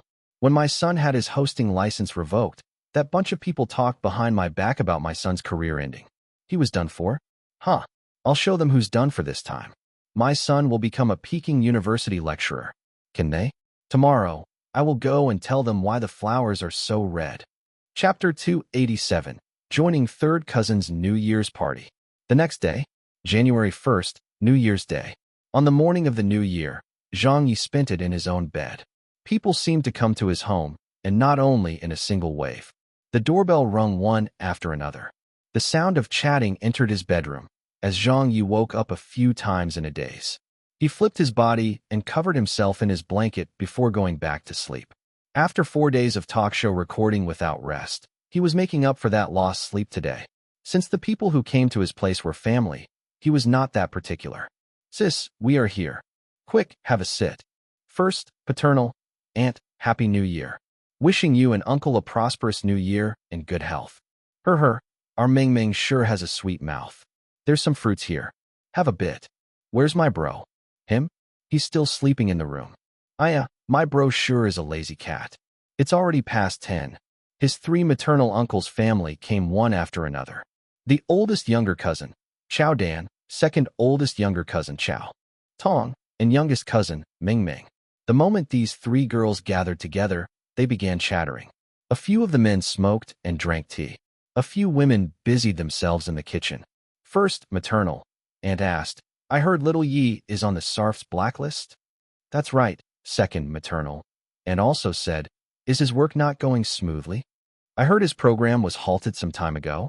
What is going on now? His three maternal aunts washed vegetables as they asked Zhang Ye's mother. Mom was washing the cutting board and laughed. You guys are already outdated. Little Ye's program has been restored. It just needs half a month's wait before it can be broadcasted again. Is his work not going smoothly? Let me tell you a secret. Don't go about telling others. Peking University's vice president personally came looking for my son and repeatedly invited Little Ye to teach Peking University's Chinese department. She said it had to be him and no one else. First aunt was stunned. What? Which Peking University? Mom laughed. What other Peking University is there? It's that college that ranks #1 in the country. The three aunts were stunned. This is big news. Little Ye really has gotten ahead in life. To teach at Peking University? Why didn't I see it on the newspapers? Mom said, it was decided last night. Hi, my Little Ye actually didn't plan on going, but that President Wu kept inviting him and was extremely sincere. Finally, after being unable to further refuse it, the matter was fixed. So of course, there's no news about it yet. I believe you will see it tomorrow. The adults and children outside also heard it. As his second maternal uncle had went to pick up Zhang Ye's grandparents, he was not around. The other people were stunned upon hearing this news. Chow Mingming screamed, my bro is so awesome. Chow Dan covered her mouth in disbelief. Teaching at Peking University? Third uncle immediately ran into the kitchen. Sis, then congratulations. Our family has finally produced someone in academia. And he's even a lecturer of a famous school. First uncle said to Zhang Ye's father, brother-in-law, congratulations. Dad shook his hands with a smile.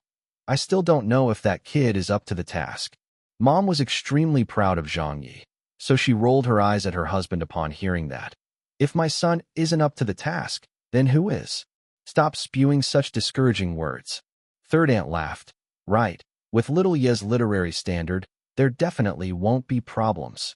At this moment, someone came in from outside. It was second uncle bringing Zhang Ye's grandparents in. The moment the old lady entered and heard their discussion, she could not help but ask, what Peking University? What are you talking about? Mom came out of the kitchen beaming. Dad, Mom, your grandson is going to be a lecturer at Peking University's Chinese department. He's reporting for work tomorrow. Grandma said. In surprise, are you all pulling my leg? Third aunt chuckled. Mom, it's true. Grandma was immediately excited. Little Ye is so capable. That is Peking University. Grandpa was also startled. Third aunt said, the two of you don't keep up with news, so you might not know that Little Ye already showed his ability. He goes on television and the newspapers almost daily. Grandma's wrinkles seemed to instantly open up. Little Ye sure lives up to expectations. In the room, Zhang Ye was still sleeping soundly. Suddenly, the door opened, and three petite figures entered. Bro, time to wake up. It's time to eat. Chow Mingming crashed onto his bed and yelled loudly. Zhang Ye was jolted away. He yawned, and seeing that it was his three younger cousins, he buried his head again and said half-heartedly, Go. Let me sleep a little longer. Chow Tong chuckled. Bro, get up. Eldest younger sister, Chow Dan said. Let bro rest a bit more. What's there to rest for? Chow Mingming refused and climbed into bed and sat on Zhang Ye's leg. Bro, you sure are awesome. You are even going to Peking University to teach. Zhang Ye waved his hands listlessly. Nothing much. Chow Tong also began to say in a spoiled manner. Bro, buy us something nice to eat. I'll buy. Zhang Ye said while closing his eyes. It was unknown if he was speaking in his sleep. Chow Mingming blinked her cute little eyes and said, Then whatever we want, you must buy for us. I want a huge teddy bear, the kind that's 1.8 meters tall. Zhang Ye said sleepily, I'll buy them all. All of them. The few younger cousins cheered together. Yo! With the few rascals in his room, there was no hope for Zhang Ye to carry on sleeping. Finally, he was completely woken up by his few younger cousins. So he could only get out of bed in his pajamas. The moment he came out of his room, Zhang Ye began greeting, Grandma, Grandpa, first uncle, first aunt, second aunt. The moment Grandma saw her grandson, she held his hands warmly. Did those girls wake you up? Saying that, the old granny stared at them. Naughty girls, your brother has been slaving these past few days at work. Can't he have a good sleep? Chow Mingming stuck out her little tongue. Grandma is playing favorites. Grandma was tickled. You little girl are asking to be spanked. Mom also patted her son. Hurry up and brush your teeth. It's time to eat. 10 minutes later, the meal began. During the meal, Zhang Ye found himself able to reunite with his family, a rare event. He had not returned home in a while, so he poured a glass of beer and toasted his elders. They had a lot of fun eating together. His grandparents and relatives kept asking Zhang Ye about the entertainment industry. Little Ye, that talent show's host is really your classmate? That's right, college classmates. We were in the same class. What are you teaching at Peking University? I'm not sure yet, but I will find out. Tomorrow. Bro, is Hu Dongjian really gay? How would I know? He's a host from Hong Kong. I've never met him before. Bro, why are you so awesome? The talk show you do makes me die of laughter. That's right, your bro is awesome. Or else how can he be your bro? After the meal, everyone sat on the sofa in the living room. They carried on chatting, and the topic of conversation revolved around Zhang Ye. Everyone was very interested in his job. Roughly 2 in the afternoon. His grandparents went into Zhang Ye's parents' room to take an afternoon nap. Zhang Ye covered his grandparents with a blanket, and after a few exchange of words, he gently closed the door. The moment he left the room, he bumped into a Chow Meng Meng with shifty eyes. For some reason, this girl was blinking her eyes at Zhang Ye. What's up? Zhang Ye was amused. Chow Meng Meng said softly. Bro, I have a request. Zhang Ye did not mind. What's the matter? Chow Meng Meng glanced at the elders sitting in the living room and then jerked her chin towards the bedroom. Go into the bedroom. Anyway, it's an important matter. All right then. Zhang Ye and his third younger cousin went into the room. In the room, Chow Meng Meng sat on the bed. Zhang Ye lit a cigarette and smoked out the window. What is it? Tell me. Chow Meng Meng said with a finicky manner. Bro, tonight, my junior high school has a New Year's party in the auditorium. We can bring our guardians. Come with me. It was common for schools to have New Year's party, as it was impossible to have a Lunar New Year party due to the students on break, so the schools only had New Year's parties at best. Some schools had, while others didn't. The date was not fixed. Many had their parties on December 31st also. Zhang Ye was stunned before smiling. Why should I go? Aren't your parents on break today? Why? They have something on tonight and can't go? Chow Meng Meng secretly said. I didn't tell them. Ah. Zhang Ye smiled bitterly. Chow Meng Meng pouted. You may not know, but every time my parents see my teacher, all 3 of them seem to be on stimulants. They will begin speaking ill of me. After returning home, my parents will even beat me. It's exasperating. So I'd rather go myself than bring them along. Zhang Ye threw his hands up and said, It isn't appropriate for me to go. You are my bro. Is that not appropriate? Chow Meng Meng said it while chuckling. Also, it's perfect for me to show you off to my friends.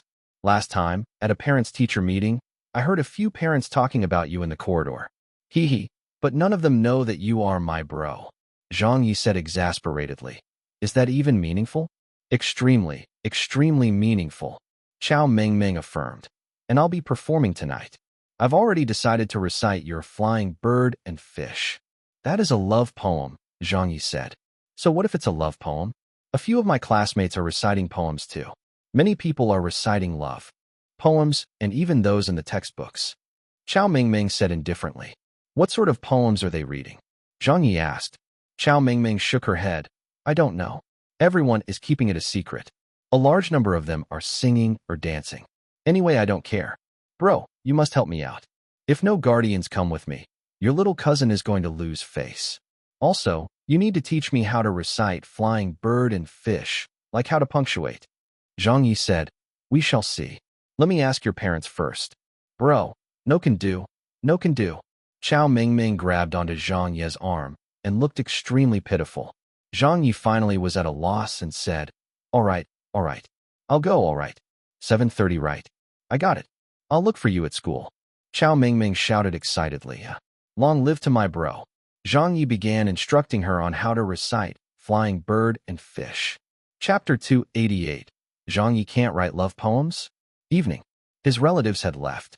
Only Zhang Ye's family of 3 was left having dinner together. They ate simply with noodles and soybean paste, zhajiangmian. This was also specially requested by Zhang Ye. In the south, he could not find anywhere to eat authentic Beijing zhajiangmian. Especially the brine made by his mother was excellent. Zhang Ye never got sick of eating it when growing up. How is it? Mom asked with a smile.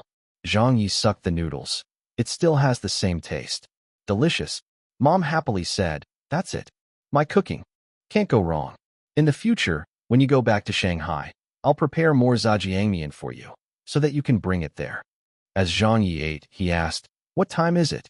It's 6:40. What? Dad looked at his watch. Zhang Ye quickly slurped the last 2 mouthfuls. I need to head out. I have something to. Come back early. His mother reminded him. You need to report to work at Peking University tomorrow. Don't affect official matters. All right, I got it. I'll be back before 10. After filling his stomach, Zhang Ye went downstairs to drive. His X5 bulletproof car had been left in his parents' district. As it had been there for a long period of time, his car was covered in dust. Zhang Ye did not have the time to wash his car, and as it did not matter, he drove to Chaomingming's school. Just past 7. At the entrance of Beijing 15th Junior High, the sky was a bit cloudy, then turned gloomy almost immediately. It did not seem to even have a transition. 15th Junior High was located on the western side of Taoranting. Going by the road, Zxianlu, it was relatively close to Kaishiku. Actually, even without a car, he could have reached there in 15 minutes by walking from his parents' place. The moment his car arrived, Zhang Ye saw many cars bunched outside the school entrance. He began to regret driving here. He knew many parents drove their children to the New Year's party, and from the ages of the children, there was not only junior high students. There were even high school students. This party was likely jointly held together. Since 15th Junior High was one of the city's focuses, this party would usually be spruced up better than ordinary junior high school parties. There was a line of cars waiting for parking. Zhang Ye estimated that at this speed, he would take more than half an hour to enter the school. He had lived here for a long period of time, so with his expertise, he turned his steering wheel and headed 200 meters west. He stopped his car at a hot pot store. This store's business was quite normal, so there were not many cars stopped here usually. The boss was a resident nearby and was easy to talk to. Usually, the boss would not complain even if he parked a car here when there were not enough parking lots. Getting out of the car, Zhang Ye walked towards 15th Junior High. With the party beginning at 7:30, most of the people who were arriving were the last few. Ring, ring, ring. His phone began to ring. Bro, why aren't you here yet? Chao Mingming huffed and puffed through the phone. Zhang Ye chuckled. I'm here. I just walked through the gate. I'm west of the main entrance. I'll wait for you under the school motto. You are here already? Nice, nice, nice. Wait for me. She hung up. A short while later, a petite figure rushed towards him. Bro. Then she looked at him speechlessly. Why are you wearing sunglasses? Zhang Ye said, I'm used to it. I'll keep them on. Chao Mingming said in a depressed tone. I still want to show off. If you wear sunglasses, who can recognize you? Zhang Ye rolled his eyes. Come on, your bro isn't that famous. This face of mine is useless. Hurry up and go. It's already not bad that I fulfilled my promise and came. Chao Mingming pulled him towards the auditorium. All right, whatever. Hurry. There's almost no more seats left. Too many people came today since it's a New Year's party jointly held by the junior high and high school. Although it's free to participate and about half came, those who came brought their guardians too, so the auditorium doesn't have enough space. The moment they entered the auditorium, indeed, it was packed. The stuffy air that met them was quite unpleasant. Aya, don't push. Daughter, I'm here. Teacher's son, long time no see. Third year, class 1. Third year, class 1 parents. Please come over here. High school second year, class 5 gather. If your guardians aren't here yet, quickly contact them. Students of class 3, everyone listen to me. When the party begins, try not to make too much noise. Maintain silence since there will be a recording. The parents were all rushing to take their seats. The head teachers were also very busy. Inside, there were a few people who noticed Zhang Ye. Sometimes, a few people would give him a few stares before turning their gaze away. They seemed to find him familiar, but then did not think much of it. Zhang Ye was now considered a celebrity. His fame in Beijing was not bad, but he was after all not an extremely popular celebrity like Zhang Yuanqi. There was limited exposure for him, so there were still many people who could still recognize him despite him wearing sunglasses. A key reason was the environment. If this was a television station entrance or some celebrity party, if everyone saw Zhang Ye wearing sunglasses, they might be able to guess that it was him. as they already had the idea planted in their heads. However, this was an ordinary junior high school's New Year's party. Everyone only felt Zhang Ye looked familiar, but they didn't think too much about it. Meng Meng. A woman called out to her from somewhere. Meng Meng hurried waved. Hee, teacher Lung cold. I'm coming. The average-looking woman in black-framed spectacles was clearly Chao Mingming's head teacher. She grumbled. You are always the slowest. Where are your parents? Chao Mingming pointed to Zhang Ye and added sound effects. Dang, dang, dang, dang. Teacher Lung nodded at him with a smile. You are. Zhang Ye smiled. Hello, Teacher Lung. I'm Mingming's brother. This girl must have troubled you. Teacher Lung shook his hand simply. It's all right. This child, Mingming, is not that bad. She's the jolliest person in the class, just that she's not that motivated in her studies. After this, we can have some one-on-one conversation. I've already told her parents a few times, but it wasn't very effective. As her brother, you should be closer to the child. Your words might weigh more than her parents. She is especially bad in her language. I'm her language teacher and also head teacher. It's almost time for the final exams. As her teacher, I'm worried for her. Her basic knowledge is lacking and her essays aren't good either. Right? Also her math results. That is, this head teacher was clearly quite a responsible teacher. Even on a day like New Year's, she still concerned herself with the child's studies. Chao Mingming gave a face of helplessness and signaled to Zhang Ye with her eyes. See? What did I say? Isn't my teacher on stimulants the moment she sees my guardian? Zhang Ye kept saying yes. All right. I'll go back and scold her. Teacher Lung acknowledged. Then teach her well. She then noticed the time, before she hurriedly said, I'll stop at this. We need to take out seats. Chao Mingming cried out. Why aren't there any seats left? Teacher Lung turned around and noticed the seats she reserved for her class were gone. There were even a few parents of her class students standing in the aisle. Parents, sorry about that. Today, our school didn't prepare the proper arrangements. There will be chairs prepared behind. Please make do and sit in the aisle. We are really sorry. Let us all make do with it. Teacher Lung herself could not get a soft seat. When she saw a more elderly parent, she gave up her seat. Then, she went to get chairs and found people to move several chairs over. She sat with a few parents in the aisle. The other classes were in similar situations. Some classes did not fill up their seats, so the neighboring classes spilled over. Those that were full could only sit in the aisle. However, their own head teachers did not sit in the aisle. Hence, Teacher Lung was quite a good head teacher. Zhang Ye did not hesitate. He indifferently sat on a small stool. Chao Mingming refused. Bro, why don't you take my seat? You are a big celeb. Enough, it's no big deal. Zhang Ye interrupted her. Take the time to prepare your recital. Isn't it your turn in the latter half? Then, all right. Chao Mingming returned to her seat. She was surrounded by her classmates. Beside her, a girl giggled. Mingming, who's that? My bro, Mingming said proudly and raised her neck. He's handsome, right? Another boy blinked. Why is your bro wearing sunglasses? It's so dark in the auditorium. Chao Mingming giggled. My bro is a superstar, so of course he wears sunglasses. Superstar? That's impossible, right? A youth, who looked more mature, said. A girl, who did not have good relations with Chao Mingming, harumphed. What star? Mingming is just bragging. I think your bro is just wearing sunglasses to act big. Mingming scared. Lily, it's not that I look down on you. If I told you who my bro is, you would definitely die from fright. Lily pouted. Keep bragging. Chao Mingming curled her lips. I can't be bothered about you. Hey. Boy hurriedly eased the situation. Mingming, Lily, don't fight. Every time you meet each other, you fight. Even if you are not tired, we would get tired from watching you two fight. Star? The other classmates also did not think much about it. Teacher Lung heard their conversation and then looked sidewards at Zhang Ye, who was sitting behind. She did find him familiar, but he seemed to have a common face, so she did not pay much attention. Little brother, you are? A parent sitting next to him asked. Zhang Ye looked at the middle-aged man. Oh, I'm Mingming's brother. The parent smiled while nodding. Nice to meet you. I'm Pengpeng's father. I'm Xiaoming's mother. Nice to meet you. Another middle-aged woman interjected.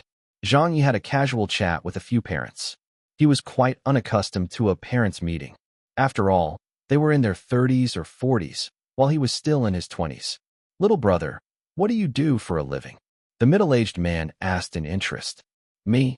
Zhang Ye was stumped for an answer. If you said he was in literature, that wasn't right. If you said he was a host, he was now temporarily suspended. Say that he's in teaching? It was only to be reported tomorrow. So as he hesitated, the middle-aged woman beside had branched off the topic. The woman asked, "Big brother, what do you do?" The middle-aged man laughed. "I'm a newspaper editor. I arrange literature pieces before publishing them. We have even published Teacher Lung's essays before. Back then, I arranged that edition. I only found a few months ago that the pen name, Cold Moon, is our Teacher Lung Cold. What a coincidence." A man beside said, "Ah, Teacher Lung has even gone on the papers before." The middle-aged man smiled. "That's right. Teacher Lung is talented. Our editors were full of praise for that prose of hers. It was written very well." Teacher Lung gave a forced smile. "Brother Yang, don't brag about me. I just got lucky. The bit of knowledge I have isn't much talent." Brother Yang laughed. "You are being modest. If you lack talent, then who has?" Teacher Lung smiled gently. "Of course, Teacher Zhang Ye. I'm a fan of his. His poems are well written. His programs are also good. He never uses a script, nor does he need to think. He can write anything he picks up. Every word he spews from his mouth is a literary work that stuns the world. Teacher Zhang Ye is a real talent." Brother Yang acknowledged, "That's true. I've heard the compilation that Zhang Ye published has already sold more than 200,000 copies already. That isn't some novel, but rather a literature compilation. This level of sales is defying the heavens." Teacher Lung said, "Out of those sales, I contributed 3 books. Teacher Zhang Ye's poems are really too good. His essays and speeches are also world-class. There's nothing to pick on." The woman said, "I haven't seen Zhang Ye's works, but my younger sister loves him. She watches every episode of his Zhang Ye's talk show at least 2 or 3 times." Brother Yang lamented, "Now, in the literary world, the most aggressive newcomer is Zhang Ye. However, if I really want to compare, those masters with seniority are still better than Zhang Ye. In terms of literature, Zhang Ye's works are probably inferior to those masters." Teacher Lung shook her head. "I don't think so. I think Zhang Ye's works are already on the same level as those masters. Neither of them is better than the other." Brother Yang looked at her. "Teacher Lung, I have a different view. If we are talking about derisive poems, then Zhang Ye can be said to be the most domineering in the country. He can indeed compare with those literary masters. Dead Water, The Answer, or even that lamenting prisoner's song, and My Confession, the Song of the Stormy Petrel too. In this regime, Zhang Ye has reached the peak. I have to admit it, but in terms of love poems, Zhang Ye's works are basically blank. That See Me or Not is not considered a love poem. If one really wanted to count, that Flying Bird and Fish would be one. Hence, in terms of diversity and comprehensiveness, Zhang Ye is still inferior to those masters." The woman said, "I've heard of Flying Bird and Fish. It was very good." Teacher Lung laughed. "Just one Flying Bird and Fish is enough." Brother Yang said, "But seriously, Flying Bird and Fish is also the furthest distance in the world. At most, it's just a yearning towards love, and not purely a love poem. At least that's how I understand it. Hence, in the poetry system, where love is heavily weighted, Zhang Ye has yet to prove himself with his works. If he can produce another modern poem that shows the appreciation of love, then I will acknowledge him as a master." Teacher Lung did not want to argue with him. He will. As they chatted, the topic had landed on Zhang Ye. Sitting amongst them, Zhang Ye could not help but turn red from embarrassment. Listening to how others were praising him, with Mengming's head teacher even claiming to be a fan, Zhang Ye also smiled. "See, popularity. This is what popularity is, comrades." Chapter 289, Third Cousin's Poem Stolen. It was the half-hour mark. 15th Junior High's New Year's party officially kicked off. The opening was a female host standing on stage. From the students, shouting off stage, "Teacher Lee, you are really beautiful. Teacher Lee, you're too cool." It was obvious that the host was a guest appearance from the school's teacher. There were no outsiders today, so most of the programs were performed by the students. The female host ignored the students howling and smiled. "Dear leaders, guests, parents, and students, Happy New Year. Welcome to the 15th Junior High's New Year Talent Party. Next, let's invite Principal Qian to make his opening statement." This was a standard opening. The host stepped down. The principal stepped onto the stage with a smile. He was an old man, and looked like he was in his 60s. His hair was all white. He picked up the microphone and smiled. I actually told them to cancel this segment, but they still added it in. For me, I won't be giving a long speech. Let's enjoy the exciting performances put on by our students. I'm already eagerly anticipating it. This way, I request the parents to witness the children's talented performance. His speech was short, winning the applause of the students and parents. The parents were all waiting for their own child's performance, so naturally they couldn't be bothered to hear the school's leader's speech. The moment the principal left the stage, the female host announced, "We officially begin the New Year's talent party. The first program will be the second class of the second-year high school students bringing us an opening dance. Everyone, please welcome them." BBA, BBA, BBA. A round of applause echoed. The parents of the students were on full focus. After a while, about 15 boys and girls appeared. The background music was an American song with a fast tempo. These high school students danced to the music, and from their actions, it was obvious that they had practiced for a while. Although they did not do so neatly, as amateurs, they were pretty good. Zhang Ye could not help but be amazed. The junior high schools these days were increasingly open. They were beginning to follow international standards and were no longer as strict as before. For example, back in junior high, his New Year's party was just him singing a song with his class or playing some games. There wouldn't be things like foreign songs and dances. Back then, they did not have any concept of this. Besides, their teachers would not approve of it. Back in his schooling days, there were 3 catchphrases to his school that never changed in his 3 years there. Anti-fire, anti-theft, anti-love. It was not like the atmosphere in the school now, where even love songs and poems could be performed in public. They sure had it good. Just thinking about it, Zhang Ye really suffered during his schooling days. The opening dance came to an end. There was applause and constant kudos from the audience. "All right, you danced so well. That's my daughter. Did you see her? Haha, my son danced really well too." The second program was a junior high student in her first year. She chose to sing a song, which was Zhang Yuanqi's song to fame. It was also her first song in the music industry, called "I Don't Believe." The female student began singing. "After all the work, all I could do was return in failure. After all the fighting, all I could do was tear while watching my dreams.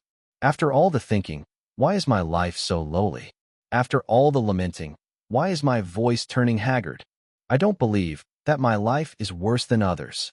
I don't believe that I have not one bit of talent. I don't believe that I'm destined to be a lowly person. I don't believe that my songs will be left unanswered forever."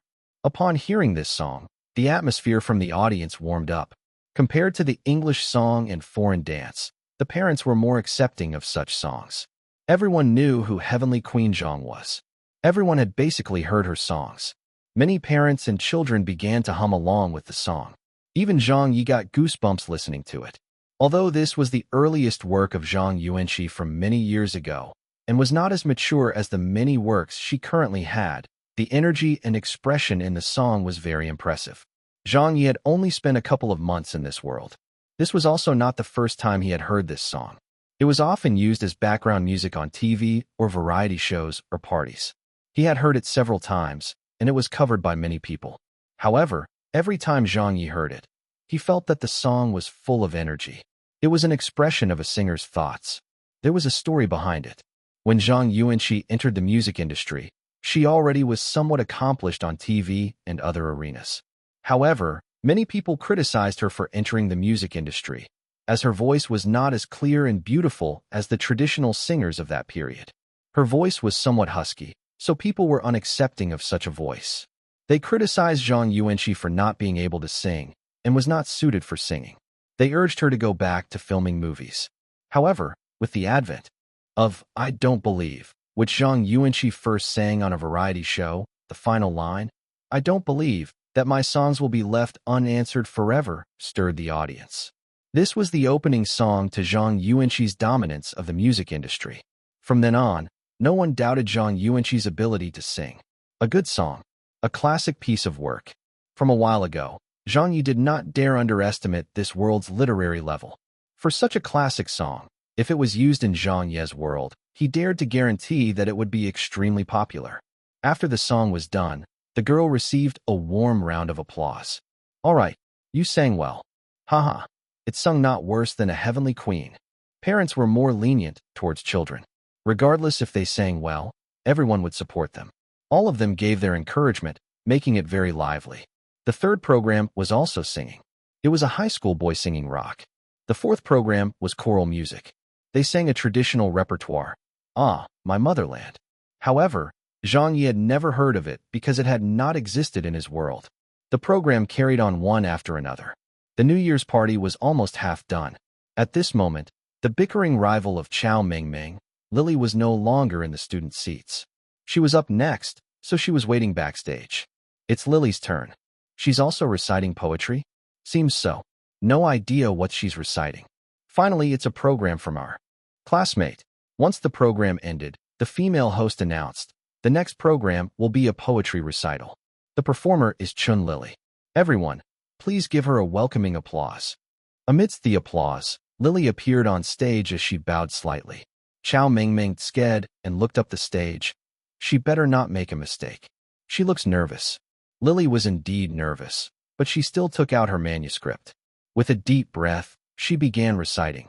However, the first line stunned Chao Mingming. The furthest distance in the world is not the distance between opposite sides of the world. It is that you don't know that I love you when I stand in front of you. The furthest distance in the world is not that you don't know I love you when I stand in front of you. It is when I cannot say I love you, when I love you so madly. Lily recited.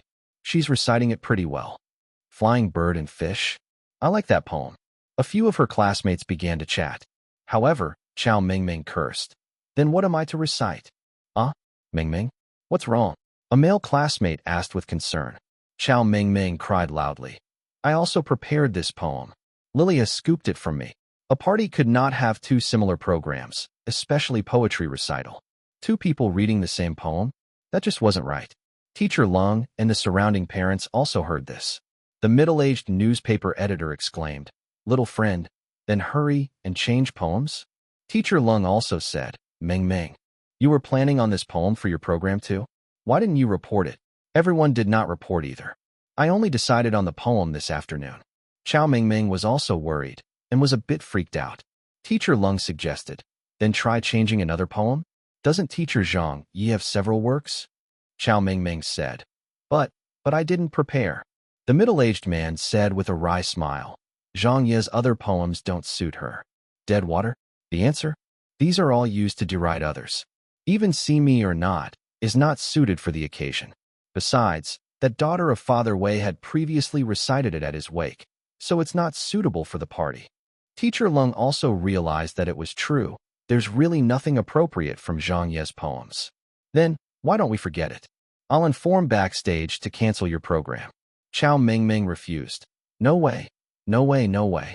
I have to recite. Zhang Ye also interjected. Mingming was looking forward to her performance, so you can't just cancel it, right? Teacher Lung had a headache, as she said, but it's already too late to change it now. Are there any suitable poems? Mingming wants to recite a love poem? Why not Spring Flowers? Lily stepped off stage amidst applause after finishing her recital. However, the female host announced the next program, and it was a high school girl reciting Spring Flowers. Great, it had also been grabbed away.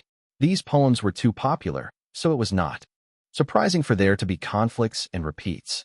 Like those recital competitions, they were usually filled with those few classic poems. However, this was not a competition, but a New Year's party. They definitely could not repeat a program. Mingming, why don't you recite? She is a flower. That is a boy's love poem. How can I recite that? Must you recite a love poem? I think Our Motherland's Land is not bad. It praises the motherland. It's on the textbook too. Check it quickly and go on stage to recite it. This poem is way overused. It's also outdated. I'm not reading it. Her classmates began to give Chao Mingming ideas, and shortly after, Chen Lily came back. Hearing that she had a conflict in programs with Chao Mingming, she was feeling happy. Lily smiled. What a coincidence. Chao Mingming gritted her teeth. Why didn't you tell me you were reciting Flying Bird and Fish? Lily harumphed. You didn't tell me either, so why should I tell you? Anyway, I've already finished reciting it. I don't mind you reciting it again, but the person who will feel the shame will be you. Lily's mother was beside her as she knocked her daughter on the head. How can you speak to your classmate like that? Saying that, she looked towards Zhang Ye, who wasn't far off. Mengming's guardian. Sorry about that. Zhang Ye smiled. It's all right. It happens. No one would have thought this would happen. Chapter 290. To the Oak saves the day. At the party, Teacher Lung's class was all speaking in whispers. It will be Mengming's turn in 3 programs. This program is ending soon too. There's not enough time. Mengming, I think you can forget it. There will be a chance next time. That's right. You can't read that the furthest distance in the world again, right? All of them are reciting poems now. All the famous love poems have been recited. There's no other classic works left. Chao Mengming was very popular in class, especially with the boys. They all liked her, so they began to come up with ideas for her, but most of them recommended her from going on stage. Lily also said with a smile, "Don't go. You will shame yourself." Teacher Lung looked at Mengming and said, "The more famous love poems have indeed been recited. As for other types of poems, the famous and classic ones are gone too." Chao Mengming stomped her feet angrily. "I want to recite. I don't care." Zhang Ye knew this little rascal liked to show off. She had prepared a lot for this moment. Mengming's temper was as stubborn as his, so it was impossible to not let her go on stage. Zhang Ye sighed and immediately checked on the internet for suitable love poems with his phone. In the end, Chao Mengming suddenly looked towards Zhang Ye and her eyes lit up. She squeezed her way towards him and pulled Zhang Ye away. "Bro, follow me." Zhang Ye was stunned. "What? Just follow me." Chao Mengming pulled him out of the auditorium. There was a hall and lounge outside. A few parents were smoking here. Chao Mengming found a secluded spot and said to Zhang Ye with a helpless look, "Bro, your sister is in trouble. You can't turn your back against me." Zhang Ye waved his cell phone. "Am I not looking for a suitable love poem for you now?" Chao Mengming stared with her smiling eyes. "As a Peking University's Chinese department lecturer, do you need to look for the poems of others? Just make one for me." Zhang Ye almost fainted. "Do you think it's that easy? Writing one whenever you want one. Isn't every poem of yours written as you wished? Aren't they created on the spot? I don't care. You have to write me a love poem. It can't be worse than Flying Bird and Fish. I must surpass that darn Lily. Did you see the attitude she gave me? Did you see it? How infuriating." Chao Mengming stamped her feet and kicked a sofa in the lounge. She looked very cute. Zhang Ye helplessly said, "Then what sort of poem do you want?" "Love, from a woman's perspective." Chao Mengming made her request. Zhang Ye touched his nose and said depressingly, "Even so, it's too late. It's almost your turn, right? It will be on time. If you can write it, I can read it." Chao Mengming goaded him. "Bro, it can't be that you can't write it out. Could it be the media making you out to be that good? Was all a fluke?" Zhang Yi stared at her and was one who succumbed to goading. "I can't write one? Don't joke with me. What a joke. It's just a woman's perspective love poem. Just wait and see." Saying that, Zhang Yi took out a pen from his jacket. It was a pen he brought along with him to give autographs. "Do you have paper?" There was a flyer on the table which was blank on the back. Chao Mengming did not care and took the flyer. "Here." Zhang Yi sat on the sofa and laid out the paper. After a thought, he already had an idea in mind. "Let's use this poem." Anyway, it was from a woman's perspective and was a soft, beautiful love poem. It was not suited for Zhang Yi. Since it could not be used despite being in his head, it would be such a waste. Hence, he decided to use it to help save his third cousin's face. Upon thinking of this, Zhang Yi no longer hesitated. He began scribbling with his pen. The paper was a real estate flyer, so it wasn't of good quality. However, with Zhang Yi eating calligraphy skill experience books, his writing was quite nice. In 2 or 3 minutes, lines of poetry appeared on the piece of paper. He finished writing. Zhang Yi handed the script to her. "Look for words you don't know. I'll tell you how to read them. As to where to pause, I'll recite it to you once." Chao Mengming nodded seriously. "All right." 5 minutes later, Zhang Yi returned to the auditorium and sat at his seat. Chao Mengming did not return and directly went backstage to wait for her turn. At this moment, the little girl's face was full of joy and excitement. She did not know how good the poem was, as she could not appraise it with her literary and artistic standard as a junior high school student. However, Chao Mengming was filled with confidence. Why? There was no why, just because it was a poem written by her bro. It was created today on the spot. As for how awesome Zhang Ye's poems were, Chao Mingming already knew from the internet. There were countless people who followed his tailwinds, and there were even thousands of worshippers. She knew that even the worst modern poem her cousin wrote would receive 40,000 to 50,000 hits. Zhang Ye's worst work was already much better than the best works of typical poets or literary scholars. Could this poem be bad? Of course not. Chao Mingming bounced around humming a melody. She was ready backstage. She did not know the meaning of the poem, but all she needed to do was read it ad verbatim. Inside the auditorium, in the audience seats, Zhang Ye returned and did not cause a commotion. Only teacher Lung looked over. "Where's Mingming?" "She's backstage," Zhang Ye said. The newspaper editor said at a loss. "Is she preparing to recite Flying Bird and Fish?" Her. That little girl sure is stubborn." "Not bad." Zhang Ye gave a vague smile. "I don't know either." Teacher Lung smacked her lips. "That Mingming sure is. She never listens." On stage, the ongoing poetry program had also ended. The performances were clustered together. The female host came on stage again as she smiled. Next up, a poetry reciter. The performer is Chao Mingming. "Everyone, please welcome her." There was sparse applause and not very warm. There was no other way, since with 7 or 8 poetry recital lined back to back, and with popular and classic poems that everyone had heard countless numbers of times, no matter how good the poem was, it was quite sickening. Hence, the enthusiasm from the teachers, parents, and students present were beginning to fade. Upon hearing the next program was a poetry recital, everyone was not that interested. Many people were even yawning.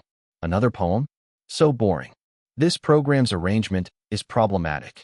Many people began to whisper. Only teacher Lung and her class raised their spirits as they were concerned about the recital. Mingming is up. She really went up? Why didn't she cancel her section? Mingming sure is too much. She is too stubborn. Are we listening to Flying Bird and Fish again? Give me a break. Mingming's classmates were all at a loss about whether to laugh or cry. They were worried for Mingming. However, Lily was grinning as she said, "When everyone listens to it, let's see whether Mingming's or my recital of Flying Bird and Fish is better."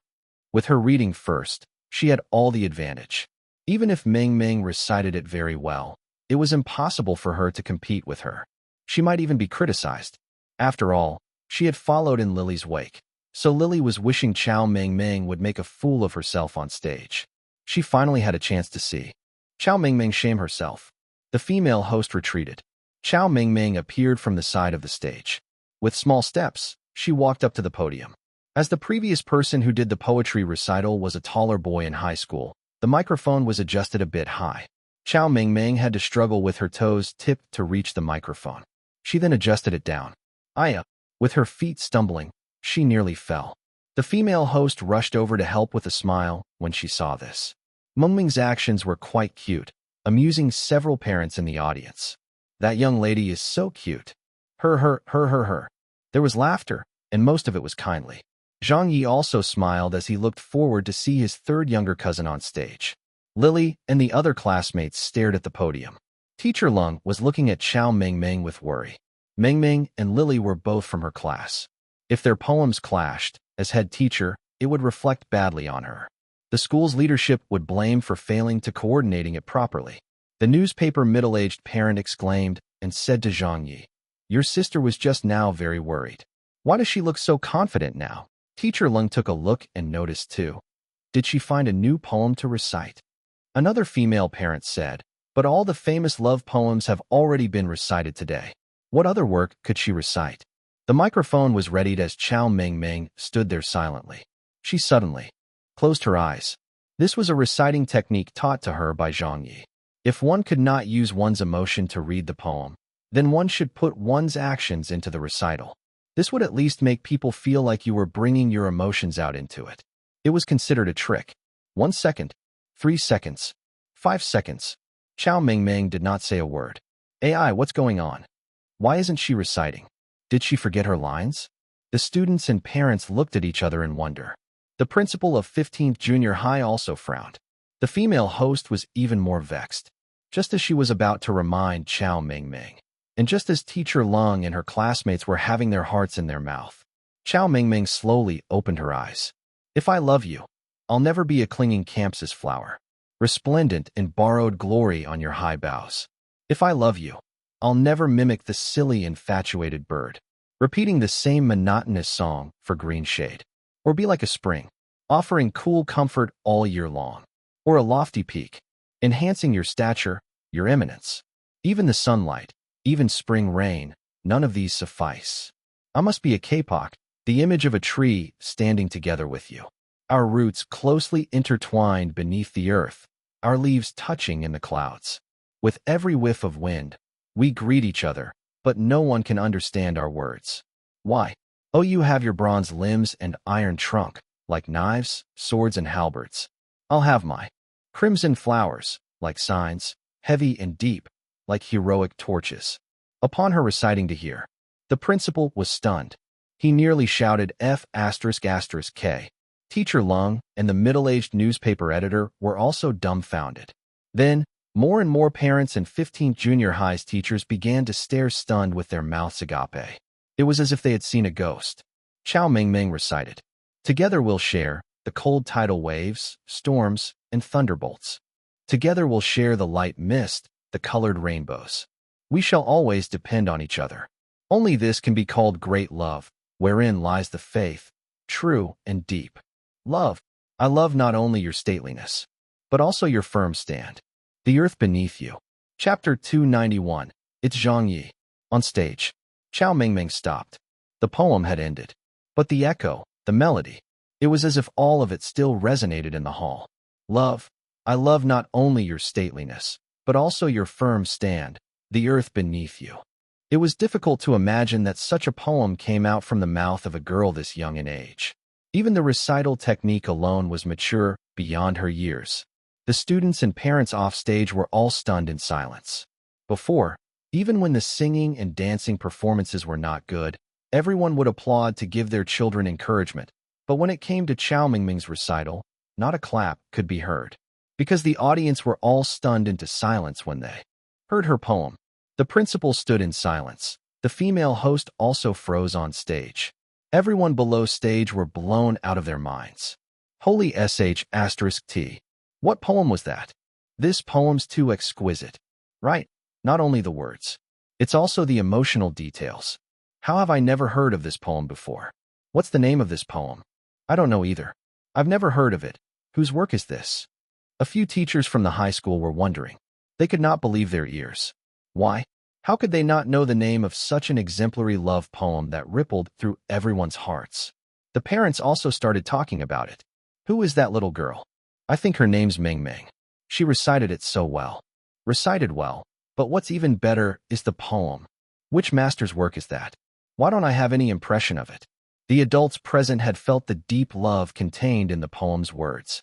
It was so beautiful that those who heard it felt like they had a beautiful image injected directly into their minds. They felt that they had been transported into the poem and that they were that tree themselves.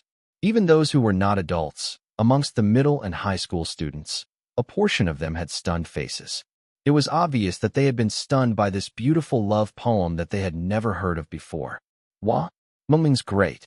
Mingming's too awesome. This poem's really beautiful. The love it describes gives everyone so much hope. Go to hell. This is what you call a love poem. It's 18,000 times more powerful than the modern poetry that we have in our textbooks. Suddenly, someone took the lead. BBA, BBA, BBA, BBA. A wave of applause rang out. Some students, who did not understand, also clapped along blindly. But many of the parents and teachers, and also the school's leaders, had understood and felt the deep emotions of the poem. Some of the parents and teachers stood up as they continued clapping, leaving the fiercest applause for Chao Mingming. The applause was too loud. The entire hall was enveloped in a deafening sound. This was the loudest applause heard since the New Year party started. Over here, Teacher Lung and many of their class students and parents were tongue-tied. The head teacher of the 5th class in front of them suddenly stood up and looked around. He spotted Teacher Lung not far from him and immediately asked, "Teacher Lung, what poem is this?" He, too, was also a language teacher and head teacher. He was not of the same year as Teacher Lung. So he felt ashamed that he had never heard of such a modern poem despite being a language teacher. He was too unprofessional. How could he not know of such an awesome love poem? Hearing that, Teacher Lung said with wry smile, "I'm not sure either." "Oh." The head teacher from Class 5 said, "Isn't Ming Ming a student from your class?" "Yes, but I don't have any impression of this poem." Teacher Ling thought of a student's parent who might know. She turned towards the newspaper editor. "Brother Yang, you've seen more literary works than we have. What is the origin of this poem?" But Brother Yang also laughed in ridicule, then said gravely, "I can solemnly say that I've never heard this love poem before. If it appeared before, it can't be that no one has heard of it. I suspect, could it be that it is an original composition?" Meng Ming's classmates were stunned. Original composition? It was written by Meng Ming herself? Knowing that there was a conflict in the lineup, she wrote it just then? Impossible. Meng Ming's never passed her language class more than a few times. Teacher Lung was getting dizzy. How could a middle school student, who had seldom passed her language classes, come up with such a moving and impressive poem? She wouldn't believe it even if it killed her. So what happened? What's the situation that led to this? This included the principal and a few school leaders, who were perplexed. They stared towards the stage at Chao Mingming. They were filled with extreme interest. Could it really be that the child had written this on her own? If that was true, this group of teachers and principal would be overjoyed. This was a goddamn prodigy. Seeing Mingming's poem getting all the attention, Lily's expression became sullen. She opened her mouth several times to say something, but couldn't muster a single sound. Even she had to admit that Chao Mingming's poem was too touching. With the same stunned expression that the principal had and the shocked gaze in Teacher Lung's eyes, she knew that this poem must have been really good. It might even be a love poem on par with Flying Bird and Fish. Lily might have finished reciting Flying Bird and Fish, and in terms of the poem, it was not much different from Chao Mingming's. However, the crux of the issue was Flying Bird and Fish was too famous, resulting in sensory overload. There was nothing fresh and new about it, but the love poem recited by Chao Mingming was the first time any one of them heard it. The difference was too great. The reactions from the audience was too good. Many parents, who were previously dozing off, were invigorated by this poem. No one expected to hear such a shocking love poem at an ordinary junior high school's party in a common district. Everyone only had one thought in mind. They wanted to know where the poem came from. Only Zhang Ye was smiling without a word. Zhang Ye was in no way surprised from seeing everyone's expression. This poem was the famous To the Oak from his world. It was one of the representative pieces of obscure poems. It was Shooting's work. In his world's literary arena, it had an important place in history. Ignoring everything else, just from a pure literary standpoint, To the Oak even surpassed Flying Bird and Fish. Hence, it would be surprising if it wasn't good. Any work from Zhang Ye's brain would be earth-shattering. Want more? This To the Oak. However, after some thought, Zhang Ye croaked with laughter and turned embarrassed. He was after all someone with status, but here he was at a junior high school and used a love poem out of the representative pieces of obscure poems just to help his cousin not lose face and stand up for her. Zhang Ye was also blushing from shame. Chao Mingming was still standing on stage. What's the name of the poem? She isn't done yet. Watch and see. Right? She would end with the poem's name and author, right? Indeed. Chao Mingming gave a deep bow and then adjusted her microphone, saying in a soft and tender manner, "Thank you, everyone. I've finished my recital. This poem's name is To the Oak. The author is..." Chao Mingming paused for a while. Only when she saw everyone's ears pricked up did she say, "The author is Zhang Ye." Saying that, she put down the microphone and stepped off the stage. She left behind gasps off stage. Zhang Ye? Which Zhang Ye? Who else can it be? The one who does that talk show. Who is Zhang Ye? I've never heard of him. You have never watched Lecture Room? Its viewership in Beijing was so high. Some people knew Zhang Ye, but there were also people who had never heard of him. Ignoring those who did not know him, anyone who knew Zhang Ye immediately took a gasp of cold air. The author is actually Teacher Zhang Ye? It can't be. I have seen all his poems before. There's no such poem. Did you miss one? Impossible. How can I miss any? Zhang Ye's published works definitely do not have this To the Oak. I will swear on my personal honor. Did she say the author was Zhang Ye? Don't tell me Zhang Ye specially wrote it for her? Holy sh*t. That's impossible, right? Such an awesome poetry piece. And such a dignified poet like Zhang Ye specially wrote a poem for this young lady in her teens. Yet no one has heard of it before. It can't be that exaggerated, right? Unless they are relatives. That's right. I'm also wondering, how can a junior high school student like her have teacher Zhang Ye's original poem, and one that has not been published yet? Zhang Ye's poems are worth their weight in gold. It's not written for anyone. Teacher Lung was also muttering this question to herself. If this poem was written by teacher Zhang Ye, then it's not surprising. A work at the level of masters can only be written by Zhang Ye or other few famous authors in the literary scene. However, how did Mingming get teacher Zhang's unpublished work? Did she get it by chance? That brother Yang was also experiencing an upheaval of emotions.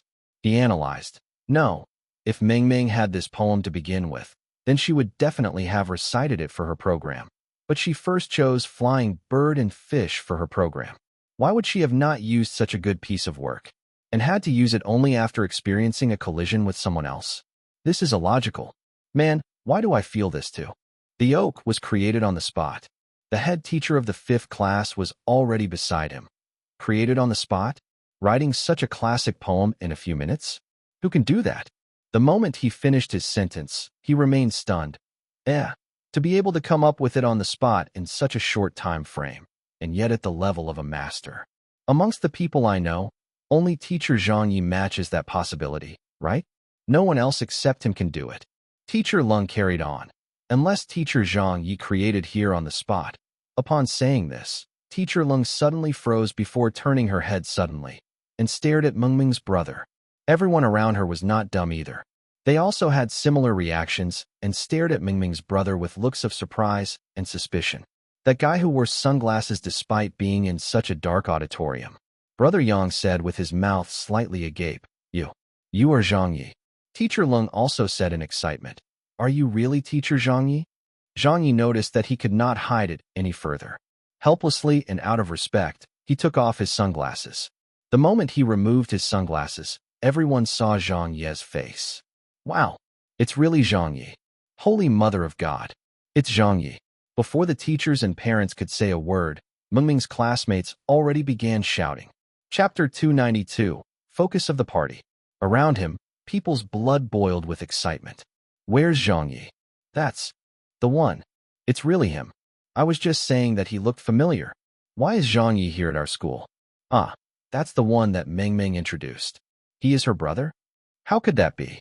Mingming's brother is actually the famous Zhang Ye? Oh, right.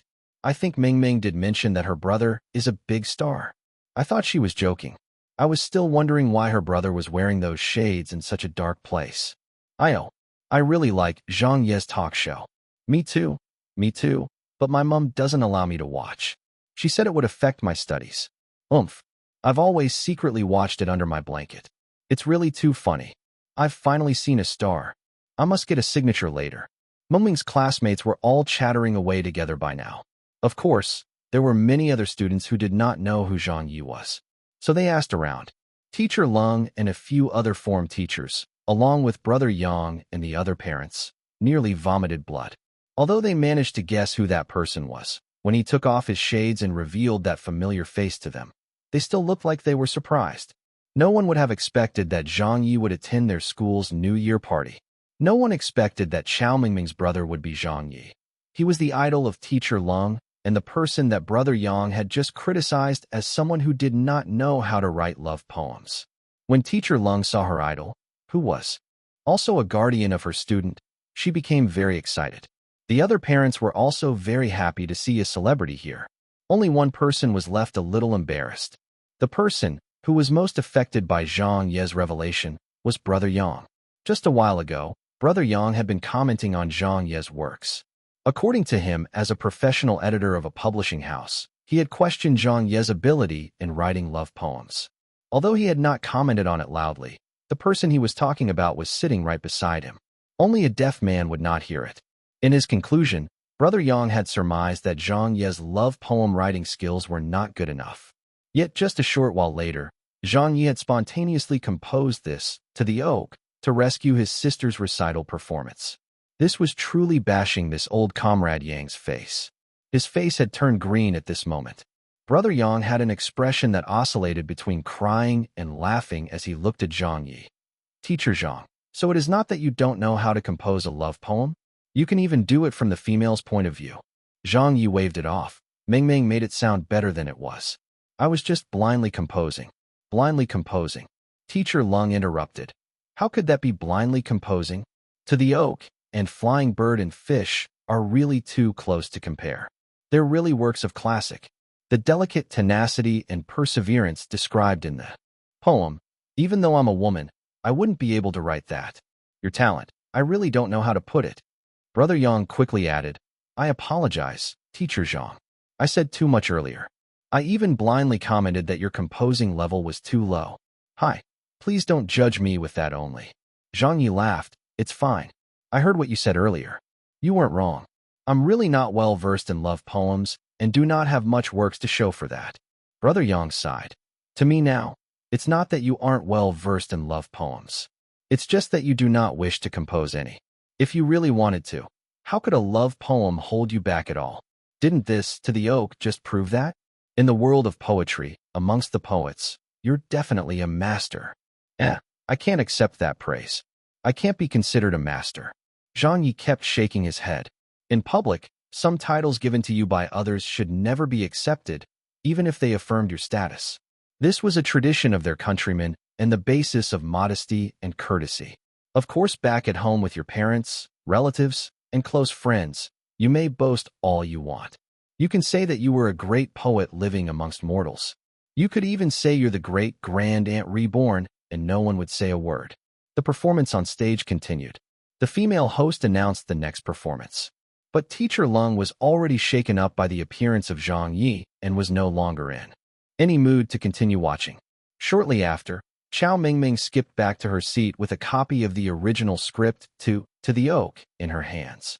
She had a face full of joy and satisfaction. She had all the glory. Mingming, your recital was so good. Why didn't you tell us that your brother is Zhang Ye? A few female classmates, who were close with Mingming, asked. Chao Mingming smiled widely. You wouldn't have believed me even if I said it. Lily kept an aloof expression and pretended not to see or care about her. She did not say a word. Instead, Chao Mingming went over and said, Lily, are you convinced now? Lily pouted as she glanced at her. I'm convinced by your brother, but not you. Humph. Everyone knows your brother is a literary person. He wrote poems that made even the Writers' Association shut up. Your brother does this as a professional. If he gave a poem for you to recite, of course you'd get the glory. That's already unfair bullying. Chao Mingming laughed smugly. Mingming, can you get a signature from your brother for me? Yeah, Mingming. We will be counting on you. I want it too. My dad really likes Zhang Ye.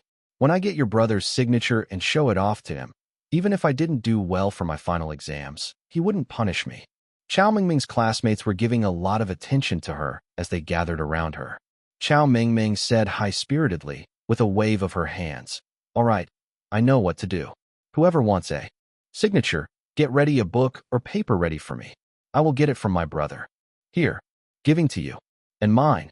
I didn't bring any paper. Sign it on my textbook.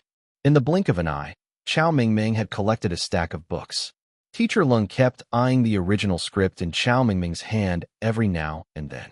She finally clenched her teeth and asked Zhang Ye, Teacher Zhang, is that the original script for To the Oak? Zhang Ye acknowledged, I guess it is. Teacher Lung coughed, about that. Can you give that original script to me as a present? Zhang Ye laughed dryly. It's just a random pamphlet that I got and wrote behind on. It's not really a script. If you really like it, I could write it properly for you. No need, no need. Teacher Lung immediately answered, This will do. To her, only the first original copy of To the Oak would be most precious. If it were to be written again, even if it's on better paper and properly written, it would not be as collectible as the first original copy. Zhang Yi said, Sure then. Of course you may have it. As he said that, he signaled to Mingming to come over. Mingming, give the script to your Teacher Lung. Chao Mingming walked over wondering, why? Teacher Lung quickly reached out her hands and took the script. She was careful not to fold it as she carefully placed it between a notebook that she carried around. Then she put the notebook back into her bag before smiling and saying, Teacher, Wants to keep it for memories. She then turned to the side and said to Zhang Ye, "Thank you, Teacher Zhang." Brother Yang, who was standing beside them, had wanted to have it too, but Teacher Lung made the move first. He could only smile bitterly and not say a thing, but to have witnessed such a great love poem at this place today, Brother Yang already felt very satisfied. He knew that he had not come in vain today, and he could provide an article for a big piece of news tomorrow. He would have to get Teacher Lung to show him the original script later. After that, Chao Mingming poured all of the books in her arms onto Zhang Ye and said cheekily, "Brother, it'll be hard on you. Please sign your autograph on my classmates' books." Teacher Lung asked, "So many?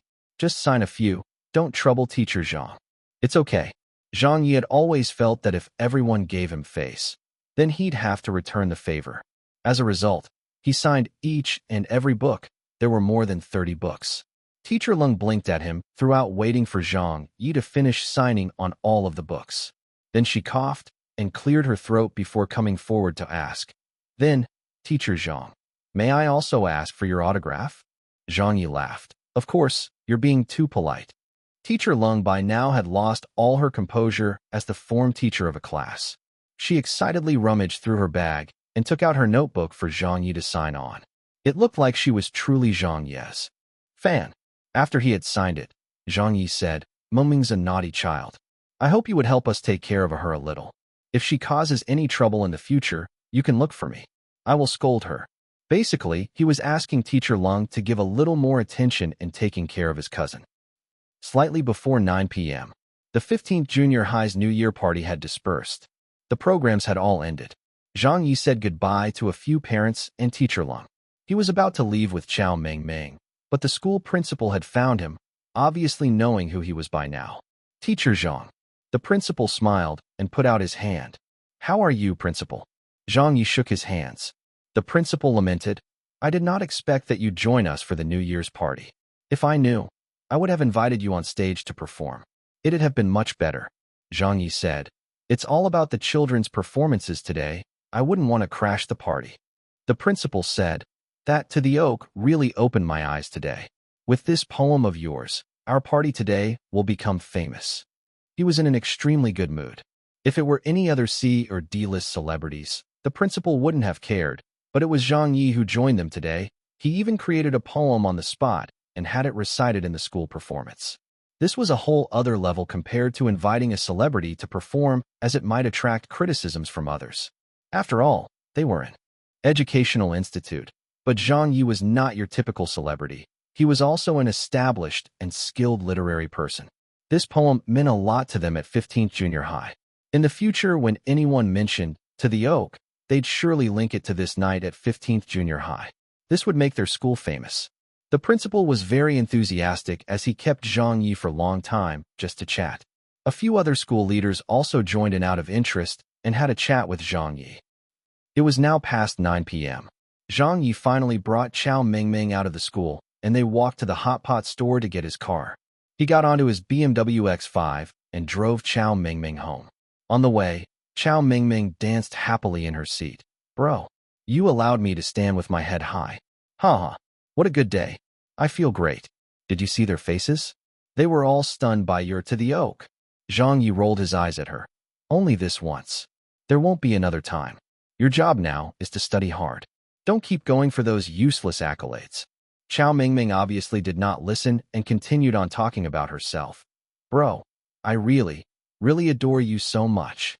You're my eternal idol from now on. When I grow up, I want to be just like you. I'll become a great literary person. Fans will recognize me anywhere and ask me for autographs. Begging for my ink." Chapter 293, Chinese department's leaders are stumped. The next day, in the morning, in his bedroom, Dong Dong, his mother was knocking on his door. "Little Yi, get up." "Okay, Mom. Quickly, you have to report to Peking University today." "I'm already up and putting on my clothes. Your dad and I have to go to work now. Do well." Thump. The sound of the door closing sounded from outside. His dad and mom had left the house for work. Zhang Ye stretched himself and walked to the bathroom to wash up. He then changed into a casual suit, something that didn't look too rigid on him. Soon after, he left the house too. Today was the 2nd of January. Some people were still enjoying their holidays while others had already started work and school. For example, students from Peking University, who were locals or had relatives here, were now going back to school after the New Year's celebrations. The main entrance was filled with students and teachers walking in and out. Everyone here had a face and aura that was lacking in other normal universities. Confidence, maybe even that slightest bit of pride. It was not strange, since they were students of a prestigious institution in the country that was ranked first. The people here were the cream of the crop. They had the qualities to be proud of themselves. Zhang Ye himself could be considered as someone who graduated from a prestigious university. Beijing Broadcasting College, now called the Media College, was also considered one of the top institutions in the country, but compared to Peking University, it wouldn't even be worth a mention. The two were on two totally different levels. In front of him was Peking University. Beside it was Tsinghua University. In the past, when Zhang Ye was still schooling, he would look up at these two universities whenever he walked past Zhongguancun Street. But now, he no longer had that awe and envy when he faced them.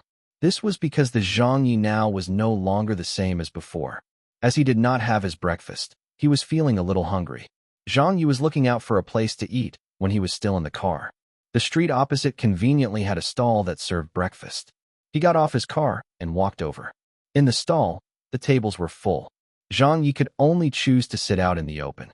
The boss of the fried dough stick stall shouted over, "What do you want to eat?" Zhang Ye did not hesitate. "Stir-fried liver and half a tray of buns, please." "Okay, it'll come at once," the boss said. On the other side of the open-air sitting area, there were around 7 to 8 university students.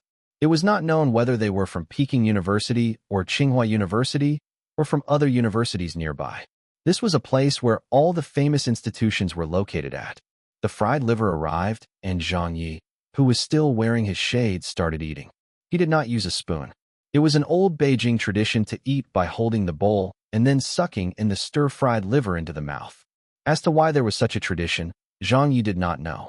He had been eating it like this since young. It was a matter of being used to it. Yes, even though this style of eating was loud and inelegant. The students seated over there were chatting. Yaomi bit into her fried dough sticks and sat with her leg raised, said, "We really chose the wrong elective class this time. Don't you think we're really such fools? Why did we even choose appreciation of the classics elective?" Li Ying was also depressed. "Yeah, that's right. Back then, the elective name made it sound like it was a really simple class, at least compared to the other electives. We had mostly read the 4 classics and some other classic literary works. Even if we had not read them before, we'd have watched the dramas on TV.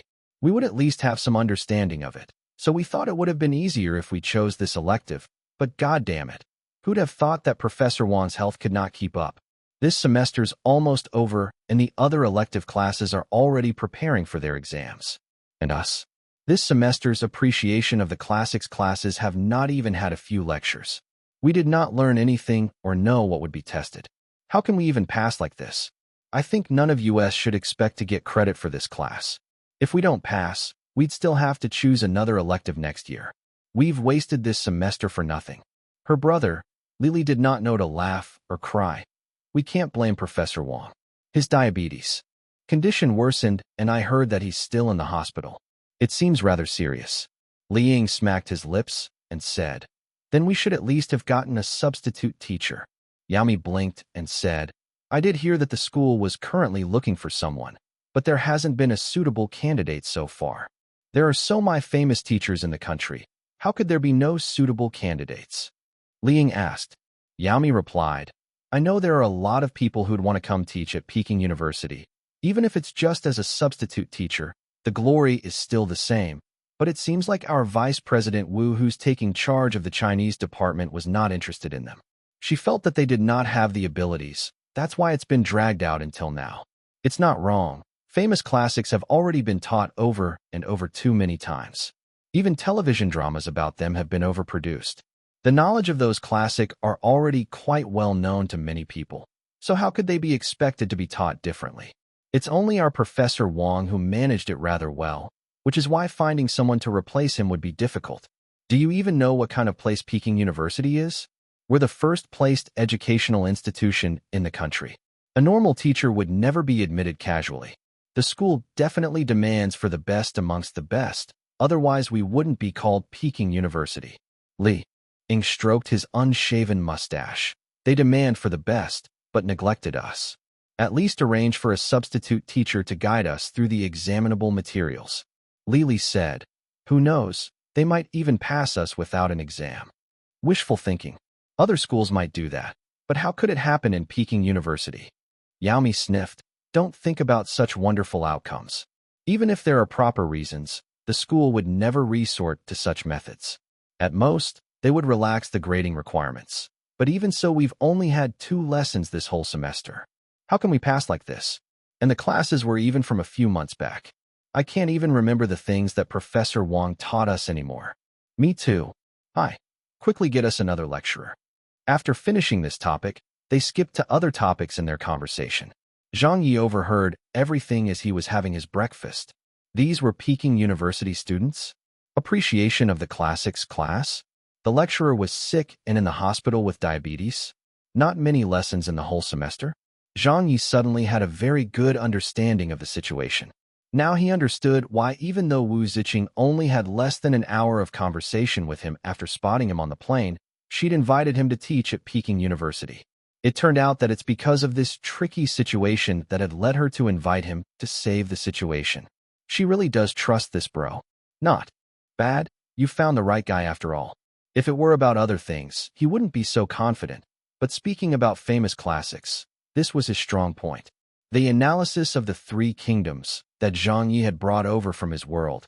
Didn't it get rave reviews from everyone? When he thought of this, Zhang Ye was reassured after feeling jittery about his teaching skills.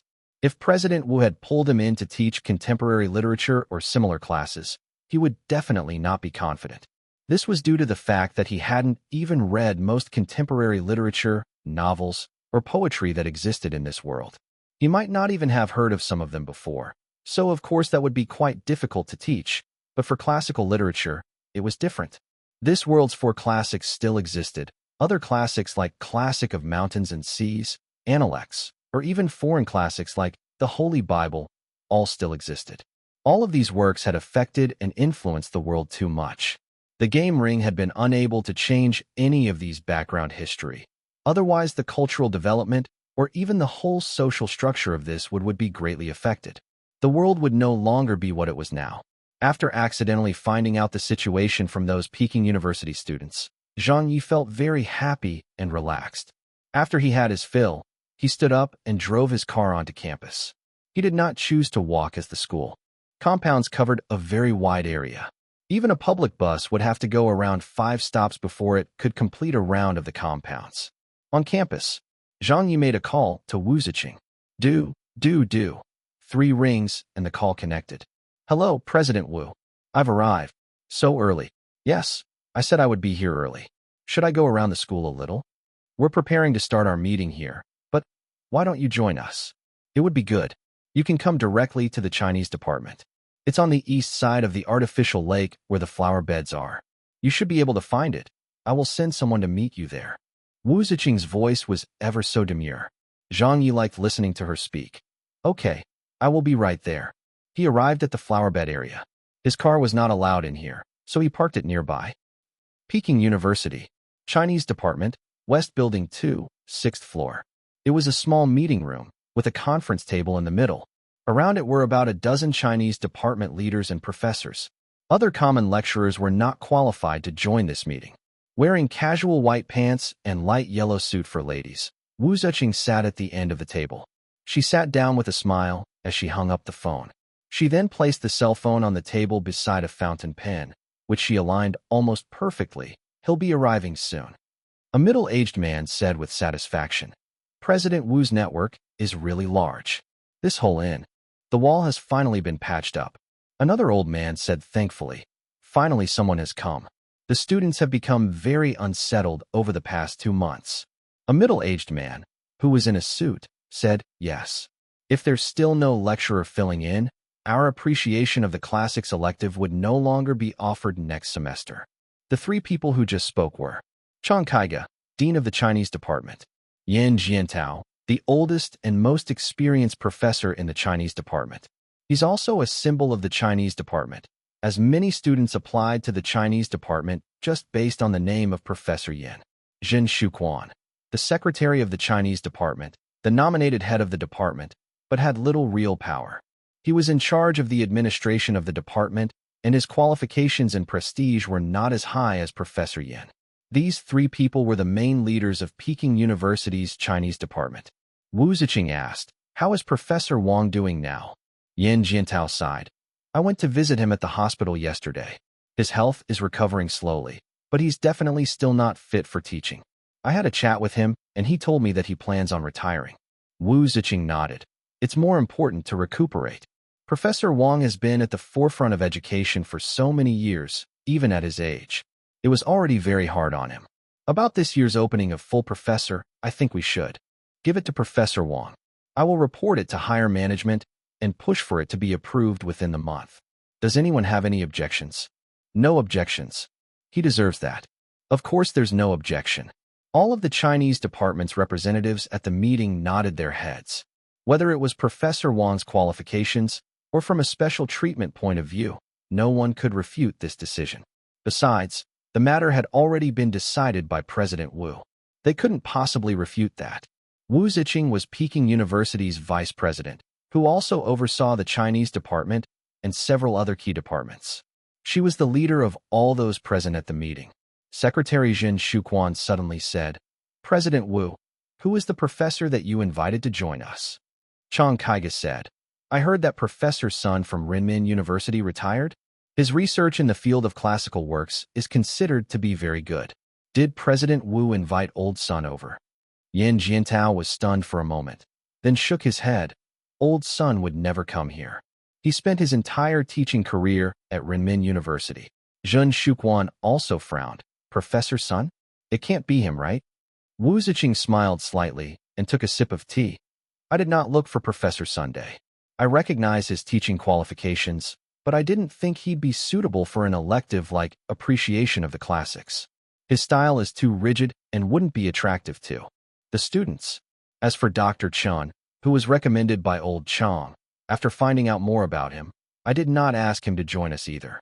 I've seen Professor Chen's literature research papers, and though I found them to be very outstanding, I do not think that he has the eloquence in speaking. He can write, but not speak, so he would not be able to take over the role from Professor Wang. "Oh, Professor Sun was not suitable, and neither was Dr. Chen? Isn't that setting too high a standard?" Yan Jiantao asked. "Then who did you find?" Wu Ziqing casually looked at her watch. "When he arrives, you'll know. I feel that this person is the most suitable candidate to teach such an elective class. In my opinion, from his teaching style, his lecture style, and his literary level in literature, no one domestically would be more suitable than him to teach a class like Appreciation of the Classics." Zhang Ye, Zhen Shuquan, and the others all looked at each other. The other Chinese department professors and lecturers all had their curiosity roused. No one more suitable than him. Isn't President Wu's assessment of him too high? Who could it be? Who is it? Which professor? Haigui? Or could it be someone from a famous school? Suddenly, there was knock from the door. "Dong dong." A school administrative staff said from outside. "President Wu. He has arrived. Come in." Wu Ziqing revealed an elegant smile. The door opened, and the staff showed him the way in. "This way, please." The next moment, Zhang Ye walked into the meeting room. President Wu. The moment they saw Zhang Ye, everyone except for Wu Ziqing looked dumbfounded. Who is this? Why was he so young? He looks like he's just past 20 years of age. Among them, someone had recognized him. Zhang Ye. Isn't this the lecturer from lecture room?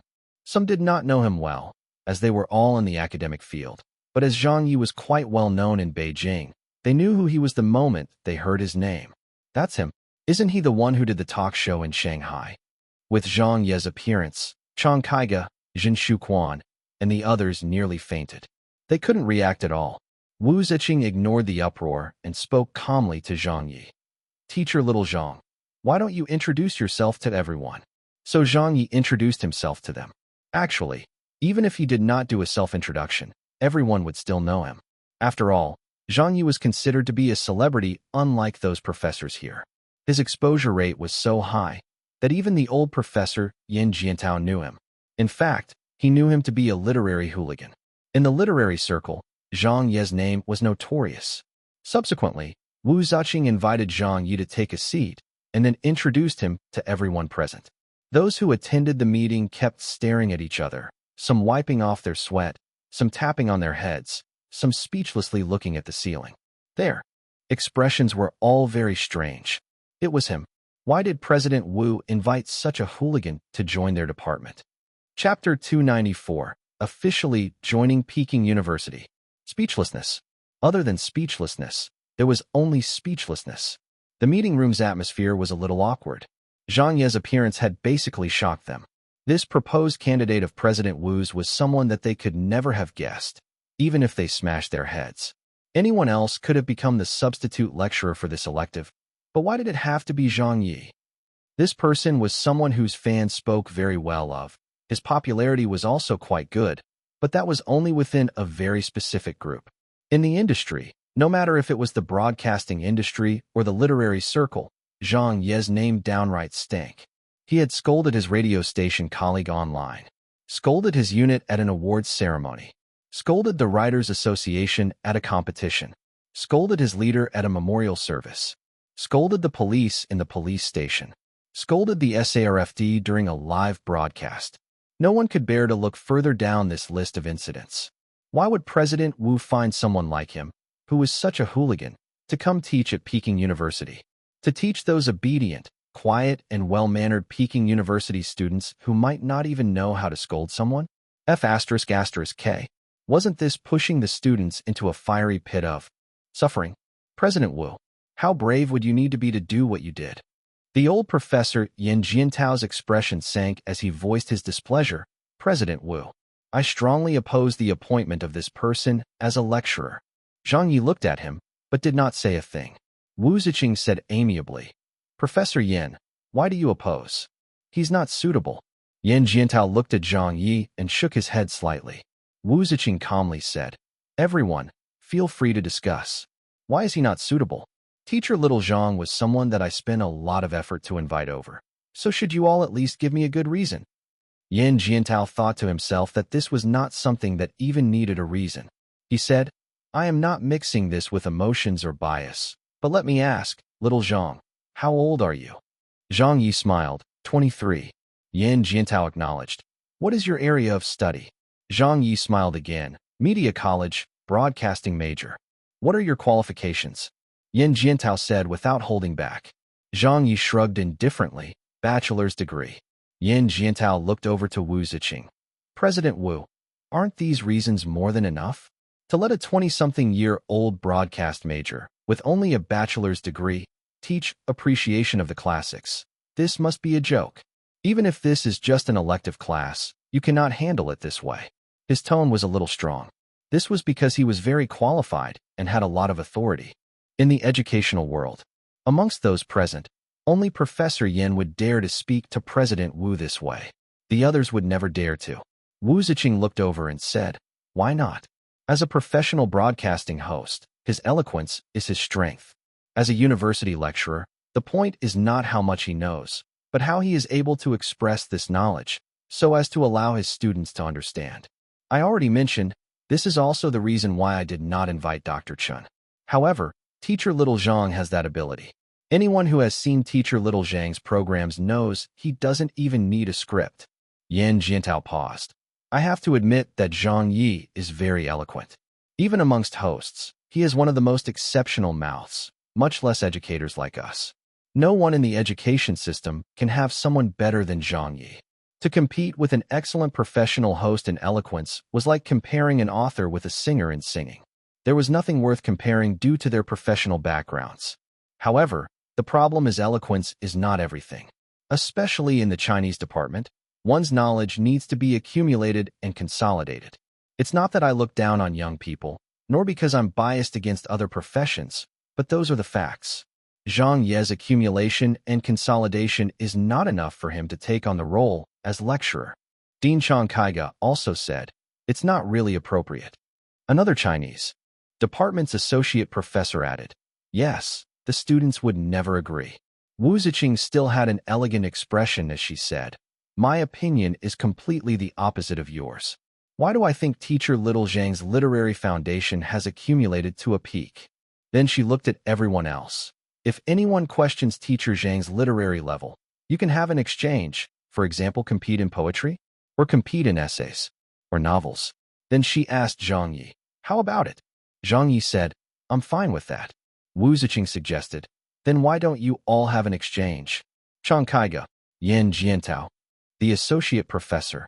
Everyone here were old comrades involved in academics, literature, and history, but when faced with President Wu's request, no one dared to say more. Have an exchange with him? Exchange my ass.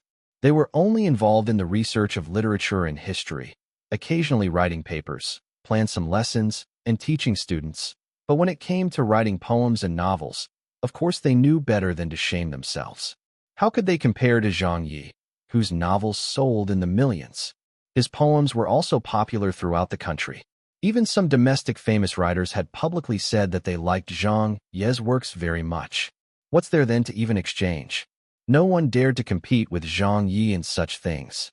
Everyone knew that in this regard, they would definitely not be able to keep up with him. Yan Jiantao changed the subject. I'm talking about consolidation, not one standard in poetry, but the exposure and absorption of literature and famous works. Wu Ziqing interrupted, Professor Yan, have you watched Zhang Ye's analysis of the three kingdoms? Yan Jiantao choked once again and did not say a word for a long while. The others also looked at each other. Right, they had forgotten about this. Zhang Ye's analysis of the three kingdoms was one of the representative works of Zhang Ye. Its ratings had been acknowledged by the market. Zhen Shuquan followed up, I have also seen a few episodes of Zhang Ye's analysis of the three kingdoms. The material discussed in it are not bad, but many of it is still disputable. They are hypotheses that most scholars have not completely concluded or completely verified by history. However, they were all mentioned in Zhang Ye's program. From a certain point of view, yes, the program attracts the common people because the angle of analysis is very novel, but to put it through the process of academic rigor, that would not do. As a variety historical program, it's a good program, but to be used as an academic lecture, then there will be some disagreement. Yan Jiantao nodded his head solemnly. A school is different from TV. TV is all about ratings and will do something attention-grabbing. However, a school and a lecturer is all about rigor. We cannot teach students things that have not been agreed upon. This is leading them astray. Previously, Zhang Ye remained silent. However, at this point, he no longer pretended he did not hear those words. He smiled and said, I can't agree with what the two of you said. Firstly, I don't think my analysis of the three kingdoms is in any way lacking in rigor. If you think there's something, you can raise it and we can discuss it. Secondly, I agree that academia has to be rigorous. However, rigor does not mean things that have not been confirmed cannot be taught. Aren't those unsolved mathematical conjectures still being mentioned? No one has solved them. Is that considered not being academically rigorous? Those laws of physics were not given reasonable explanations and experimental proof a long time ago, but they objectively existed. Were those people who came up with these laws and hypotheses not being rigorous? I don't think so. Academia is a process of analysis, assertions, and conclusions. I am a host. I know what should not be said either. I also know what should be said on TV and what should be said in class. If something is not confirmed or still a speculation, I will inform the students beforehand and would not impose my ideas on them. Zhang Ye said all these words in neither a haughty or humble manner. He was being logical and well-grounded. Wu Ziqing nodded her head gently while beside him. Teacher Little Zhang has hosted so many excellent programs in the past. He has a sense of propriety, so it is probably unnecessary to be worried that he will lead the students astray. A young associate professor rolled his eyes in his heart. You know what should be said? Bullsh*T. If you really knew, you would not have topped the SARF's blacklist this year. Another person raised an objection. If we hire Zhang Ye, his class schedule cannot be guaranteed, right? Little Zhang can guarantee it for these 2 weeks. You can just treat him as a substitute teacher. What about next semester? If he busies himself with his hosting, our school, we can talk about it next semester. Let's consider the student's response first. If the student's reaction to his teaching is not ideal, I will invite someone else. President Wu, I still think it's inappropriate. This semester only has a few days left. We will soon be having the examinations. Unless Zhang Ye arranges for class every day, with one lecture a day, or else. The reason why I found teacher Zhang is because of this point. I also hope that he can teach a lesson a day. I heard that teacher Little Zhang can go off-script and record more than 10 episodes a day. I believe it would not be difficult for him to teach for more than 10 consecutive days, even without a lesson plan. This time, without Zhang Ye speaking, Wu Ziqing had rebutted them. The rest of the Chinese department were turning more and more speechless. Finally, Wu Ziqing said, "All right, everyone, let's take a vote. Those who disagree with letting Zhang Ye teach, please raise your hands." Old Professor Yin Jiantao raised his hand. Chang Kaiga and Jin Shuquan looked at each other, but did not move. Amongst the rest, there were another 3 people from the Chinese department who raised their hands to be against it. Actually, the rest also disagreed with a layman like Zhang Ye. In academia, one's pedigree was also very important. Furthermore, with Zhang Ye's national notoriety, everyone did not like him. However, they did not raise their hands because there was no other way. President Wu had clearly intended on giving Zhang Ye the spot. Even if they raised their hands in objection, it would not do a thing. President Wu had the right to veto. Wu Ziqing smiled. "All right, then it's settled. Little Zhang, I'll bring you around to help you familiarize yourself with the classroom and students. We will see how you do from tomorrow onwards." Zhang Ye declared in a solemn manner. "I will not let you down." Yin Jiantao was still in disagreement. "President Wu, about this matter." Wu Ziqing glanced at him. "Then why don't you take over appreciation of the classics?" Yin Jiantao turned silent. "I do not have much research in that field, and I don't have the time." "Then hand it to teacher Little Zhang. He is the most suitable candidate I can think of." As she said that, Wu Ziqing did not lose her grace in any way, but her tone turned strong. "If you have any opinion, keep it to yourself. However, I hope that when teacher Zhang starts work tomorrow, everyone will work with him. After all, Little Zhang is new here, so there are many things he will need your help with." After looking at her watch, Wu Ziqing's expression turned mild as she smiled. "All right, let's end the meeting." No one said a thing as they got up and walked away. Wu Ziqing stretched out her hands at Zhang Ye. "Welcome to Peking University." Zhang Ye shook President Wu's hands in a serious fashion. "It's my pleasure."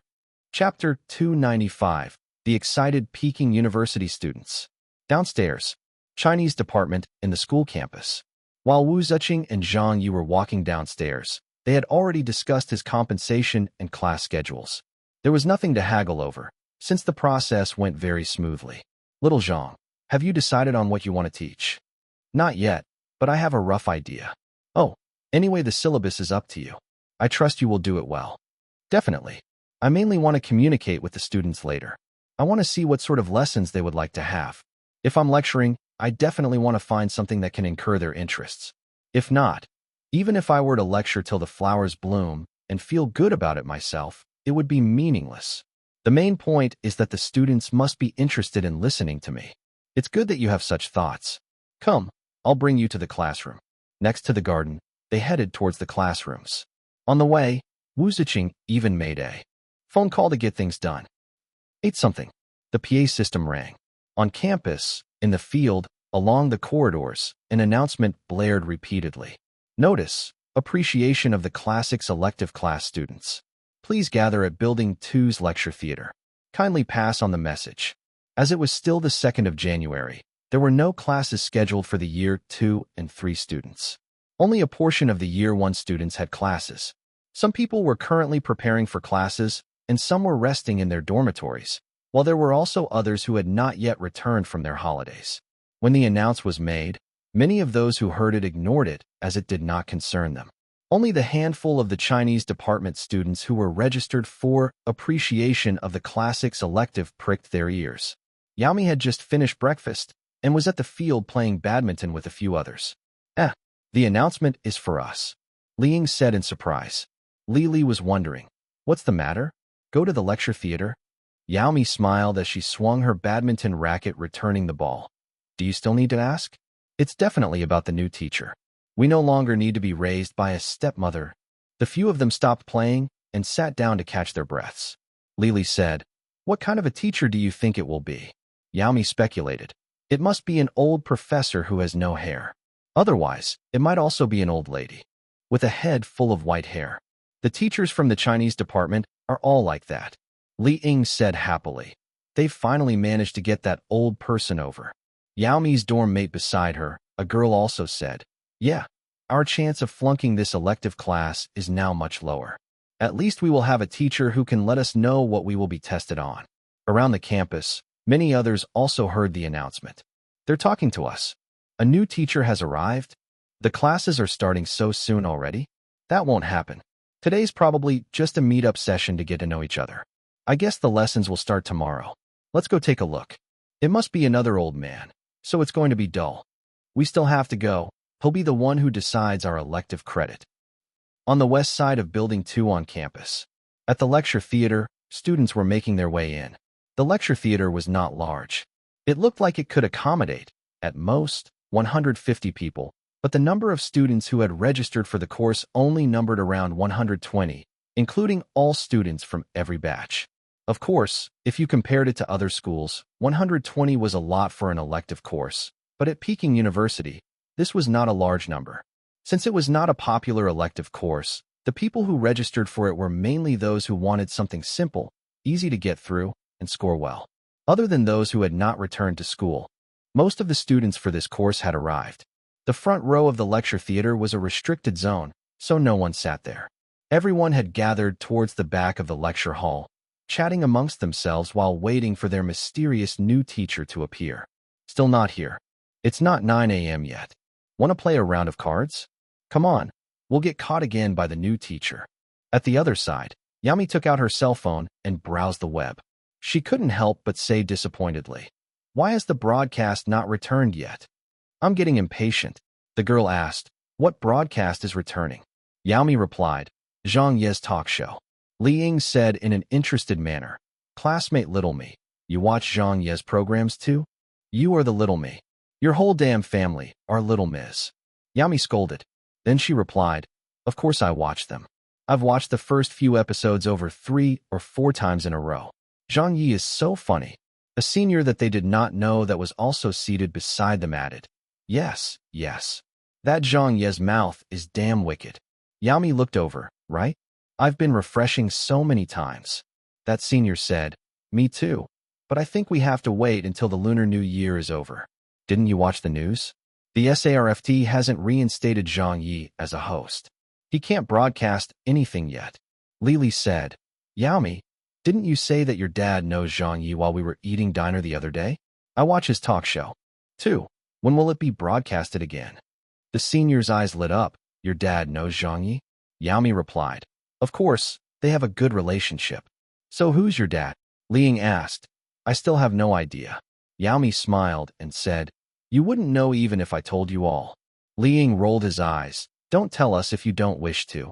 But compared to the talk show, I prefer Zhang Ye's analysis of the 3 kingdoms. Did you all watch it too?" Lily said, "Professor Wang had previously given us the assignment to watch it. Everyone should have watched it." It might be hard to say for other courses, but in appreciation of the classics class, no one had not heard of Zhang Ye. In fact, no one did not know about his works. Professor Wang had only managed to conduct 2 classes this semester, and after the second lecture, he had recommended 7 books and 2 television programs as course materials to everyone. One of these was Zhang Ye's analysis of the 3 kingdoms, an ancient classic. It was basically just those few books, so of course the 3 kingdoms, being so important, was one of them. When the subject of this came up, Yaomi shook her head and said, "Look at lecture room now. What the heck is going on?"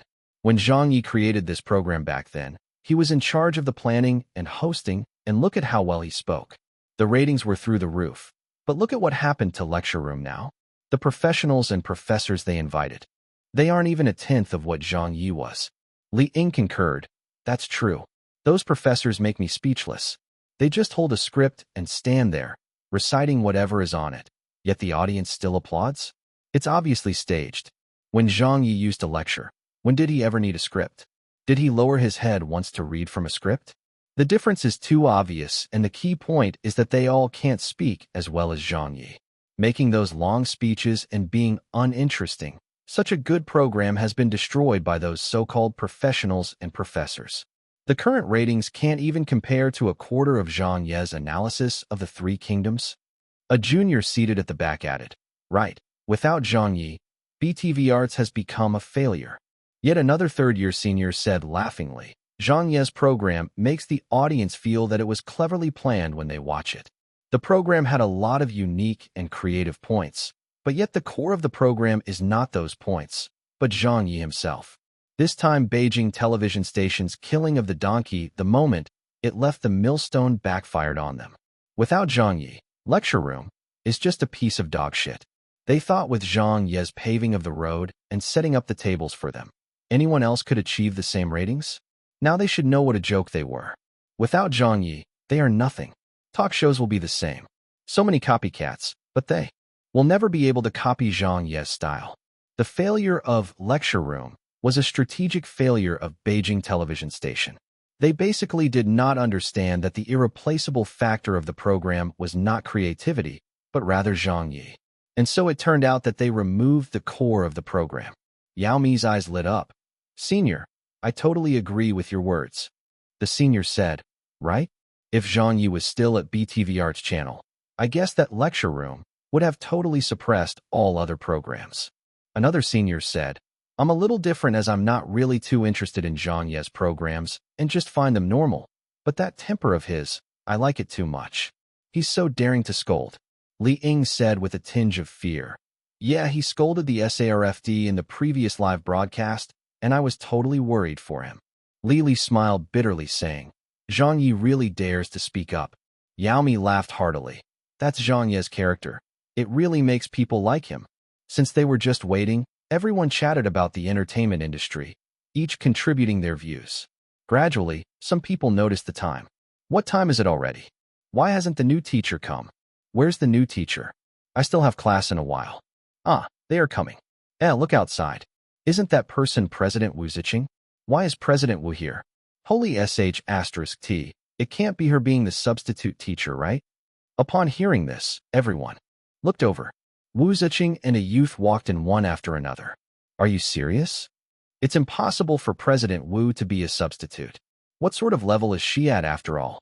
Right, President Wu is also not a real academic. She was assigned to Peking University, and once she gained experience, she might even be sent back to the Education Bureau as a district official. Hey, there's someone behind President Wu. He's wearing sunglasses? Why does he look a bit familiar? Who is this person? Hey, he does look familiar now that you mention it. New teacher? He can't be that young, right? Yeah, he's too young. What's going on? Yao Mi and Li Ying, Li were also puzzled. The next second, Wu Ziqing was already in the classroom. She looked at the students and said gently, Sorry for the wait. Due to his health problems, Professor Wang will not be able to continue teaching the appreciation of the classics elective class anymore. Due to this, the school has invited a new teacher for everyone. He is also a famous new teacher. No one was surprised that Professor Wang was not teaching anymore. But a new teacher? And a famous new teacher? Wu Ziqing's words made all the students in the classroom anticipate. In what sense was he famous? Authoritative in the field? A leading professor in the field? The mystery was unveiled. Wu Ziqing turned her head sideways as a young man walked in. She introduced, Please give him a warm round of applause. This is your new teacher, Teacher Zhang Ye. Zhang Ye stood at the podium and slowly took off his sunglasses. Hello, everyone. Instantly, the classroom went silent before shouts of disbelief roared out from students. Ah, holy **T. It's Zhang Ye. It's really mother of ***, King Zhang Ye. How's that possible? Am I seeing things? Zhang Ye is our new teacher? Screams. Shock. Disbelief. All the Peking University students were worked up. Chapter 296. Peking University's Students' Questions. In the lecture theater, everyone's blood was boiling with excitement. How could it be Zhang Ye? A junior shouted. A senior had her mouth hanging in disbelief. Oh my God! The school has really invited Zhang Ye. Li Ying grabbed his forehead in his palms. When did our Peking University become so open-minded about things? Li was both excited and shocked. Inviting a singer to teach music at a university, inviting a movie star to become a teacher for performing arts. Such cases have happened before many times. They were all invited because of their qualifications. Those were the ones who really had more experience in their field than any university professors, so it was acceptable that they taught such courses. But inviting a broadcast major who works as a host to teach us the appreciation of famous classical works? There's no link at all. This is a first of its kind of case to happen in the country. Yao Mi nearly jumped up. Holy hell! The other Peking University. Students were also staring with their eyes wide open. Outside, screams could be heard along the corridor outside the lecture theater. The Chinese department dean, Chang Kaiga, had arrived with a few other teachers from the department. Actually, he did not want to come as he was not interested in Zhang Ye. But President Wu had personally brought Zhang Ye to meet the students, so as the dean, he had no choice but to be present as well. Besides, honestly speaking, appreciation of the classics was a big potential problem that needed someone urgently to fill in for Professor Wang. Otherwise, how would the students take the upcoming exams? Whether he would be up to the task or not, they needed someone to fill the hole first.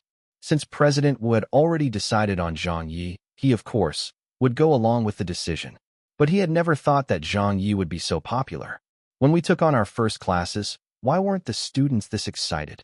Chang Kaiga frowned as he looked towards the lecture theater in the distance.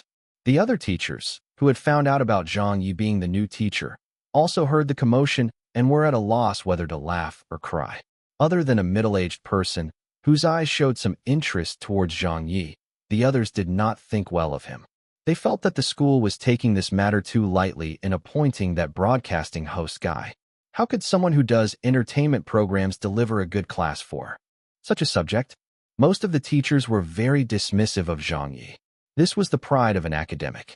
They admitted that Zhang Ye had some literary qualities, but did not agree to his appointment into the academic industry. Contrary to their opinions, a majority of Peking University's students were very welcoming of Zhang Ye. This was a difference of perspective and also a generation gap issue. Even though they were Peking University students, they were still young people. They could accept and even like novelties. The teachers who taught them were all old men or old women. They had already gotten sick of it. This time, the teacher was someone who was only a few years older and a celebrity. Most of the students welcomed this change. Their instincts were that this would be too much fun and too interesting. As to whether teacher Zhang Ye could really teach this class well, whether he could really take over from Professor Wang. At least right now, they did not care. President Wu. Chang Kaiga had brought the other teachers inside. Wu Ziqing nodded her head. You are all here? Oh, her. Why is Professor Zhang here too? I heard you were busy with a publication of a paper. The 40-something or 50-something-year-old Professor Zhang said with a smile. I heard Zhang Ye was here. I got interested, so I came to take a look. I've had some interaction with little Zhang on Weibo before. He's a rather interesting guy. He taught historical subjects in the Chinese department and was a professor of rather high prestige. His qualifications were only second to Yan Jiantao.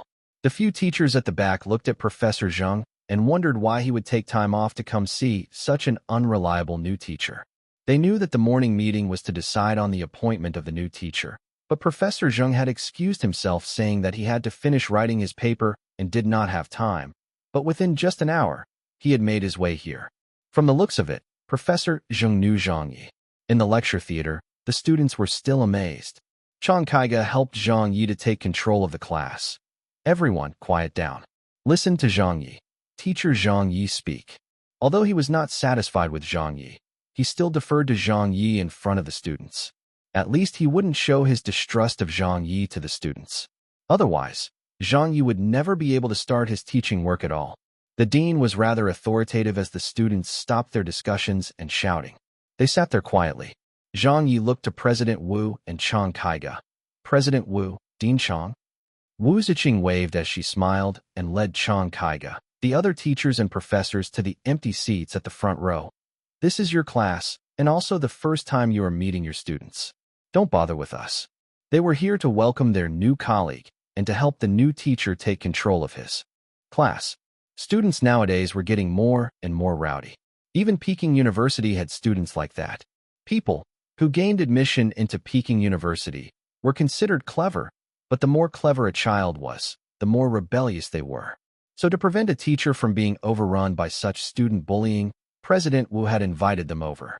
In the past, Just having Chang Kaiga or a professor who was authoritative would do the trick, but as Zhang Ye's situation was a little special, President Wu had also come down herself.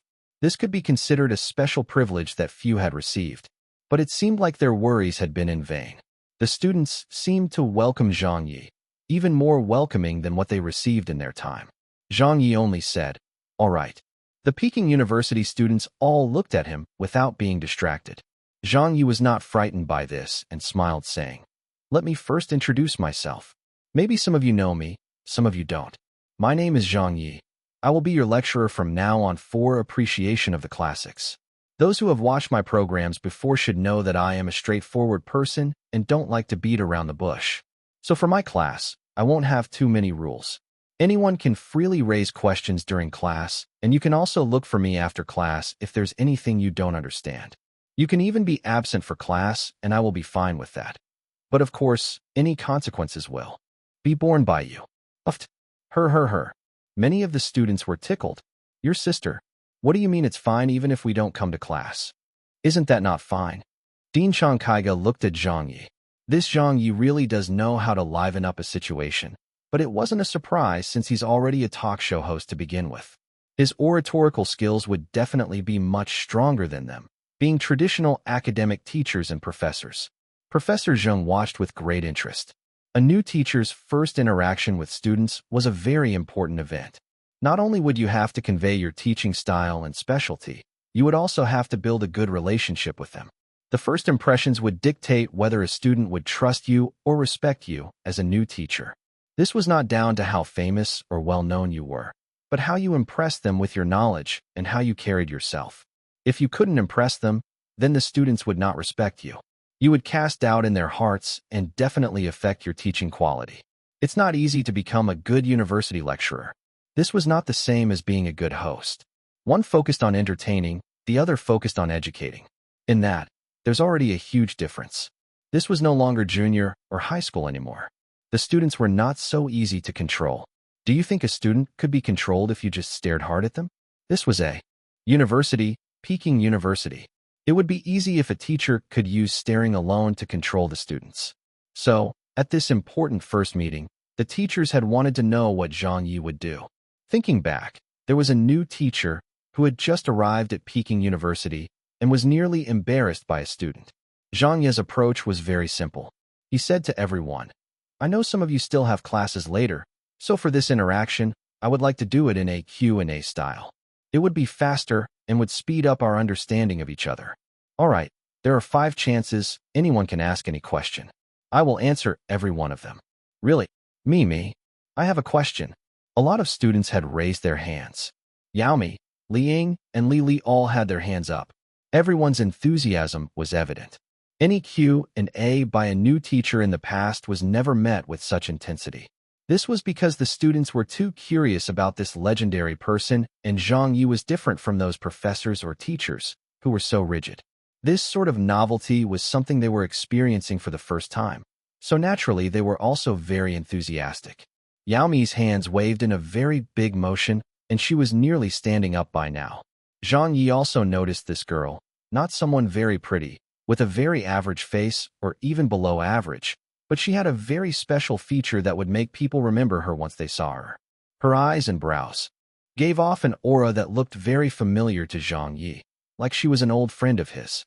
On top of that, he had seen her earlier today during breakfast and gotten most of his news from her conversation with her friends. That student.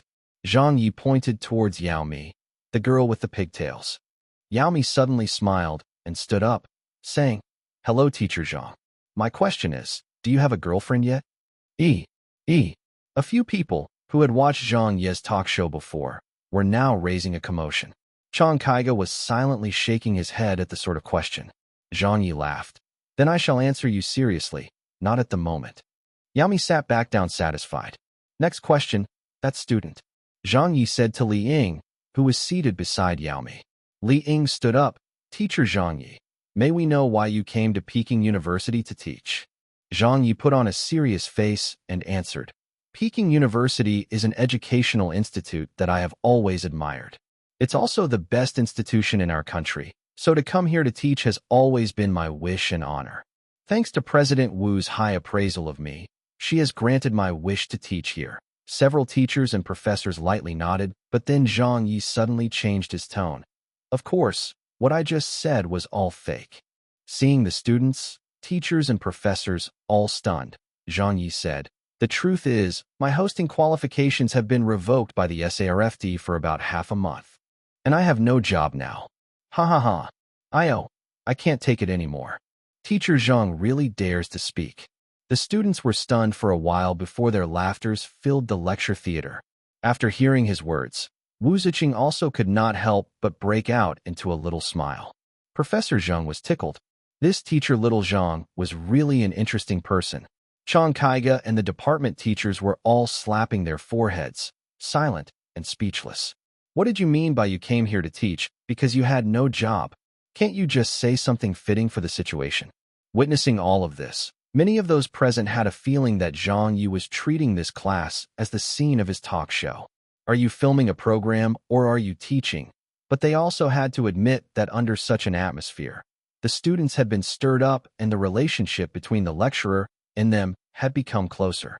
Chapter 297, A Different Peking University Teacher. In class, the students were in high spirits. "Me, I have a question. It's my turn. Teacher Zhang Ye here. It was time for the third question, and there were only 3 questions left. The chance to ask was decreasing, so no one wanted to ask something trivial. This was Peking University, and they were students of Peking University. They had some pride in them, and did not want to be belittled by Zhang Ye. According to their own practices, not the school's, they had to slightly deliberately make things difficult for their teachers. They also wanted to see if this legendary new teacher really had the ability. They wanted to know if the internet and television had been exaggerated in boasting about his prowess. A few third-year students raised their hands high up. Zhang Ye scanned downwards and pointed at someone. "Let's have this student." The junior-year student, with a mustache on both sides of his mouth, chuckled while standing up. Why did he call him? Yami piped. "If he dares to make things difficult for Teacher Zhang, I'll not let him off. Teacher Zhang is my father's good friend." There were people engaging in whispers. Teacher Zhang will be put in a difficult spot. Right, this senior's questions aren't easily answered. Didn't he infuriate the new teacher last time? Senior Zhou, others would be okay, but don't make it difficult for Teacher Zhang. He is a nice person.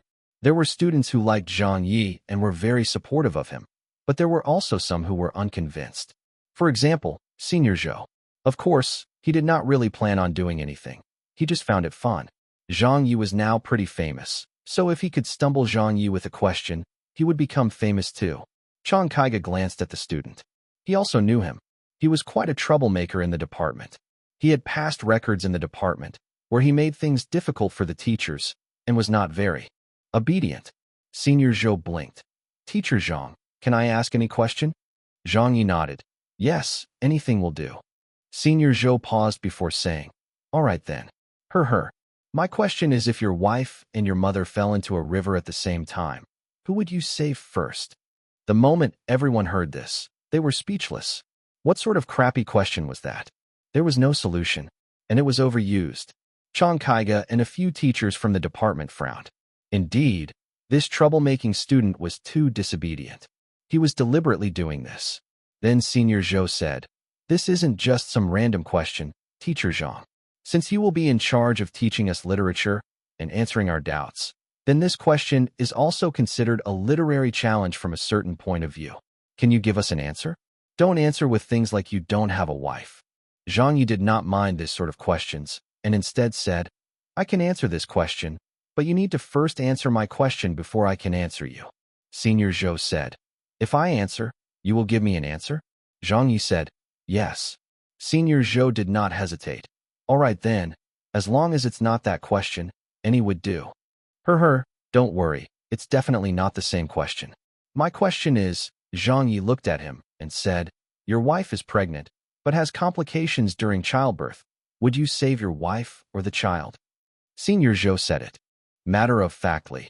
Is there a need to ask? Of course I'll save the adult. Zhang Ye carried on. Then at that moment, what if your mother jumps into the water, insisting that you save the child?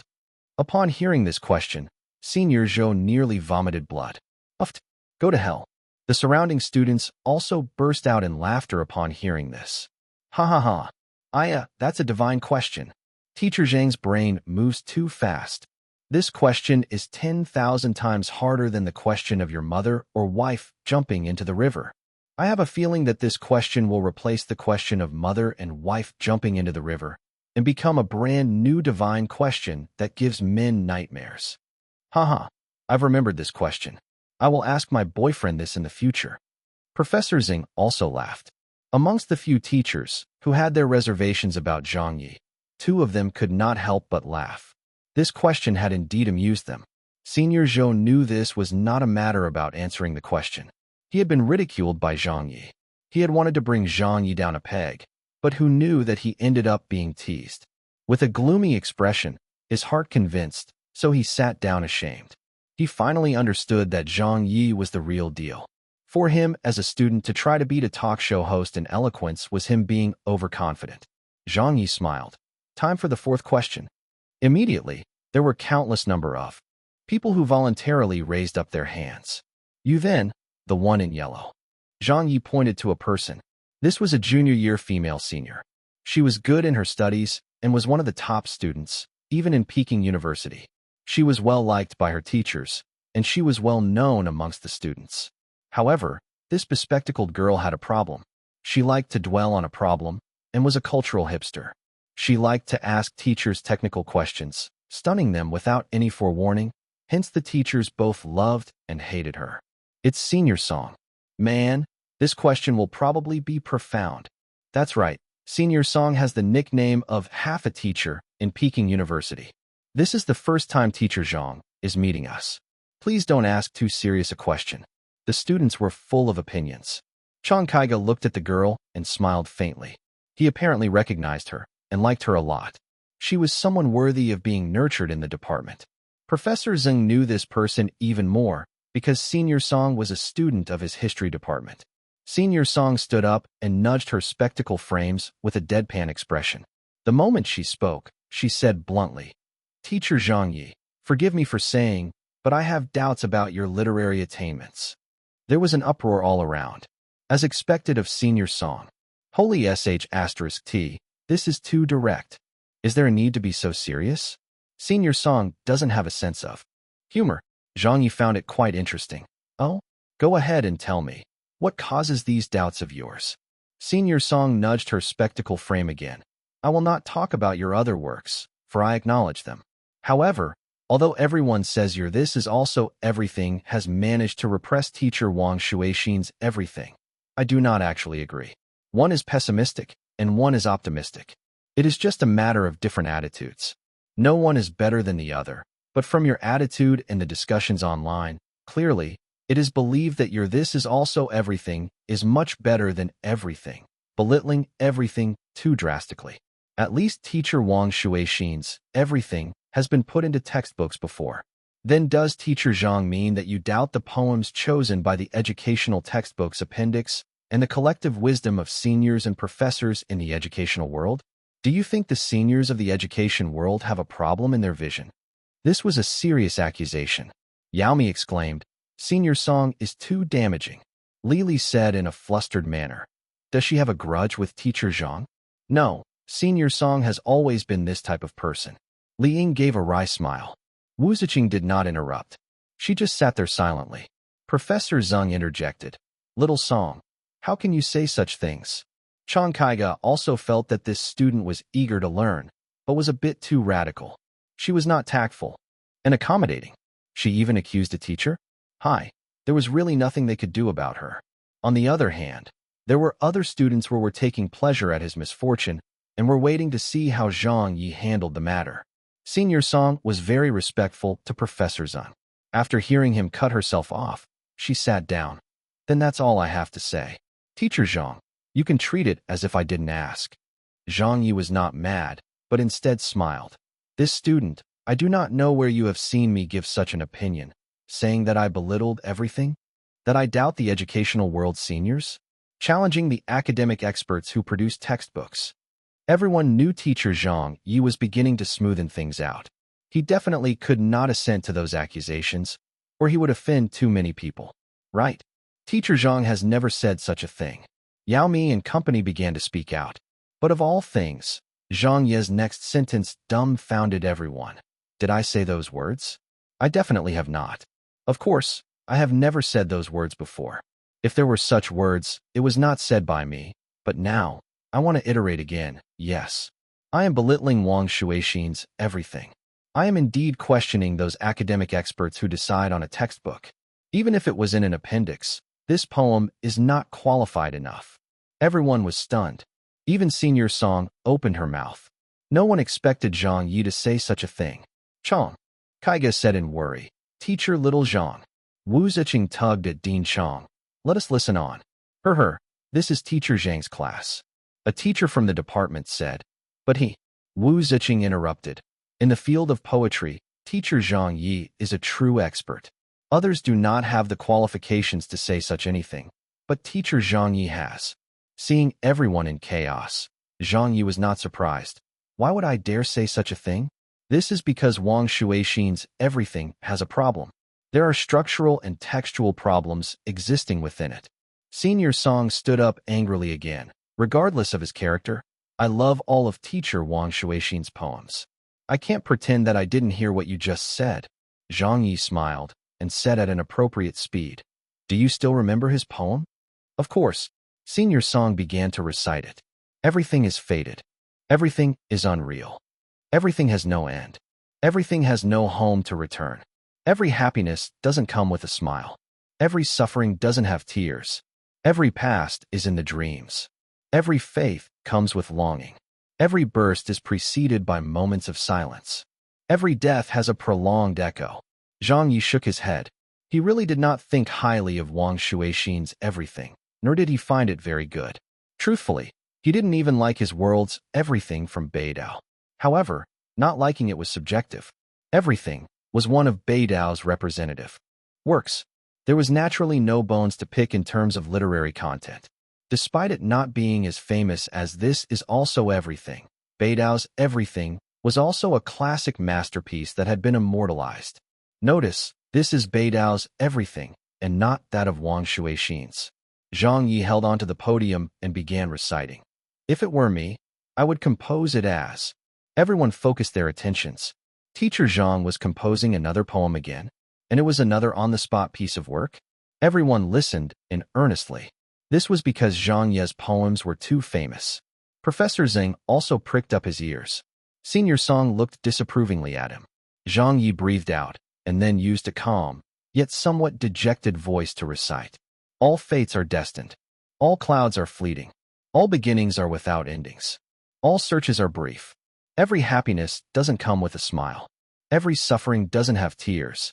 All languages are repetitive. All relationships are first encounters. All love is within hearts. All past is in the dreams. All hope carries a note. Every faith comes with longing. Every burst is preceded by moments of silence. All death has a prolonged echo. The sentences were changed, a bit of wording had been changed, and there were a few more lines. After Zhang Ye finished reciting, the classroom went silent. Wu Ziqing's eyes lit up as she looked seriously at Zhang Ye. After Chang Kaiga relished the moment, his expression turned into that of surprise. Even if the other Chinese department teachers taught history, they also had a certain level of understanding in literature. The moment they heard it, they were stunned as they looked at each other. President Wu had previously said that in the realm of poetry, Zhang Ye was a true expert. He really had the qualifications to say these words. The two versions of everything could not be compared in any way. It was not each having its merits, but the difference between heaven and earth. There were a few Peking University students who did not understand. They were blinking. The two poems were about the same, but there were a few students who could tell the great difference. They all gasped. It sounded similar, but if one scrutinized it in detail, this gap was Motherf *** King huge. Zhang Ye smiled and asked Senior Song, Student, now what do you think about my everything against Wang Shuixin's everything? Senior Song was already stunned. After taking a few deep breaths, she gave a bow of admiration and respect. I was being libelous just now. Teacher Zhang, I apologize. Your everything, when compared to Teacher Wang Shuixin's everything, The literary value is many times better and is completely not on the same level. Zhang Ye said, "Thank you for your evaluation." Senior Song said, "I should be the one thanking you. I was the one who has been ignorant all this time. Now do I really know that there are people beyond people and heavens beyond heavens. I will learn dutifully from you." Zhang Ye lowered his hand. "We were just exchanging views. Please take a seat." Yao Mi was stunned. Holy sh*t, a rigid straight as student like Senior Song was won over by teacher Zhang Ye. Zhang Ye did not feel complacent after reciting his poem. On the contrary, he appeared very impersonal. It was as if he had done a trivial thing and did not treat it seriously. All right then, time for the last question. At this moment, nearly the entire class raised their hands. Me, me, me, call me. Zhang Ye causally picked a person. This person. It was an underclassman. He gave off an obedient vibe as he stood up excitedly. "Teacher Zhang, what I want to ask is, actually I do not know if I should ask this." Zhang Ye said in amusement. "You can ask anything. There are no taboo questions in my class." The underclassman grit his teeth and bolstered his courage to say, "Then, I have seen all your programs. We have also heard about you on the news, and I do not believe that I'm the only one who is curious about your legendary experiences. You have cursed your unit, been put in reprimand, derided the SARFD, and even saved a fan. Many people evaluate you in different ways, but I especially want to know, what's your evaluation of yourself? What sort of person do you think you are?" This question was very standard, but was also very difficult to answer. Zhang Ye thought for a second, before gently laughing. Seeing how all the students were watching him with unblinking eyes, he could not help but use the words from his worlds in memory of Norman Bethune on himself. It was shameless boasting, yet subtle in every way. "My evaluation of myself is a noble-minded person, a pure person, a man of moral integrity and above vulgar interests. A man who is of value to the people." Just that. A pure person? Above vulgar interests? Chang Kaiga pondered deeply over it. The other teachers from the department also nodded their heads secretly. These words were a bit too boastful when used to describe oneself, but it was well said. This Zhang Ye's eloquence was excellent. Zhang Ye clapped his hands. "All right, that will be all for today. We shall meet again tomorrow. As for the specific syllabus, I will let everyone know in our next class. I hope that we will have a joyful time together." Immediately, roaring applause sounded out. Some clapped. Some whistled. The students were already greatly anticipating the lessons from this new teacher and were also extremely excited for what they would learn tomorrow. It was too interesting. This new teacher was a little different from all the other Peking University teachers. Chapter 298. The Dream of the Red Chamber, that no one dares to teach. After 9. Class had ended. Zhang Ye was just about to leave with President Wu, as well as the department dean. However, the moment he got off his podium, he was surrounded by students. "Teacher Zhang, can I get an autograph? Please take a picture with me. I'm your fan. Teacher Zhang Ye, I have a question about literature that I need to consult you about. Do you have time after class? Can I treat you to lunch? I also want to consult you. I also have a huge question about literature." More than half of the students left, as many of them had other classes. The remaining students were all very passionate. There were both male and female, but mostly women, who were surrounding Zhang Ye, asked him all sorts of questions. Zhang Ye did not reject them. Although he said stuff like "never again," he still gave his students their requested autographs. He did not agree to the pictures with them, since this was a college campus. President Wu and company still had not left, so it was not appropriate to take photos. Wu Ziqing took a step out the auditorium in her heels and gave a gentle smile. "Let us leave first. There's no need to wait for little Zhang." Chang Kaiga gave a few glances back before helplessly shaking his head. To think they even want autographs. These students are really pushing it. And that teacher little Zhang, hi. Professor Zhang laughed. This shows how popular teacher Zhang is, for him to mingle well with his students. Chang Kaiga gave a wry smile. Only when President Wu was far away did he glance at Professor Zhang and said, "Old Zhang, why do I have a premonition chaos will happen?" Professor Zhang said, "Letting Zhang Ye teach is also an experimental attempt of the school." Another department's teacher said, "It's already in chaos.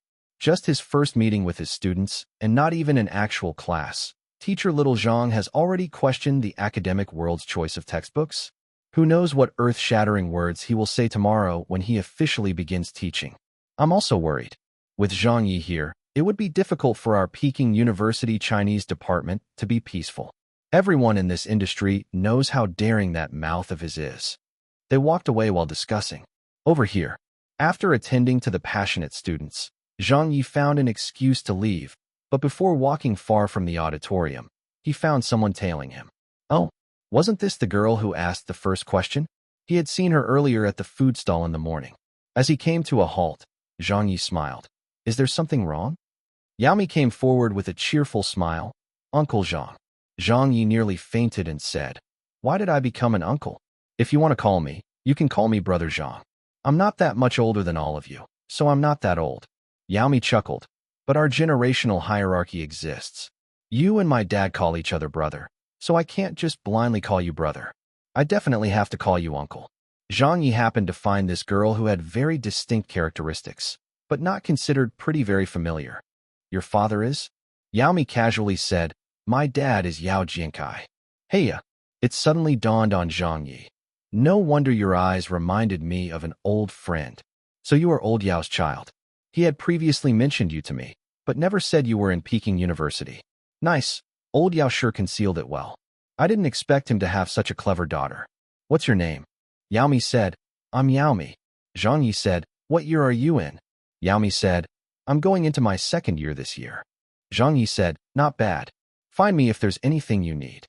Yao Mi said, Hee, then my credits will be depending on Uncle Zhang. Zhang Ye chuckled, I am new here.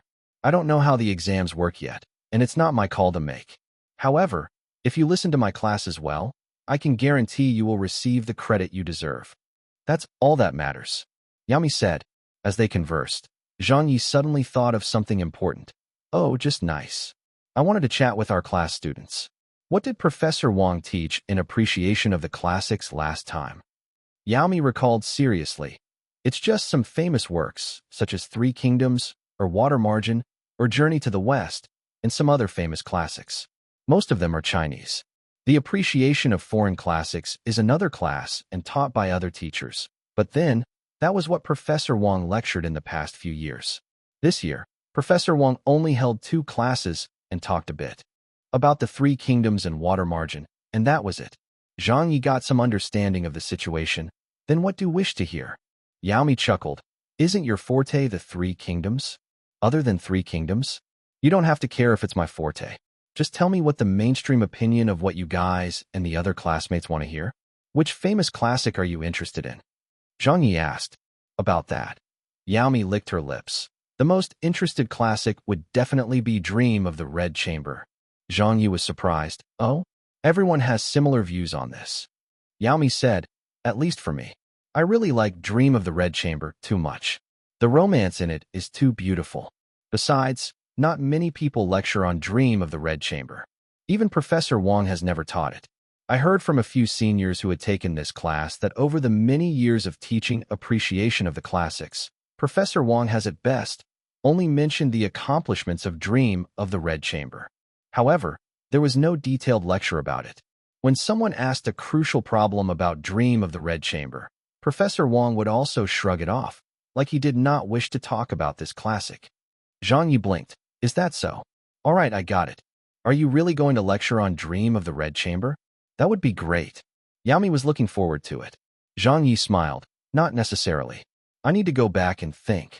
And also prepare for it. All right, go prepare for your other class. I'll be leaving. Yao Mi waved her hand. Go busy yourself. Bye, Uncle Zhang. Downstairs, Chinese department in the school campus. Zhang Ye was preparing to return home. Tomorrow was the first day of classes, but he had not decided on what to teach yet, so he naturally had to go home to prepare. In a small garden, a middle-aged man was smoking and called out to him when he noticed Zhang Ye, Teacher Little Zhang. Zhang Ye looked curiously over. He found him familiar, and he looked like one of the teachers who had sat in his class in the first row with President Wu. Hey, how do you do? Do you want a stick? Professor Zhang handed him a cigarette. Zhang Ye took it and lit it up himself. I just got hired here, so... Who are you? Professor Zhang chuckled. My surname is Zhang. I teach history, so you can just call me Old Zhang. Zhang Ye smiled. I wouldn't dare call old Zhang. How do you do, Professor Zhang? You came here to smoke because you don't have classes? No, I was waiting for you.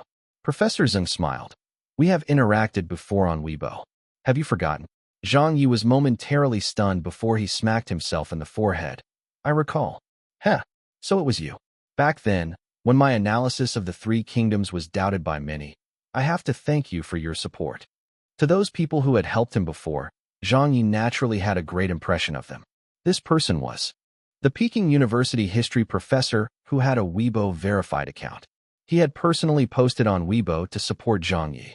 He had validated that Zhang Ye's analysis of the three kingdoms was factual. Due to Professor Zhang's authority, many people were alleviated of their doubts. Zhang Ye had always wanted to thank him. Professor Zhang took in another mouthful of smoke and said, Back then, I mentioned that your historical standard was more than enough to come teach in a university. Indeed, I was not the only one with such thoughts. President Wu also thinks highly of you. Zhang Ye said, This is all thanks to all of you.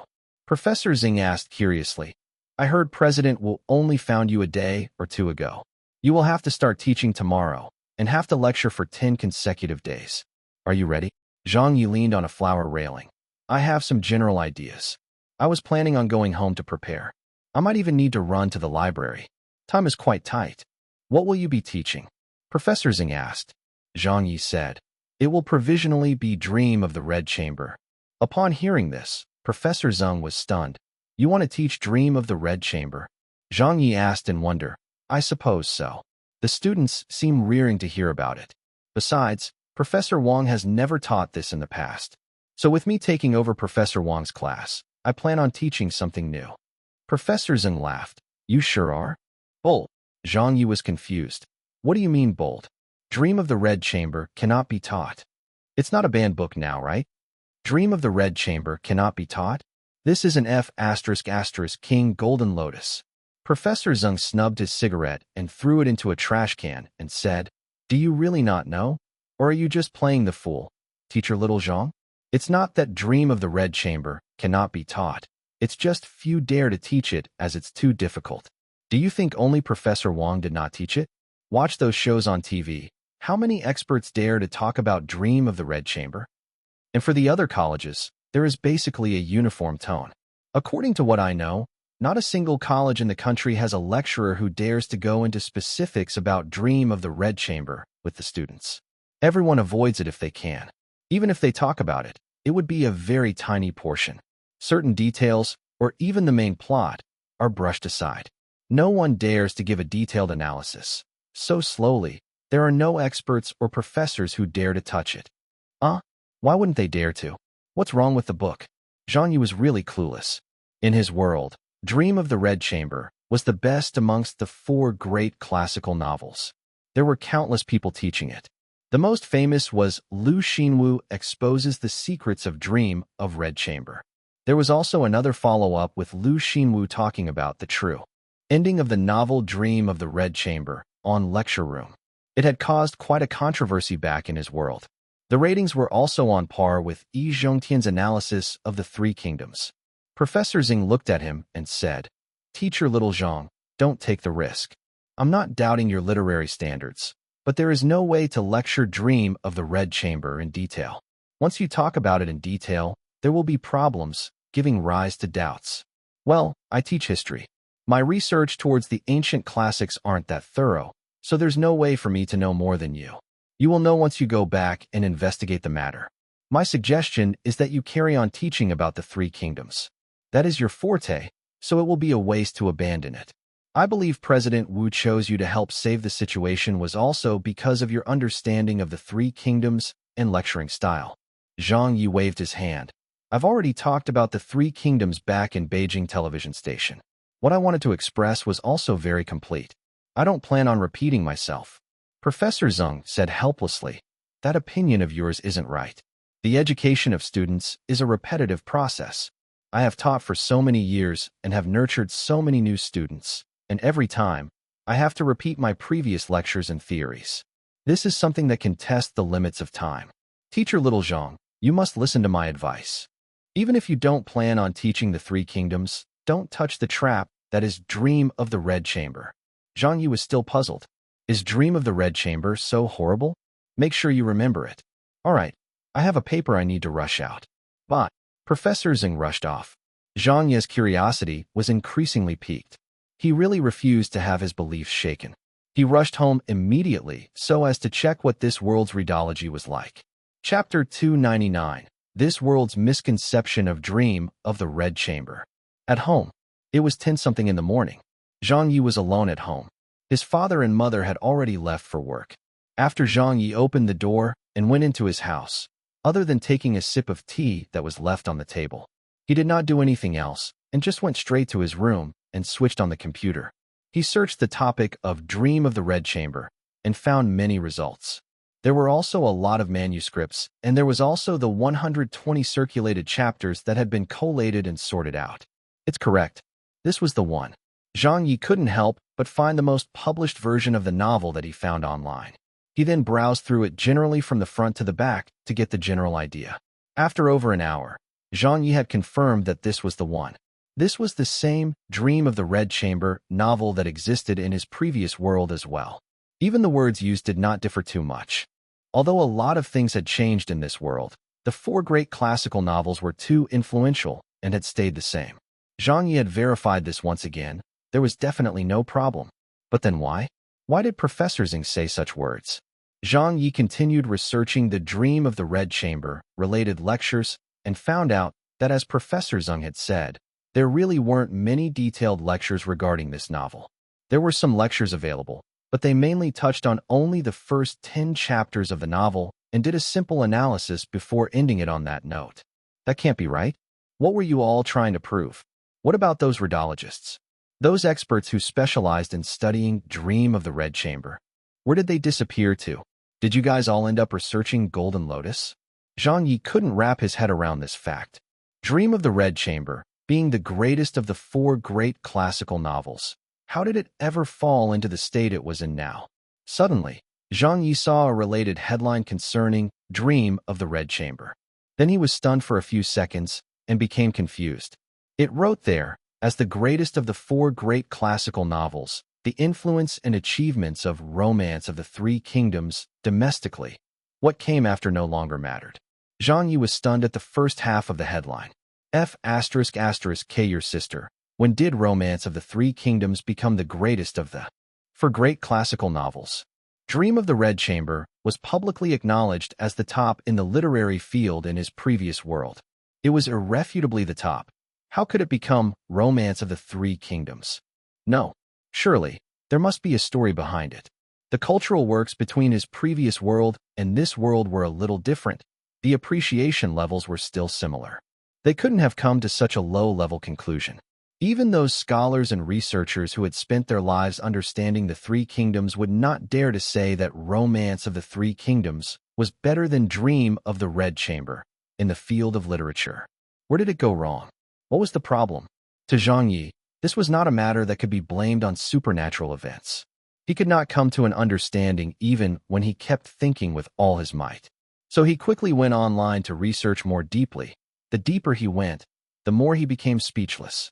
He found out that Dream of the Red Chamber was not only not the top novel of the 4 great classical novels, it was in fact the last of the 4 great classical novels.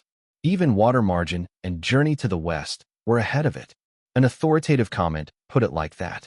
I've always felt that the last of the 4 great classical novels, Dream of the Red Chamber, could have been written better. It even had the potential to become the greatest of them all, but what's regrettable was that there are too many inconsistencies and illogicalities that none of us have been able to solve. Like the poem by Jia Baoyu that did not match his personality, the perfect ending that had a major flaw, etc., etc., etc. No one can understand whether this was Mr. Chao Shuichin's slip-up during writing, or whether he wrote it like that on purpose. Maybe it was because Mr. Chao Shuichin fell sick when he got older and could no longer pay attention to the details of his masterpiece. He continued making mistake after mistake, flaw after flaw. To a rhetorologist who really likes the Dream of the Red Chamber novel, this is truly regrettable. A major flaw in its ending? What does the major flaw in the ending have to do with Chao Shuichin? The person who wrote this comment was a Tsinghua University literature professor. Having read it, Zhang Ye felt that there was something very wrong, and he finally found out the key point to this.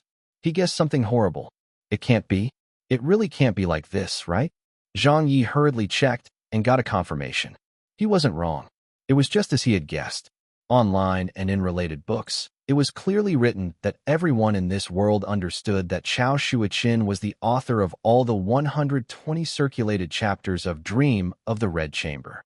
F***K. What about Gao Yi? Was Gao Yi eaten up by you people? Zhang Ye checked the name Gao Yi, and indeed there was this person. This piece of history had not been changed. However, in everyone's mind, Gao Yi was only the person in charge of collating Dream of the Red Chamber. As for the rest, there was nothing else about him. The ancient text of Dream of the Red Chamber that had been passed down was in no way more complete than the ones in Zhang Ye's world. The most famous Xianzhai version had only been passed down with only a dozen chapters or so with some comments. On this point, there was a snag in history. As to Gao Yi writing Dream of the Red Chamber, to finish it up, there was indeed a lot of controversial debate back in Zhang Ye's world. There were people who said that the last 40 chapters of Dream of the Red Chamber were not written by Gao Yi, but was Chao Shuiqin's original work.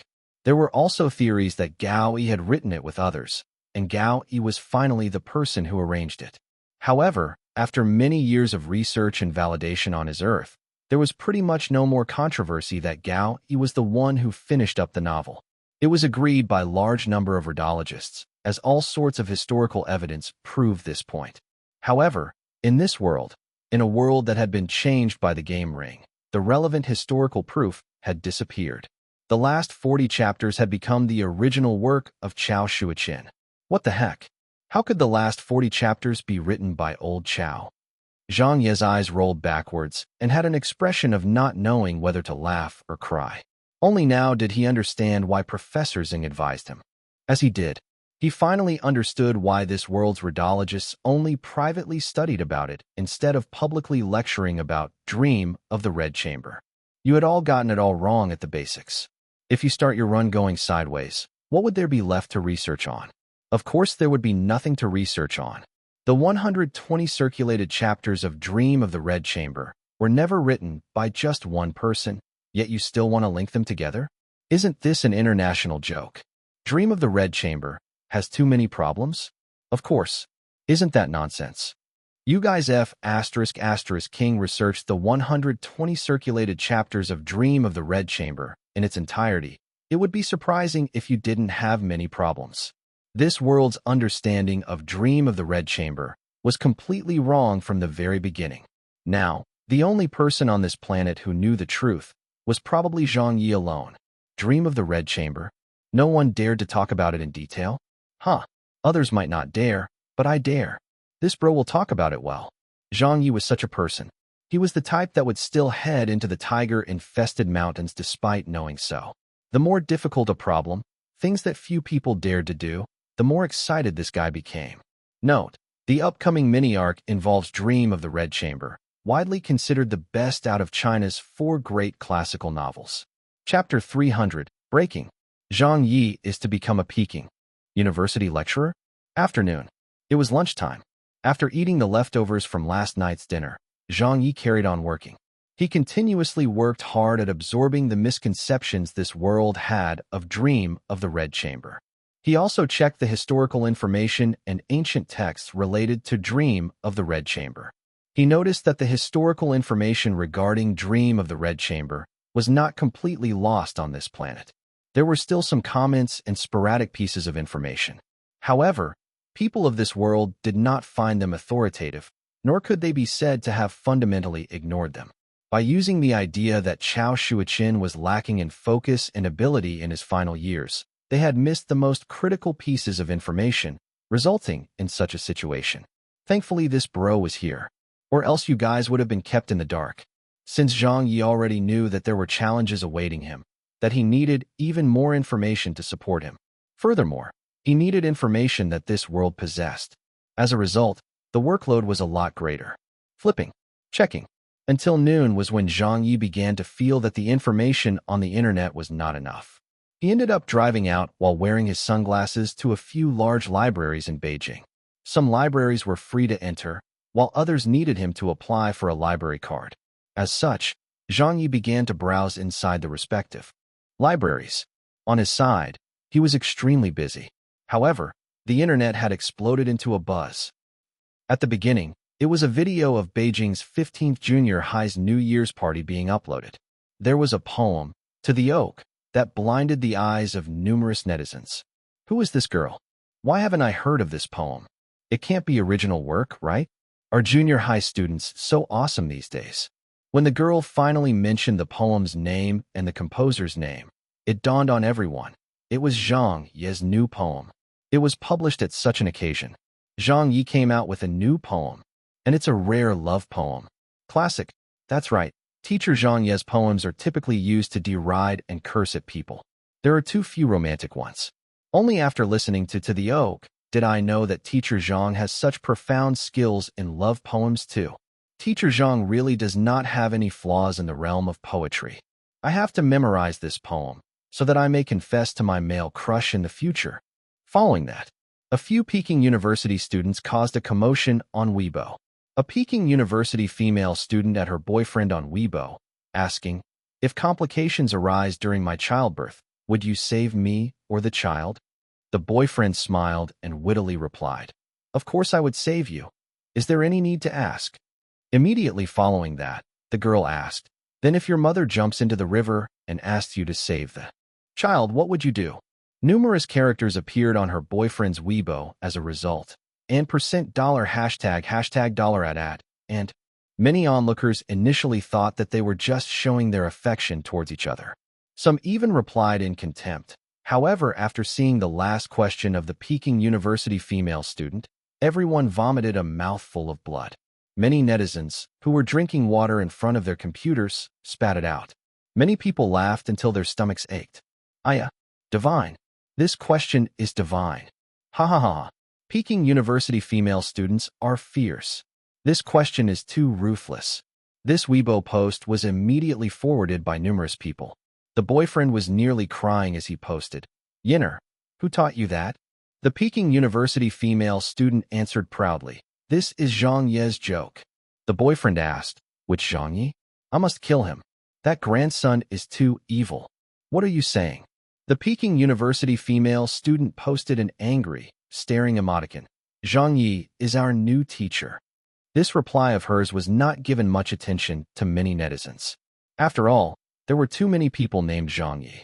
There were too many people with the same surname and name. But after a while, a few other Peking University students appeared and posted two poems on Weibo. One was Wang Shuixin's Everything, and the other one was also named Everything, but credited to Zhang Ye. Upon seeing the two poems, many literature lovers were convinced. Zhang Ye changed everything. It's far from changed. It's a complete transformation. Compared to Zhang Ye's poem, Wang Shuixin's poem is nothing. This is skill. In the past, it was impossible to tell with one. But now, with something to compare to, the two similar poems have similar goals to express, but the literary content is completely different. Can't you see? It's not chance that teacher Zhang Ye's poem are so popular. He really has the ability. Some people had sent Wang Shuixin to jail. Now, with teacher Zhang Ye changing everything to smack his face, this was King mutilating the corpse. Ha ha ha. If Comrade Wang found out about this in jail, he would definitely be tearing up. That's right. His magnum opus is Everything, but it has now become teacher Zhang Ye's work. Teacher Little Zhang Ye is too evil. He is really deserving of the title Face-Smacking Prince. A few literature scholars, who were more famous, immediately analyzed Zhang Ye's Everything. They then also did a complete comparison with Wang Shuixin's original, and after countless discussions and appraisals, they unanimously concluded that Zhang Ye's literary attainment was higher than Wang Shuixin by several times. Actually, modifying a poem was much harder than writing a new poem. From this, everyone once again witnessed Zhang Ye's literary standard. Without much to say, he utterly convinced everyone, just as everyone was in pursuit of everything new. S tale by joyfully and desperately forwarding it, a few people noticed something. Why is all of this coming from Peking University? That's right. The joke about saving the adult or the child was also from Peking University. Posted by Peking University students? Teacher Zhang Ye went to Peking University? What's he doing there? Is he studying? Postgraduate studies. Hey, that's possible. Teacher Zhang only has a bachelor's.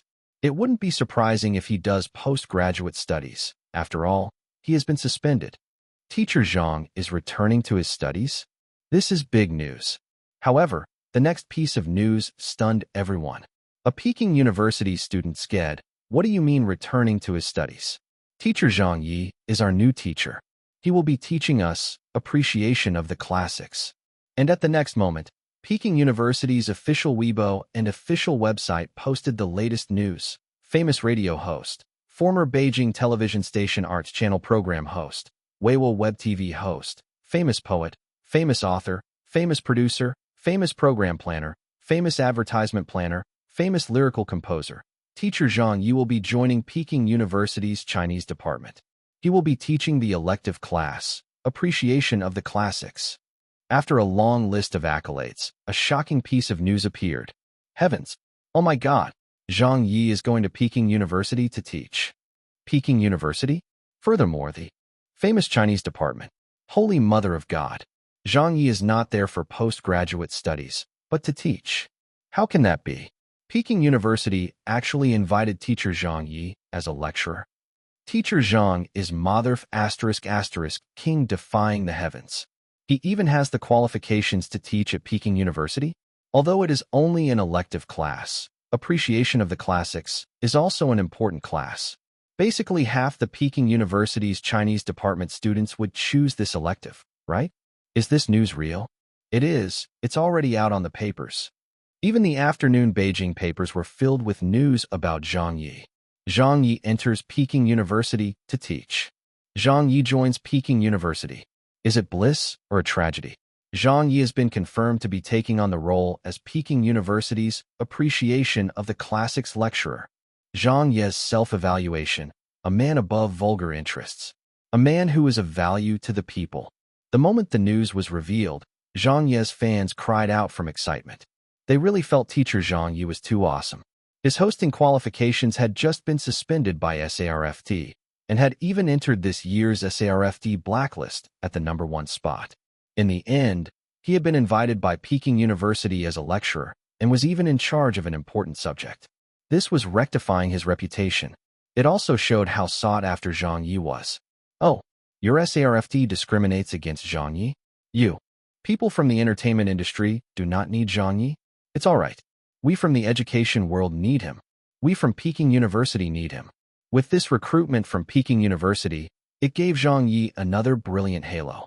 Zhang Ye's qualifications and accomplishments that he achieved in the past might be at the ground level. But with the title of Peking University lecturer, his qualifications and prestige would soar high in a straight line. It would immediately become several levels higher. What sort of affirmation was better than that from the educational world? Furthermore, it was a world-class institution of learning like Peking University. It was a famous school, ranked first in the country. Later on, Zhang Ye's first encounter and exchange with his students at Peking University was posted by a Peking University student. Zhang Ye's jokes, humor, and literary standards were vividly expressed, especially when everyone saw Zhang Ye's final words that evaluated himself. It was even more shocking, a noble-minded person, a pure person, a man of moral integrity and above vulgar interests, a man who is of value to the people. When people recalled the various experiences of Zhang Ye, while linking it to this evaluation, wasn't that the case? Zhang Ye's self-evaluation was in no way exaggerated. He was pure. He dared to speak and act. He was moral. He did not stand for seeing injustices happen. He was above vulgar interests. He always did things no one else could do. He was of value to the people, be it the matter of Father Wei, or his fan contracting a terminal illness, or the hijacking. It was all Zhang Ye coming forward to save the situation. This was the Zhang Ye in many people's eyes. These words were described just right, and not too much or little. Appreciation of the classics? I'm looking forward to it. It has to be him teaching the three kingdoms, right? Definitely. Teacher Zhang Ye is most skilled in the three kingdoms. I haven't gotten enough of Zhang Ye's analysis of the three kingdoms from back then. I must think of a way to get into Peking University tomorrow. I also want to listen in. Haha. Teacher Zhang Ye will really become a teacher Zhang Ye in the future. Immediately, before Zhang Ye even began teaching, just this piece of news made his popularity soar. Many of Zhang Ye's fans expressed their overwhelming anticipation. Chapter 301.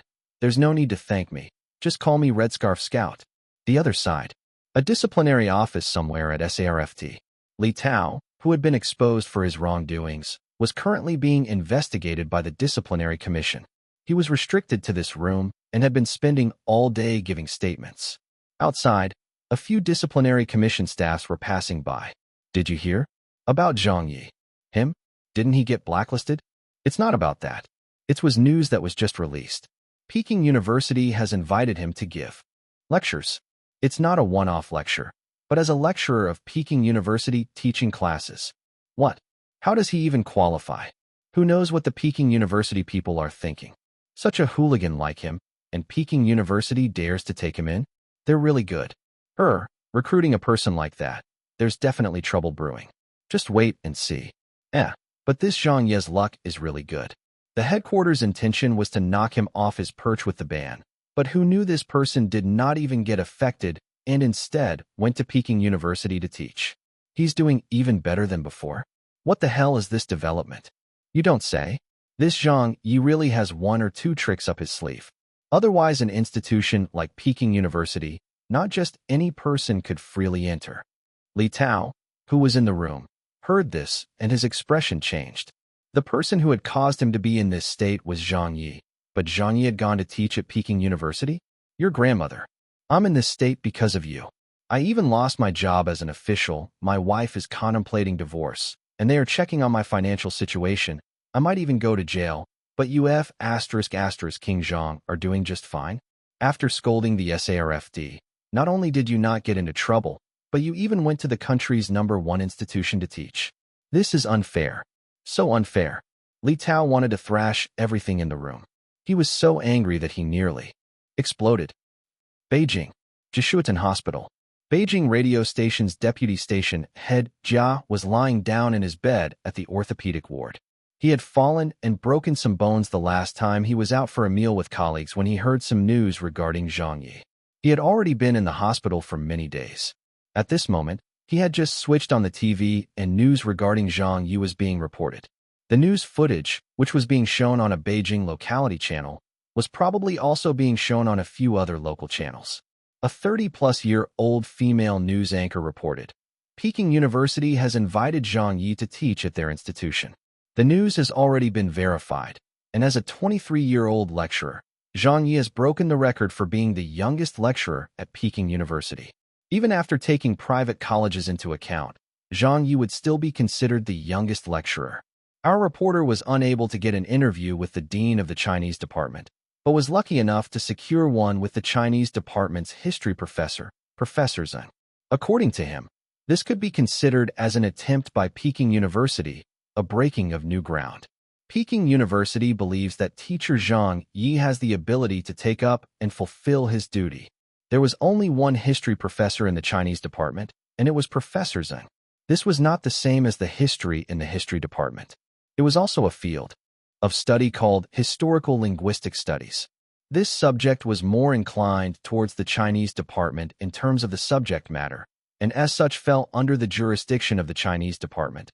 But the achievements of the subject actually fell under history, and if we go further into the details, a part of it also fell under the archaeological department. Professor Zhang was also a joint appointment under the history and archaeological departments, an authoritative voice in the field, a professor of high prestige in Peking University. Professor Zhang had a high opinion of Zhang Ye in the media. After going on about it for a whole day, he still reiterated his admiration for Zhang Ye's analysis of the three kingdoms. He had helped to bring down the opposition against Zhang Ye's appointment. After all, Zhang Ye was really still too young and had a rather infamous reputation in the industry. As such, there were also many doubts about him. Deputy station head Jia watched the news in bed and lay there stunned. He was shocked for a whole day. His expression showed disbelief. Station head Jia, we've come to visit you. Are you feeling better yet? A few radio station staff members had come to visit. Zhang Ye and Jia Yin were also here. However, despite them greeting him, Deputy Station Head Jia still did not say a word. Instead, he kept staring at the TV as his expression became darker and darker. Only then did they realize, and then they turned their heads to see what was being reported. Then, they were also stunned.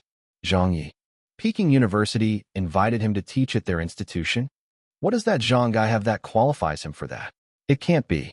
Zhang Ye and Jia Yin were also bewildered and looked at each other. Zhang Ye had once said when he resigned and left Beijing radio station. He said that one day, they were going to regret it. Right now, whether it was Deputy Station Head Jia or any top-level management leader of Beijing radio station, they were already experiencing this regret. Zhang Ye was really too talented. Back then, by not treating Zhang Ye with any respect, they now realized that they were in the wrong. If they had treated him well at that time, Zhang Ye might not have left. Then Beijing radio station would have created multiple record-breaking legendary programs by now.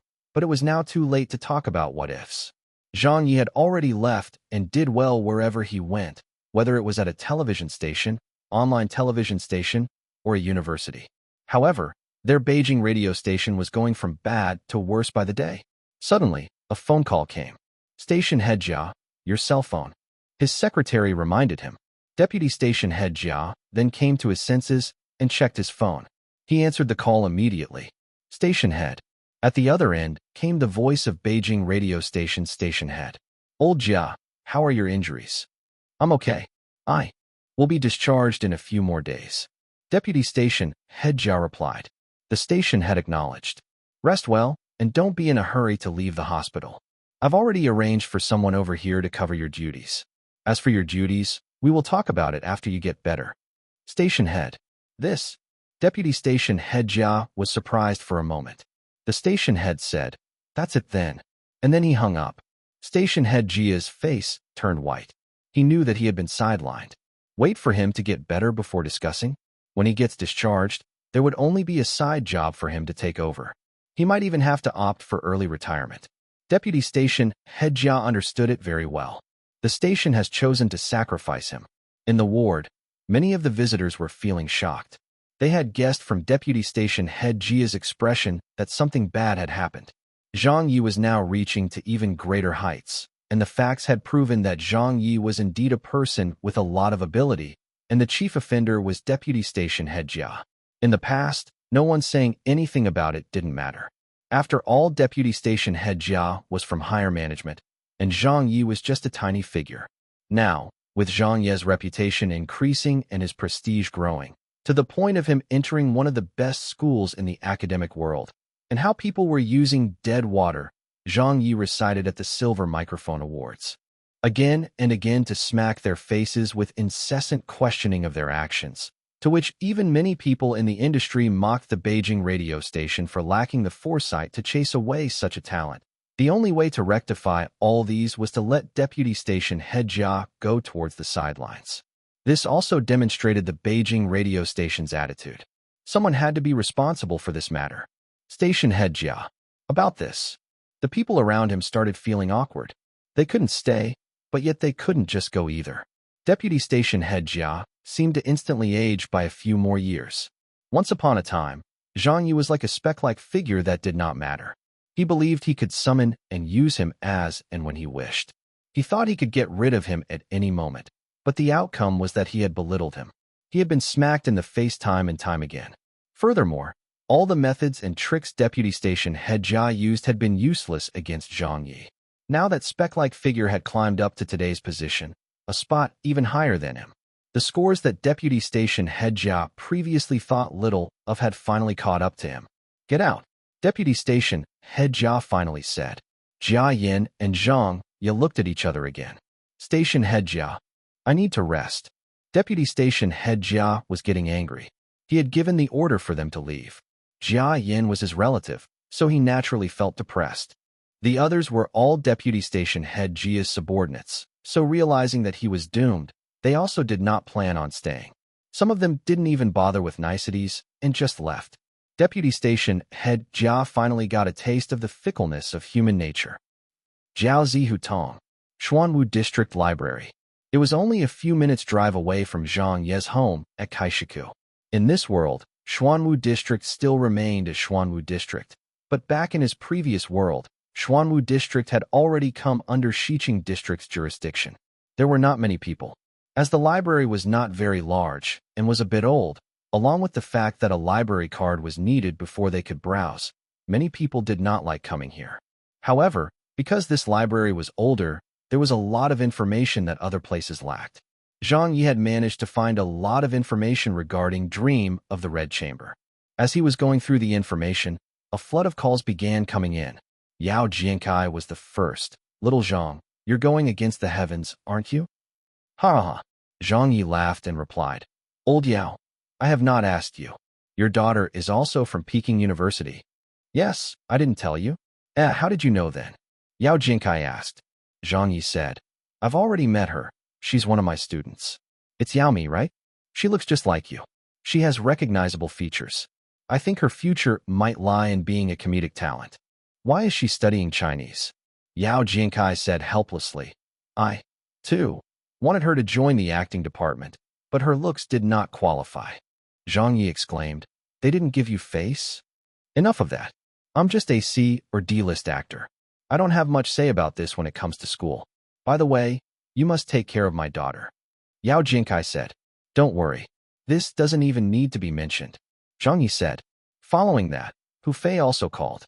Little Zhang, you sure are capable. Peking University lecturer. I can't even mention how envious I am of you. In the future, when my child does university applications, I'm going to look for your assistance. Zhang Ye said in an exasperatedly. I don't even know if I can keep this job. The contract isn't even long-term. I'm just considered a hired guest lecturer. If I don't do well, they will definitely not want me next semester. Hu Fei laughed. Enough of that. With your ability at lecturing about the three kingdoms, could it not be good? The call ended. The next phone call came. It was his old classmate, Dong Shanshan. Zhang Ye, congratulations. I saw the news. Thank you. Her. There's nothing to congratulate me about. I'm feeling the stress too. Zhang Ye said honestly. Suddenly, the voices of many people blared through the phone. Teacher Zhang, congratulations. You have made us web hosts proud. That's right. Haha, I never expected that our web host would be able to enter Peking University as a lecturer. Teacher Little Zhang, do well. Maybe we will also gain some of that glow of yours. Right. I'm anticipating the continuation of your analysis of the three kingdoms. Suddenly, the Web TV department's deputy director Wang Xiong's voice transmitted over. He had apparently taken the cell phone from Dong Shanshan. Teacher Little Zhang, your teaching won't affect your work here, right? Zhang Ye said, Leader, it won't affect it at all. I'm just teaching for slightly more than 10 days. Once the school goes on break, I'll be heading back to Shanghai as well. If Peking University still wants me to teach next semester, it would also not affect my main job. I'll have lectures whenever I'm free. I'll have the freedom of choosing my own time since it's just an elective class. Wang Xiong laughed. That's good. Do well. President Feng and the company are very supportive of you. With your reputation growing, it will also benefit our program.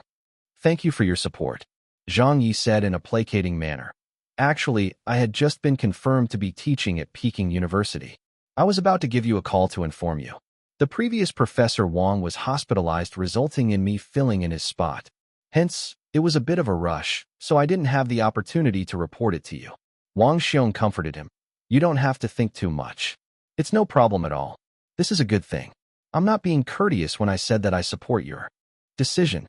The company is really supporting you. Following that, Zhang Ye's former colleague from Beijing radio station, and also one of the pillars of the radio station, Wang Xiaomei called. She told him something. Deputy station head Jia's position has been changed by the station head. Zhang Ye was surprised. Why? Wang Xiaomei said, Of course it's because of you. They are settling old scores. Actually, the radio station's head was also responsible for forcing you out. However, there was a need for a scapegoat.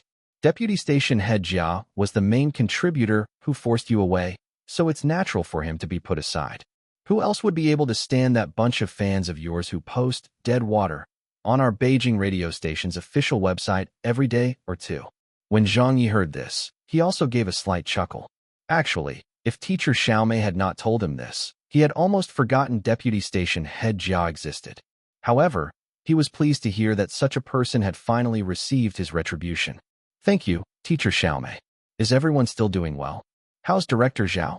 Xiaofeng? How's Big Sis Zhou and Annie's son? Wang Xiaomei smiled and said, everyone is fine. Now that you are back in Beijing, let's find an opportunity to catch up. Oh, I forgot you will be busy during this time. Let's see when there is an opportunity. Congratulations. You are no ordinary person now.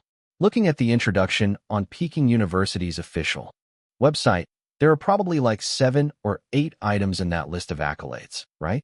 Each one of them has the words famous something. This word famous isn't added on to anybody. Zhang Ye was amused as he said, Teacher Xiaomei, there's no need to flatter me. How would I not know how much I'm worth? Let's meet up when I'm free. Wang Xiaomei said, all right, let's have a gathering then.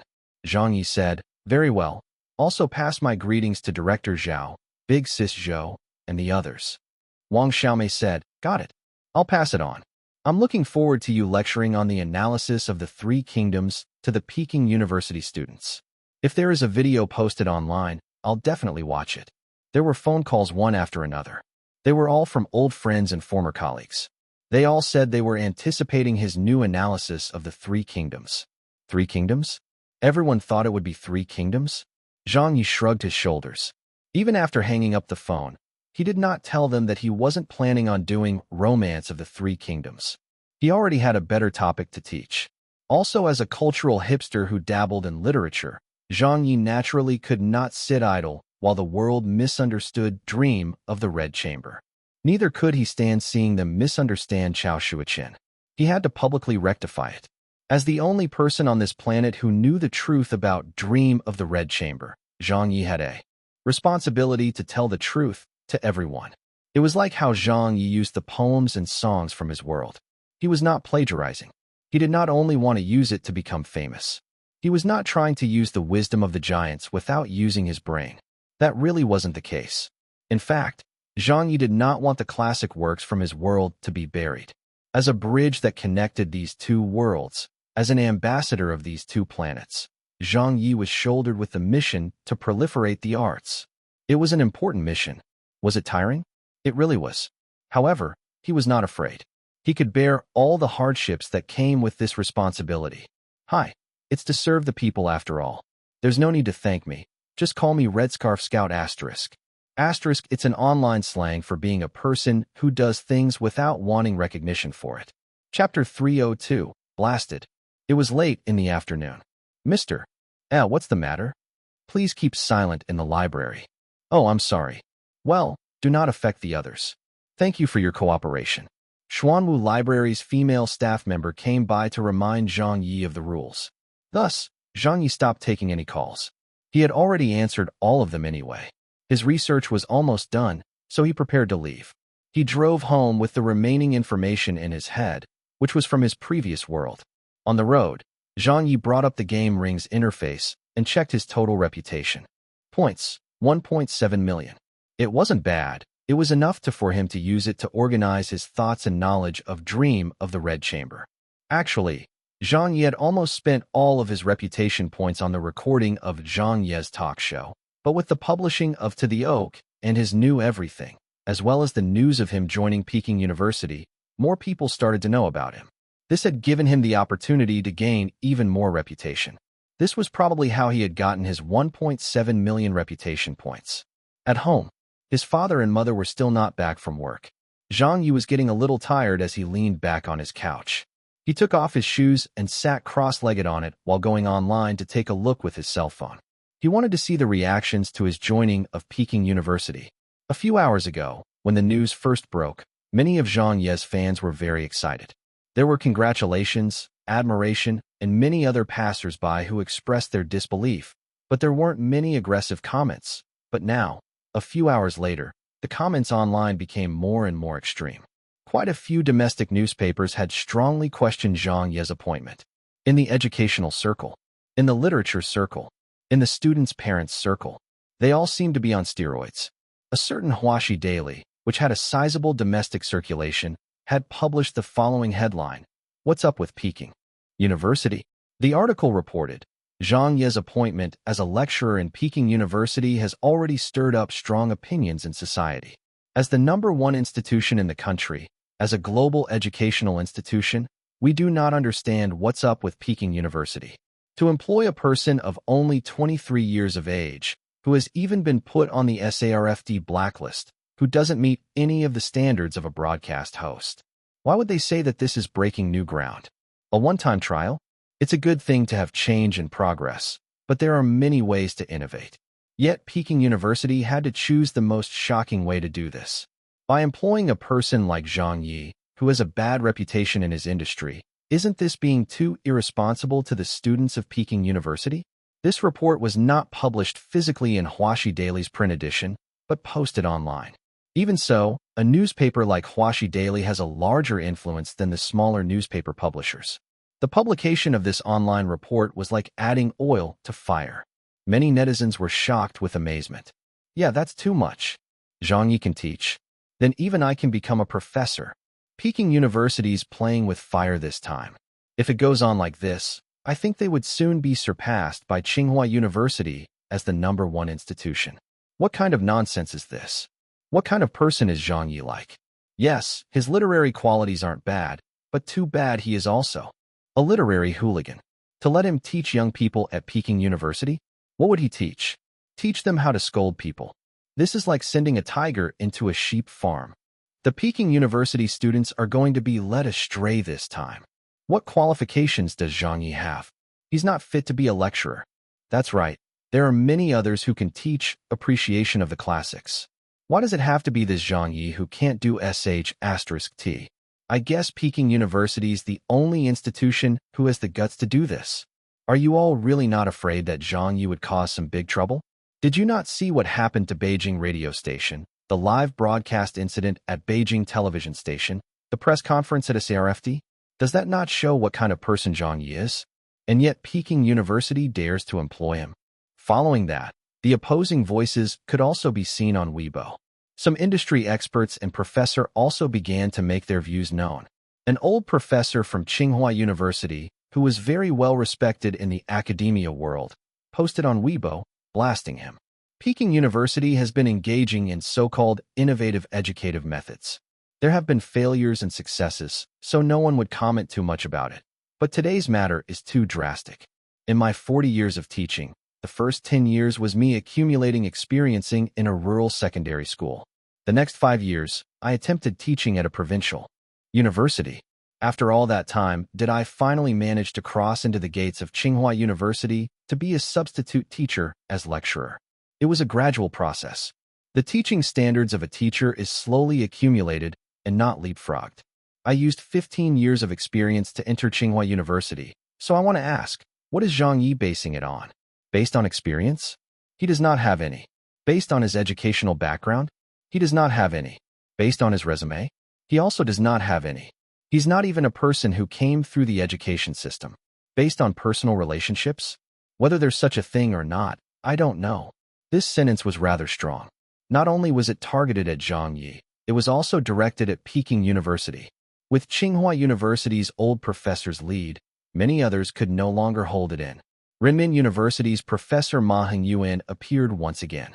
He was the one who was originally set as lecture room's first lecturer, but later ended with conflict with Zhang Ye, Hu Fei, and their team, resulting in Zhang Ye replacing him. It could be said that Ma Hongyuan had a serious grudge with Zhang Ye. Besides, he was a professor in literature, so he had the right to comment on this matter. I can definitely say that by inviting Zhang Ye to teach appreciation, this is the biggest mistake Peking University has made in recent years. Zhang Ye may be able to write a poem or prose, but to evaluate the classics, he doesn't have enough qualifications. He was disgruntled. Up to now, he did not believe Zhang Ye did a better job lecturing the Three Kingdoms than him. Some students also started making their views known. They were all students of either Ma Hongyuan or the Tsinghua University professor's students. Support Professor Ma. Zhang Ye is going to Peking University? He's going to make a fool of himself. Zhang Ye is a celebrity of the entertainment circle. What does he know? He had already been warned by the SARFD and can no longer stay in the entertainment circle. So now he comes to knock on the educational circle's door? This is not only being irresponsible to us students, it is also insulting the all educators and their predecessors. I don't think Zhang Ye will make good on this appointment. He can present his program well, but to teach others? He does not even qualify. When did it ever come to his turn in this education world? Not long after, people from the literary circle also appeared. Beijing Writers Association's vice president Meng Donghua commented. He had a grudge with Zhang Ye, far greater than Professor Ma Hongyuan. It was not only a single conflict.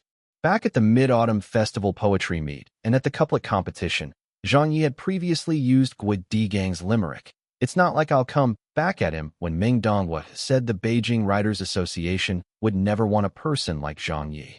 Now with so many people questioning Zhang Ye's teaching ability, he was no longer alone. Meng Donghua posted, "A person who couldn't even get into the Writers Association now wants to shamelessly teach appreciation of the classics?" Analysis of the Three Kingdoms was just a variety program. It was only presented to the masses and only touches the surface of the topic. Basically, in the literary circle, as long as anyone has done deep enough research, they would know that borrowing the east wind did not exist, that the empty fort strategy also did not exist. Did we even need Zhang Ye to tell us? With most people already knowing this, you now want to use this information to teach the gifted students of Peking University? Isn't that child's play? Everyone, get this clear. Zhang Ye's analysis of the Three Kingdoms is about history, not literature. If you use analysis of the Three Kingdoms to point out the logic of romance of the Three Kingdoms, then would this still be called literature? Literature and history are two different fields. If you are in the field of literature, then naturally you would need to study this novel's value and significance and not make a fuss about it. This is really laughable. It'll totally improperly belittle oneself. Someone replied after that. Right. Analysis of the Three Kingdoms is based on history. Come to think of it, in so many episodes of Analysis of the Three Kingdoms, Zhang Ye had never talked about the novel's literary contributions and significance. It's all him denying and bringing up what was real and what wasn't. You hit the spot. I don't expect much from Zhang Ye either. Of course, there were also people in the industry who supported Zhang Ye. For example, a not very well-known author said, "Someone who can speak so thoroughly about the Three Kingdoms, why would he only critique the novel, not explain its literary significance?" Zhang Ye had already done a thorough study on the romance of the Three Kingdoms from front to back and back to front. He could talk about it all the same. Doesn't Zhang Ye already have a lot of works? Just citing the most recent To the Oak and the New Everything. How can there still be people who doubt his literary level? I believe that a person who can produce so many outstanding poems would definitely be able to give a good talk about a famous classic. In fact, I feel that Peking University has made a very correct choice by inviting Zhang Ye to join them. But these words of support for Zhang Ye were quickly drowned out. More and more educators began to repeatedly denounce Zhang Ye as a black sheep joining Peking University. They all expressed their outrage. Deputy Station Head Jia, who had already been relieved of his duties, also jumped out to say, "If you want to teach others, first you need to know how to be upright." Zhang Ye is a typical person who does not know how to be a person, so how could he teach the students well? I will be the first to distrust him. Seeing Zhang Ye besieged on all sides, Deputy Station Head Jia also took the chance to add fuel to fire. With so many famous predecessors and well-known people denouncing Zhang Ye, many parents of the Peking University students, who did not know better, also started to believe what was being said. After all, compared to those authoritative figures, Zhang Ye was only someone from the entertainment circle. The parents would, of course, choose to believe those teachers from the educational and literature world. What the heck is Peking University trying to do? Don't let that Zhang Ye contaminate the campus. My child is one of those who had chosen to take the appreciation of the classics elective. That Zhang Ye mustn't lead my child astray. I've watched an episode of his talk show before. He really has no bottom line. The discussions were totally one-sided. Zhang Ye had once again become the topic of discussion. Many neutral observers were now speechless. At the beginning, didn't everyone congratulate and were looking forward to it? In the end, everyone started to denounce him. This teacher Zhang Ye, you really attract too much hate. Just how many people have you offended in the past? Every time something happens to him, why does it always become a gunfight? Honestly speaking, if it were somebody else, even if a host from the entertainment circle who was even more unreliable than Zhang Ye, had been invited to Peking University to teach instead, they might not have caused such a controversy. But just because it was Zhang Ye who had been the one appointed to teach, there was no other way out. Who asked him to have offended so many people before? Whether it was in the entertainment circle, the literary circle, the education circle, or even a government unit, who had he not offended before? If there was a competition for China's best tank asterisk, Zhang Ye would definitely have been crowned the winner without a doubt. Even if he were to stand there and keep quiet, he'd steadily attract hatred. Asterisk tank is a character role in gaming, mostly MMORPGs. They are mainly intended to take damage by drawing aggro or hatred from enemies. Chapter 303, an extremely packed public class. The next day, winter had arrived, so it was a little cold. It looked like the sun was still doing its job, so the skies were still clear. On this important day, Zhang Ye had gotten up very early. It was his first day as a teacher and also his first day conducting a lesson, so of course he had to make preparations. He showered and made himself up a little before selecting a few clothes. In the end, he chose a very basic suit of a neutral color. He did not wear something that would make him stand out too much. After all, he was not recording a program or appearing on TV, but rather giving lessons to his students instead. It was not wrong for a teacher to dress modestly, otherwise people might start saying things, and that would affect his teaching quality. "Dad, how is this?" Zhang Ye asked his father. His father took a look, then nodded. "Okay, this is fine. What do you think, Mom?" Zhang Ye adjusted his suit. His mother, who was just preparing breakfast, glanced over. "Good. My son will look good in whatever he wears. Then this will be it." Zhang Ye sat down and began to eat. "Dad, Mom, I won't wash the dishes later. I need to go after I'm done here. The department just informed me that my class will begin at 9:30 a.m. I will be late if I don't leave on time. There's always a traffic jam over at Zhongwankan." His mother threw another 2 dumplings into his bowl. "All right, it's not like I need you to wash the dishes anyway. Eat more, eat more. You've got to perform well today, so you can do your father and I proud." Zhang Ye smiled, sure. His father looked at him and asked, "Have you prepared your lesson already?" "It's ready. I worked till the wee hours last night." Zhang Ye answered. Although he did not sleep early last night, he was in good spirits as he still had enough sleep. He had already completed all the things he needed to do. The game ring's reputation points had all been spent on buying memory search capsules, which he used to retrieve knowledge of Dream of the Red Chamber. Of course, the main resources he used were Wang Xinwu's novel version and his lecture room episodes, in which he spoke about Dream of the Red Chamber. Old Wang was an authority in the world of radiologists. Although there were many disputes about his views, his way of presenting could be said as a novelty, as his perspectives were very unexpected. This was why when Zhang Ye listened to others speak at length about Dream of the Red Chamber, in his previous world, he felt very uninterested or even sleepy, but when he heard old Wang speak about it, he would listen to it with relish. As a host, Zhang Ye placed a lot of importance on the word relish. As a teacher, Zhang Ye felt the same. He has always thought that education and entertainment were inseparable. Entertainment was used to better education, to spread education in a better way. To this idea, he was going to put it to the test today. Peking University, 8:30 a.m. As he drove to the school, and upon passing the school's main entrance, Zhang Ye noticed many people at Peking University today. He did not know whether they were here to visit, but a lot of people were walking in. Zhang Ye was not bothered by this, and he drove directly to the grounds of the Chinese department. He parked his car at the designated spot for teaching staff, even though he had not applied for a pass yet. But it should be fine since everyone was friends now. So he just found an empty lot and squeezed his BMW in. Upon getting off, he saw some familiar faces. The doors of low-end car brand, that was of this world's, opened. He saw Professor Zhang and another Chinese department male teacher getting out of it. Maybe it was along the way, so they came to school together. Little Zhang. Teacher Little Zhang, you've come? The two of them smiled and greeted Zhang Ye. Zhang Ye also walked closer. Professor Zhang, Teacher Yin. Professor Zhang asked with concern, how are your preparations? Zhang Ye said, it's okay. I'm ready for class. Professor Zhang laughed heartily. I'm rather looking forward to it. I don't have a class later, so Teacher Yin and I will go over to listen into your class. Are we welcomed? That is my honor. Zhang Ye smiled. But don't say that you will be there to listen. It's making me nervous. If you join my class, it will be to invigilate my teaching methods. If I don't do well in any way, I hope you two can point it out to me. Professor Zhang pointed at him. You're being too modest. In this area, you are the real master. Old Yin and me are not qualified to find fault with you. And you? Nervous?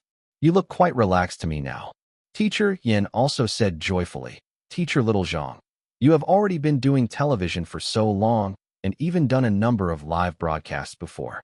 You didn't even get nervous on those occasions, so how could holding a class be any pressure for you? Looking at you, I think you already have it all planned out. This is the look of confidence. They continued chatting as they made their way to the teacher's office. There were a few offices. Zhang Ye and Professor Zhang were located in the same office area, but being a professor, he had his own independent room.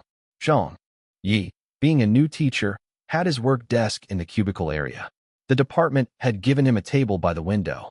Of course, the office cubicles here were different from those in a company. Every teacher's work desk was much larger, up to 7 or 8 meters, and the partitioned areas were not too small. This was also due to the fact that there were not many lecturers in Peking University. Whoever could take a seat in here, even if they were just ordinary lecturers, whether or not they looked outstanding, were still the crème de la crème of the educational world. Good morning, teachers. Zhang Ye greeted. There were 8 or 9 teachers in this office area. When they heard him, they all looked over to him curiously. Professor Zhang helped to introduce Zhang Ye to everyone. This is Teacher Zhang Ye. He will be joining us officially today at Peking University. Then he pointed out for Zhang Ye. This is Teacher Sun. He teaches modern literature class. This is Teacher Lu. He teaches classical literature. That is, the soon-to-be Professor Wu. He teaches the Chinese language. How are you, Teacher Sun? Hello, how are you? Professor Wu, how are you? Please give me your guidance. Welcome. Zhang Ye said hello to everyone politely. The teachers from the Chinese department also returned his pleasantries. It could be seen that only a few people were interested in Zhang Ye. Most of them might not have known Zhang Ye well, so they just exchanged some words before going back to ignoring him. There were others who obviously did not think much of Zhang Ye. Their eyes shifted around with doubts and distrust, and they did not make any attempt to speak with him. After the basic pleasantries, they busied themselves again. Someone even quietly shook their head while in their seat. But even though they had doubts about Zhang Ye's teaching capabilities, due to the school's recruitment, they did not say too much. After all, he was the appointed by President Wu to be a lecturer, and Zhang Ye was already now a member of their staff. This fact was cast in stone now. After some time, the pleasantries were done. Zhang Ye went back to his desk to put down his belongings. He looked at his watch and stood up again, for he was prepared to begin class. When he stepped out of the office area, he was met with the oldest professor in the Chinese department, Yan Jiantao. Zhang Ye quickly greeted, Professor Yan, good morning. Yan Jiantao did not even look at Zhang Ye and just gave a cursory answer before walking away. Zhang Ye shrugged, but was not bothered by it. It's not the first time he was being doubted and taken lightly. He had gotten used to it, so he did not put it to heart. As for the denouncement from the netizens and newspapers, Zhang Ye had already seen them all yesterday. He felt the same way towards that. He had already been through so many storms, so he was becoming more and more ambivalent to the nasty words of others about him. He was also too lazy to bring it up to them, at least not now. All of this would be meaningless, and he would use his actions to prove himself. Zhang Ye only cared about his lesson today, so that was what was most important to him. Along the way through the teacher's building, many people cast weird glances at Zhang Ye. Their eyes exuded mixed feelings, and they were looking at him in all sorts of ways. Some even felt like they were looking at him with contempt. Almost no one in society felt that Zhang Ye was a good appointment for Peking University. Even amongst Peking University's professors, almost none of them thought Zhang Ye was any good. They even felt that Zhang Ye would probably only last 2 or 3 lectures before being asked to leave. The university would not let him finish the semester. This was because teaching depended on experience and skills. Everyone felt that Zhang Ye, as an outsider, would not have these points. Some of them even believed that if an industry outsider was giving lectures, the students would not even be interested to listen. But yet, that was far from the truth. When Zhang Ye made his way to the lecture theater, he was stunned.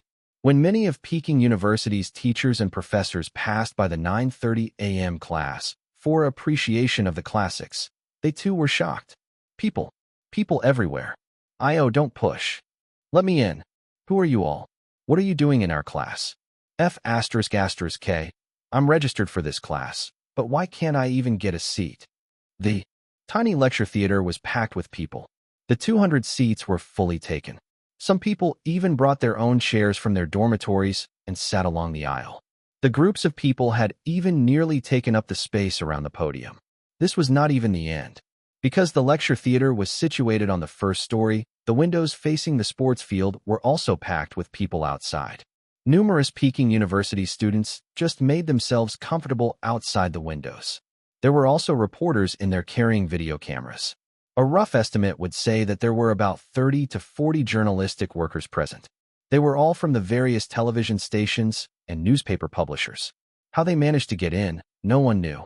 A few hundred people. A full several hundred people had filled up the entire lecture theater and the corridor outside it. Zhang Ye nearly fainted. My elective class only has slightly over 100 people. Why the F***K are there so many here now? How am I supposed to conduct my lesson this way? Quick look, Zhang Ye is coming. Teacher Zhang, please accept our interview. Right now, everyone's doubting your teaching level. What do you have to say about this? I'm the reporter for Beijing Daily Newspaper. Can you tell us? Zhang Ye put out his hand and blocked them, saying with a straight face, sorry, this is not a public lecture. I won't take any forms of interview right now. Please go back. Please don't disturb the students or their chance to learn. But the reporters did not listen. They just surrounded him. The department dean, Chang Kaiga, and secretary Zhen Shuquan were also startled. They brought along a wave of teachers and rushed over. There was even a security team dispatched to maintain order. None of them had expected this. Zhang Ye had already been denounced so badly, being scolded like he was a piece of dog turd. Why were there still so many people here to join in the hustle and bustle? Reporters, please leave. This is a school. Please come after the class to do the interview.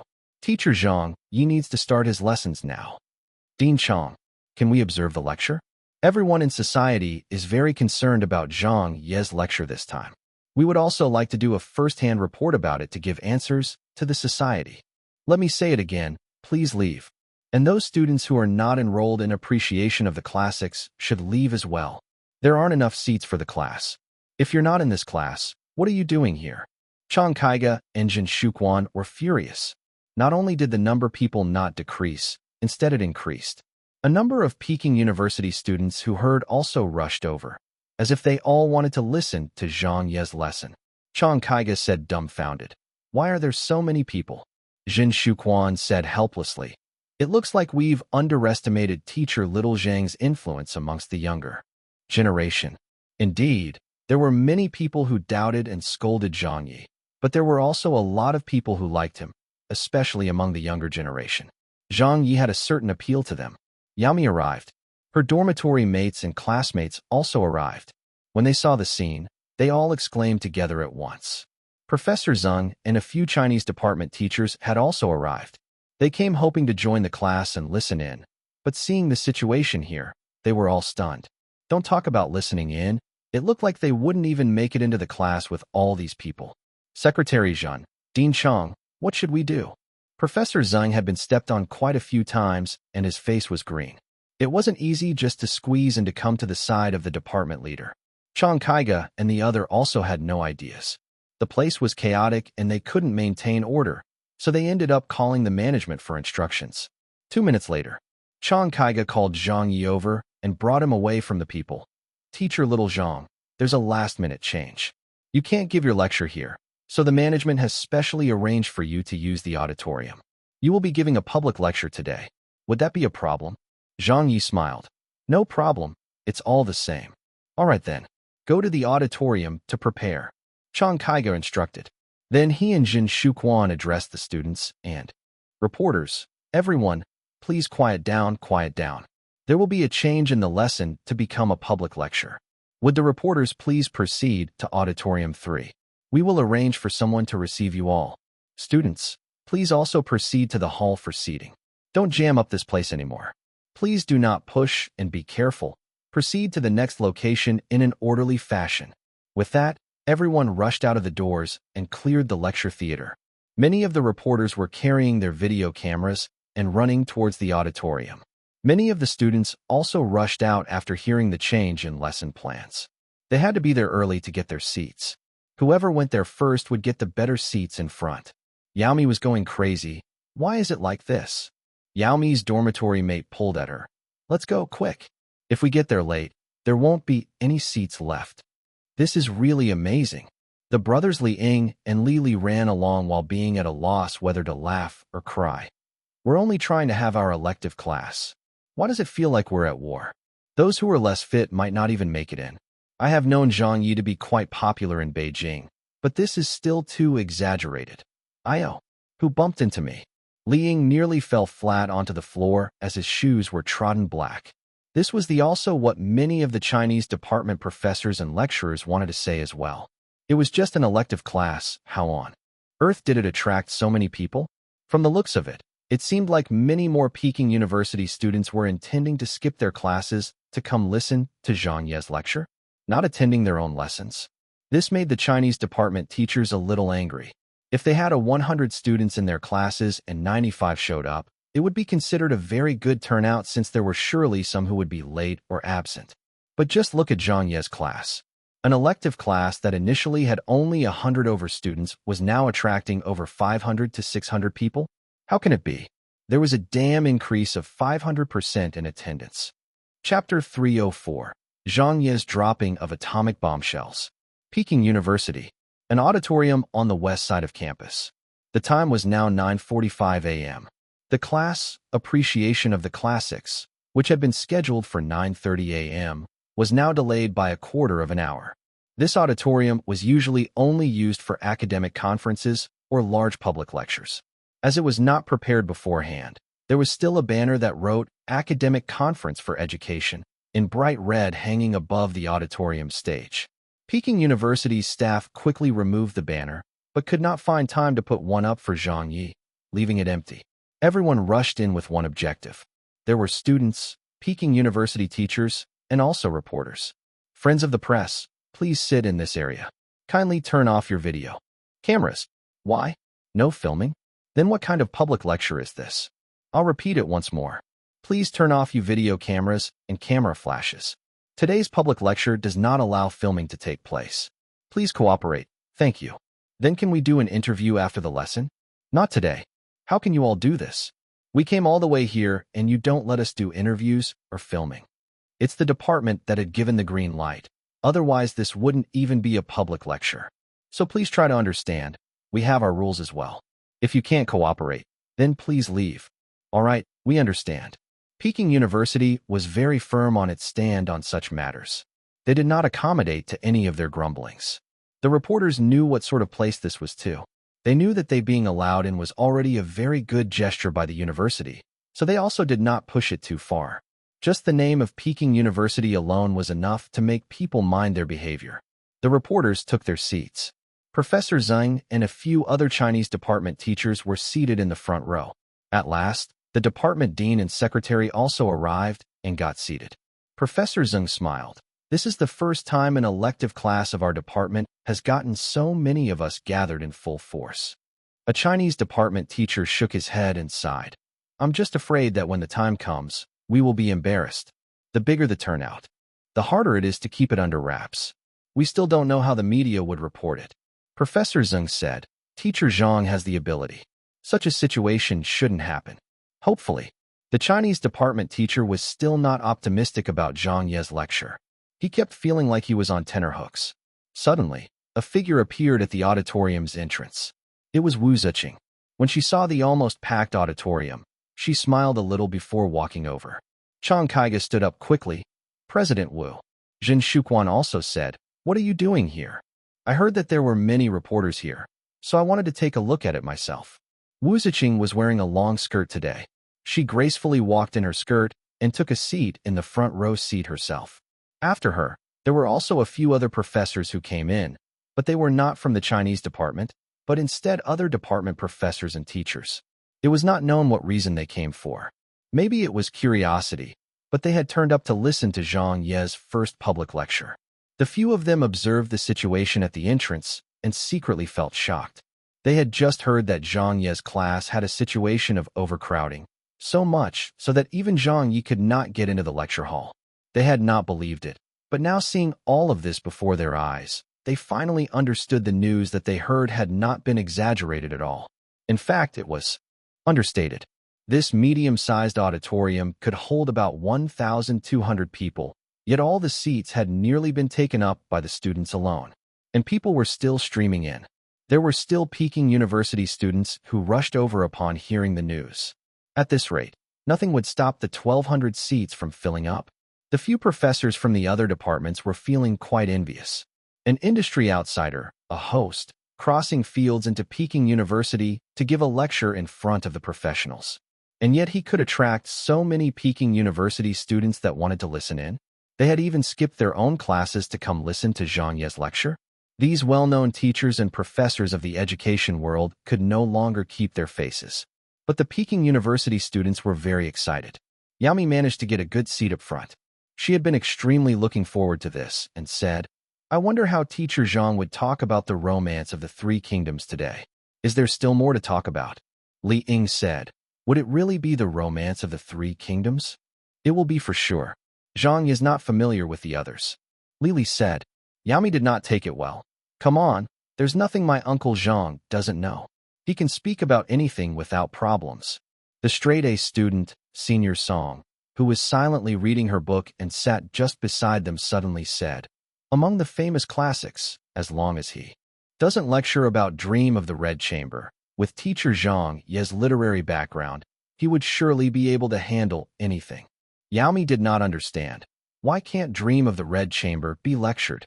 Li Ying knew a bit more.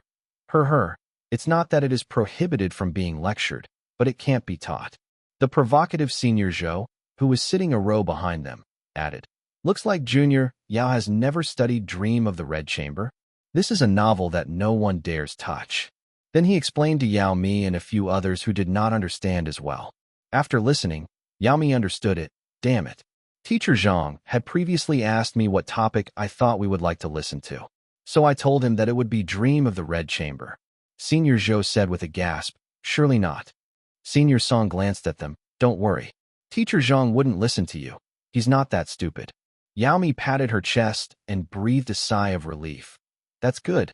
That's good."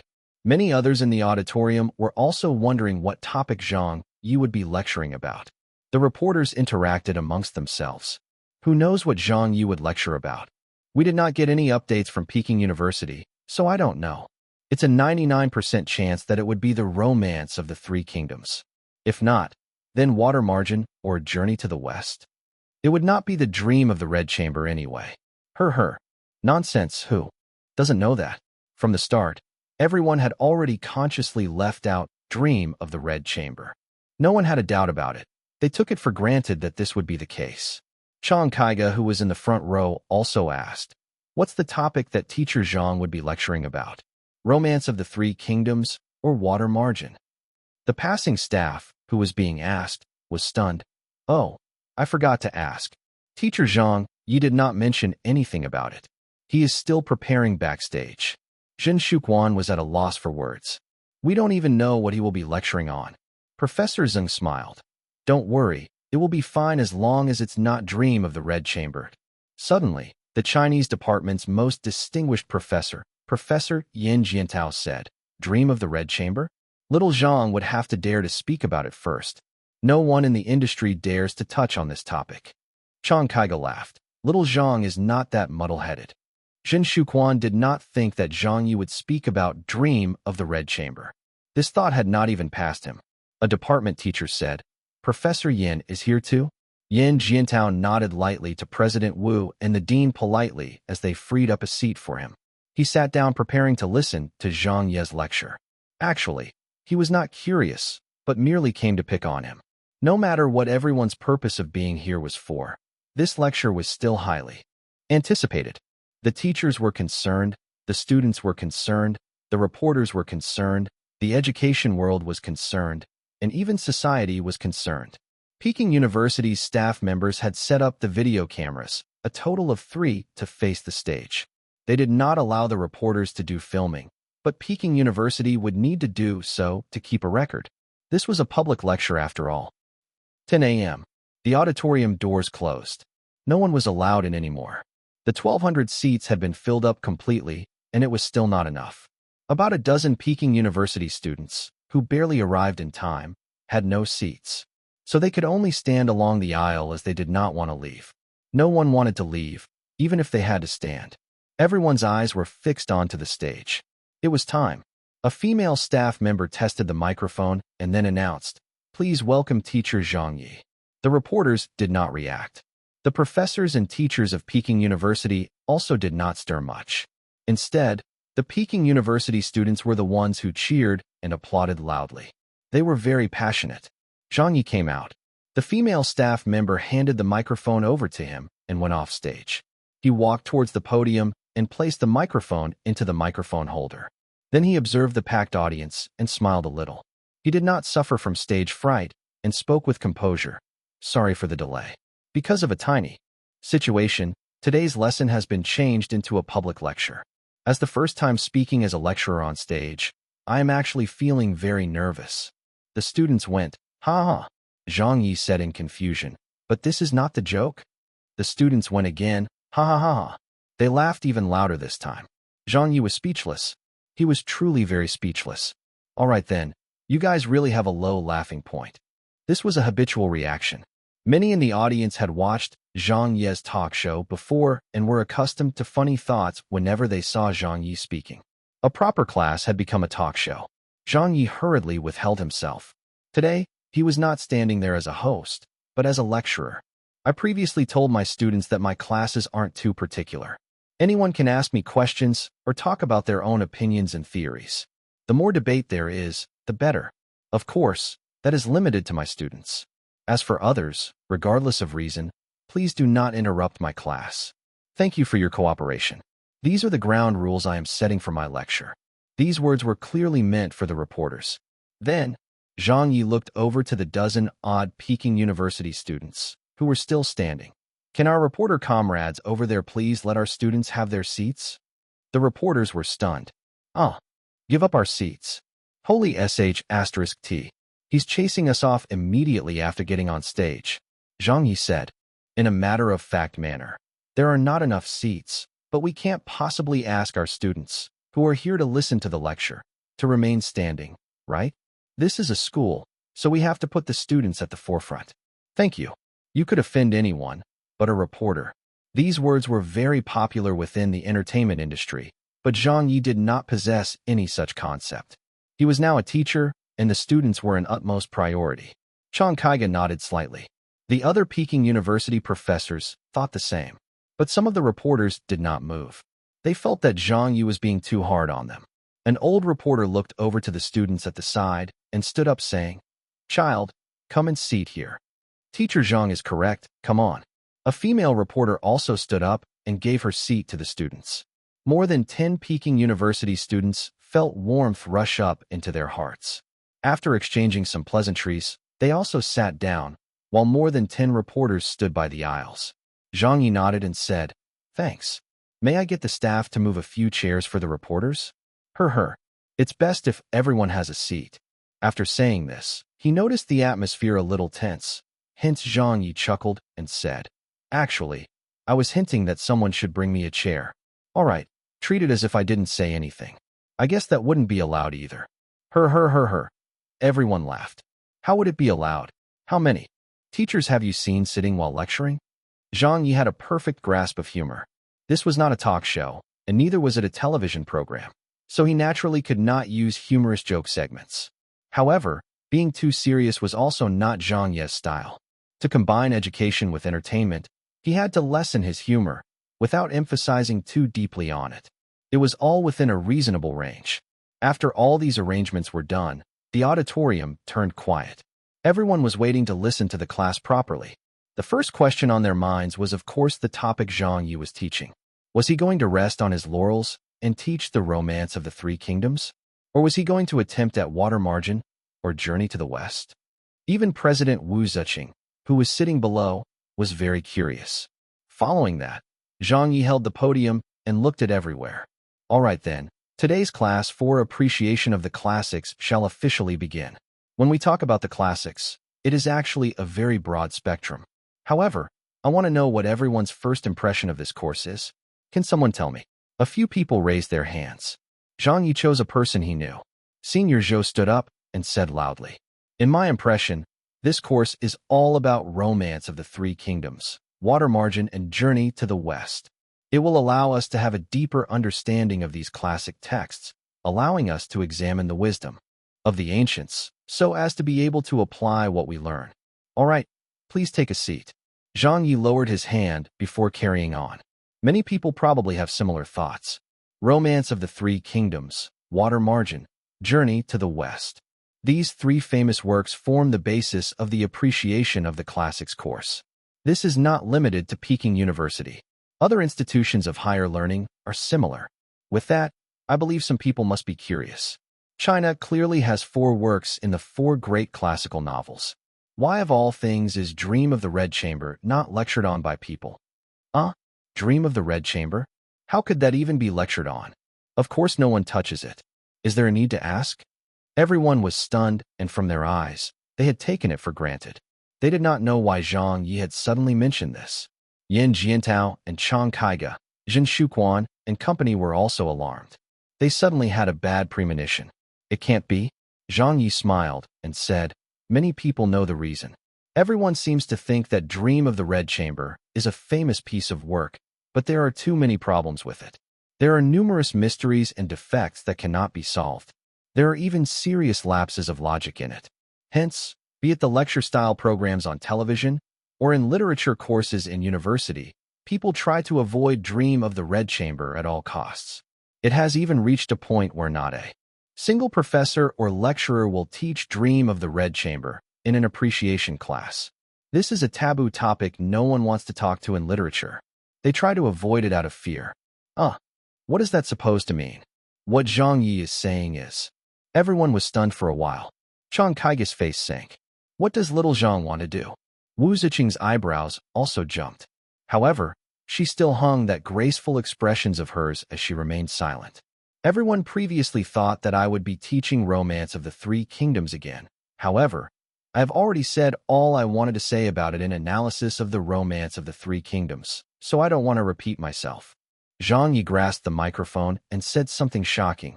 Some people must have already guessed. Yes, this semester's appreciation of the classics. I am purposely choosing to teach you the appreciation of Dream of the Red Chamber. I won't be vaguely teaching you, but in detail.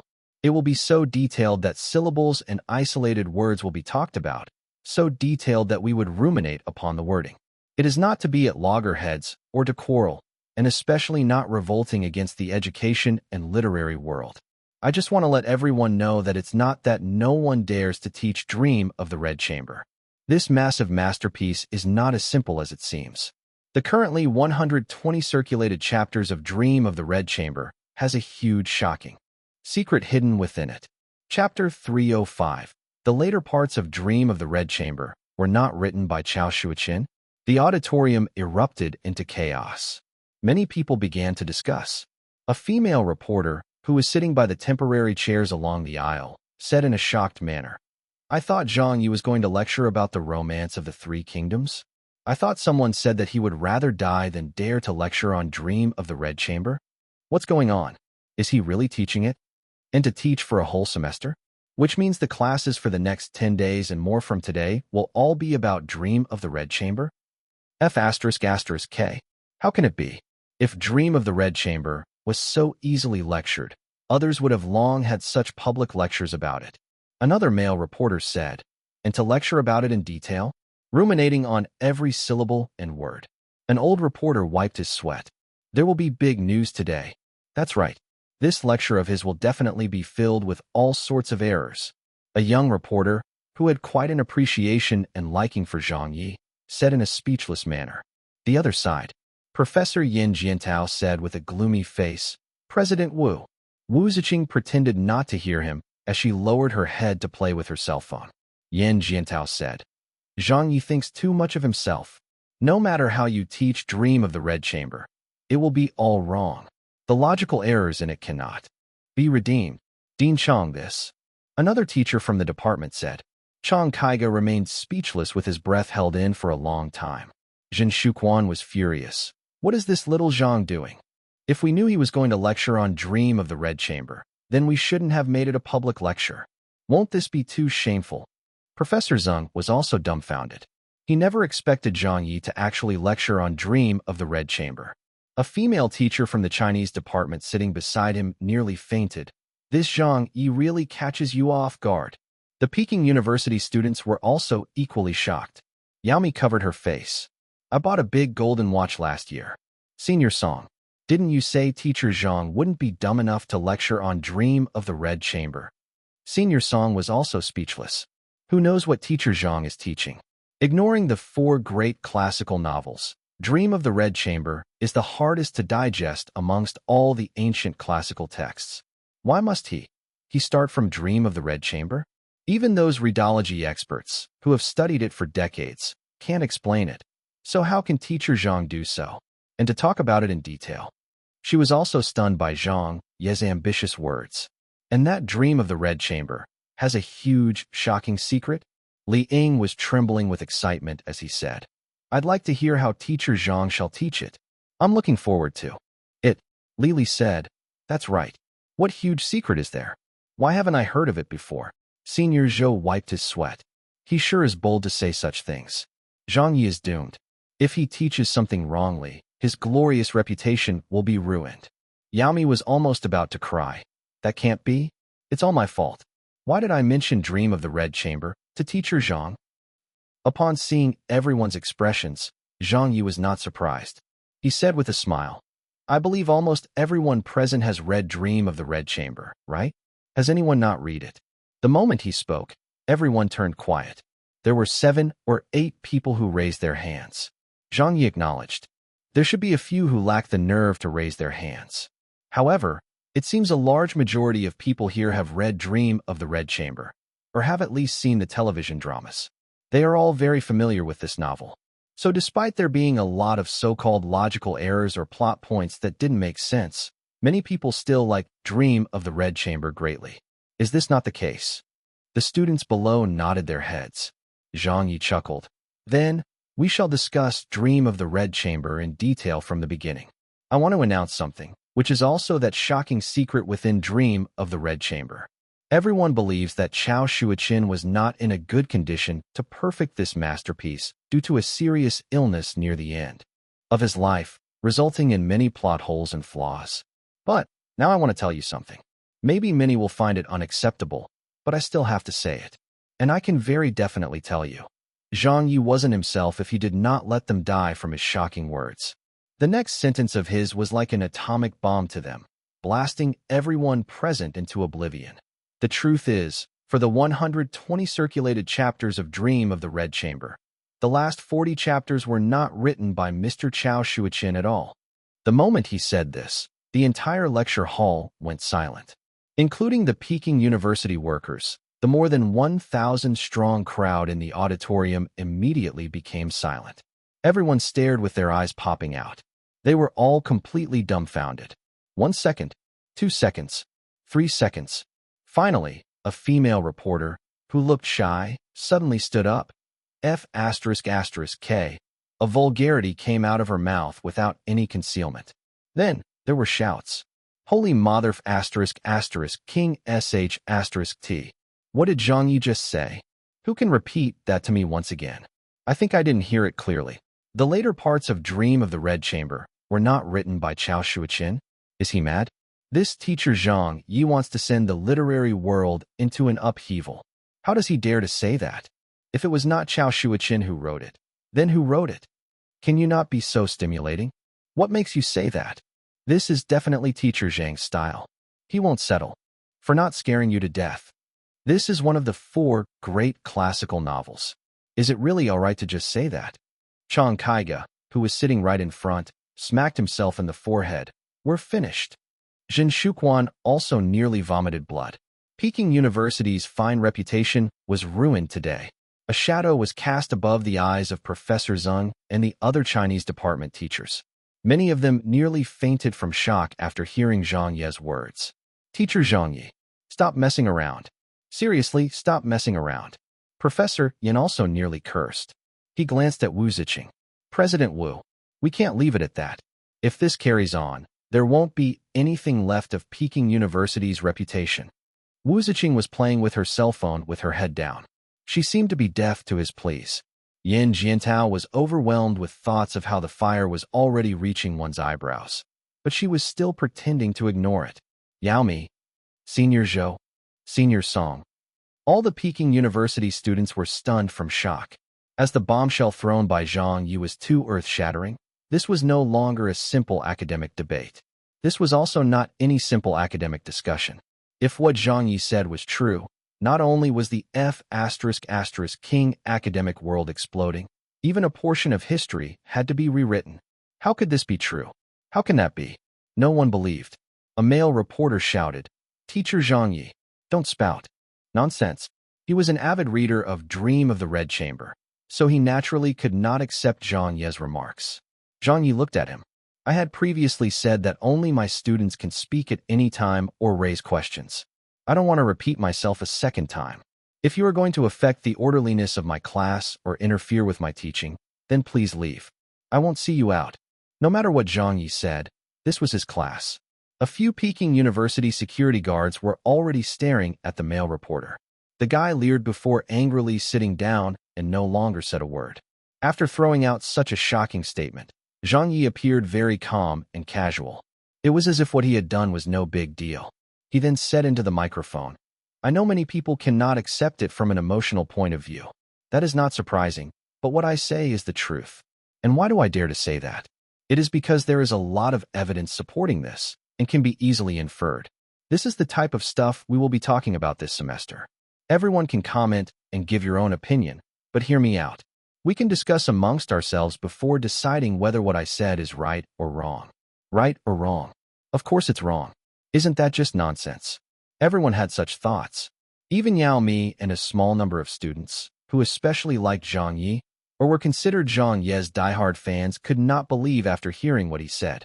There was no way about it. This was a challenge to all their understanding of history and literature.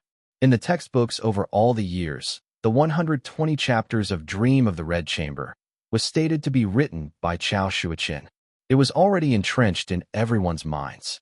Even if Dream of the Red Chamber was filled with errors, no one questioned that this book was written by someone else. Someone raised his hand. Teacher. Zhang Ye glanced over. Please speak. The person who stood up was a freshman. He gritted his teeth and said, I completely disagree with what you said. This is impossible. Zhang Ye chuckled and said, Why is it impossible? The freshman was stunned. There is no why. It's just impossible. Zhang Ye lowered his hands. I research in academia. It is based on verification. It has to have historical evidence and logical proofs. Yet you insist that it is impossible without giving a proper reason. Then how are we to carry on this conversation? If we want to argue on this, I can also ask a question. Who can tell me which historical book in history or any other literary information provides proof that Dream of the Red Chamber has a total of 120 chapters, and that all the 120 chapters were written by Mr. Chao Shuoqin? Is there? That. The freshman was stumped. The others could not answer it immediately. Right. In terms of records and validation, there was really nothing about the 120 chapters, but many people felt suffocated. They all felt.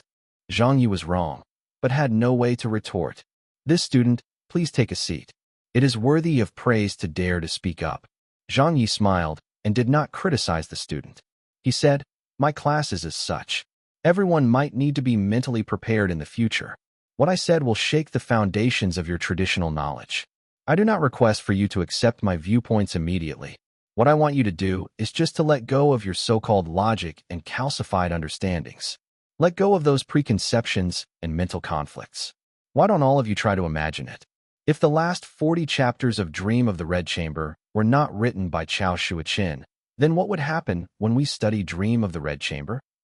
Could those logical errors or major flaws that could not be explained be understood? What he said was very intriguing. Wu Ziqing even raised her eyes when she heard this. Oh, Professor Zhang was exclaimed. He suddenly put aside his mental conflicts and became interested. He wanted to hear what Zhang Ye had to say. Readology enthusiasts and experts had already studied Dream of the Red Chamber for numerous years. They had proposed numerous theories, but none of them made much progress. This resulted in few readologists and readology enthusiasts existing in present day. However, Zhang Ye's earth-shattering theory had never been proposed before. Chapter 306, a lecture that subverts all understanding. Outside the auditorium, the chaotic commotion from inside spread outside. A few Peking University teachers from the mathematics department walked past. Why is it so chaotic inside? What happened? Isn't this a public lecture? That host, Zhang Ye, is having a public lecture, right? Why is it so noisy? And there is even screaming. Man, is this a class or the filming of a horror film? Must there be so much shouting? What's the fuss all about? Isn't it just a lecture? The few of them left after passing the auditorium by. Many students, who were on the floor below, also heard the commotion from the auditorium. They were also extremely curious. No one knew what was happening inside. Only those present in the public lecture knew that shocking view thrown out by Zhang Ye. He was bold, simply bodacious. People who dared to propose such ideas were either geniuses or madmen. Standing behind the podium, Zhang Ye, who saw the shocked expressions on the students' and reporters' faces, subconsciously stood up straight. He felt extremely dignified and was also a bit honored, as Zhang Ye's world had a person whose name was Hu Shi. He was formerly Peking University's president, and during the early years of the People's Republic, Hu Shi and Yu Pingbo had suggested that the last 40 chapters of Dream of the Red Chamber mismatched the first 80 chapters in artistry and ideology. They had made a bold guess that the last 40 chapters were continued on by someone else, causing quite an uproar. Zhang Ye was actually replicating what Hu Shi and Yu Pingbo did back then, and fate had it that he was doing so at Peking University, who Hu Shi had been president of. At least the superstitious Zhang Ye believed in such matters, so he wanted to do a good job. He wanted to reveal the truth that everyone from his world knew to this world. This was a show of respect to Mr. Chao Shuiqin, as well as to the work, Dream of the Red Chamber. Teacher Zhang. Someone raised a hand. Upon looking over, it was straight as student Senior Song, who was in year 3. Zhang Ye said with a smile, "Please speak." Senior Song stood up. She also wanted to let go of her prejudices and calcified knowledge from before, but she could not do so. She really could not accept Zhang Ye's conjecture. According to your inference, if the last 40 chapters were not written by Mr. Chao Shuiqin, then who wrote it? Who can pass off the spurious as genuine? Everyone pricked up their ears to listen. Zhang Ye looked at her and answered, "Your question has 2 slight problems. Firstly, what I said just now was not a deduction, but a certain fact. As for why I say so, I will explain and analyze it one step at a time later on." Regarding this matter, Zhang Ye was very certain and definite, hence he said it with conviction. There were still disputes as to who finished up the work, but the last 40 chapters were definitely not the work of Chao Shuiqin. This was indisputable. Secondly, I think the words passing off the spurious as genuine is inappropriate. Maybe some people feel that the last 40 chapters and the first 80 chapters match very well, and the plot has proper contrast, but I don't think so. In fact, I find it incongruous. Of course, this will be slowly talked about later on as well. As for you asking who wrote the last 40 chapters, I can answer you right now. Senior Song asked, "Who?" Zhang Ye smiled. This time, he was not that certain, but said it with precise words. "I presume it is Gao Yi." "Who? Gao Yi? How could it be Gao Yi?" Many students gave him looks of suspicion. Clearly, they did not know this name, but many Peking University professors and students knew of this person. Senior Song was rendered even more speechless. Gao Yi was the collator and conserver of Dream of the Red Chamber. He made a great contribution by conserving and spreading Dream of the Red Chamber. How can he be the author? This is a groundless statement. Besides, Gao Yi was not of the same era as Mr. Chao Shuiqin. How could the both of them create Dream of the Red Chamber together? Through her explanation, many Peking University students who did not know now knew who Gao Yi was. The collator became an author? Department Dean Chang Kaiga wanted to turn away. What this little Zhang was saying was becoming more and more preposterous. Zhang Yi still had a calm expression. I never said Gao Yi and Xiao Shuiqin had produced Dream of the Red Chamber together. In my opinion, due to various unknown reasons, the original chapters of Dream of the Red Chamber after Chapter 80 were lost. As a fan of Dream of the Red Chamber, Gao Yi continued the story with his own 40 chapters. The reporters stared. The original manuscript was lost? Senior Song exclaimed, "That's impossible." Li Ying also stood up and said, "That is unfounded." "That's right, Teacher Zhang." Senior Zhou also said, "Why do you say that?" Zhang Ye chuckled. "It's not unfounded. There is actually a reason behind it. However, with everyone's preconceptions, no one noticed it. So many things were missed before their very eyes. What I want to do now is help to open everyone's eyes. I want to let everyone see what you should have seen and discovered." Saying that, Zhang Ye flipped open the lesson plan in his hand and took out a piece of paper before walking to a projector. He projected the information to let everyone see it. "Here I have a poem. Of course, it was not written by me. It was written by an outstanding poet, scholar, and artist in the Qing dynasty, Zhang Wentao. This poem is titled Dedicated to Gao Lanshu, my contemporary examinee." Well, the content of the poem is not important and is just average and standard. It does not have much literary value either. However, the important part is the note following the poem. Chapters after the 80th were all supplemented by Lanshu. This world's history and famous people were different from Zhang Ye's world. However, important historical figures, especially figures in history related to the 4 great classical novels, did not have many changes. If these were to change, then this world might no longer have the 4 great classical novels. There was only information and proof that was lost. For example, many of the information and poems to prove that Dream of the Red Chamber were not complete and were lacking in this world. For example, Folk Tunes from the Capital was a crucial piece that Zhang Ye never managed to find. It might not have been discovered by others, or was hidden in some desolate corner, or time had destroyed this vestige. There was, after all, no way for wishing that this world's historical evidence was exactly preserved the same way that it had been in Zhang Ye's world. Zhang Ye had struggled so much just to find that tiny bit, so although it was somewhat lacking, it had enough information to support his viewpoint. Chapters after the 80th were all supplemented by Lanshu. Many people were surprised when they saw the poem's note. They shook their heads. What can this tell? Zhang Ye pointed to the projected image. This poem might not be famous, and might not even be found in today's advanced search engines. It can only be found in libraries, but I want to remind everyone. Don't look down on this tiny piece of information. In the research of Dream of the Red Chamber, this poem is extremely valuable. Who is Lanshu? He is Gao Yi, whose pen name is Lanshu, a Qing dynasty poet. Zhang Wentao has already told us that the chapters after the 80th chapter of Dream of the Red Chamber were supplemented by Gao Yi. Senior Song mulled over it before shaking her head. This word supplement has a lot of meanings. Finding something that is lost can also be considered as a supplement. If there are missing words or pages, filling in the blanks can also be considered supplement. This word supplement is similar to patching, so it can't explain anything. As a straight-A student, she was truly talented. Professor Zhang nodded upon hearing this. The other Peking University teachers and students similar agreed with Senior Song's points. Zhang Ye smiled. I believe I'm not the first person to see this poem. I also believe that in ancient and modern times, there have been an extremely small number of people who have discovered this. However, everyone without exception would have the same views as Miss Song. They would conclude that Gao Yi had arranged and conserved Dream of the Red Chamber. But have you thought of something? The word supplement has another meaning. That is to add to something in order to complete it. Everyone. Senior Song was also speechless about that. Teacher Zhang was King bent on going down such a treacherous path. If he insisted on explaining the word supplement that way, it was of course all right, but Zhang Ye carried on. And according to my analysis, and according to relevant information and records, if it was as everyone else said, Gao Yi was only doing a patching job.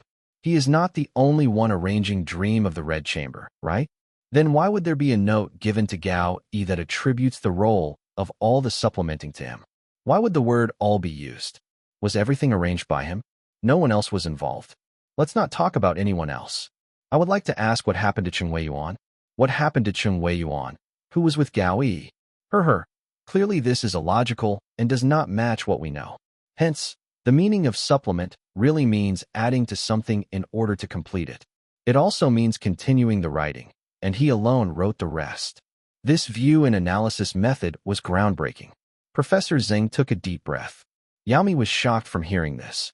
Senior Zhou disagreed and immediately put forward his doubts. Teacher Zhang, even if your analysis is correct, who can prove that the Qing dynasty poet knows the truth? Even if we take 10,000 steps back, who knows if Zhang Wentao learned it from hearsay and thought that was how it was? Hence, without any validation, he added this note. That is all possible. Right. He's after all not some particularly important poet. Right. I've never heard of Zhang Wentao. Is what he said reliable? A few students argued. Zhang Ye smiled. So you think Zhang Wentao was engaging in hearsay? All right. Then let me show you the next set of information. Saying that, he switched to another piece of A4 paper. Everyone, take a look. This is a poem Zhang Wentao wrote as a eulogical tribute to his younger sister. There is a small note here. My sister married a Han military officer of Gao descent. It means that his sister was married to a Han military officer whose surname was Gao when she was alive. Hence, if I boldly infer from this, Gao Yi is very likely to be Zhang Wentao's brother-in-law. Holy sh*t. It can't be. Everyone was amazed. Brother-in-law? Your sister? That can even work? Zhang Yi carried on.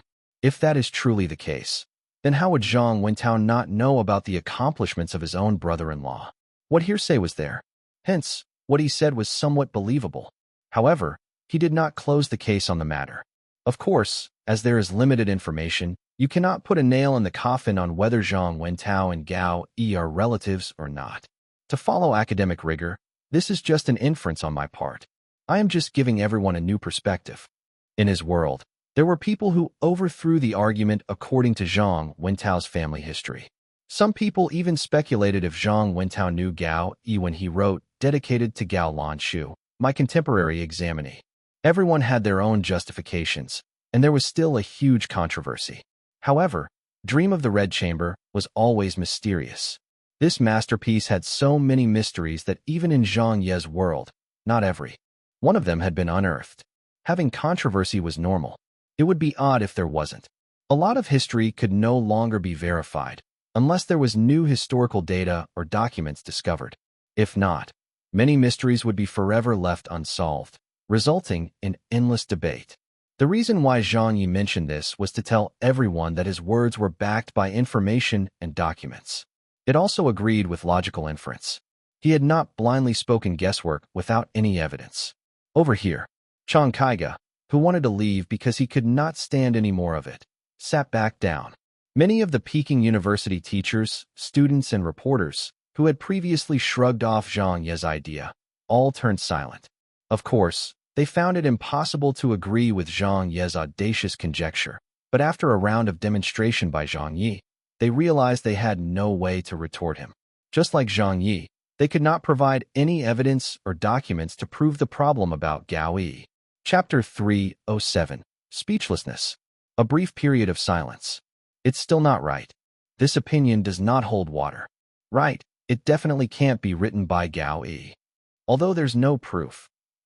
But is there even need for proof? Many people who were not taking the appreciation of the classics elective class began to stir. However, at this moment, everyone also felt that they did not waste this trip and it had been worthwhile.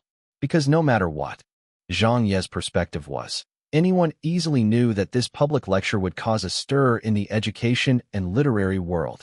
The straight-A student, Senior Song, just remained standing at her seat. Even if she were to sit down, she would soon stand up again to raise her questions.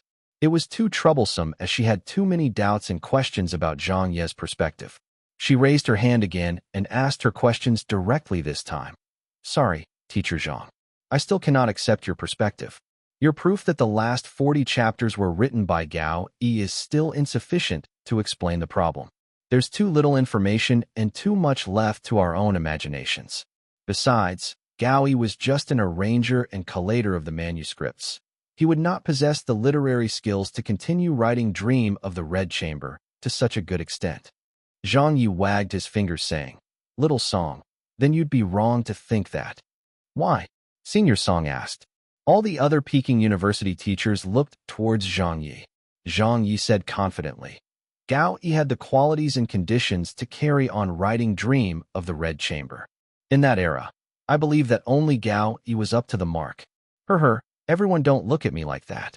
You might not have much understanding of Gao Yi and just believe him to be someone who just collated and arranged the work.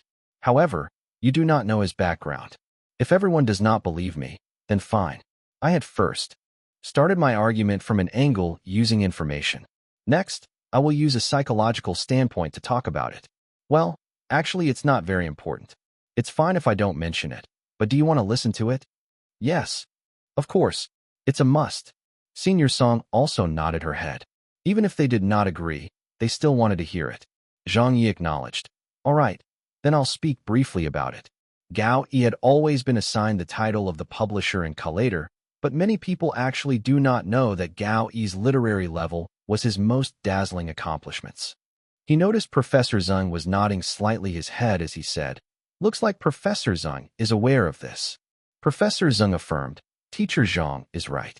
Anyone with eyes would appreciate him. That was the evaluation of Gao Yi's contemporaries. Zhang Yi smiled as he continued to explain, This is how it was. Gao Yi was an extremely talented man. Often distressed by his frustrations, his talents exceeded everyone else could be used to describe Gao Yi's life. Never short of experiencing ups and downs, this made his life very similar to Chao Shuoqin's. In his early years, he would be held back in the imperial examinations while his later years were spent on a dull career that left him emotionally distressed. This put him very close to Chao Shuoqin's emotional experiences and allowed him to complete that captivating tragic ending of the novel. Additionally, we just need to look through the information and we know that Gao Yi was an honest man, often encouraging and advising his disciples about filial piety and striving for the imperial examinations. He was very skilled in writing 8-legged essays, was a creative thinker, and had great penmanship. In poetry, he would often describe the sentimental feelings of life as if it were embodied in a dream, adding a touch of Buddhism within. All of these can be experienced in the text contained in the last 40 chapters of Dream of the Red Chamber. So from the angle of sentimentalism, Gao Yi was the most suitable person in that era to continue writing the Dream of the Red Chamber. He was also the only one that was capable of doing so. With a moment's pause, Zhang Ye continued on. When I mentioned that Gao Yi's continuation of the writings of Dream of the Red Chamber was mismatched with the earlier chapters, what I meant was the personal style of writing was different. I did not deny Gao Yi's talent. On the contrary, I really respect him as he had given an ending to Dream of the Red Chamber and facilitated the spread of the novel. Gao Yi made a huge contribution. F***K. Why does it sound more and more like this was the truth? A straight-A student from the history department suddenly raised his hand to speak. What you have just said was built on the assumption that after the first 80 chapters of Dream of the Red Chamber, somebody had to continue to write it. I feel that it's not the time now.